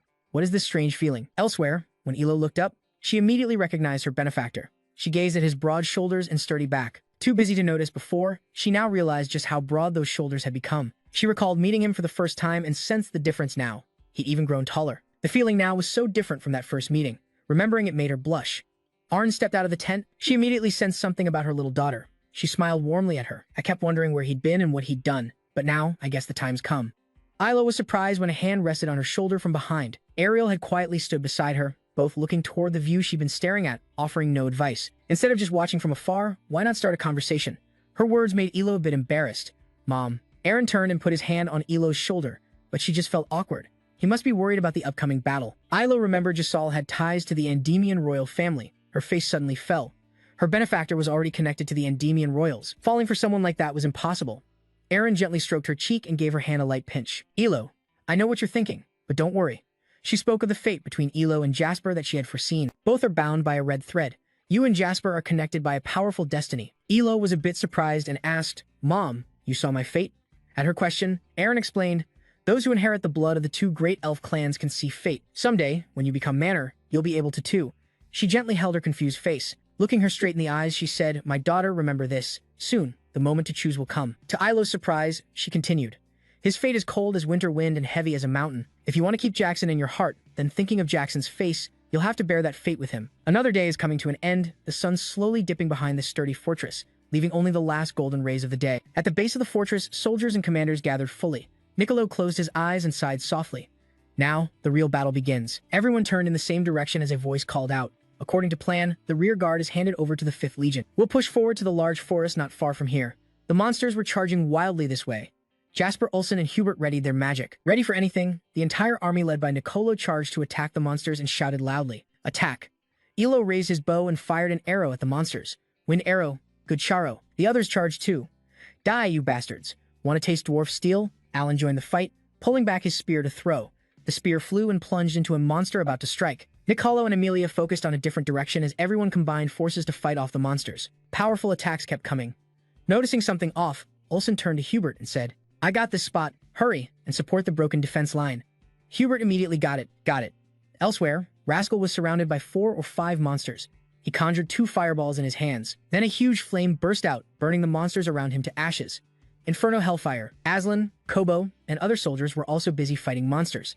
Time passed like that. 15 days later, at the entrance of the large forest, after endless effort and fighting, they finally reached the big forest. The soldiers cheered excitedly. Mission accomplished. We've reached the entrance of the big forest. Among the commanders, Niccolo stood with arms crossed. I finally backed them into a corner. Oz looked up, puzzled. Does the priest feel the same? Russell, confused. Is that so? Right ahead of them is the entrance to the big forest. Consider the Monster Legion's origin. I expected a huge monster horde here, but unlike they thought. This place is just cold, with no sign of a single monster. Not only no monsters, but also no sign of any creatures at all. The The forest is just thick layers of green canopy. The deeper you look, the colder and darker it feels. A gloomy mist shrouded the forest. What the hell is this? Elo stood next to Aaron, worried. Mother, I can't hear the souls anymore. She was uneasy too. Really? What the hell happened here? Niccolo turned to Aaron and Ilo, trying to encourage them. Let's wait for the Fisher clan's scout team to return. They left yesterday. They should be back soon. And they brought the image projector we developed, so we'll get a clearer picture. Kobo suddenly pointed to the big wings in the sky. There they come. Our warriors are returning. Images inside the forest started showing up. Everyone gathered to watch. The big screen replayed footage from inside the forest, captured by the recording device. Niccolo spoke. Same here. No sign of any monsters at all. Vassal stared at the screen. He asked curiously, do you have any panoramic data of the big forest? Niccolo was puzzled by the question. Why do you ask? Vassal pointed at the screen, highlighting a difference he noticed. The deeper inside, the thicker the black mist became. Emilia wondered, the mist's getting thicker? The Fair Clan's projector operator added, yeah, that's what I was about to mention. Then he controlled the image. They reached another shocking point that stunned everyone. Look at this. This image was taken from the highest possible altitude. The screen showed an area surrounded by something, huge and dark. Everyone gasped. Huh? What the hell is that? What's that darkness? Aaron said sadly. How did such a beautiful ancient forest end up like this?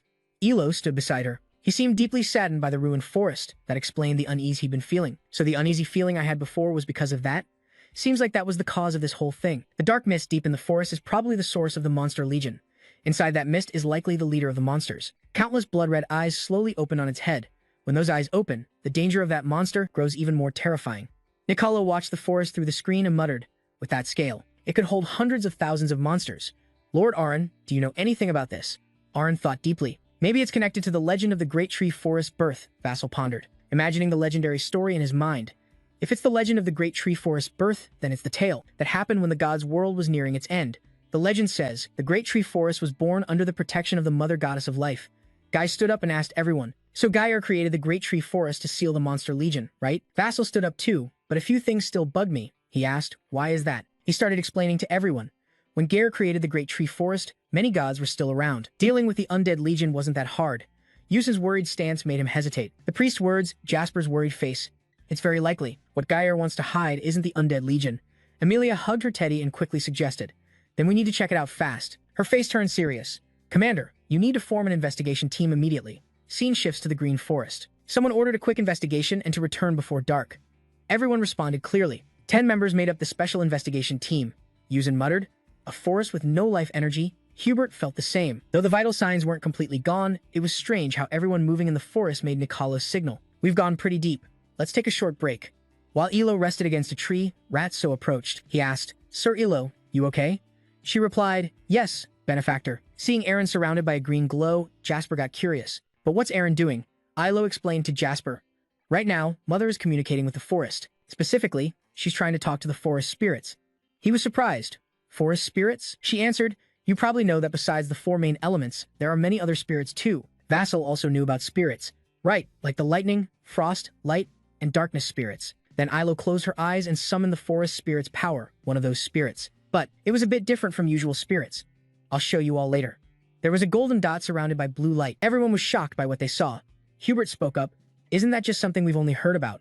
Alan adjusted his glasses in disbelief. Damn, seeing the forest spirit in person like this is unreal. The spirit appeared with a glowing aura and everyone agreed it was adorable. Russell didn't know how to describe it. Could we call it a figure made of earth and leaves? Hubert thought, so cute. Suddenly, with sparkling eyes, it spoke. Benefactor, what do you think? Vasco curiously asked Elo. Alan said, that's Ilo's voice.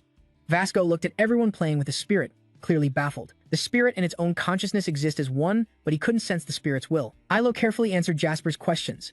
The forest spirit is much smaller than other spirits. This friend is made from countless tiny spirits combined because its will is weak, so to use its power, they have to gather together. He seemed to understand everything, even if the method differed, but it's like projecting your will to control it. Its overall structure is pretty similar to a golem. When the spirit shattered, Ilo said, eyes closed, one hand supporting her forehead. The forest condition isn't good. I can't even summon the little spirit alone easily. Elo turned to her mother. Did you find anything? She was sweating from worry. I've tried many times, but the spirits are terrified. Aaron looked up, scanning around. It definitely relates to the darkness at the forest's center, and so clenched his fist helplessly. What the hell is behind that darkness? Oliver shouted, there! After the warning, everyone rushed off. Vassal moved carefully, sensing everything. The black mist grew thicker and was eating away at our spirits. He remembered the bloody battle. Lucky we didn't come here with the 7th Legion. If we had, we'd probably have fallen before we could act. Oliver stopped. We're here. There was a strange purple glow. Suddenly, a black chunk dropped to the ground. Emilia guessed, is this? Could it be a cursed spike stone? Niccolo was confused. How did this end up here? Then he shouted, start the investigation now. We have to be back before dark, so move fast. The purple light swept through the forest like a bubble. Everyone was terrified. What the hell is that? What's causing this massive shockwave? Where's it coming from? Niccolo reached out to feel the ground. Looks like it's coming from inside the darkness. Then, sensing something, Niccolo grimaced in fear and warned everyone, get out of the way. Suddenly, a huge explosion happened. A gigantic hand appeared out of nowhere. A multi-headed monster was born from the blast. Ichi found the scene unbelievably bizarre. This makes no sense, Oliver muttered. A mountain? A mountain just sprouted up? Vassal couldn't believe his eyes either. Only Niccolo realized what it was. That's not a mountain, it's a living creature. He told everyone, what the hell is that freak? That's Hecaton Cheris. Didn't expect to see remnants of the Titanomachy here. Emilia hugged her stuffed bear. Curious, isn't Titanomachy part of history from a forgotten era? Memories flooded Niccolo's mind. Right, Hecaton Cheris were a race that once craved to dominate the era. I heard dragons borrowed power from some entity to wipe them out. Arn holding Elo close seemed to realize, so the thing guy was hiding is her. He spoke up. Exactly, the ancient tree was a prison for him. Didn't expect this place to seal something like that. Niccolo stared into the distance. Not only brutal, but a beast that devours all life.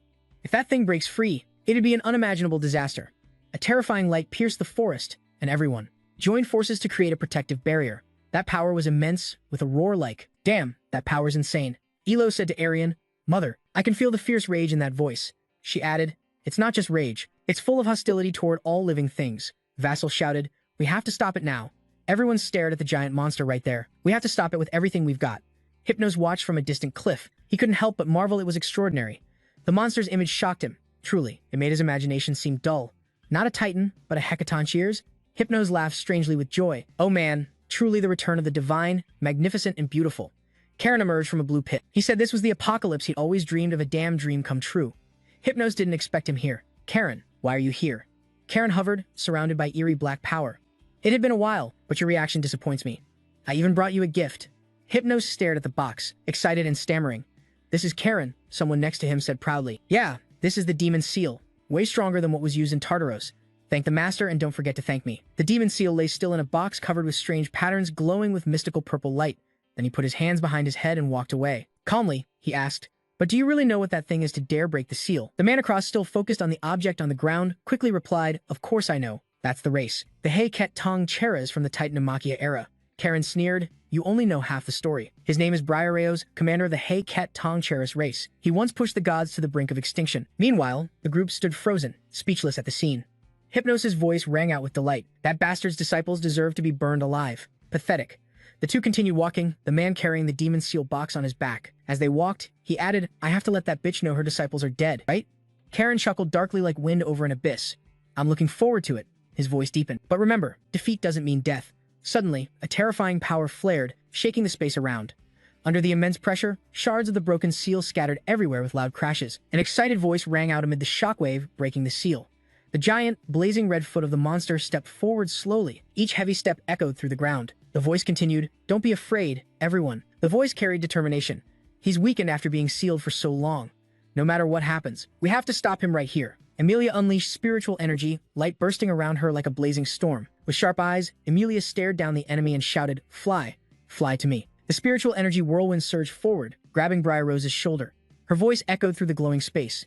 Great flow hidden beneath heaven and earth. Meanwhile, Jackson was startled when he heard someone call his name. Sir Jackson, did you hear that? He responded softly, eyes flickering. Sir Niccolo. At the same time, Briareos roared angrily, struggling against the binding spiritual energy. His bulging muscles tensed, flashes of light from the seal pulsed around his giant body. Then, Emilia's eyes suddenly widened in shock, as if sensing something terrifying awakening. Deep within the spiritual energy, Briareos clenched his fists and tensed up, instantly breaking free. Oliver rushed to Emilia in a panic, voice urgent. White Tower Master, are you okay? She weakly steadied herself, replying, I'm fine, thinking to herself, because it's a legendary being, I thought this would work. Asterisk. Suddenly, Niccolo slid swiftly beneath Briareos' feet, a brilliant golden spiritual energy trail following his slide. He apologized for making everyone wait. The ground beneath Briareos suddenly sank as if answering Niccolo's call. Mother Earth turned into swamp, sand, and collapse. Then he shouted, now, everyone, hurry. This was the moment. Instantly, the group unleashed their powers, storming the giant. Briareos groaned in pain. The giant's massive body struggled in the mud, slowly swallowing him. Muscles bulged as he fought, straining fiercely to break the binding pole beneath his feet. Nearby, Elo and Oliver sat quietly, spiritual energy glowing brightly around them. Green tendrils slowly stretched from the ground, swaying with power. She spoke with authority. Rise up. Soon enough, vines, earth, and stone twisted together, forming a massive towering mass. At her command, the ground trembled violently, layers of bark and rubble merging to take shape as a colossal forest beast. Great spirit of the forest, Asterisk it reached out with huge arms, grabbing Briarose's head. He quickly twisted, grabbing the hand, striking his head, blocking it at his chest. Seeing this, Ichi and Amelia rushed toward the beast. He exclaimed excitedly, "Good, this is worth a shot." But looking at the situation, the girl grew worried and whispered, "Number." At that moment, Briarose's huge hands clenched the enemy's arms. Amelia stared intently, her voice tense. There's no way to beat him like this. In an instant, the monster's arm was torn apart. Briarose roared angrily. "Stop bothering me, you lowlifes." Briarose roared fiercely as well. The roar thundered like an explosion, shaking the ground. His bloodshot eyes burned with murderous intent. The screech pierced the ears like a tear. Everyone trembled, clutching their ears, screaming in pain and panic. Yuzen turned in shock, eyes fixed on him, stammering, He can still talk?" Eyes locked on him in panic. He stammered, He can still talk?" Soon, the monster before Briarose shattered into dust. He growled with contempt. Disgusting pests. Briarose's fiery glare fixed on Nicolo. He yelled, "If you're so eager to get swallowed by me, fine." Below, Nicolo sat still, worry clear on his face, lips pressed tight, quietly coughing. Old Briarose growled, his eyes blazing with hatred. "I'll tear you to pieces and savor every moment." Suddenly, Nicolo's face lit up with a sly smile. His lips curved into a meaningful grin, voice slow but taunting. "Hey, seems like you forgot something, didn't you?" Behind Briarose, Vessel concentrated intensely. Spiritual energy surged powerfully from his hands, a fierce whirl like a raging tornado ready to unleash. Nicolo's voice echoed clearly in his mind. "We're buying time, so get your magic ready to take him down." Briarose seemed to sense the danger now, shocked and doubtful, black hair. At the same time, streams of spiritual energy twisted violently on his hands, forming a technique. Weather form, tightening cloud rings, then Briarose unleashed a spiritual energy tornado, firing out like lightning bolts, tearing through the air wildly, straight at the target. Riarios couldn't react in time and took the full hit. Nicolo couldn't hide his admiration, thinking, at just 20-something, barely into the 6th magic tier, and already this skilled. Amelia smiled, eyes shining with excitement. Her thoughts raced. No wonder the Flame Tower's boss values you so much. He stood silently watching the monster fade into the thick dust, tired and realizing the magic drained more power than he expected. Exhausted, gritting his teeth, struggling to stay on his feet, sweat dripping down his pale face, thinking, plus this magic's power is insane. So it caused heavy damage around but lost accuracy. The scene shocked him deeply. Thoughts kept flooding Jackson's head, but after taking a direct hit, he couldn't think straight. Yet Briarios hadn't fallen, standing tall amid the dust with eyes blood red, burning with rage. Hubert gasped. He took that hit and still stands on 2 feet? Unzen added, his endurance is beyond belief. Nicolo worried, tense and deep in thought, but that's the only hit so far that actually landed. If we can just buy time for Jackson, even if we can't expect to take him down with one strike. He was terrified now, eyes wide, frozen, speechless. Only one thought echoed inside. Is he really that strong? Briarose stared at Jasper, curiosity in his eyes, voice almost a question. Magic with dragon power and black hair. What's your connection to Kim Hunsong? That question stunned him. Jasper wondered quietly. Who's Kim Hunsong? Some kind of relic? Waiting for Jasper's answer, Briarose clenched his fist angrily.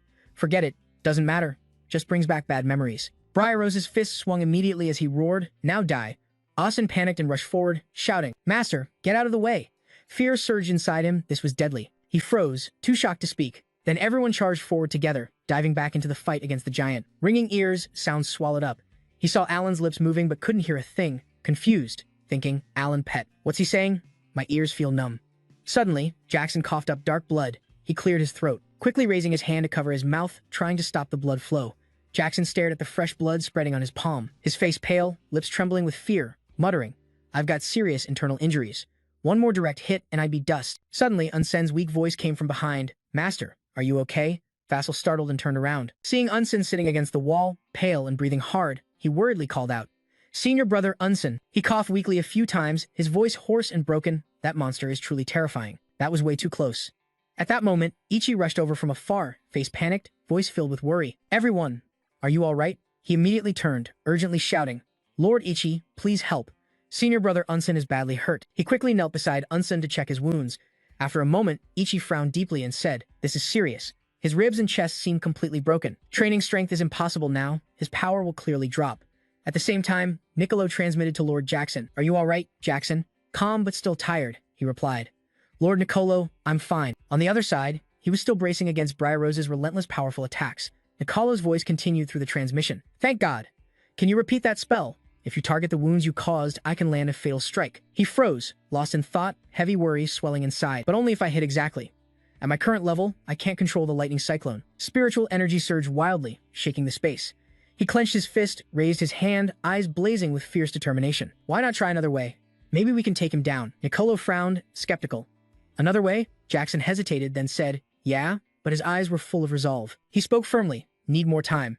Hearing that, Nicolo immediately transmitted to the others, from now on, stall to protect Lord Jackson. Don't let that bastard lay a finger on Lord Jackson.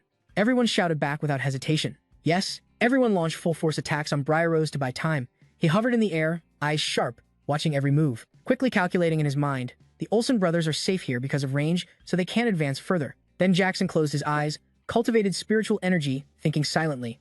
First, gotta replenish my drained magic. His spiritual energy pulsed fiercely, transforming part of his body into a half-demon. Thoughts raced non-stop in his mind. Reckless as hell, he pictured finishing that guy in one shot. The god's spear piercing everything. Brahmastra appeared before his eyes. Riario's gasped in shock. You're actually the descendant of Kim, Han Seong, and that witch. Moments later, he roared in fury, charging straight at Jackson. Bursting with murderous intent, Briarrose rushed like a furious storm, screaming, I'll tear you apart and kill you. Suddenly, Amelia's voice rang out cold and firm. No, you're not going anywhere. Her streams of bright blue spiritual energy wrapped tightly around his legs. After Amelia's shout, Hubert and Oliver quickly seized the moment and charged at Briarrose. Right at that moment, he immediately unleashed the spark of Prometheus. She responded swiftly, throwing out a wave of energy fists. Nicolo also quickly sent spiritual energy toward the giant monster, his voice resolute. We have to protect Lord Jackson. Give it everything to bind him tight. The attacks came in a relentless storm. Briarrose couldn't react in time, screaming in pain and thrashing wildly. Alan wasn't far behind. His eyes burned with determination, shouting as he attacked, freezing this side. Elo knelt, pouring all his strength. Spiritual energy surged fiercely, lighting up the sky, desperately begging, "O spirits of the green forest, grant me your power right now." Giant roots burst from the ground, rushing to bind Briarrose tight. But now Nicolo seemed to have pushed past his limit, blood spilling from his mouth, deep worry rising inside him. Constantly using the great magic drained them all. The meeting time was still far off, and the giant monster screamed in pain, eyes blazing with fury. You bunch of pests!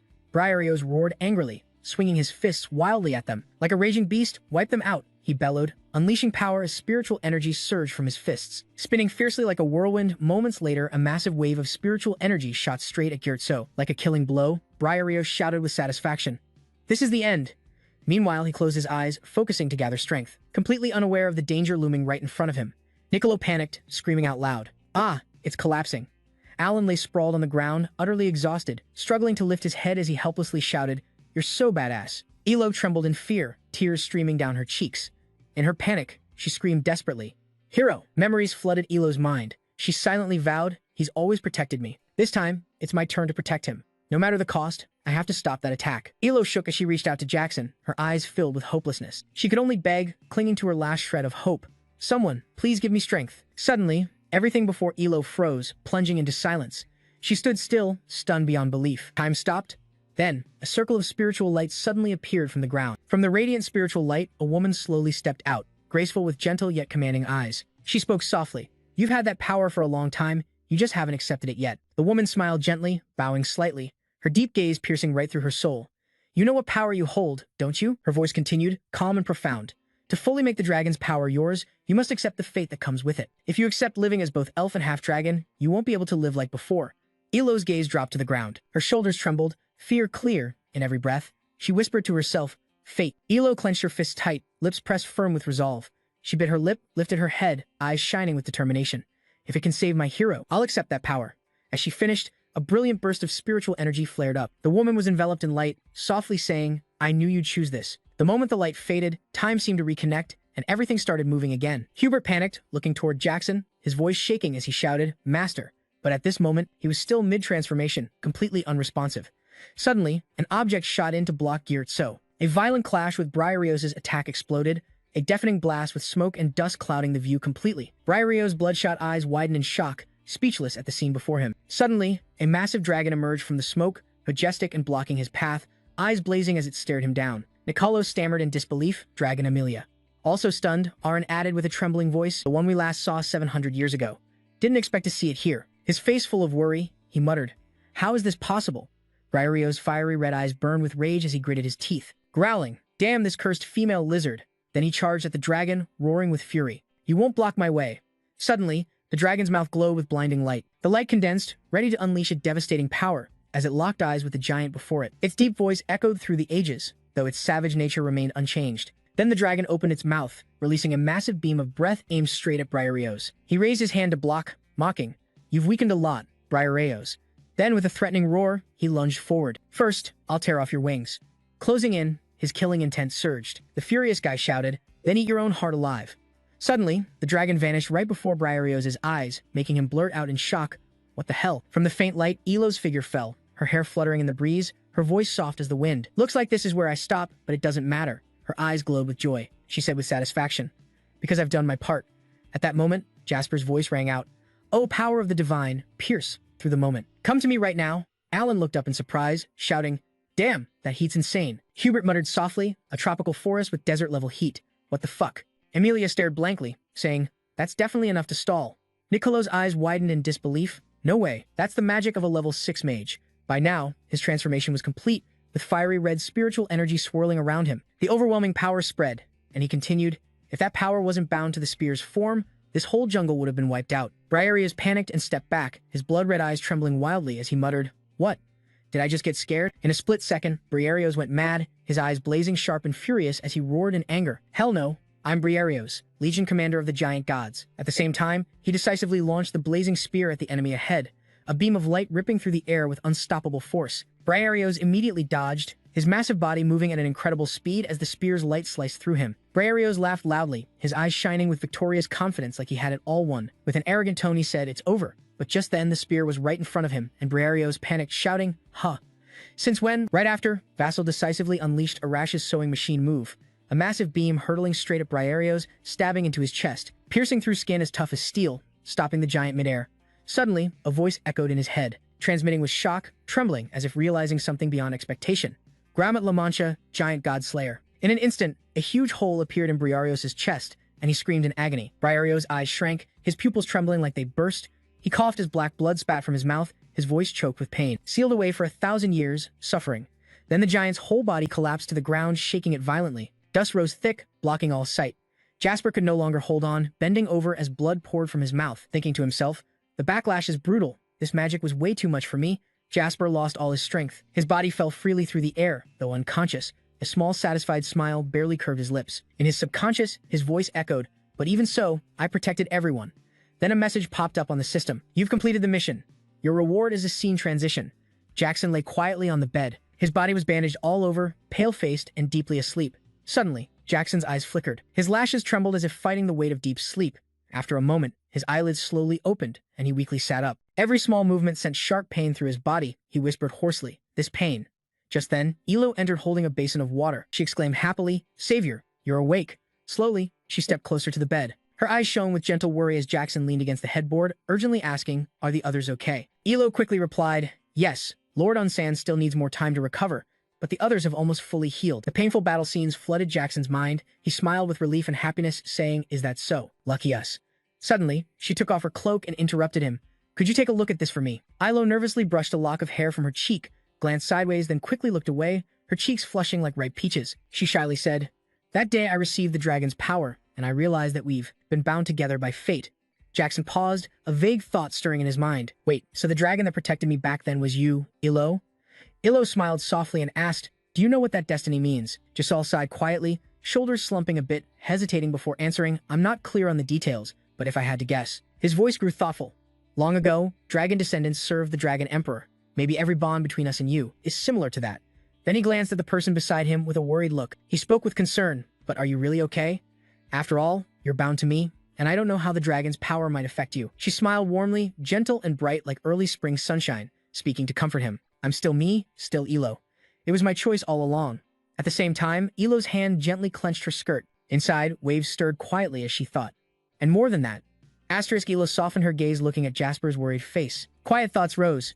"Maybe I've always awaited this fate, whether you have a partner or not. The one who's been by your side the longest will definitely be me." Elo nervously brushed her hair. Her eyes flickered with awkwardness like she was struggling to say something hard, stammering, "So, what should I call you?" "Calling me Dragon Emperor sounds too heavy."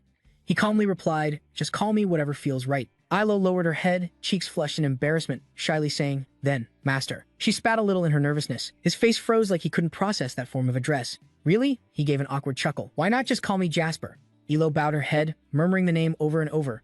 Jasper, Jasper, Jasper. She thought to herself, sounds way more casual. Asterisk. A small smile appeared, her eyes lighting up brightly. Ilo cheerfully looked up, voice soft. "All right, then I'll call you Jasper."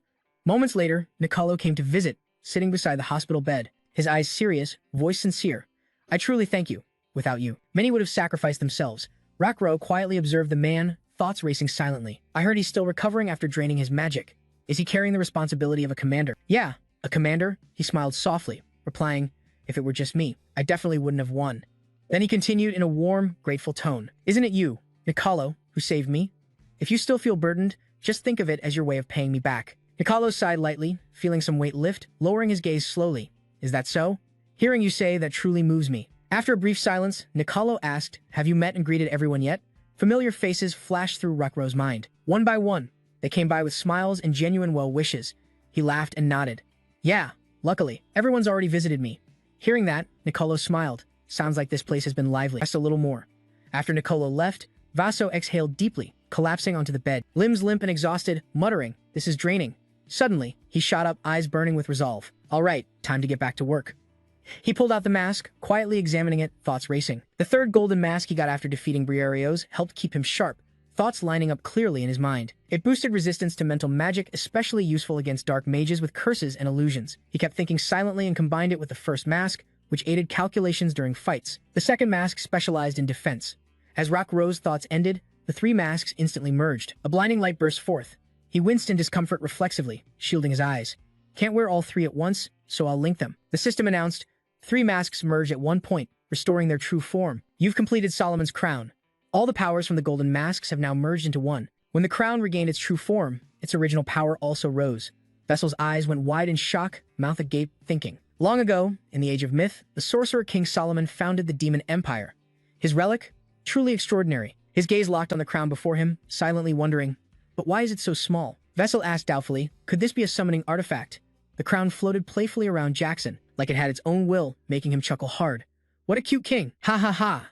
Suddenly, the crown burst with powerful spiritual energy right above Jackson's head. Blinding light spread everywhere.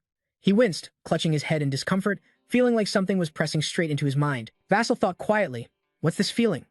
Like I'm split in two yet still existing at once." Immediately, he sat cross-legged and began meditating. Vassal slowly guided his spiritual energy, feeling the power surging inside his body. A thought echoed in his mind. Could this be the moment? He realized the soul was inside the crown. Vassal quietly thought with joy, "This is truly a miraculous sight." A faint smile curved his lips, hinting at the thoughts flashing through his mind. "Just as I thought, there's an entity assisting the calculations." Vassal continued, "A part of my consciousness still exists. It's inside the crown, supporting the calculations of the magical circle's equations." He stared at the reflection on the ground, his face blurry and moving out of sync with his body. Vassal thought, could this be what they call consciousness splitting? He snapped out of the illusion, his awareness slowly returning to reality. Vassal frowned in discomfort, rubbing his forehead as if coming down with a prolonged headache. Suddenly, a system notification appeared. All external consciousness has been erased. The crown's function is reduced accordingly to the lost part. He held it in amazement. What about the internal consciousness? Vassal stroked his chin thoughtfully, realizing it's not just storing consciousness. It's more like a backup. If the mind is corrupted by a curse, the backed up consciousness overwrites the damaged part, helping restore the original state. He stared at the crown in his hands, eyes glowing with deep interest and contemplation. Though the practical use needs more research, I've got myself a damn satisfying relic. After days of recovery, Vassal returned to training, his spirit unbroken. Spirals of spiritual energy swirled around him, quickly forming a barrage of fiery arrows shooting forward. At Jasper's shout, the arrows launched at the target all at once. In a flash, a massive explosion rocked the ground, sending rocks flying and smoke rising amid a rain of missiles. Seeing this, Hubert's eyes widened in surprise, quietly saying, "He woke up in just 10 days. That's already impressive." Alan stood beside him, pushing his glasses up, his calm voice betraying surprise. Not only has his magic use improved, but his casting speed is faster too. Yuzen chuckled, eyes squinting happily. "That's my junior, all thanks to hard training." Then he slowly stepped closer and said, "You seem recovered too. How about a duel? To help my body recover, I won't use magic." Vassal replied awkwardly, "I don't mind, but are you sure you're ready?" Unzen immediately threw a powerful punch at a rock in front of him, shattering it like paper. Then, he calmly said, "My bones crack a little, but I think a few hits from me will set you straight." He was momentarily stunned, lips twitching, thinking, using physical dueling to recover? But he's a mage. Suddenly, an alarm bell rang, and both jumped. They both spun toward the watchtower, eyes sharp and alert. Yuzin said quietly, "Looks like something's happened." Russell added, "Most of the remaining monsters have been wiped out, but what the hell is going on?" They immediately gathered spiritual energy and lifted off the ground, flying into the sky. The scene before them made Rekroy gasp. That's outside the city walls. A group of horsemen charged, kicking up a cloud of dust. The leader held a blazing red flag waving in the wind. He exclaimed, "A red flag signals an emergency, and they're using knights as messengers," Unsen said anxiously. Could the Empire's forces have invaded? Right after, Nicolo urgently gathered everyone, his face tense, eyes filled with worry. His voice rang out firm but heavy with pressure. "Is everyone assembled? A national emergency just broke out." Nicolo spoke seriously, emphasizing each word. Grand Duke Bismarck has finally revealed his long-hidden ambitions. Yusin said in surprise, "You mean he invaded Madimian?" Nicolo nodded. "That's right," he continued. "The 5 magic towers, including Antigone and Kago, the 13th and 21st legions have joined forces. They're attacking the capital." Vassal, a stranger here, stared wide-eyed, shaken to his core. "Antigone, the Red Tower master by the bottles, the one who once humiliated my family and father. Turns out, he's also an ally of the Grand Duke. If Master hadn't stepped in back then, you panicked and couldn't help but say, but isn't it? Master and the Commerce Tower master are still in the capital, right? They're both still there. So how could that be?" Nicolo's next answer shocked everyone. "Missing." He continued speaking. "Both of them have gone missing." Hu tried to calm down, his face pale, eyes wide with panic and deep worry. Master Uns gritted his teeth in anger and slammed his hand on the table. "Damn it! This happened while I was away." Vessel couldn't believe his ears, eyes wavering, voice trembling with emotion. Master can't possibly be taken down by them. If that were true, the rebels would have spread the word everywhere to crush Feda's morale. Emilia crossed her arms, her gaze cold but thoughtful, voice cutting through the tense air. "I think so too. Duke Bismarck definitely pulled some dirty tricks. They can only hold us off for so long." So looked at Nicolo in shock and urgently said, "If their goal is the throne, then the real issue is the king and the princess." He replied thoughtfully, "His Majesty has Sir Julian and the Mountain King protecting him." Nicolo's voice dropped, filled with worry. "And the princess is guarded by the royal knights. But if the Tower Master is the target, things could get really dangerous." Hearing this, an unnamed fear rose in the foreigner's chest. Quietly calling Hey Ket, an armored man stepped forward eagerly, placing his hand on his chest. Pointing at himself, he said loudly and confidently, "I'll immediately deploy the 7th Legion to handle these rebels. I will." Nicolo quickly waved him off, calming but firm. "No, I get where you're coming from. But even if we march out now, it probably won't arrive in time." Then he asked the man in front of him, "Sir Hubert, what's the fastest way to the capital?" He rested his chin, eyes narrowing, staring at the ceiling as if sorting through every possibility. "Using the teleport gate in the capital is best, but chances are that's impossible. They've surely blocked reinforcements from getting through." The foreigner cut in, voice urgent. "Then the only way is to rush through the Red Canyon at full speed, then use the teleport gate at the Demon Tower near the capital. Even then, it'll take at least a day to get there no matter how fast we go." Nicolo immediately spun around, eyes sharp, ordering sternly, "No time to waste, depart immediately." Suddenly, Vutso quickly approached Nicolo, eyes steady, clearly making a suggestion. "Sir Nicolo, can I return to the capital first?" He turned sharply, eyebrows furrowed in surprise. "What? You have a way?" He calmly held up the ring in his hand and said, "The rings of Eros and Psyche. The owner of Eros's ring can teleport to the one who holds Psyche's." Emilia stepped forward, her gaze pensive, voice hesitant. "Russell, I completely get your point, but still, it's better for one of us, the Tower Masters, to go." "Sorry, Russell," she immediately objected, "but I'm the only one who can use the ring. Once you become its owner, it can't be passed on." Nicolo put his arm on his shoulder, voice steady but full of trust. "All right, His Majesty has Julian to protect him, so I'm entrusting the princess to you." Russell's conflicted eyes locked on Nicolo's, determined, "Yes, leave it to me." He slipped the ring onto his finger, and at that moment, a blinding light flashed from the gem. Russell's sharp eyes instantly turned fiery red, his gaze cutting through the surging spiritual energy radiating from the ring. The system popped up a new mission alert: protect Princess Heykit Rapmot, defend Princess Heykit Rapmot until the rebellion is completely crushed. At the same time, at Geneva Palace's west gate, soldiers fought desperately to hold their ground. A commander's shout echoed through the smoke and fire, "Wipe out the rebels, don't let them break through." He gave quick, firm orders. "Evacuate the wounded to the rear, hold the line." A man's voice rose over the chaos. "Bring more bandages and medicine, hurry." On the other side of the front, a gentle hand pressed on a wounded soldier's chest. He groaned softly, eyes barely opening. The woman soothed him quietly. "This might hurt, but hang in there a bit." Tom's son carefully wrapped the wound with bandages. Every move was quick yet gentle. Tom's son's eyes widened, his weak voice calling out, "Your Highness." After a while, the wound was carefully bandaged. Tom's son looked at her suspiciously and quietly asked, "Your Highness, how do you know my name?" Heiket calmly smiled and replied, "How could I not know? You guys aren't disposable swords." Suddenly, a voice rang from behind. She startled, instantly turning around, eyes tense. "Your Highness, the gate area is tense as a drawn bowstring."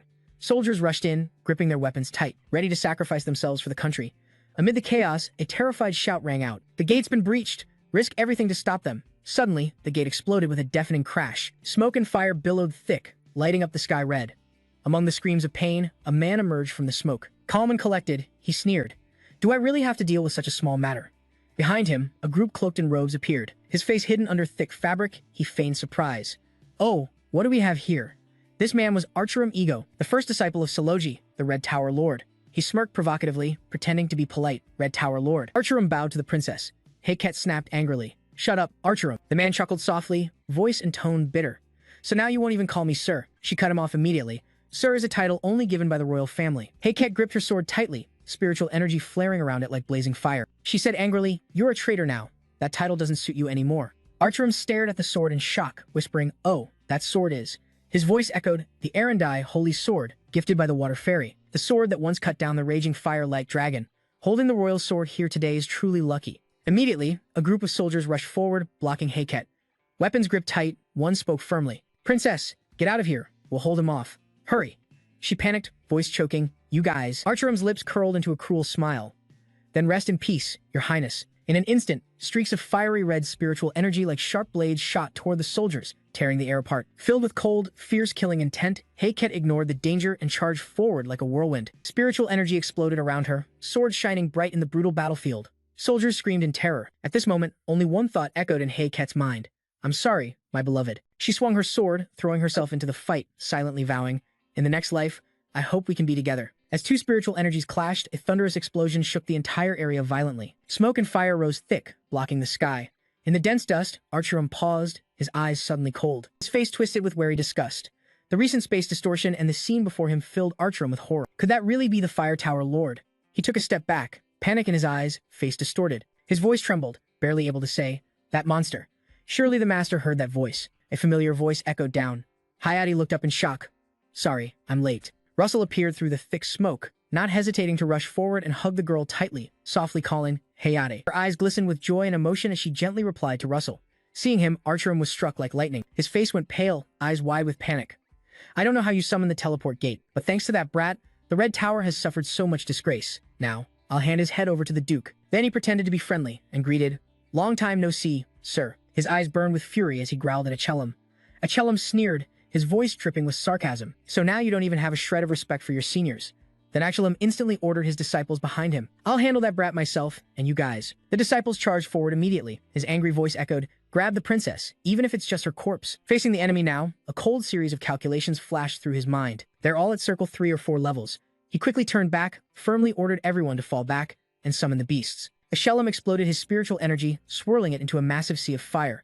The scorching heat spread everywhere. My fiery dwarves, punish these rebels who dare ignore me. What the hell are you so cocky about? So rapidly released his spiritual energy and charged at Achelum. He thought silently, first, gotta break away from Hekek. He saw him closing in. Suddenly, he jerked back in shock. Oh shit, so unleashed a powerful punch. Lightning energy exploded around his arm, crackling with bright sparks. He shouted, Thunderstrike. He swiftly raised a shield of spiritual energy to block the attack. The shield took the Thunderstrike head on. A sharp explosion rang out, cracks immediately appearing. Achelum glared angrily, grinding his teeth. His eyes flashed with murderous intent. You insolent punk, you're trying to pull a fast one? He yelled, voice full of rage. I'll burn you to dust. Right after, Achelum and So unleashed a fiery barrage together. Two massive fireballs instantly formed, swirling violently as they blasted toward their opponent, roaring with heat and explosions. Everything in their path was incinerated. He raised his hand to shield his face from the scorching heat wave. His eyes never left the enemy, silently assessing the speed of the spell and its devastating power. Not a superhuman level yet, but the Tower Lord is still the Tower Lord. On the other side, he squinted to observe. He thought the casting speed was impressive, but the firepower was weak. Probably skipped one of the techniques to speed up. Achelum's eyes gleamed fiercely, a smug smile curling his lips. He thought, then I'll overwhelm him with firepower. Right after, Achelum unleashed his spiritual energy. Two streams of red and gold energy flared violently, twisting like ribbons of fire before transforming into two giant blazing serpents. So bit his lip anxiously, throat dry. He swallowed nervously, eyes locked on the two fiery serpents twisting on Chung Hill. Achelum waved his hand, and the two giant fire serpents immediately shot toward Zoro. The red and gold energy surged fiercely, as if wanting to incinerate the entire space ahead. The two Kek trembled amid the ruined debris, eyes full of worry. Silent tears welled at the corner of her eyes as she helplessly shouted, Russell. Meanwhile, somewhere else, the sky darkened over the jagged rocky land with the wind howling. A solitary tower rose like a spear, piercing the bleak black clouds. Uini stood in an open clearing, a circular formation gradually glowing. Ancient runes moved around the center, as if controlled by some unseen power. Hypnos's cold voice rang out. Your arrogant disciples are pretty good at getting in the way, he said coldly, but Briarrose was just bait. Hypnos stepped forward, his black cloak crushed beneath his feet on the dry dust. His voice was icy. My target all along has been you. Hypnos's face flashed with excitement. He continued, stand still and watch Endymion drown in flames along with your disciple's death. At this critical moment, Vessel quickly formed a shield to block the enemy's fierce attack. He thought to himself, even with multiple shields, how can it still shake this much? It's not just firepower, there's physical impact too. Russell glanced at the scorched marks spreading across his cloak. He sighed silently. Another precious cloak about to be ruined. At that moment, Thomson hurried over. She said anxiously, Your Highness, get out of here. It's dangerous. She hesitated, quietly speaking to Russell. Then Ashellam's disciples rushed forward immediately. One shouted, The princess is fleeing. Chase her down. You glanced back nervously, thinking if he was just Ashellam's disciple, the royal knights could probably handle it. That thought echoed in your mind. Maybe they could deal with it. But right then, the man in front unleashed a surge of spiritual energy, charging straight at you. He sneered. You little punk. Explosions rocked the ground, dust clouded the battlefield. He mocked silently. Let's see how long you can hold out. A fool who only defends can't win. At that moment, a flash of light appeared, Jasper's spear instantly materializing, radiating deadly intent. Ashellam glared anxiously, gritting his teeth, eyes full of doubt. Has he really decided to act now? Suddenly, you gripped the spear tight, then charged straight at Ashellam like an arrow slicing through the wind. He couldn't dodge the overwhelming force of the spear, flying right at him. Piercing through Ashellam, he screamed in bone-deep pain. In a flash, Ashellam spat blood. His face turned pale, shock flashing in his eyes. Ashellam dropped down in pain, gritting his teeth. Feigning an attack to set up a counterstrike, Vassal replied coldly, That arrogant carelessness is exactly why you failed. Vassal turned his back and walked away without looking back. Ashellam's body slowly sank into raging flames. You silently thought, if he'd stayed calmer, maybe the outcome would have been different. Inside the city, the soldiers still fought fiercely, refusing to retreat before the enemy. Jasper hurriedly opened the door and stepped inside, eyes full of panic. He called out loudly, trembling with worry, Hayate, hold those disciples. Someone shouted in surprise, Huh? Why is he here? Jasper's face lit up with excitement, flames bursting fiercely in his palm as he said, Well then. Suddenly, fierce flames shot from Jasper's hands, racing toward the disciples. His voice rang cold and sharp. Ask Ashellam yourself. Then Jasper stepped forward and gently wrapped Haiti in his arms, his voice low but full of concern. Your Highness, are you okay? She hugged him tightly, calling out, Jasper. Then Jasper gently touched the wound on his face. Worried? He asked. That many wounds? Are you really all right? Jasper shook his head slightly, eyes calm. I'm fine. His gaze full of love, fixed on the girl before him. Vassal spoke softly. Hayate, she looked up, eyes shining with emotion and gratitude. Without you, I don't know what would have happened. Thanks to you, I'm still alive. Hayate gently stroked his face, eyes suspicious yet tender. Is this the power from the ring you gave me? Vassal softly hugged Hayate's arm, whispering back, Yeah, but I'm out of mana now, probably can't use it for a while. They quietly shared a moment of happiness, watching the smoky battlefield haze through the window. A thought echoed in your mind. What's this feeling? Suddenly, Hayate spoke softly, voice filled with worry. That's where His Majesty is. Vassal quickly reassured, Don't worry, that's Lord Jilly in person. Just as expected, he's holding the line. Then you gently place your hand on her shoulder, speaking seriously. First, we have to regroup with His Majesty.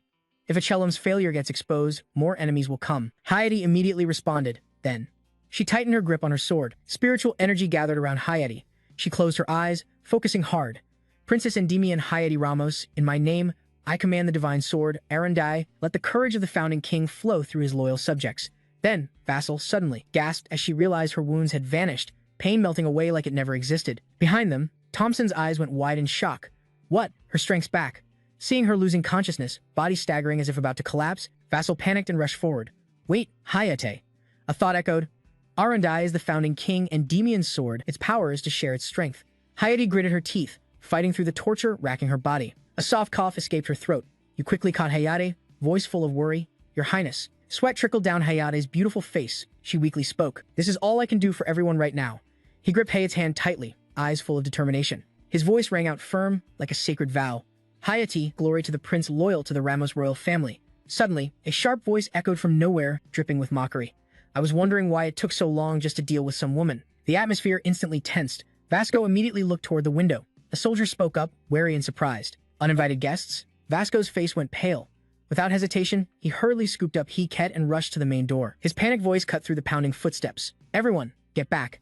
A man appeared outside the window. His cloak billowed in the wind, eyes cold as ice, as he unleashed blazing swords toward the two. They spoke coldly, collapse. The swords carried terrifying force, tearing through the air, flying straight ahead. Like furious sparks, they pierced through the fortress walls, shattering stones and kicking up dust clouds. He stood majestic midair, spiritual energy blazing wildly, painting the sky red. The entire tower crumbled in an instant, his gaze icy cold. The cold swept down like an invisible blade, sharp enough to suffocate the air. He smirked, his deep voice echoing through the land. Long time no see, Russell. Meanwhile, below, he quickly formed a protective shield, spiritual energy enveloping them both. From above, Bayan's eyes flashed with surprise. He thought to himself, this isn't just any shield if it can withstand my magic. Hard to believe he pulled that off so fast, Ben continued. You've gotten stronger since we last met. Below, Vasco braced himself, sweat streaming down his tense face. His mind raced.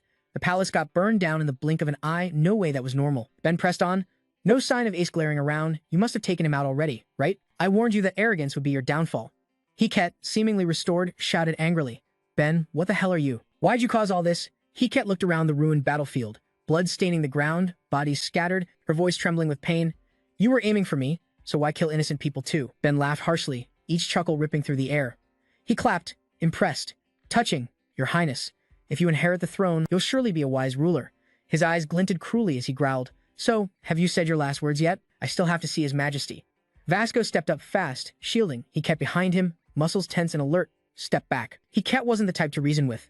Suddenly, hurried footsteps echoed through the smoke and rubble. A squad of soldiers rushed to help, shouting anxiously, Your Highness, are you okay? She stared in shock. You guys? One of them quickly answered confidently, reassuring. We saw the castle fall and ran over. Your Highness is safe, don't worry. Bayan's disciples poured in like hungry wolves, flooding the battlefield. He muttered coldly, a hint of annoyance flashing in his eyes. More obstacles. What a pain. Below, the soldiers charged fiercely toward the enemy, footsteps pounding like thunder. One soldier raised his sword high, yelling, Wipe them out. At the same time, a surge of spiritual energy burst forward like a razor-sharp missile. Ben didn't hesitate, drawing his sword in a flash, blocking the fierce attack just in time. Then he quickly unleashed a powerful burst, asking, You really gonna stop me, Vasco Royaman? Vasco calmly met his enemy's cause. Of course. Ben snorted coldly, disdain flashing in his eyes as he sized up his opponent. You're no different from your master Darius. He looked at me like that in the end too, he continued, voice dripping with scorn.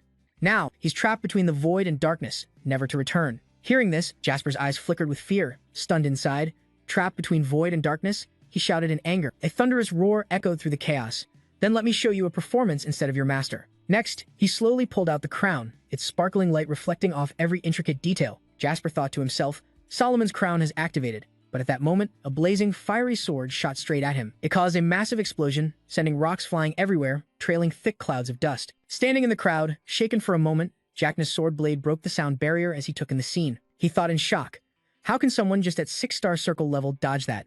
Jasper quietly calculated in his mind. Time fragmented, so I can just barely predict the attack to dodge it, but the thought kept echoing in his head. My teammates are fighting behind me. If I dodge now, they'll get hurt. Vassal immediately summoned multiple spears. Spiritual energy glittered behind him, his determination flared up. So then, the spears instantly spun into a sharp shield, forming a solid wall blocking the fierce fiery swords charging in. Firmly thinking, I'll take the hit. He sneered as his spiritual energy flared like a raging fire, filled with sarcasm. You want to protect your teammates? Those weak feelings are the fastest way to death. He kept attacking the enemy, his cold voice booming with authority. Let me personally teach you a lesson. Quickly chanting spells, spiritual energy surged wildly. A giant stone wall slowly rose before him. The giant stone wall shielded those below from danger. His fierce spiritual energy struck the rock repeatedly, collisions booming like thunder, creating thick dust clouds that covered the battlefield. Amid the haze, he stood tall, his eyes tense. Coughing lightly from the dust, Cao Chung frowned, voice full of shock. Unbelievable. Can you really keep up with my chanting speed? He challenged in a low, taunting voice as he raised his hand. Then let's see how far you can go. A storm of spiritual energy blasted from his hand. It slammed into the target, causing a fierce explosion that shook the battlefield with blinding light. Amid the dust, he still stood firm. Coughing lightly, the attacker gasped. You're still standing? Truly amazing. Ben's eyes locked on the opponent, voice filled with regret. If Darius hadn't interfered, I'd have taken you as my disciple already. Then he bit his lip hard. His tense gaze tracked every move of the enemy, worry flooding his heart. Fast and strong, despite being a tower master. His level was clearly beyond Achellam's now. Heket rushed over to Jasper, panic in her voice. Jasper. He glanced back, breathing hard, responding with a low call. Heket. She held Jackson's battered body tight, eyes full of concern. The man above sneered, voice rough. A tragic scene, 2 lovers. Then I'll send you both to the same grave. Suddenly, Jackson coughed harshly, spat blood, his tired body leaning fully on Heket. Angry shout, Shut the hell up, asshole. He raised his hand, spiritual energy surged like a wild waterfall from everywhere. Wrath twisted around his body like blazing red serpents, binding the eyes and making the whole space heavy and suffocating. Tom's son and soldiers rushed forward, raising swords and spears, eyes fierce and determined. "Your Highness, fall back. We can't hold much longer." Shock overwhelmed him. Even the mages joined the fight. He frowned, scowling with irritation. What a damn nuisance. What the hell is the Grand Duke doing? She quickly supported Jackson, pulling him behind a large rock, worried. "Are you okay?" Jackson spoke slowly, breath heavy, but trying to reassure her. "Yeah, I'm fine." He bowed his head, biting his lip, trying to hold back the pain, thinking he won't last much longer, has to merge quickly. Then the system announced a mission update. The princess's treasure, a blue necklace, a precious heirloom she cherishes deeply. Collect 10 of the princess's treasure necklaces. Reward. Vassal looked up, eyes serious, and softly asked the girl beside him, "Hey, Ket, can I see the necklace you're wearing?" She blinked gently, then touched the chain around her neck, surprised. "Necklace." Vassal immediately held up the pendant, examining it. The deep blue gem glowed faintly, sparkling with shimmering light. Heikei's voice continued. "This is my mother's heirloom." His gaze locked on hers. So serious it made her pause, his voice low. "Can you give me this necklace?" No hesitation. He instantly took off the necklace and handed it to Jasper, smiling gently. "You must have a reason for saying that." Vassal stared at the necklace in his hand, softly saying, "Thanks for trusting me." Without hesitation, the system flashed a notification. "You have collected 10 of the princess's treasure necklaces and completed the mission. When you infuse magical power into the princess's treasure necklace will reveal its true form." Immediately, the necklace burst with blinding light, shocking them both. Eyes wide, the blue light spread like waves, illuminating the dark space around them. The system announced again, dragon scales will return to their original form. "Do you want to absorb the dragon scales?" At this, Jackson was overwhelmed with amazement. Dragon scales, not horns? It didn't matter anymore. Jackson shouted and chose to absorb them. From above, they saw a burst of dazzling magical energy erupt from the hiding spot, the blue light blazing like it could tear the space apart. He froze, thinking, how does this rookie have such powerful magic? Seeing this, he panicked. Eyes wide, mouth agape, he yelled, "What the hell is that?" By now, all the magic had been absorbed, and his body was covered in dragon scales. The scales shimmered with a dark, mystical glow, radiating intense power and authority. He stood stunned, shouting, "What's that form?" The system appeared with a message. With the power of the dragon scales, the body is enhanced. The fusion duration with the dragon is extended. Thanks to the dragon scales, the body is strengthened. The backlash from dragon fusion is somewhat reduced. His fiery eyes flashed with determination and defiance as he thought, if this is the case, I can beat him. After Jasper's loud roar, his whole body glowed. Streams of bright blue spiritual energy surged through the cracks in his armor, like burning veins of dragon fusion. He frowned, voice low and tense. "I didn't expect the info about your dragon blood to be true." He squinted, speaking with contempt but mixed with caution, though it explains why that arrogant jerk failed and got scared. He quickly ordered behind him, "Fall back, Jasper, soldiers too." Then both unleashed spiritual energy, two massive magical forces clashing midair, evenly matched. Gritting his teeth, irritated. "So this is dragon magic? It's no weaker than mine." His eyes gleamed with pleasure, a sinister smile curling his lips as he silently plotted. "If I make that power mine, no Tower Master will ever surpass me." He charged ferociously at his enemy like a missile. A blazing fireball burned in his hand, radiating intense heat. Jasper's eyes were sharp and deadly. A flash of calculation crossed his mind about magic power. "He's stronger, but I've got the edge in physique." Using that to finish him in a flash, Jasper shouted, "Overheat." Then 12 fiery spears spun around the fireball. The red spiritual energy flared fiercely, blazing like it wanted to incinerate everything in its path. His voice rang out.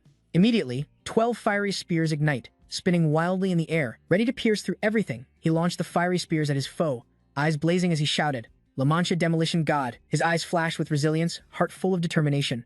"I won't fall over just this." Then Jasper dashed toward the enemy, tense eyes, silently calling out, "Where are you?" At the same time, the other launched a counterattack. Streams of spiritual energy spiraled straight at him.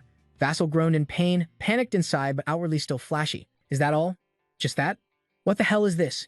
He gritted his teeth and charged forward, the blazing fireball in hand. A growl. "Too hot."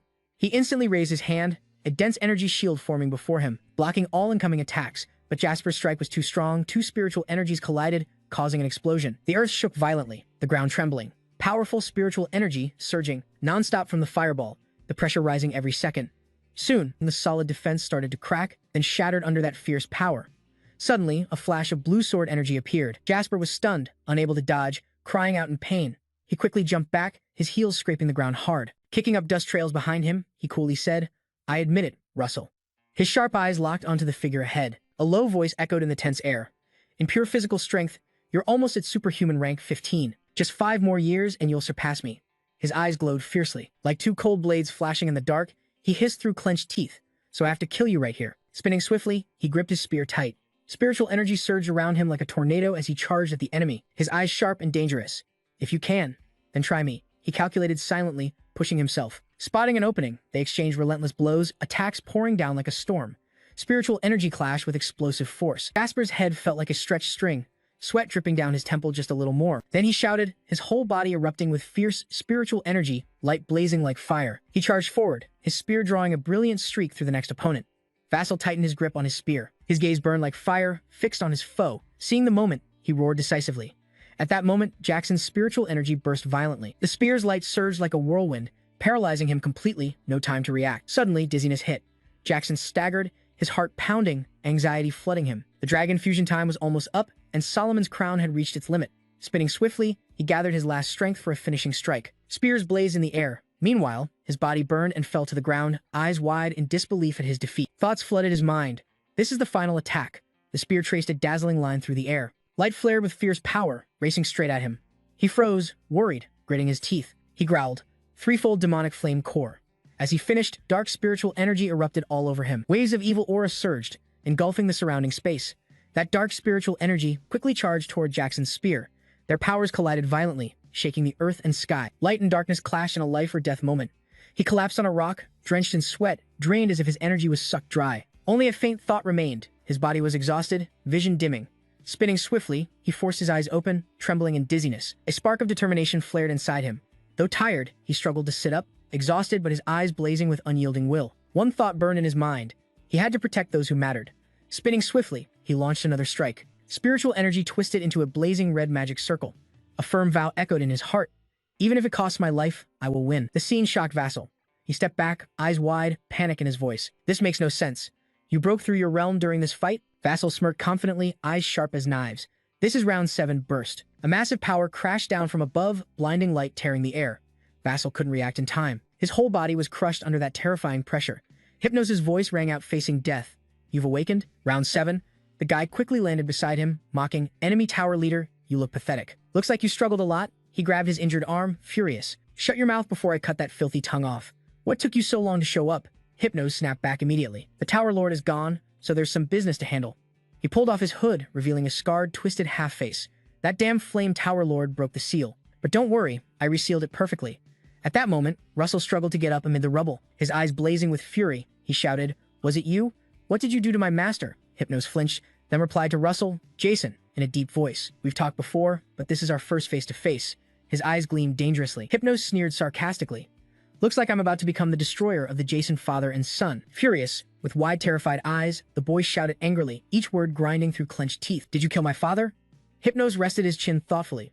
It's complicated, but yes, I'm the one who struck him down. His gaze flicked to the person beside him. A low, mocking voice said, But the one who set this whole game up isn't me. Isn't that right? The person next to him stared coldly at their enemy, breathing heavily. The boy, still bleeding, demanded angrily, So you're on their side, what the hell was your reason for doing that? The man beside him smirked darkly, his hoarse voice like a cold blade. Before I die, I'll give you one last gift. He plunged it straight into the boy's chest. Your father died because he uncovered the plan between the Grand Sect and the cult. His sharp senses only shortened his life. The boy trembled with rage, voice bitter. You bastard. Suddenly, Hypnos stepped forward, blocking between them. The man smirked, eyes gleaming with dark interest. I've got a gift too, so back off a bit. Hypnos slowly spread his arms, summoning a dark vortex. A terrifying skull appeared. The summon called forth a 7th-level dark magic filled with all the world's diseases. A curse aura surged. His eyes flashed dangerously, voice icy cold. I swear to you, even if you want to die, you won't go down easy. At that deathly moment, Darius appeared, radiating overwhelming power, spiritual energy swirling, lighting up the red sky. She shouted angrily, My child won't be taken by you bastards again. At Darius's summon, the ground shook violently. The hellish dwarf emerged, eyes blazing. Rise, my loyal army. The boy joyfully called out, Master, you're safe. Her gentle gaze landed on him, full of love and longing. I've kept you waiting, my youngest child. On the other side, the man yelled in panic, Hypnos, what the hell is going on? He lost his composure, eyes full of panic, staring at Darius's overwhelming presence. His voice trembled, stammering, I clearly sealed her in Tartaros. How could she awaken in a mortal's body? Her sharp gaze swept over them, filled with furious contempt. You dare think we're mere mortals? Darius continued coldly, That's your biggest mistake. Suddenly, a terrifying power erupted from nowhere. Blue spiritual energy swirled, forming a majestic pillar of light piercing the sky, shaking heaven and earth. Hypnos gasped. The Tower Lord of Commerce escaped too. Seeing her turn to leave, Vasco worriedly called out, Master. Darius gathered her energy, eyes resolute. Rest up, this will be over soon, son. Her spiritual energy flared fiercely. Darius roared in fury. You damn traitors. I'll make you pay for stirring up memories of that day. Painful memories flooded her heart. In that memory, her little son smiled brightly, innocently saying, "Mother, someday I'll become a great archmage like you." Darius gently lifted the boy, a radiant smile on her lips. "That's right. If you're my son, you'll definitely make it." Emotion surged in her heart. She thought, that kid's so damn adorable.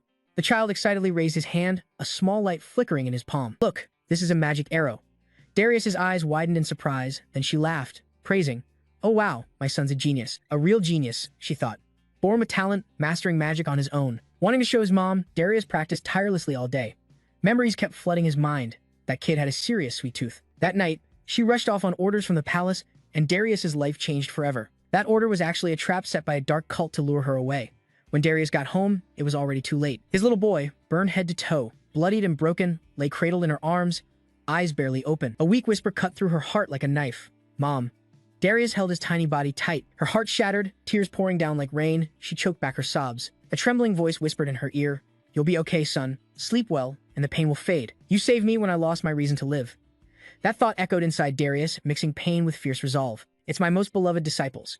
But in her blazing fury, her eyes glowed with hellish red fire. Darius roared with murderous intent. "You dare cause this? Don't even dream of surviving." Her crimson spiritual energy exploded violently, shaking the ground, sweeping away rocks and dirt. It spiraled into a massive shape, the Fire Flame Giant King. Darius's voice thundered like a storm. Echoing across the battlefield, an 8th level spell, Muspelheim's flames unleashed one attack after another. Fire Core Technique, Butterfly Dream, spiritual energy burst forth. Thousands of fiery butterflies charging the enemy, bringing destruction. Burning the entire battlefield, Ben and Hypnos immediately acted, quickly forming a protective circle. As the crimson energy storm hit, the light and heat threatened to swallow everything in a blink. A smug smile appeared on her face, as if victory was already in her grasp. The energy swirled fiercely, forming a gigantic fiery orb hovering in the air. Dread unleashed the Darius No White move. Fire Core Technique Tao Hong. Suddenly, Ben sensed a strange heat behind him. His eyes wide in panic, he shouted, "Wait!" In an instant, the red butterflies dove into him, melting into his flesh like fire seeping into blood. The red butterflies flared up, forming a fierce blaze, incinerating him in seconds. Hypnos glanced at the charred corpse beside him, eyes burning with rage, gritting his teeth, muttering, "Damn it." He dashed out like lightning, cutting through the wind. Inside, he roared. At this point, there's no other way. Hypnos ran wildly, each step frantic and heavy, breathing ragged like a beast cornered. His mind spun with desperate plans, team up with Big Brother, and first overthrow the king. Suddenly, a violent spiritual force shot from behind, like invisible chains grabbing Hypnos' ankle. Vassal used his last strength to hold him back. Angry, he snapped, "Where do you think you're running?" Hypnos cursed, "This damn leech." Just then, a blazing fireball tore through the air. Hypnos panicked, barely dodging the strike. At that moment, Darius's cold voice rang out. "I told you." Her spiritual energy surges like a raging storm. Thousands of fiery tridents hovered in the air. His voice was icy, like a death sentence pronounced. "Don't even dream of surviving." As soon as he finished, the fiery tridents plunged down all at once, aimed straight at Hypnos. An earth-shattering explosion erupted, lighting up the sky fiercely. They pierced through him. Hypnos' body trembled violently, blood gushing from his mouth. He collapsed to the ground, his eyes dimmed with pain. A thought echoed in his mind. "So this is the fire flame of the 8th circle. I can't put it out with my power." Hypnos tensed, his whole body shaking. Spiritual energy flared from his palms. Gritting his teeth, he poured all his remaining magic into a final push, thinking, "Then I'll use everything to rip it off." But then, the tridents suddenly turned into ropes, binding Hypnos tightly under Darius's incantation. Bound by fiery chains, he screamed helplessly in despair. She slowly landed before Hypnos, eyes icy cold. "It's over, Hypnos. If you confess everything, I'll send you off without pain." He bent over in agony, coughing violently. Hypnos burst into a mad laugh, eyes flashing with malice. "Don't think this is the end. The real darkness has only just begun." Suddenly, his flesh started melting like candle wax under a flame. A cocky voice echoed through the air like a curse from the depths. "He'll drown all 6 realms in blood and darkness." Darius stared at the thick black sludge before him, the remains of Hypnos, and spoke coldly. "Using magic to say goodbye to life? Stubborn bastard." Outside the city walls, leaning against the wall, his body covered in blood and wounds. His blood left a long dark streak. Regret filled his heart. 7 is completely done for. Ben's eyes were full of sorrow, thinking, "It's my fault for trusting that dumbass crew. First, I need to hide and get myself together." He dragged his wounded body forward slowly, as if each step drained the last bit of his life. Finally spotting the figure ahead, Ben froze, eyes wide with shock, thinking Alex Jason. Memories flashed through Ben's mind, disbelief clouding him. "I saw him die back then." At that moment, Vassal gripped his sword tight and charged forward.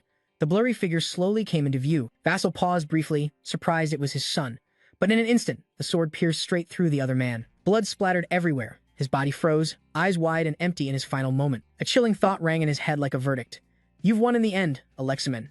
Exhausted, he slumped down, breathing hard, completely drained. Inside, The battle raged fiercely, spiritual energy blazing bright. Waves of overwhelming power shook the space around. Under Melville's terrifying strength, the rebel forces panicked and fled. His spiritual energy crushed their will like a storm. Amid the chaos, desperate screams echoed, "I can't break the reinforcements. When will the reinforcements arrive?" His face lit with smugness, voice dripping with sarcasm. "How's the taste of defeat? Traitors, watching you flail around is like watching ants." At the same time, the Fire-Hell dwarves suddenly appeared. Bursting with fierce energy, they charged into the blazing inferno. The rebels trembled at the sight, faces pale. Screaming in fear, Fire Tower has joined the fight." Just then, Jillian ran through the city gates. His shadow loomed over the battlefield like a dark tower. A panicked rebel soldier shouted, Jillian's taken the city gate." Another furious soldier nearly lost his mind. "Damn it, no retreat. We outnumber them completely." Bismarck and a squad of soldiers watched the battlefield from a distant mountain. His eyes burned with rage as he cursed, "Damn it. How can the tide turn just moments before the city falls?" Bismarck ground his teeth in frustration, barely holding himself together. How the hell were those monsters let loose? Where are Ben and Hypnos? Find them now. No sooner had he spoken, two bloody heads rolled to Bismarck's feet. Stunned, eyes wide, frozen like stone. He stepped closer and bent down to inspect them. Confused, he stammered, "This one's Darius." Suddenly, a cold voice spoke nearby. "Hard to recognize, but I personally brought them here." In a blink, in her hand, spiritual energy swirled into a blazing vortex. Her face lit with satisfaction as she spat curses, "Bastard, the damn Duke." Now Bismarck and all the rebels were completely surrounded. The air was thick with tension, like even the smallest move could ignite the bloody storm about to erupt. Suddenly, Bismarck's whole body exploded with fierce spiritual energy. His face darkened, eyes deep like an abyss. Through clenched teeth filled with bitterness, "The plan I spent 15 years crafting." Furious, his energy surged violently, rushing at them like a whirlwind, roaring with rage. "You're gonna ruin it? Die." Darius's voice rang out with heavy sarcasm. Still pathetic in the end, she ordered swiftly, eyes unwavering. "Kid, end this grudge, vassal." Without hesitation, he unleashed his power. Spiritual energy erupted fiercely, twisting into a blazing firestorm, charging straight at Bismarck. He shouted, ***, flame of fire extinction. ***, the old man was swallowed by a sea of fire. The blazing red flames swallowed the struggling figure whole. Bismarck's screams echoed across the battlefield, painful and insane. He collapsed, his body scorched, spiritual energy scattered. His eyes dimmed, filled with rage and helplessness. The final battle was over. The next day, the sky cleared, soft sunlight filtering through the clouds, casting down like a whisper of peace, slowly erasing the war's remnants. In the quiet, Alfonso's voice rang out. Next on the agenda, palace restoration. He continued, "Start with rebuilding the commoners' homes outside the palace. Lord of the Flame Tower, can you handle this?" Niccolo placed a hand on his chest and bowed respectfully, accepting the order. "Yes, I obey." Alfonso's tone grew serious. "And the claims in that heretic named Hypnos' report, are they true?" Darius immediately bowed and answered firmly, "Yes, your majesty, I heard it with my own ears." Alfonso rubbed his chin, eyes fixed on the ominous quote in brackets. "That person will drown all 6 realms in blood and darkness." He fell silent, contemplating the true beginning of darkness. Plus, the person he mentioned was worth watching. Then he gave the next order quickly. "Lord of the Flame Tower, I grant you full authority.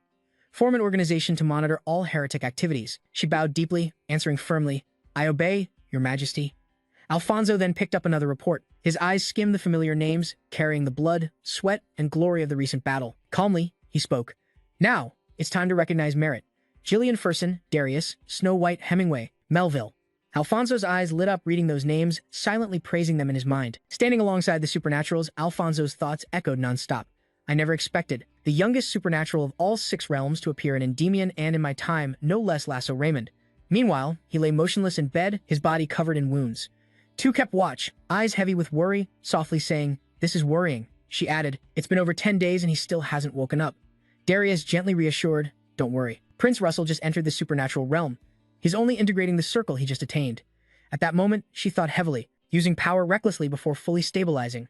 Lucky the circle didn't collapse completely. They slowly stepped out before leaving the room. She stopped briefly, looking back at Jackson lying still. Darius gently placed a hand on her shoulder, voice calm but warm. "Come with me, Jackson.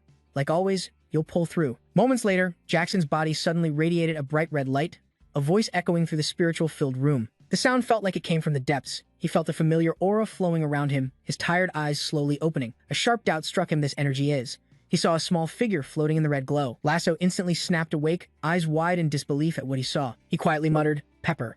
Then the system announced, "Intermediate Fire Spirit Pepper has fully absorbed the Fire Dragon's power. Intermediate Fire Spirit Pepper has been reborn as Fire Dragon Spirit." Notification. The contract with Fire Dragon Spirit Pepper has been restored. You can summon Fire Dragon Spirit Pepper through the Spirit Realm Gate. Night had fallen, the full moon shining down on the ruined palace. He stood silently in the shadows, quietly checking his spiritual energy. The energy in his body was now stable, stronger than before. A loud thought echoed in his mind. The seventh circle, something I never thought I'd reach in my lifetime. He thought to himself, and now I not only hold it, but use this power to wipe out those who killed my father. But I can't stop here. Remnants of heresy and empire still exist. I have to get stronger. Vassal glanced around, thinking, this space should be enough. He rested his chin on his hand thoughtfully. Although Pepper could change size before, losing that ability after turning into a dragon would be inconvenient. Right after, Vassal didn't hesitate to unleash his power. He shouted, summoning the gate to the spirit realm. Spiritual energy swirled, forming a massive sphere, inside which fierce, glowing eyes appeared. Vassal called out, Pepper, come here. In an instant, a huge blazing red dragon appeared before him.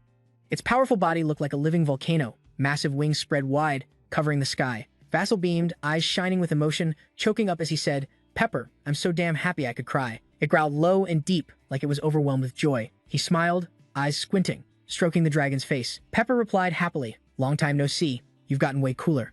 Vassal stared quietly at the creature, his gaze thoughtful as he silently judged. Its body's half transparent like a spirit, size aside, its form had changed a lot. He thought further. Has its power reached level 7, equal to mine? So you only awaken when I reach this realm. Then, gently, he asked Pepper, can you shrink back like before? It nodded slightly, eyes lighting up as if it understood. It made a familiar sound. In a blink, Pepper unleashed its power. A blazing red light flared, blinding Vassal, who instinctively raised his hand to shield his eyes. Soon after, Pepper's huge body shrank down, its voice making that familiar sound again. Vassal clapped, praising, awesome. Just like I thought, you haven't forgotten it. Excitedly, he kept shouting. Pepper struck a proud pose like it was showing off to its owner, then grinned and suggested, long time no see. So how about a match? Pepper nodded eagerly, eyes glowing with excitement, growling loudly into the night. Vassal quickly jumped onto its back. The blazing red dragon weaved smoothly over the hilltop, wind rushing past his ears, filling him with pure excitement. Vassal couldn't help but cheer silently. Amazing! Flying freely at this speed, he silently praised Pepper's greatly improved flying skills. His sharp face lit with excitement, hair tousled by the wind, thoughts echoing in his mind. If even in spirit form it can fly this flexibly. Just then, Pepper suddenly burst into light. The spiritual energy flared fiercely like an explosion in midair. Vassal shouted in shock, Pepper! Pepper's entire body began vibrating, merging with Vassal's spiritual energy. A pair of blazing golden dragon wings appeared on his back. Brimming with energy and radiating pressure, Pepper joyfully said, Bright eyes, can you read my mind? Looks like your mental waves have become clearer too. Then, Vassal shot up into the sky, leaving behind a blazing red streak like a meteor tearing across the night sky. Vassal shouted excitedly, let's go all out. Inside, he was thrilled, thinking that although not as good as when Pepper flies alone in aerial combat, I won't lose to any superhuman. Then Pepper quickly returned to its giant form. The two twisted and turned through the silent night. Vassal called out eagerly, let's go, Pepper. 3 days later, Vassal sat on his bed, eyes focused on every line of a decree. The seal bore the mark of Royal 7. A royal attendant of King Alfonso stood respectfully nearby and said, Master High Priest, congratulations. His eyes fixed on the paper in his hand, wide with surprise, he said, Me? A duke? At that moment, Vassal's mind echoed. A duke is a title granted only to those qualified to be part of Royal 7 throughout history. No one outside the Ramos lineage has ever been granted the title Duke. He was stunned inside. The founder of Endymion, a grand mage with 8 primal rings. Even the first head of House Raymond only held the title of Marquis. Vassal pinched his cheek lightly. A mischievous smile curved his lips, voice teasing. Looks like you still don't really believe this. No wonder. Even I was shocked by His Majesty's decision. Darius laughed. His tone carried excitement as he recalled. When His Majesty announced it, everyone was stunned. The hall froze for a moment. Hubert continued calmly but respectfully, but no one opposed it, because everyone recognized your achievements, Master High Priest. Meanwhile, Unsen burst out laughing joyfully, mouth mumbling teasingly, hold still, ma'am, chuckled softly, covered his mouth teasingly. So from now on, should I call you your grace, the Duke? He quickly waved his hands. No way that's happening. Vutso lowered his head, speaking quietly. Even though I still can't fully believe it, even if I do become a Duke, please don't use formal titles with me.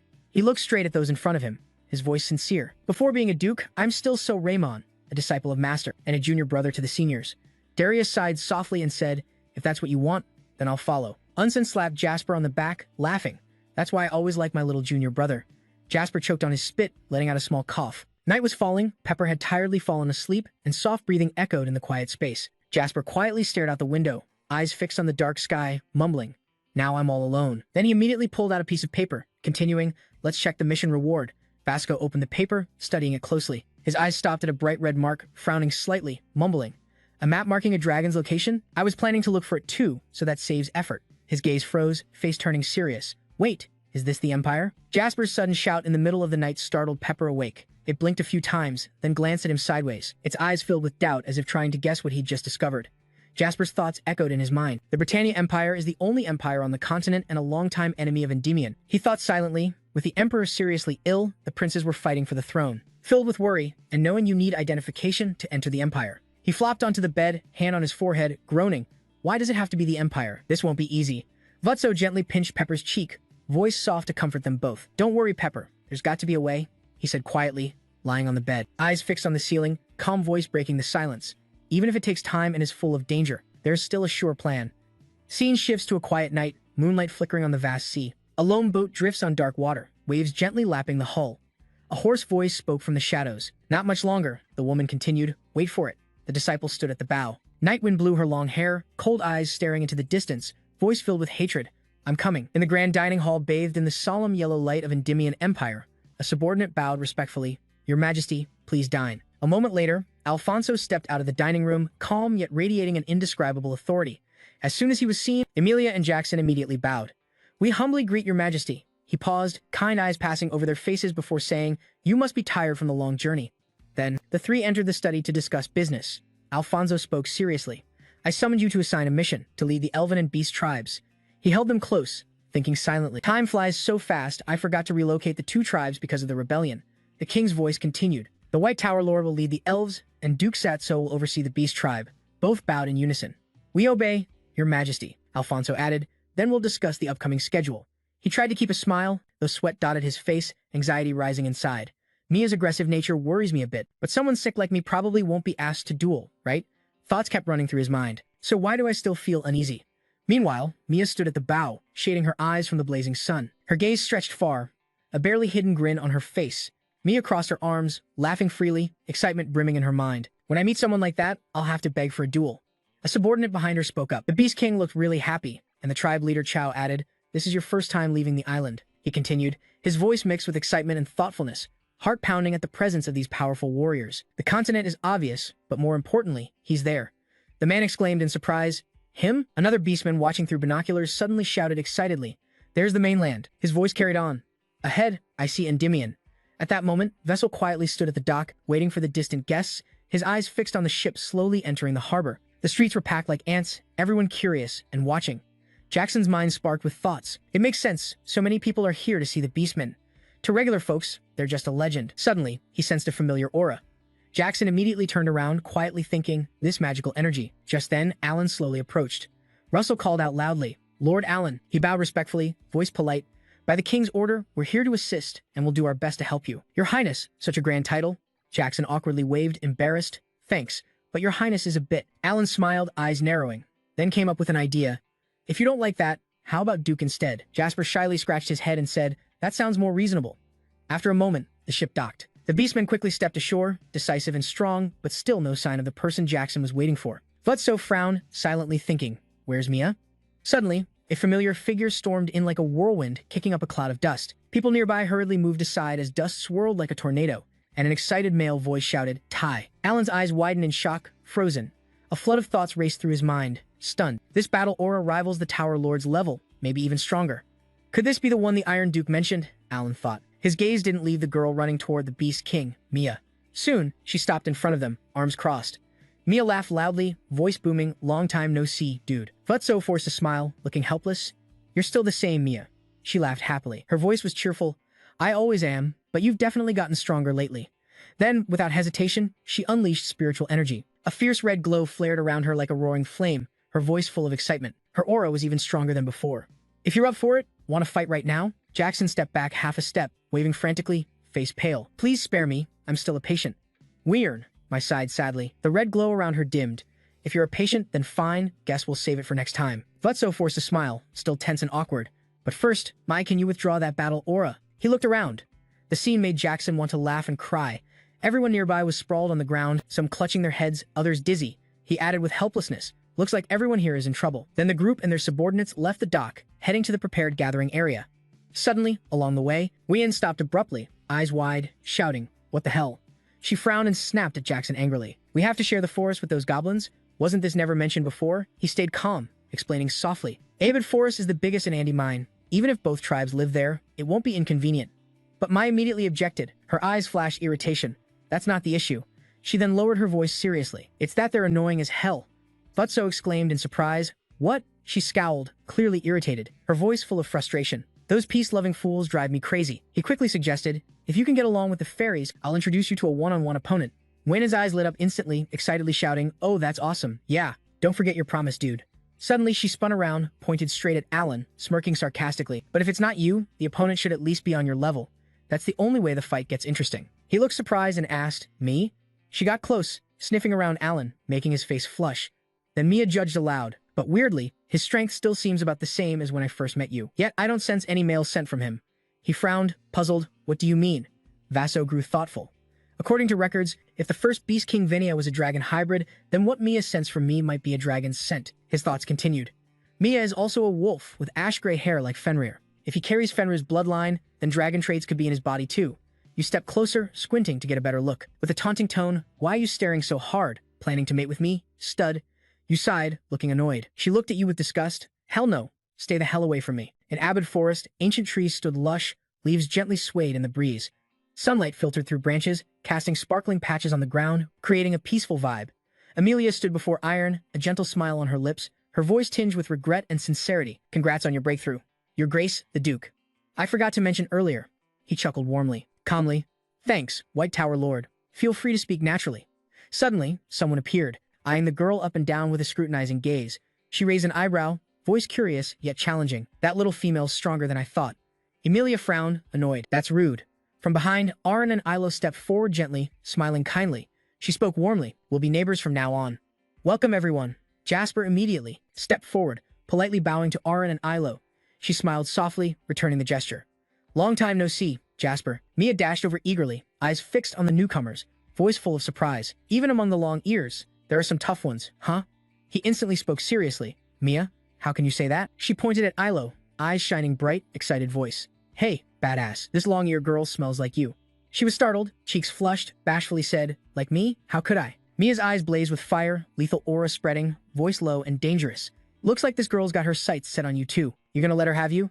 Elo's face tensed, sharp eyes locked on the Beast King. She snapped back angrily, I'm not something to be handed over. He folded his hands like a monk, urgently said, both clans will live here, but that doesn't mean sharing everything different cultures and environments. Conflicts might come up. Then he gently pointed to a nearby tree, eyes firm as he continued. So, let's use that cheap tree as a marker. The northern forest entrance belongs to the fairy clan, the south to the beast folk. Sound good, Aaron?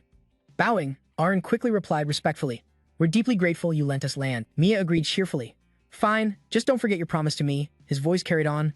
And also, in 10 days, representatives from each clan must attend the welcome ceremony prepared personally by the king. At Endymion capital, a carriage rolled quietly on stone roads. Inside, Ilos softly called. Beast King, he replied in a low voice. Yeah. She hesitated, then asked, besides meeting the king, is there any other special schedule? He answered immediately, Mia will represent the Beast clan to receive the royal decree. Mia leaned on her hand, eyes drifting indifferently outside the window. She suddenly spoke, tone a mix of surprise and boredom. I don't care about that stuff. Just fight me one-on-one, badass. He added, maybe there'll be a ball at the palace, also a chance for the kingdom to show strength to other nations. Hearing this, Wen got excited, wiped a bit of drool at her mouth corner, then her eyelids froze, body tensing up. Instinctively, she clearly felt a fierce battle happening nearby. Mi immediately jumped up, quickly leaning close to the window, her eyes tense as she scanned outside. Her voice rang urgent. A terrifying force is coming from that direction. Win kept speaking, his face lighting up with excitement like he was waiting for a show. One side probably won't win, but won't lose easily either. The other side is definitely doomed. Suddenly, Vatso spoke up, calm like it was no big deal. Doesn't matter, both of them are people I know. One of them is even my master. She snapped around, angry. What? Why are you only telling me this now? Typical. Right after, Win quickly licked his fingertip and hurriedly fixed his messy hair with saliva. If he's your master, I've got to make a good impression. So, what do you think? Am I badass? Soon, they arrived. He stepped out of the car, face bright and cheerful, greeting the two waiting ahead. Master, Lord Thuong Tap, why are you two outside? Dariath calmly replied with respectful tone. The king ordered us to personally welcome you since you're honored guests. Melview warmly greeted, introducing herself. Welcome to the royal capital Endymion. I'm Lord Thuong Tap Hemingway Melview. Then she softly added, her voice gentle but full of grace. And I'm Lord Diem Tap Dariath Bok Tuyet. Arn spoke emotionally, full of gratitude. Lord Diem Tap, it's a joy to see you again. I've never forgotten your kindness last time. Memories flashed clearly in her mind. Arn continued softly, my daughter has received your favor, yet only now do I get to thank you. I'm Auron, of the fairy tribe, Chinbok Darius clan. She smiled kindly. Favor? It's just what I'm supposed to do. Her eyes glanced at the girl beside her, then softly asked, and the one over there is? Mua looked awkward, rubbing her hands together, eyes darting around, stammering, I am Beast King Mua. No, I'm Beast King Mua. Wait, I mean me. The lady immediately replied in a gentle but friendly tone. Beast King, no need to be formal. Just talk freely. She hid behind him, shyly responding, No, I'm fine. No, I'm fine. Inside, she was nervous, thinking, the Beast tribe always worships the strongest as king. Maybe this is the first time he's met someone stronger, so he's a bit awkward. Suddenly, Darius caught Elo's icy gaze fixed on Jackson. The look was so cold it made her flinch, filling her with shock.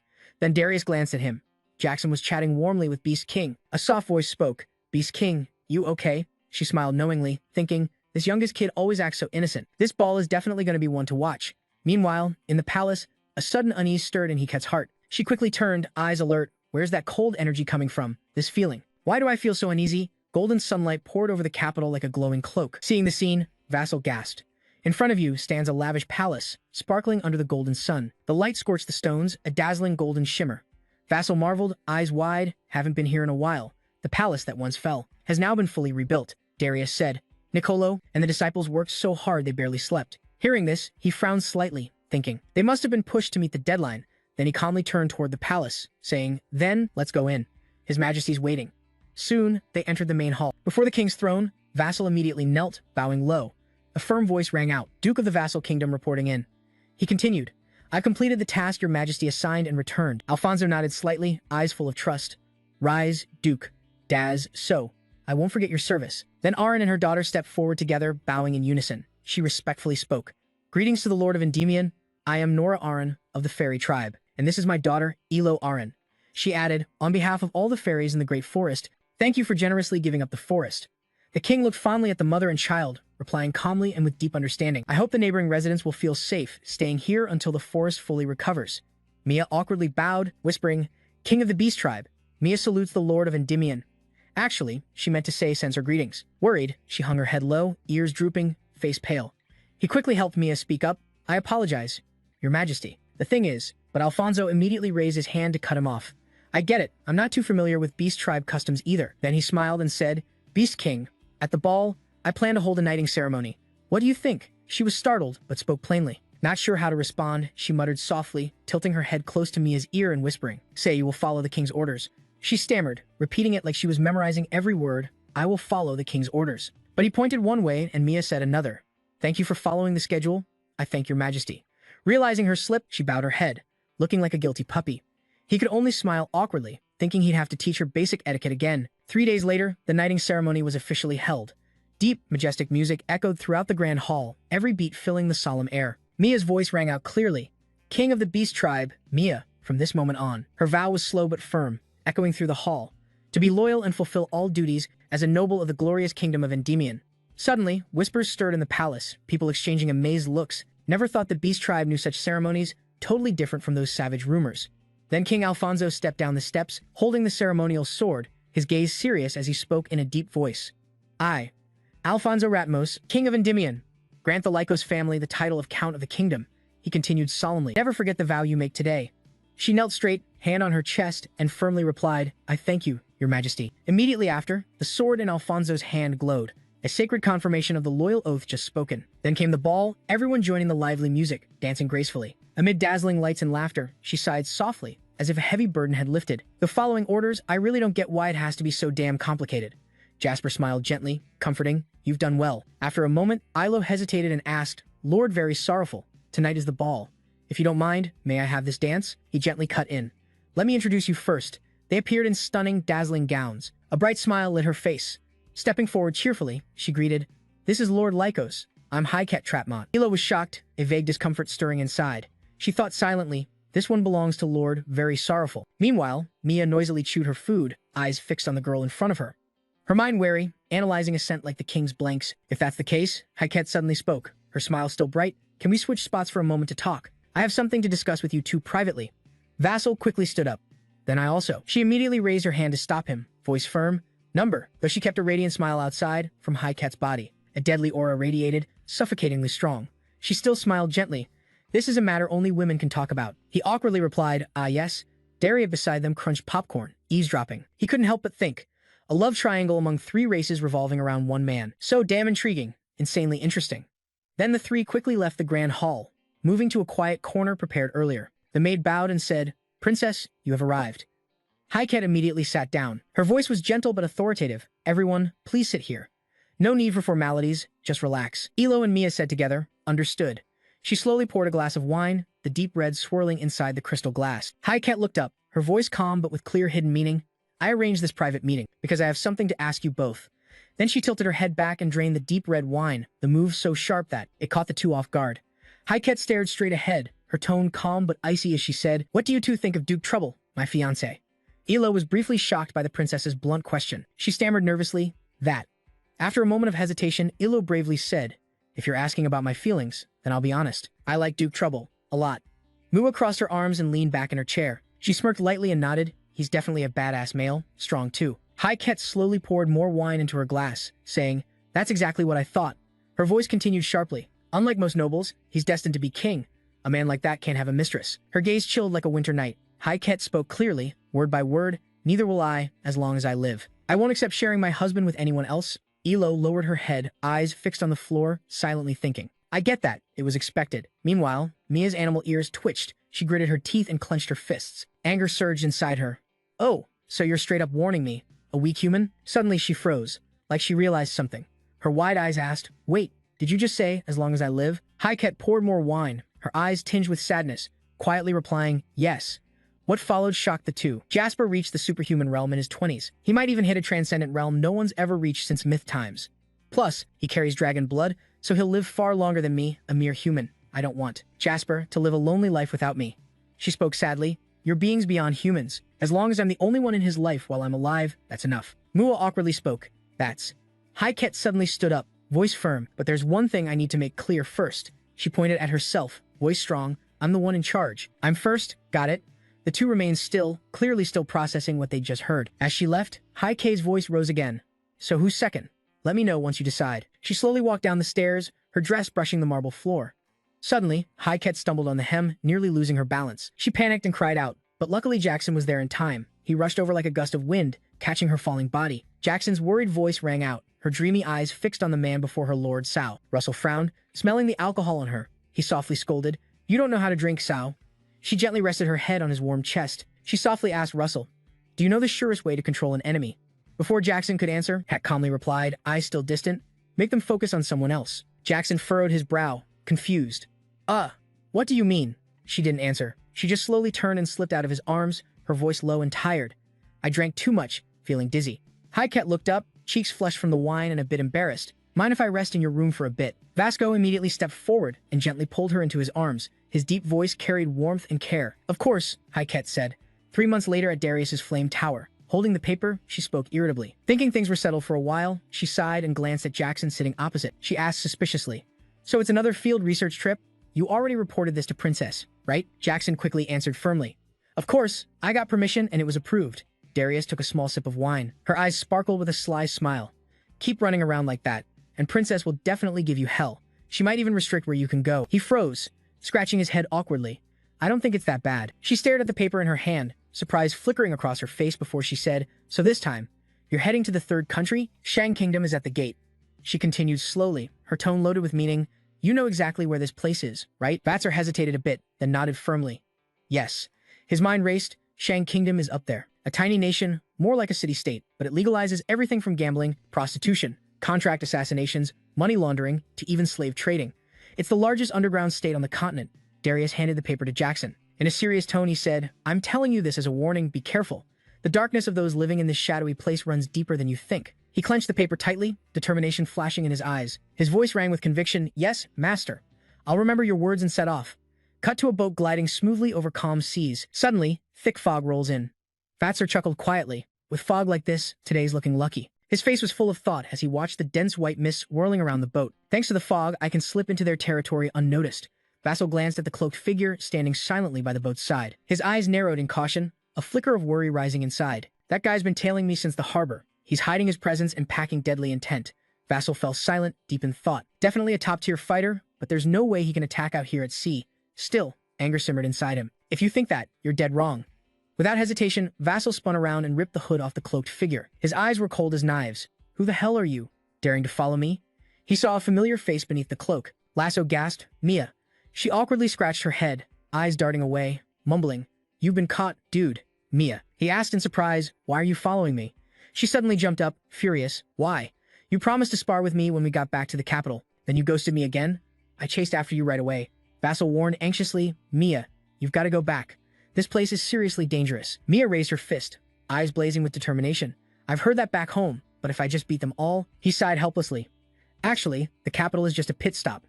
The real destination is beyond." She cut him off immediately, eyes serious. "Where?" Hearing Jasper's answer, her eyes went wide. Her mouth hung open, stunned into silence. The eternal enemy of Endymion, the Britannia Empire. Meanwhile, inside Darius's room, bright moonlight spilled softly through the window, casting a gentle silver glow on the floor, stark against the tense atmosphere thickening the room. She held the letter, her voice low and grave. "The Imperial War is getting fiercer." Every word in the letter etched itself into Darius's mind. 2 of the 5 princes were already dead. Whoever grabs the Emperor's power won't escape chaos. None of those bastards should be aiming at us. She stared at the letters on the table, surprise flashing in her eyes, whispering, "That youngest one already sent all the letters?" Darius quickly opened another envelope, surprised. "That's strange. He never reports where he goes." Has he suddenly started thinking straight? He scanned the words on the page. She jolted, eyes wide with shock, suddenly shouting. At that moment, a clear image flashed in Darius's mind, with an innocent smile. Master's going to the Empire on a trip. Her anger flared fiercely. Darius roared in fury, "That damn youngest brat." Meanwhile, he suddenly felt a chill down his spine, a vague unease rising. Wynn tilted his head in surprise, quickly asking, "What's wrong, Vatser?" He answered awkwardly, "Just felt like someone was bad-mouthing me." She gasped in amazement. "Oh, who?" At the same time, a quiet thought stirred in his mind. The letter must have reached Master by now. The image was crystal clear. The image of Master with an angry face appeared clearly. "What? Empire? You want to die for sure?" He lowered his head, silently cursing inside. "Even if you're mad, you just have to deal with it. Asking for forgiveness is way faster than asking for permission.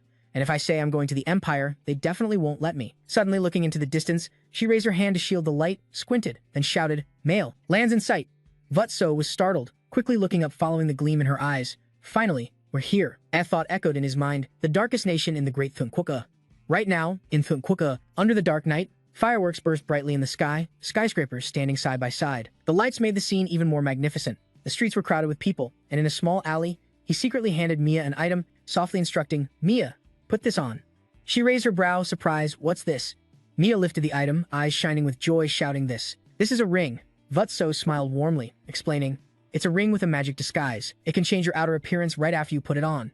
His body immediately began to transform. His black hair gradually turned dark brown, and his eyes shifted to a deep violet. Vassal nodded with satisfaction, softly said, "Hiding your face all the time isn't convenient. People from the icy northern lands all have platinum hair and black eyes." Hearing that, she didn't hesitate and immediately put on the ring, mumbling, "No big deal." Instantly, Mia's animal ears disappeared, and her face softened, blending in better. Excited, she asked, "So, do I look stunningly changed?" Seeing her reflection in the mirror, Mia sighed, disappointed. "What the hell? I don't see much difference." Vutso smiled gently to comfort her. "This is more than enough." Then he continued, voice low and teasing, "If you're playing the role, you gotta commit all the way, right?" Next, they strolled to a small inn. Inside, the place was packed with people, laughter and clinking chopsticks creating a noisy ruckus. They stood before the reception desk. The innkeeper looked up at them, eyes twinkling with mischief, smiling teasingly. Just married but already sleeping in separate rooms, couples fighting's like cutting water with a knife. He quickly waved his hand, embarrassed, saying, "Seems like everyone needs some personal space today." Then the two slowly walked upstairs. As soon as they stepped on the first stair, from behind, a loud shout rang out, "Hope you two make up soon." At this moment, Mia sat cross-legged on the bed, face scrunched in annoyance, voice full of frustration. Sleeping together is way more convenient. Pretending to be a couple but sleeping apart. Vassal chuckled softly in reply, "I already said." His voice continued calm but serious. "In case of emergency, we need more people to remember us." Vutso awkwardly added, "Besides, consider the situation I'm already engaged to." She pouted, sulking, turning away. "I'm not trying to interfere. I already promised my sister." Still a bit annoyed, he asked, surprised, "But since the ball, you've been calling the princess sister? Why's that?" She flinched, eyes darting away, quickly replied, "That's a women's thing. Dude, you don't need to know." Vassal tried to hide his embarrassment, forced a laugh. "Ha ha ha." He gently stroked Pepper, who was sleeping soundly in his arms, voice growing serious. "Tonight, after dark, we'll go get fake ID papers for entering the Empire. We absolutely need those." She widened her eyes in surprise. "Fake papers? How's that even possible?" Vassal calmly continued. "First, we have to get close to the Red Serpent. the crime syndicate controlling the entire empire. He closed his eyes slightly, releasing spiritual energy. A flash of light appeared, opening a spatial storage. With a helpless tone, "The problem is, we don't know how to contact them." The guard panicked and blurted out, "What? If you don't know, what do we do?" Suddenly, a golden transparent money pouch glowed brightly in Jackson's hand. He smiled slightly, a mischievous glint in his eyes. "So we gotta make them come to us first." On the bustling street lit by neon lights, amidst the crowd, two beautiful women linked arms. Their eyes sparkled, acting coy, laughing and flattering the man walking down a dark alley. The streetlight couldn't reach here. Shadows blurred in the darkness. The thief bowed his head. A quick observer scanned the man slumped in the corner of the casino upstairs. The bright lights glittered like stars covering the entire building, turning it into the brightest gem in the city's night. She widened her eyes, clearly amazed, and exclaimed, "Wow, it looks stunning at night. Seems like there are plenty of delicious dishes here too." By now, they had quickly changed, putting on sexy red dresses. Jasper wore a sharp black suit, looking every bit like true nobility. He lightly adjusted his jacket, thinking to himself, "This is the biggest casino around, all the illegal money flows and gets laundered here. So it's definitely tied to crime syndicates." His eyes darkened, his voice lowered. "Maya, promise me one thing before we go in." She locked eyes with him, holding the notebook, asking again. "I promise," he replied. "No matter what happens, follow my orders. Whatever goes down, you stick to that." She immediately nodded confidently, smiling. "Of course, just like I trust and will follow you." Then, they both stepped toward the grand door lit up brightly. Vatsa smirked, half joking. "All right, let's go wreck some cash." She cheerfully joined in the shout. In the top-floor surveillance room overlooking the casino, Danton lounged with his feet on the desk, casually counting money. He smirked and muttered, "These rookies sure contributed a lot." Suddenly, the door burst open. Kim rushed in, pale-faced. "Boss, there's a big problem." Frowning annoyed, Danton kicked his feet off the table. "What's the fuss about?" Kim quickly reported, "Someone just cleaned out all the cash. Even the chips on the table are gone." Danton's eyes shot wide. He jumped up like he got shocked, yelling, "What?" Both rushed to the window, curtain swept aside. The casino lights cast a cold glow on their faces, making their eyes even colder. Danton ground his teeth, looking down at the floor, voice harsh. "Who is it, Kim?" He pointed to a corner that was drawing a lot of attention. "That northern ice-cold duo," Kim snapped angrily. "Damn it, they cleaned out everything. It's a game you just can't win." Worried, Kim asked, "Should we find an excuse to kick them out?" Danton snapped. "No way, not in front of the guests." Danton's eyes gleamed with cunning. He gritted his teeth and smiled cruelly. "Bring them up to the penthouse. In this casino, I'm the law, the king. No one takes anything out without my say-so." Downstairs, Vassal kept enjoying himself under the bright lights. He sat up straight, eyes sharp, staring at his opponent. He called the bet, flipped his cards, calm voice ringing out. 9 foreign men facing him paled, frightened, shouting, "I lost." "My," beside him, eyes sparkling, cheered excitedly. "That's insane. Looks like it. Huh. Bet on it, and you win 9 out of 10 times." He casually gathered the chips, a slight smile on his lips. Vassal calculated silently. "Yeah, right. There's a mark on the card only the dealer sees. This was rigged from the start. Players can't win here. I pretended to lose at first to stay under the radar, but now, I can't hold back anymore." Just as that thought ended, footsteps thundered behind him. He thought, "Looks like things are about to get interesting." Sure enough, a bulky man appeared before him, flashing a polite smile but eyes sharp as blades. His voice soft but loaded with meaning. "Hello, sir. Looks like this spot doesn't fit your level. If you don't mind, I'd like to invite you to a bigger table." Vasco raised an eyebrow, lips curving into a vague smile. "Bigger table? I'm bored anyway. Perfect." After a while, they arrived. When the door opened, the scene before him was breathtaking. Soft lights shone on the high ceilings of the luxurious, modern interior stretching out ahead. Every detail screamed elegance and opulence. Jackson thought in awe. This is the penthouse. He was silent, deep in thought. Didn't expect a place like this on the top floor, probably only for the elite or special guests. Suddenly, a voice rang out. "Welcome, sir." The man feigned happiness. "I'm Danton, the casino manager. I'm impressed by your style." Vasco replied sarcastically. "Guess I'm winning too much, huh?" Danton laughed. Friendly tone, but still awkward. "No way that happened. Inviting you up here is to celebrate." She whispered close to his ear, her voice soft like the wind but full of menace. "What kind of smile is that? It's creepy. Should I kill Quatch?" Vasco glanced at the person beside him. He sighed softly, reminding, "You promised." Suddenly, he snapped his fingers, and Kim immediately stepped forward. Holding a tray of sparkling drinks, Danton put on a fake friendly smile, grinning but with a calculating edge to welcome them. "I'll pour each of you a glass. This is the most expensive wine." He spoke cheerfully, as if genuinely wanting to treat them. "Come on, finish your glass." Mua grabbed the drink without hesitation and downed it in one go. Expensive wine was even better. But right after, Mai suddenly vomited everything she drank.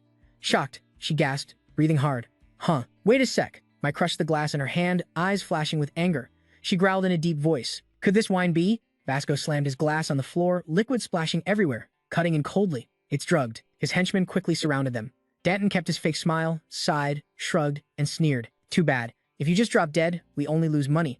His face turned icy cold, chilling to the bone. Spiritual energy flared fiercely, freezing the room's air. He gritted his teeth, his eyes sharp as knives swept toward the old man, voice low and deadly. No idea. But you really just wanted money? Danton stepped back, face pale, sweat pouring down. He stammered in a shaky voice, What the hell is this? Kim didn't sense the danger creeping close, his gaze full of contempt as he scanned everyone. You guys, isn't this enough to beg for mercy? Don't you see the situation? Danton shouted in terror. You crazy bastards, back off. Kim froze, confused, quickly asking, why all of a sudden like this? Danton immediately yelled, frustrated and panicked. Back off now, you idiots. Danton stared fearfully at the two in front, sweat streaming down his spine. In his mind, he thought, that guy only gives off energy when facing him, even if he's old and weak. But I used to be a grandmaster of chi refinement. Years of experience tell me this. Thoughts raced through Danton's mind. Those guys are beings beyond humans. Then he bowed his head, voice trembling. Please, forgive my disrespect. What do you want from me? Vasco smiled warmly, eyes calm as ever. Like everything was in his palm, suddenly a voice only the old man could hear echoed in his head. You really have a manager's mind. Got a job for you. Danton jumped in fear, startled and sighed. Magic voice transmission. He responded using the voice transmission. Speak. What is it? Vasco said coldly. 2 flawless fake documents must be ready by tomorrow. In the casino's grand setting, lights sparkling, Vasco's calm face reflected. His voice was soft but full of pressure. Have fun. Don't forget what I asked. They waved goodbye, each carrying 2 big bags of cash on their backs. Danton knelt, voice respectful. Thank you for visiting our casino. Kim asked confused. Boss, why are you doing this? Letting them go like this will ruin our rep. He stood up abruptly, turned, and stormed off yelling. Idiot. Danton walked away, heavy-hearted and grim. What's more precious than life? Why is he so mad, spitting and sneering at a notorious fighter dog? But he's old, tails cut before the fight even starts. Kim's eyes flashed dangerously. A cold smirk touched his lips. He said coldly, not real? Oh, this is interesting. Just kill that punk and prove Danton's useless. Then the organization will hand me the boss position. Then Kim immediately ordered loudly. Find the bastards who raided the casino. They can't have gone far. His men rushed out like a storm, weapons raised, shouting fiercely in unison. Vutso and Win stood on a nearby rooftop, eyes following the chaos below.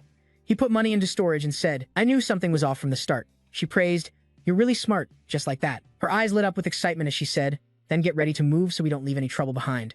They strolled the streets together, spending the money they'd just gotten. Miu held a skewer of grilled meat, chewing happily as she looked around with obvious delight. The human world really has a lot of strange stuff, Wee said, pointing at a toy box on the sidewalk, eyes sparkling like he'd found treasure. Look, it's exactly the same.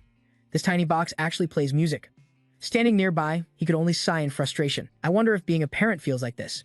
She looked at the toy in her hand, excited. This monkey looks just like a beastman I know. Vassal quickly spotted a tailor in the crowded street, thoughts stirring. Just as he expected, they were following closely. Vassal feigned calm and said, Mia, let's try going the other way. Night had fallen, darkness spreading with dim streetlights, casting shadows along the road. They leisurely headed back to the inn. Mia, hands full with all the stuff she'd bought, heard soft footsteps behind her. Vutso smirked, his voice dripping with sarcasm in the dark. You've got nerves sneaking around like this with that thick skin of yours. Kim slowly took off his hood and cloak, revealing a cold face under the streetlight, eyes sharp as blades. His hoarse voice carried deadly intent. You've got some guts, huh? Or are you just picking your own grave? He pointed right at him, his eyes blazing. The octopus head had wanted to beat you from the moment they met. Kim frowned, veins twitching, annoyed. What did you say? He clenched his teeth in anger, gripping his sword's hilt tight, and shouted, You still don't get the situation? I'll torment you until you beg for death. Mia cracked her knuckles, eyes burning with fighting spirit, smirking. 1 meter is not bad. Let's see what you got. He stood silently, eyes scanning the area quickly. Then he whispered to her anxiously, Mia, take it easy, okay? Even up there, crime's everywhere. But if things blow up, it's going to be a real pain. She sighed regretfully, quickly setting the bag down, thinking something fun was about to happen. Kim's eyes filled with contempt, voice dripping sarcasm. Scared to fight now? Fine, I'll make the first move. Just as he finished, a thunderous punch from Mien smashed into Kim's head, making him bend over, face twisted in pain. Not missing a beat, Mia charged like a whirlwind, her fists flying fast. Every hit was strong and decisive, no mercy. The henchmen were knocked down one by one before they could react. Mia shouted excitedly, Everyone, get in there. Vutso watched the fight, thinking, having Mia and Oni here's a real advantage. Fake papers can wait until tomorrow. Early the next morning at the imperial port city of Kai, Vutso and Win blended into the bustling crowd. He looked around, thinking this was the Britannia Empire. I once believed they were my father's enemy, burning with hatred. But when I arrived, I felt nothing but emptiness. They approached the city gate, where 2 guards stood sternly. One of them spoke coldly. Show your papers and move on without hesitation. Russell quickly pulled out the documents respectfully. Here they are. The guard took the papers, scanned the info, then narrowed his eyes suspiciously. What the hell brings someone from the frozen north all the way down here? He kept calm, voice steady. I heard about the Civil War in the Empire. My parents were worried, so I stopped by. The nearby guard immediately rubbed his fingers, signaling a sly glance. tone full of implication. The story was pitiful, but they couldn't just let AI in freely. Vassal got the hint and said no more. Then he quietly pulled out a small pouch of money, offering it respectfully. "Here's a little something for you." The guard took it, pretending to cough lightly and nodded. "Your filial heart moves me. This time, you're cleared." Then he motioned with his chin, voice firm. "Move along." Vassal quickly passed through the gate, eyes fixed on the guard. A cold thought surged inside. The Civil War had spread corruption everywhere. Mia's voice rang out in the narrow street. That went way too smoothly. "Huh. Where to next?" Vutso glanced at her and answered briefly. "We're heading to the Zaloba Mountains. In 3 days, you two will cross the deep forest, pushing your pace the whole way." He turned back while running and said to Mia, "Taking a detour with fake papers cost us a lot of time. We'll get there in 10 days. If you're tired, just say so." She frowned, sounding annoyed.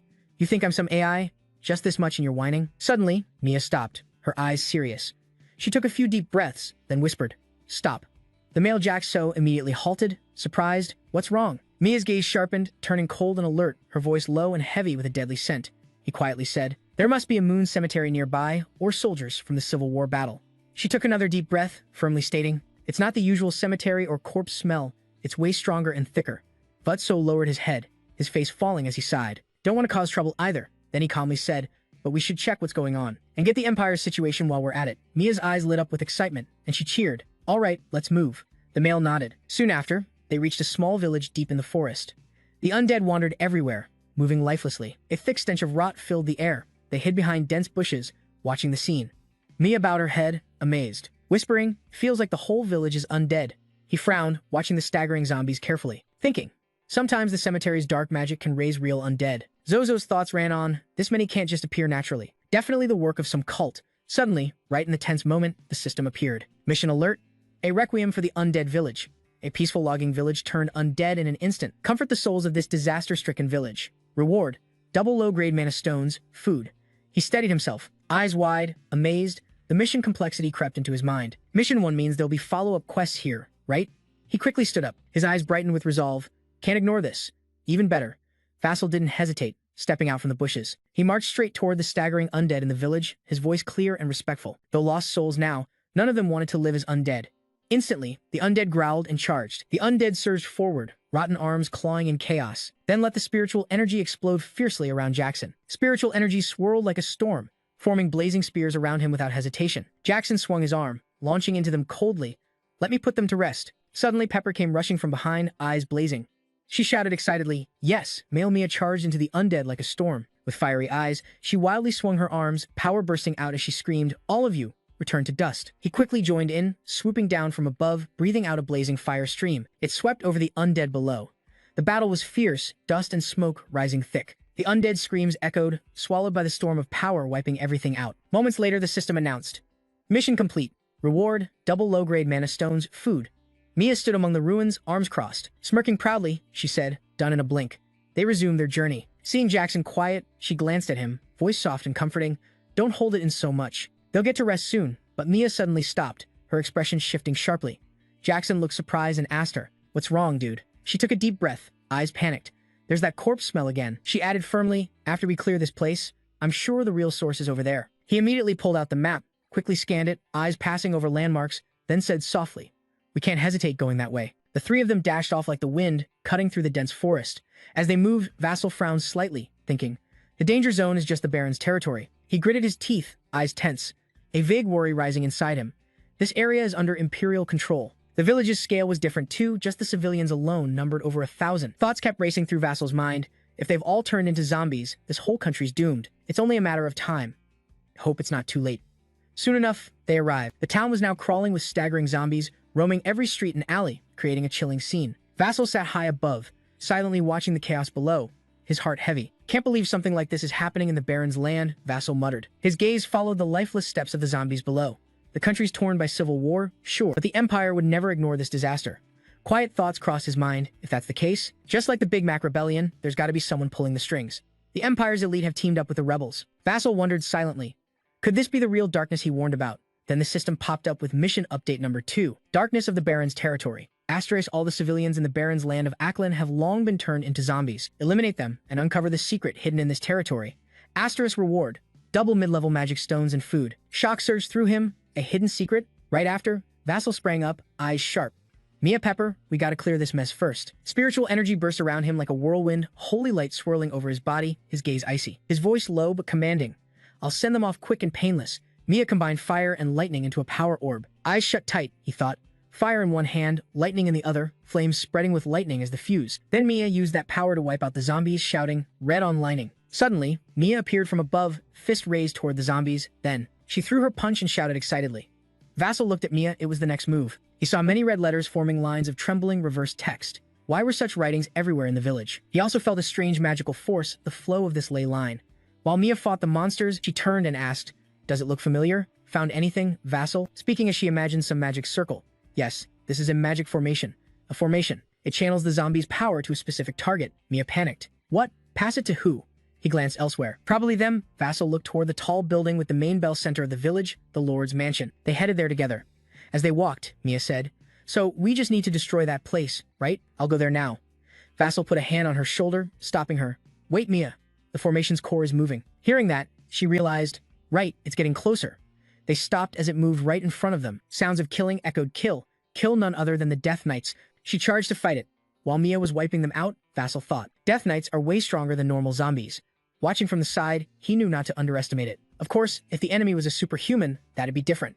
Mia used her power to throw the Death Knight, but it wasn't simple. The sword in its hand defended itself.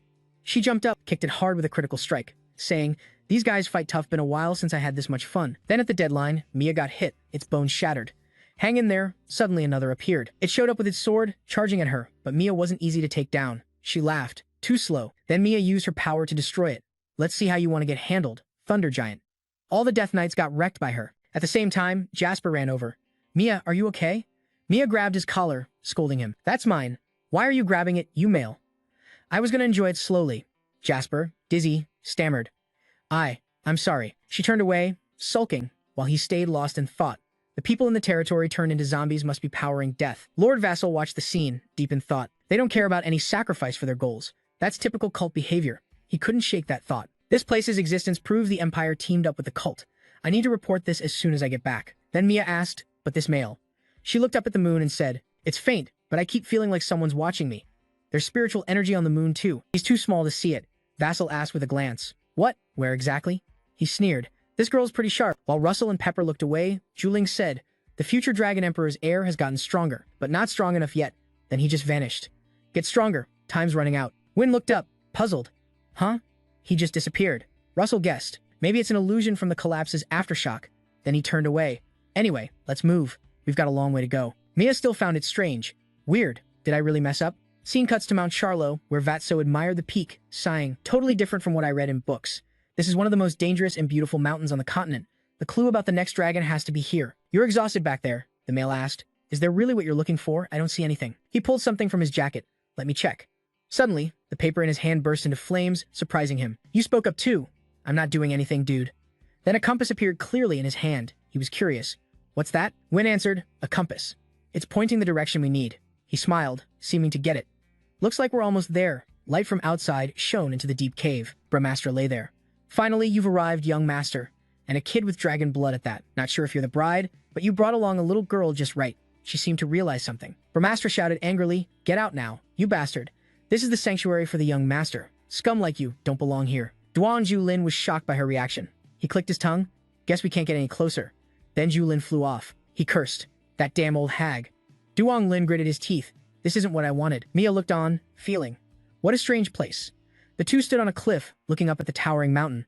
Vatso spoke again. There's a plain and forest on the rocky mountain, and even that distant hill looks majestic, he urged. Plus, there's fog at this altitude. Let's check it out. Suddenly, Mia called him male. Vatso turned and saw her floating in midair. Vatso panicked. Mia. Mia. She struggled as the fog gripped her tight. Blushing, she said, it's just fog. I dare you. Then Mia used all her strength to break free. Get lost.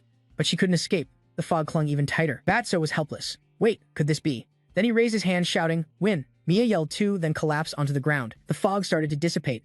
The male Vatso looked around and said, looks like this fog is cursed with special magic. Seems it only lets me in and blocks others. He told Mia. Please wait here a moment. She sat down to rest, accepting it. Vatso and Pepper moved on. I'm heading out. Mia angrily snapped. Hurry up. The male walked while admiring the view. The deeper into the forest, the denser the fog. And this fog wasn't ordinary magic. The paper creature thought, fog with altered magical properties. Not just that, it's a type of place magic formation. Suddenly, he froze. The fog's nature was changing. He realized, this is in front of the paper creature. A huge maze appeared. Maze. Brahmasta's voice startled him. The young master has entered the maze. The large lady standing before the maze said, these challenges were prepared by the dragon god king just for you, young master. All I can do is hope you don't give up. He looked up fearfully, but Brahmasta kept going. Show your iron will, young master. Vassal walked on, lost in thought. 3 days passed, but I'm not hungry or sleepy. Time here feels different than outside. He crouched, then punched the wall, sparking fierce flames, mumbling under his breath. Magic or physical strength. Nothing works. I've tried everything, all useless. But if there's an entrance, there has to be an exit. Clenching his fists, Vassal vowed, I'll beat this challenge. He trudged forward, no end in sight. Time felt frozen. Can't even remember how many days passed. Is there really an exit? What if I can't get back? Suddenly, the system appeared, asking, do you want to quit the maze? Hell no. If you quit, you can leave. Vassal hesitated. I can leave? It feels wrong to give up now. Pepper's exhausted, and so am I. I'll prepare properly and come back. Vassal was about to press a button to exit, but he paused. Strange. If I quit now, I feel like I'll never get stronger. I want to revive my fallen clan. He recalled painful memories and the desire to avenge his wronged father, aiming for the 7th realm he once only dreamed of. Now, I no longer have a reason to get stronger, but I still want to break through the 8th realm, master ultimate magic, and reach transcendence. Maybe at the maze's end, I'll gain a new power. He immediately chose to stay. Just a bit longer, his will created a reason to go back. He tried to hypnotize himself. Just hold on a little more. Suddenly, the stone floor cracked beneath him, and Vassal fell into the void below. The system announced, you've proven your iron will. Maze challenge complete. Transporting to Shadow Dragon's lair. Vassal landed softly, then a weird laugh echoed. This old lady greets you, young master. A massive shadow dragon curled around him. Ophelia pointed to a nearby house. With respect, she invited him in. You must be tired. Let me offer you a grand house prepared for you. Vassal sat properly, amazed there was a place like this on the dragon's back. Ophelia used magic to control the teapot. She poured tea for him and said formally, young master, allow me to introduce myself. I am Ophelia Russell, the shadow dragon. Vassal quickly replied, smiling, I'm Russell Raymond Ophelia. Russell, what a fitting name for your owner. While you were completing the maze, no time passed in the real world. Don't worry, ask me anything if you like. Vassal stared at his reflection in the teacup. Though he'd met many dragons, he never had a chance to talk this long.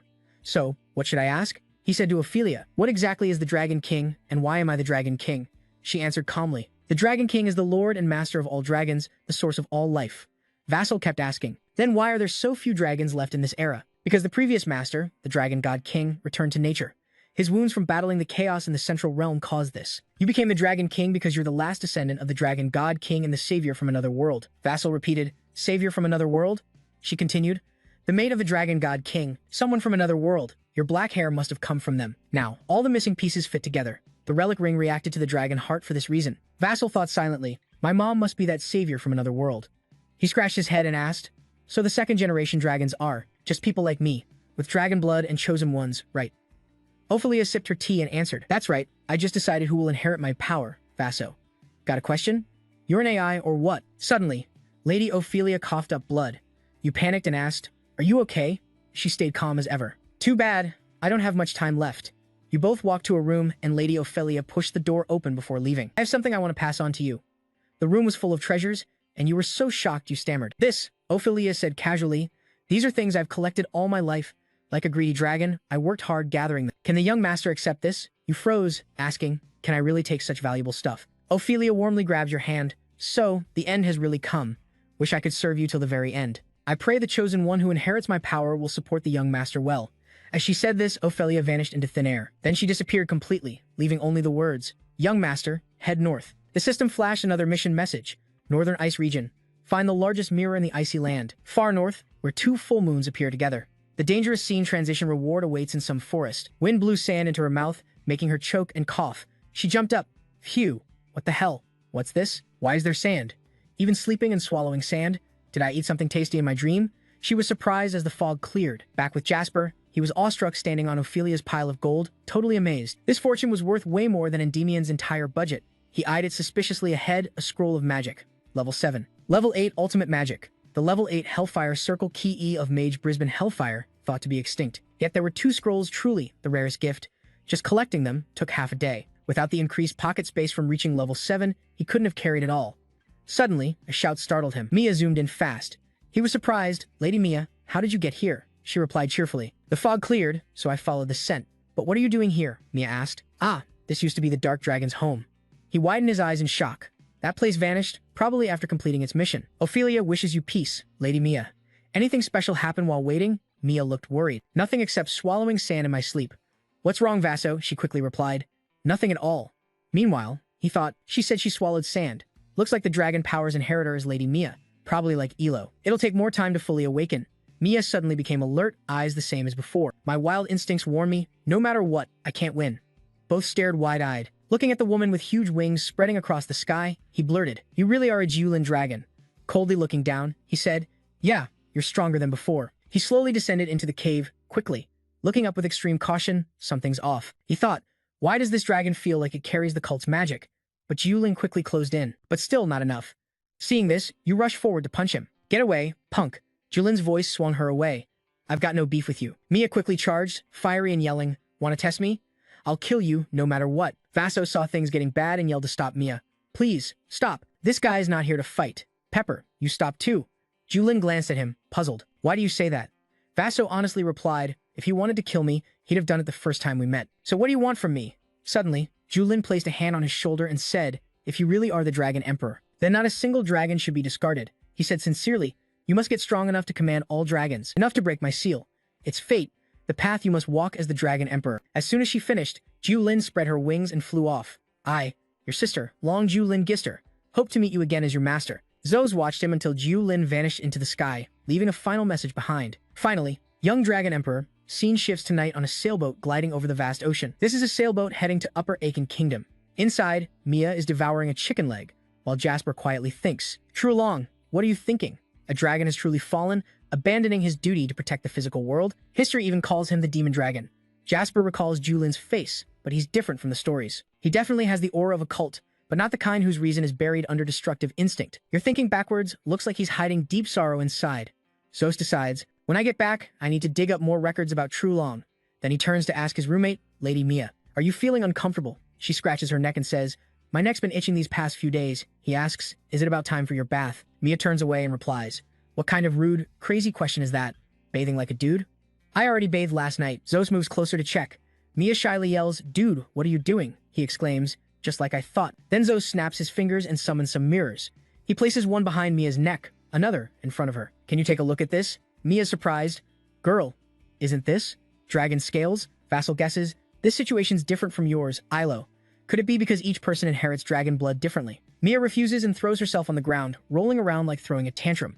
I'm not some reptile slave. Why is this happening? I don't want to turn into a lizard. Vassal chuckles awkwardly. Calm down, will ya? A moment later, outside the ship's shadow, Mia says, holding a bottle and swaying on the deck. So if what you say is true, then I've inherited the power of the black dragon, and when it awakens, I'll be bound in a master-servant bond with someone, right? Zos looks at her and replies, Yes, sorry, that's exactly it. Lady Mia values freedom, so suddenly being tied down would probably annoy her. But Vassal thinks differently. Oh yeah? You like that? Huh? So does that mean I can get stronger thanks to the dragon's power? He says confidently. Yeah, exactly. He imagines Ilo's smug face and says determinedly, That long-eared brat. That's also a master-servant bond, so now I'm finally on equal footing. Zos moves closer and cautiously asks, Are you okay? You're a wolf king but now a servant to me, Mia replies. Between us, who's above or below doesn't matter. A wolf mate's for life. What did you just say? Where did that come from? You stand up and say, But I won't give up the number 2 spot. Yeah, Vassal thinks silently. I don't get what she means, but if she's happy, that's good. One morning, a few days later, at the tower, Vassal nervously slumps in his chair. Someone presses a giant candy stick against him. He quickly hides under the chair. Master, even if it's candy, getting hit still hurts. Darius replies, Hurt what hurt? She swings the candy stick, wearing a terrifying face. I'm letting you off. Suddenly, someone pushes the door open calling her, Fire Tower Master. Darius shouts irritably, What now? Can't you see I'm busy? An employee walks in and whispers in her ear. Darius throws the candy stick down. How do they always know the perfect time to contact me? She tells Jasper, Get ready, the region is looking for you. He cautiously asks, Sir, does that mean the king is in trouble? Darius turns and says, Luckily, it's not what you're worried about, just that you've been through a lot and need some rest. Jasper breathes a sigh of relief, then suddenly breaks into a cold sweat.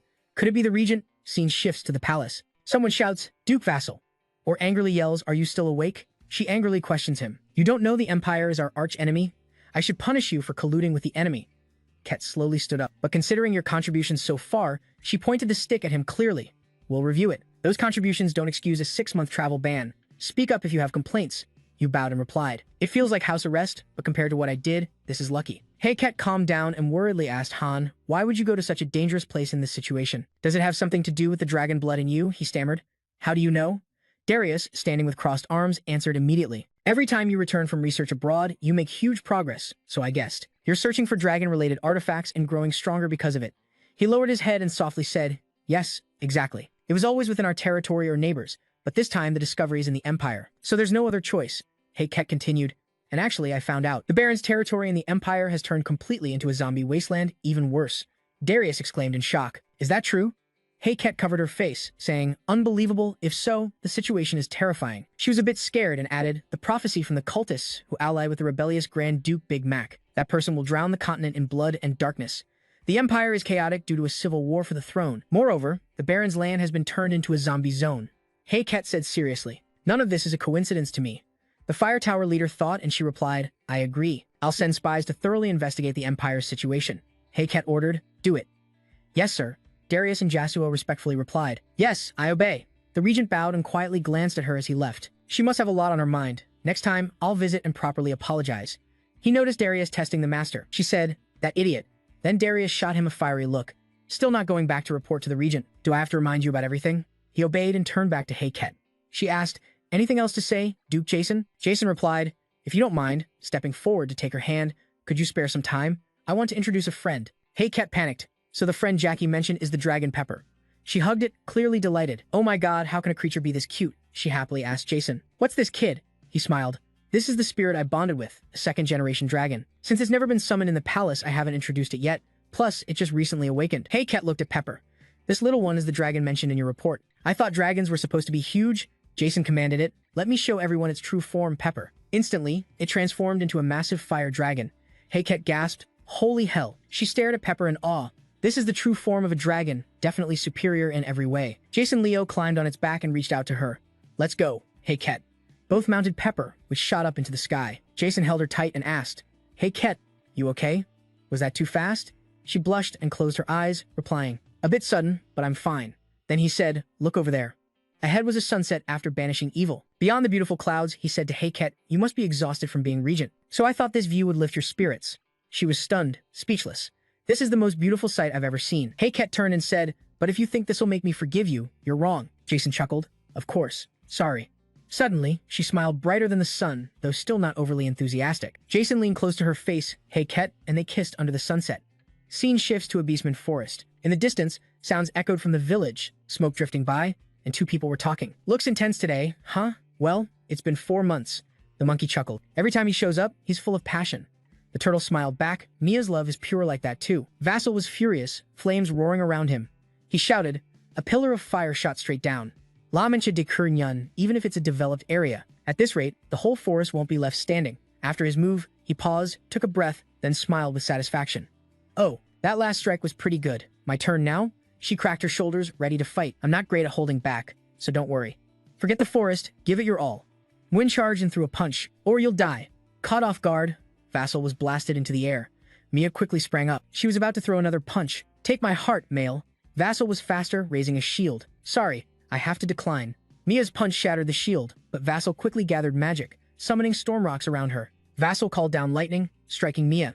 It was a 7th circle spell called Thunder Spear of Rut. Just a single touch would seriously injure anyone with normal aura training. Mia fell to the ground, looking unharmed, but for Mia, it was totally ineffective. She smiled brightly. I'm totally numb now. Vassal stood up fast. Ready for round 2? He replied. Better to stop here today. She cried out. What? What? I'm just getting started. He landed and explained. I've got important business tonight. Then he asked Mia. By the way, when did you learn to transform into a dragon? She answered softly. Not sure when. Just need to raise power to a certain level. Vassal stared at her, thinking, I had to work my ass off to learn dragon form. Are people like her geniuses, or what? Scene shifts to the royal palace living room. Heiket pouring tea, holding a notebook, casually asking, so Mia's doing fine. That's a relief. He replied, yeah. Didn't expect dragon form to come so easy. Honestly, I'm surprised. Heiket held his tea, speaking with a dangerous tone. But why did Mia want to meet? Could it be to brag about some fling with another girl? Russell scratched his head. Did I mess up again? She set down her tea and said, all right, you're just asking for another overseas field research, right? The travel ban is almost over anyway. Heads up, anywhere but the Raw Empire. Russell hesitated before speaking. No worries. This time it's the north, the frozen land of Arendelle. She stared at him. Then Hayket sighed, hand on his forehead. Arundel's brutal, with snowstorms and extreme cold all year. The further north you go, the more impossible it is for life to survive. Do you really have to go somewhere so dangerous? He was determined. Yes, I have to go. Please allow me. Hayket stood and approached him. The disciplinary period's still active. Hayket sat beside Russell. Let's see your attitude over time, then decide. He called for Pepper, the dragon. Russell ordered, outside. Scene shifts to frozen northern Arundel. Vassal, cloaked, looked around. Before rewinding time, I came here a few times. Still can't get used to this cold. A mission notice appeared for the frozen northern lands at the farthest north. In the frozen land, find the biggest mirror when both full moons rise. He took off his hood, thinking, 2 full moons in the biggest mirror, only one place in Arundel fits that. But walking there takes a full month, and I'd freeze to death on foot. Russell called to Pepper. He climbed on and ordered, fly full speed, Pepper. Scene shifts to Lake Kalaman. Russell landed. He looked at the lake. This is the famous Lake Kalaman, as vast as the sea. Just as rumored, it never freezes no matter how cold. Vassal thought about the 2 moons mentioned in the mission. It's probably just the moon in the sky and its reflection on the lake. You stroke Peppa the dragon's head and say, thanks, buddy. That got us here just before the full moon rose. You say there's still time before sunset, so we set up camp to rest and wait. Vassal picked a solid spot and pitched the tent. Inside, he used fire to keep warm while studying the scroll he brought. Indra's Wrath, that's a level 7 spell, even stronger than Coronis, which I just learned recently. Vassal kept reading this spell uses leftover mana to reignite the magical fire and build up heat power. It demands not just pure mana, but also mastery over spiritual energy beyond the current realm level. Only my master can cast this spell. Vassal widened his eyes while reading but thought, I'm not totally out of chances. I'm already at the top of the level 7 realm for controlling mana, and my mana purity even beats Master's Lash. He thought silently, even if it's not as powerful as Hellfire, it's still a badass move I have to master. Peppa woke up and softly asked, what's up? Is it time? Russell stepped out and looked up at the full moon, then headed toward the lake. What do I do now? Russell touched his chin, thinking hard. No matter how closely he looked, nothing seemed special. Could it be somewhere else, not here? Suddenly, he noticed something, then Jackson and Peppa took off running forward. Jackson excitedly pointed ahead. Look! The ice wall's reflection on the water's different. He used a water repellent technique on his legs and landed on the lake, feeling faint spiritual energy from the water. Vassal saw his reflection beneath the surface. It was mana forming into patterns. What the hell? A magic circle appeared on the lake, and he gently touched it. There's only one reason for a spell like this to hide something. Vassal closed his eyes, focusing hard. The mana flow was weak. The pattern was complex, but the blizzard around him was still fierce. At this point, it's easy for me. Suddenly, a whirlpool formed under Vassal's feet. He panicked. That whirlpool is getting bigger. From experience, challenges like this are tests to help me grow. Vassal was sure it wouldn't end here. The whirlpool then split, revealing a path into a cave probably where the real door is. He turned to Peppa. It's dangerous underwater for you, so head back. Then Vassal exhaled. All right. Without hesitation, he plunged into the cave.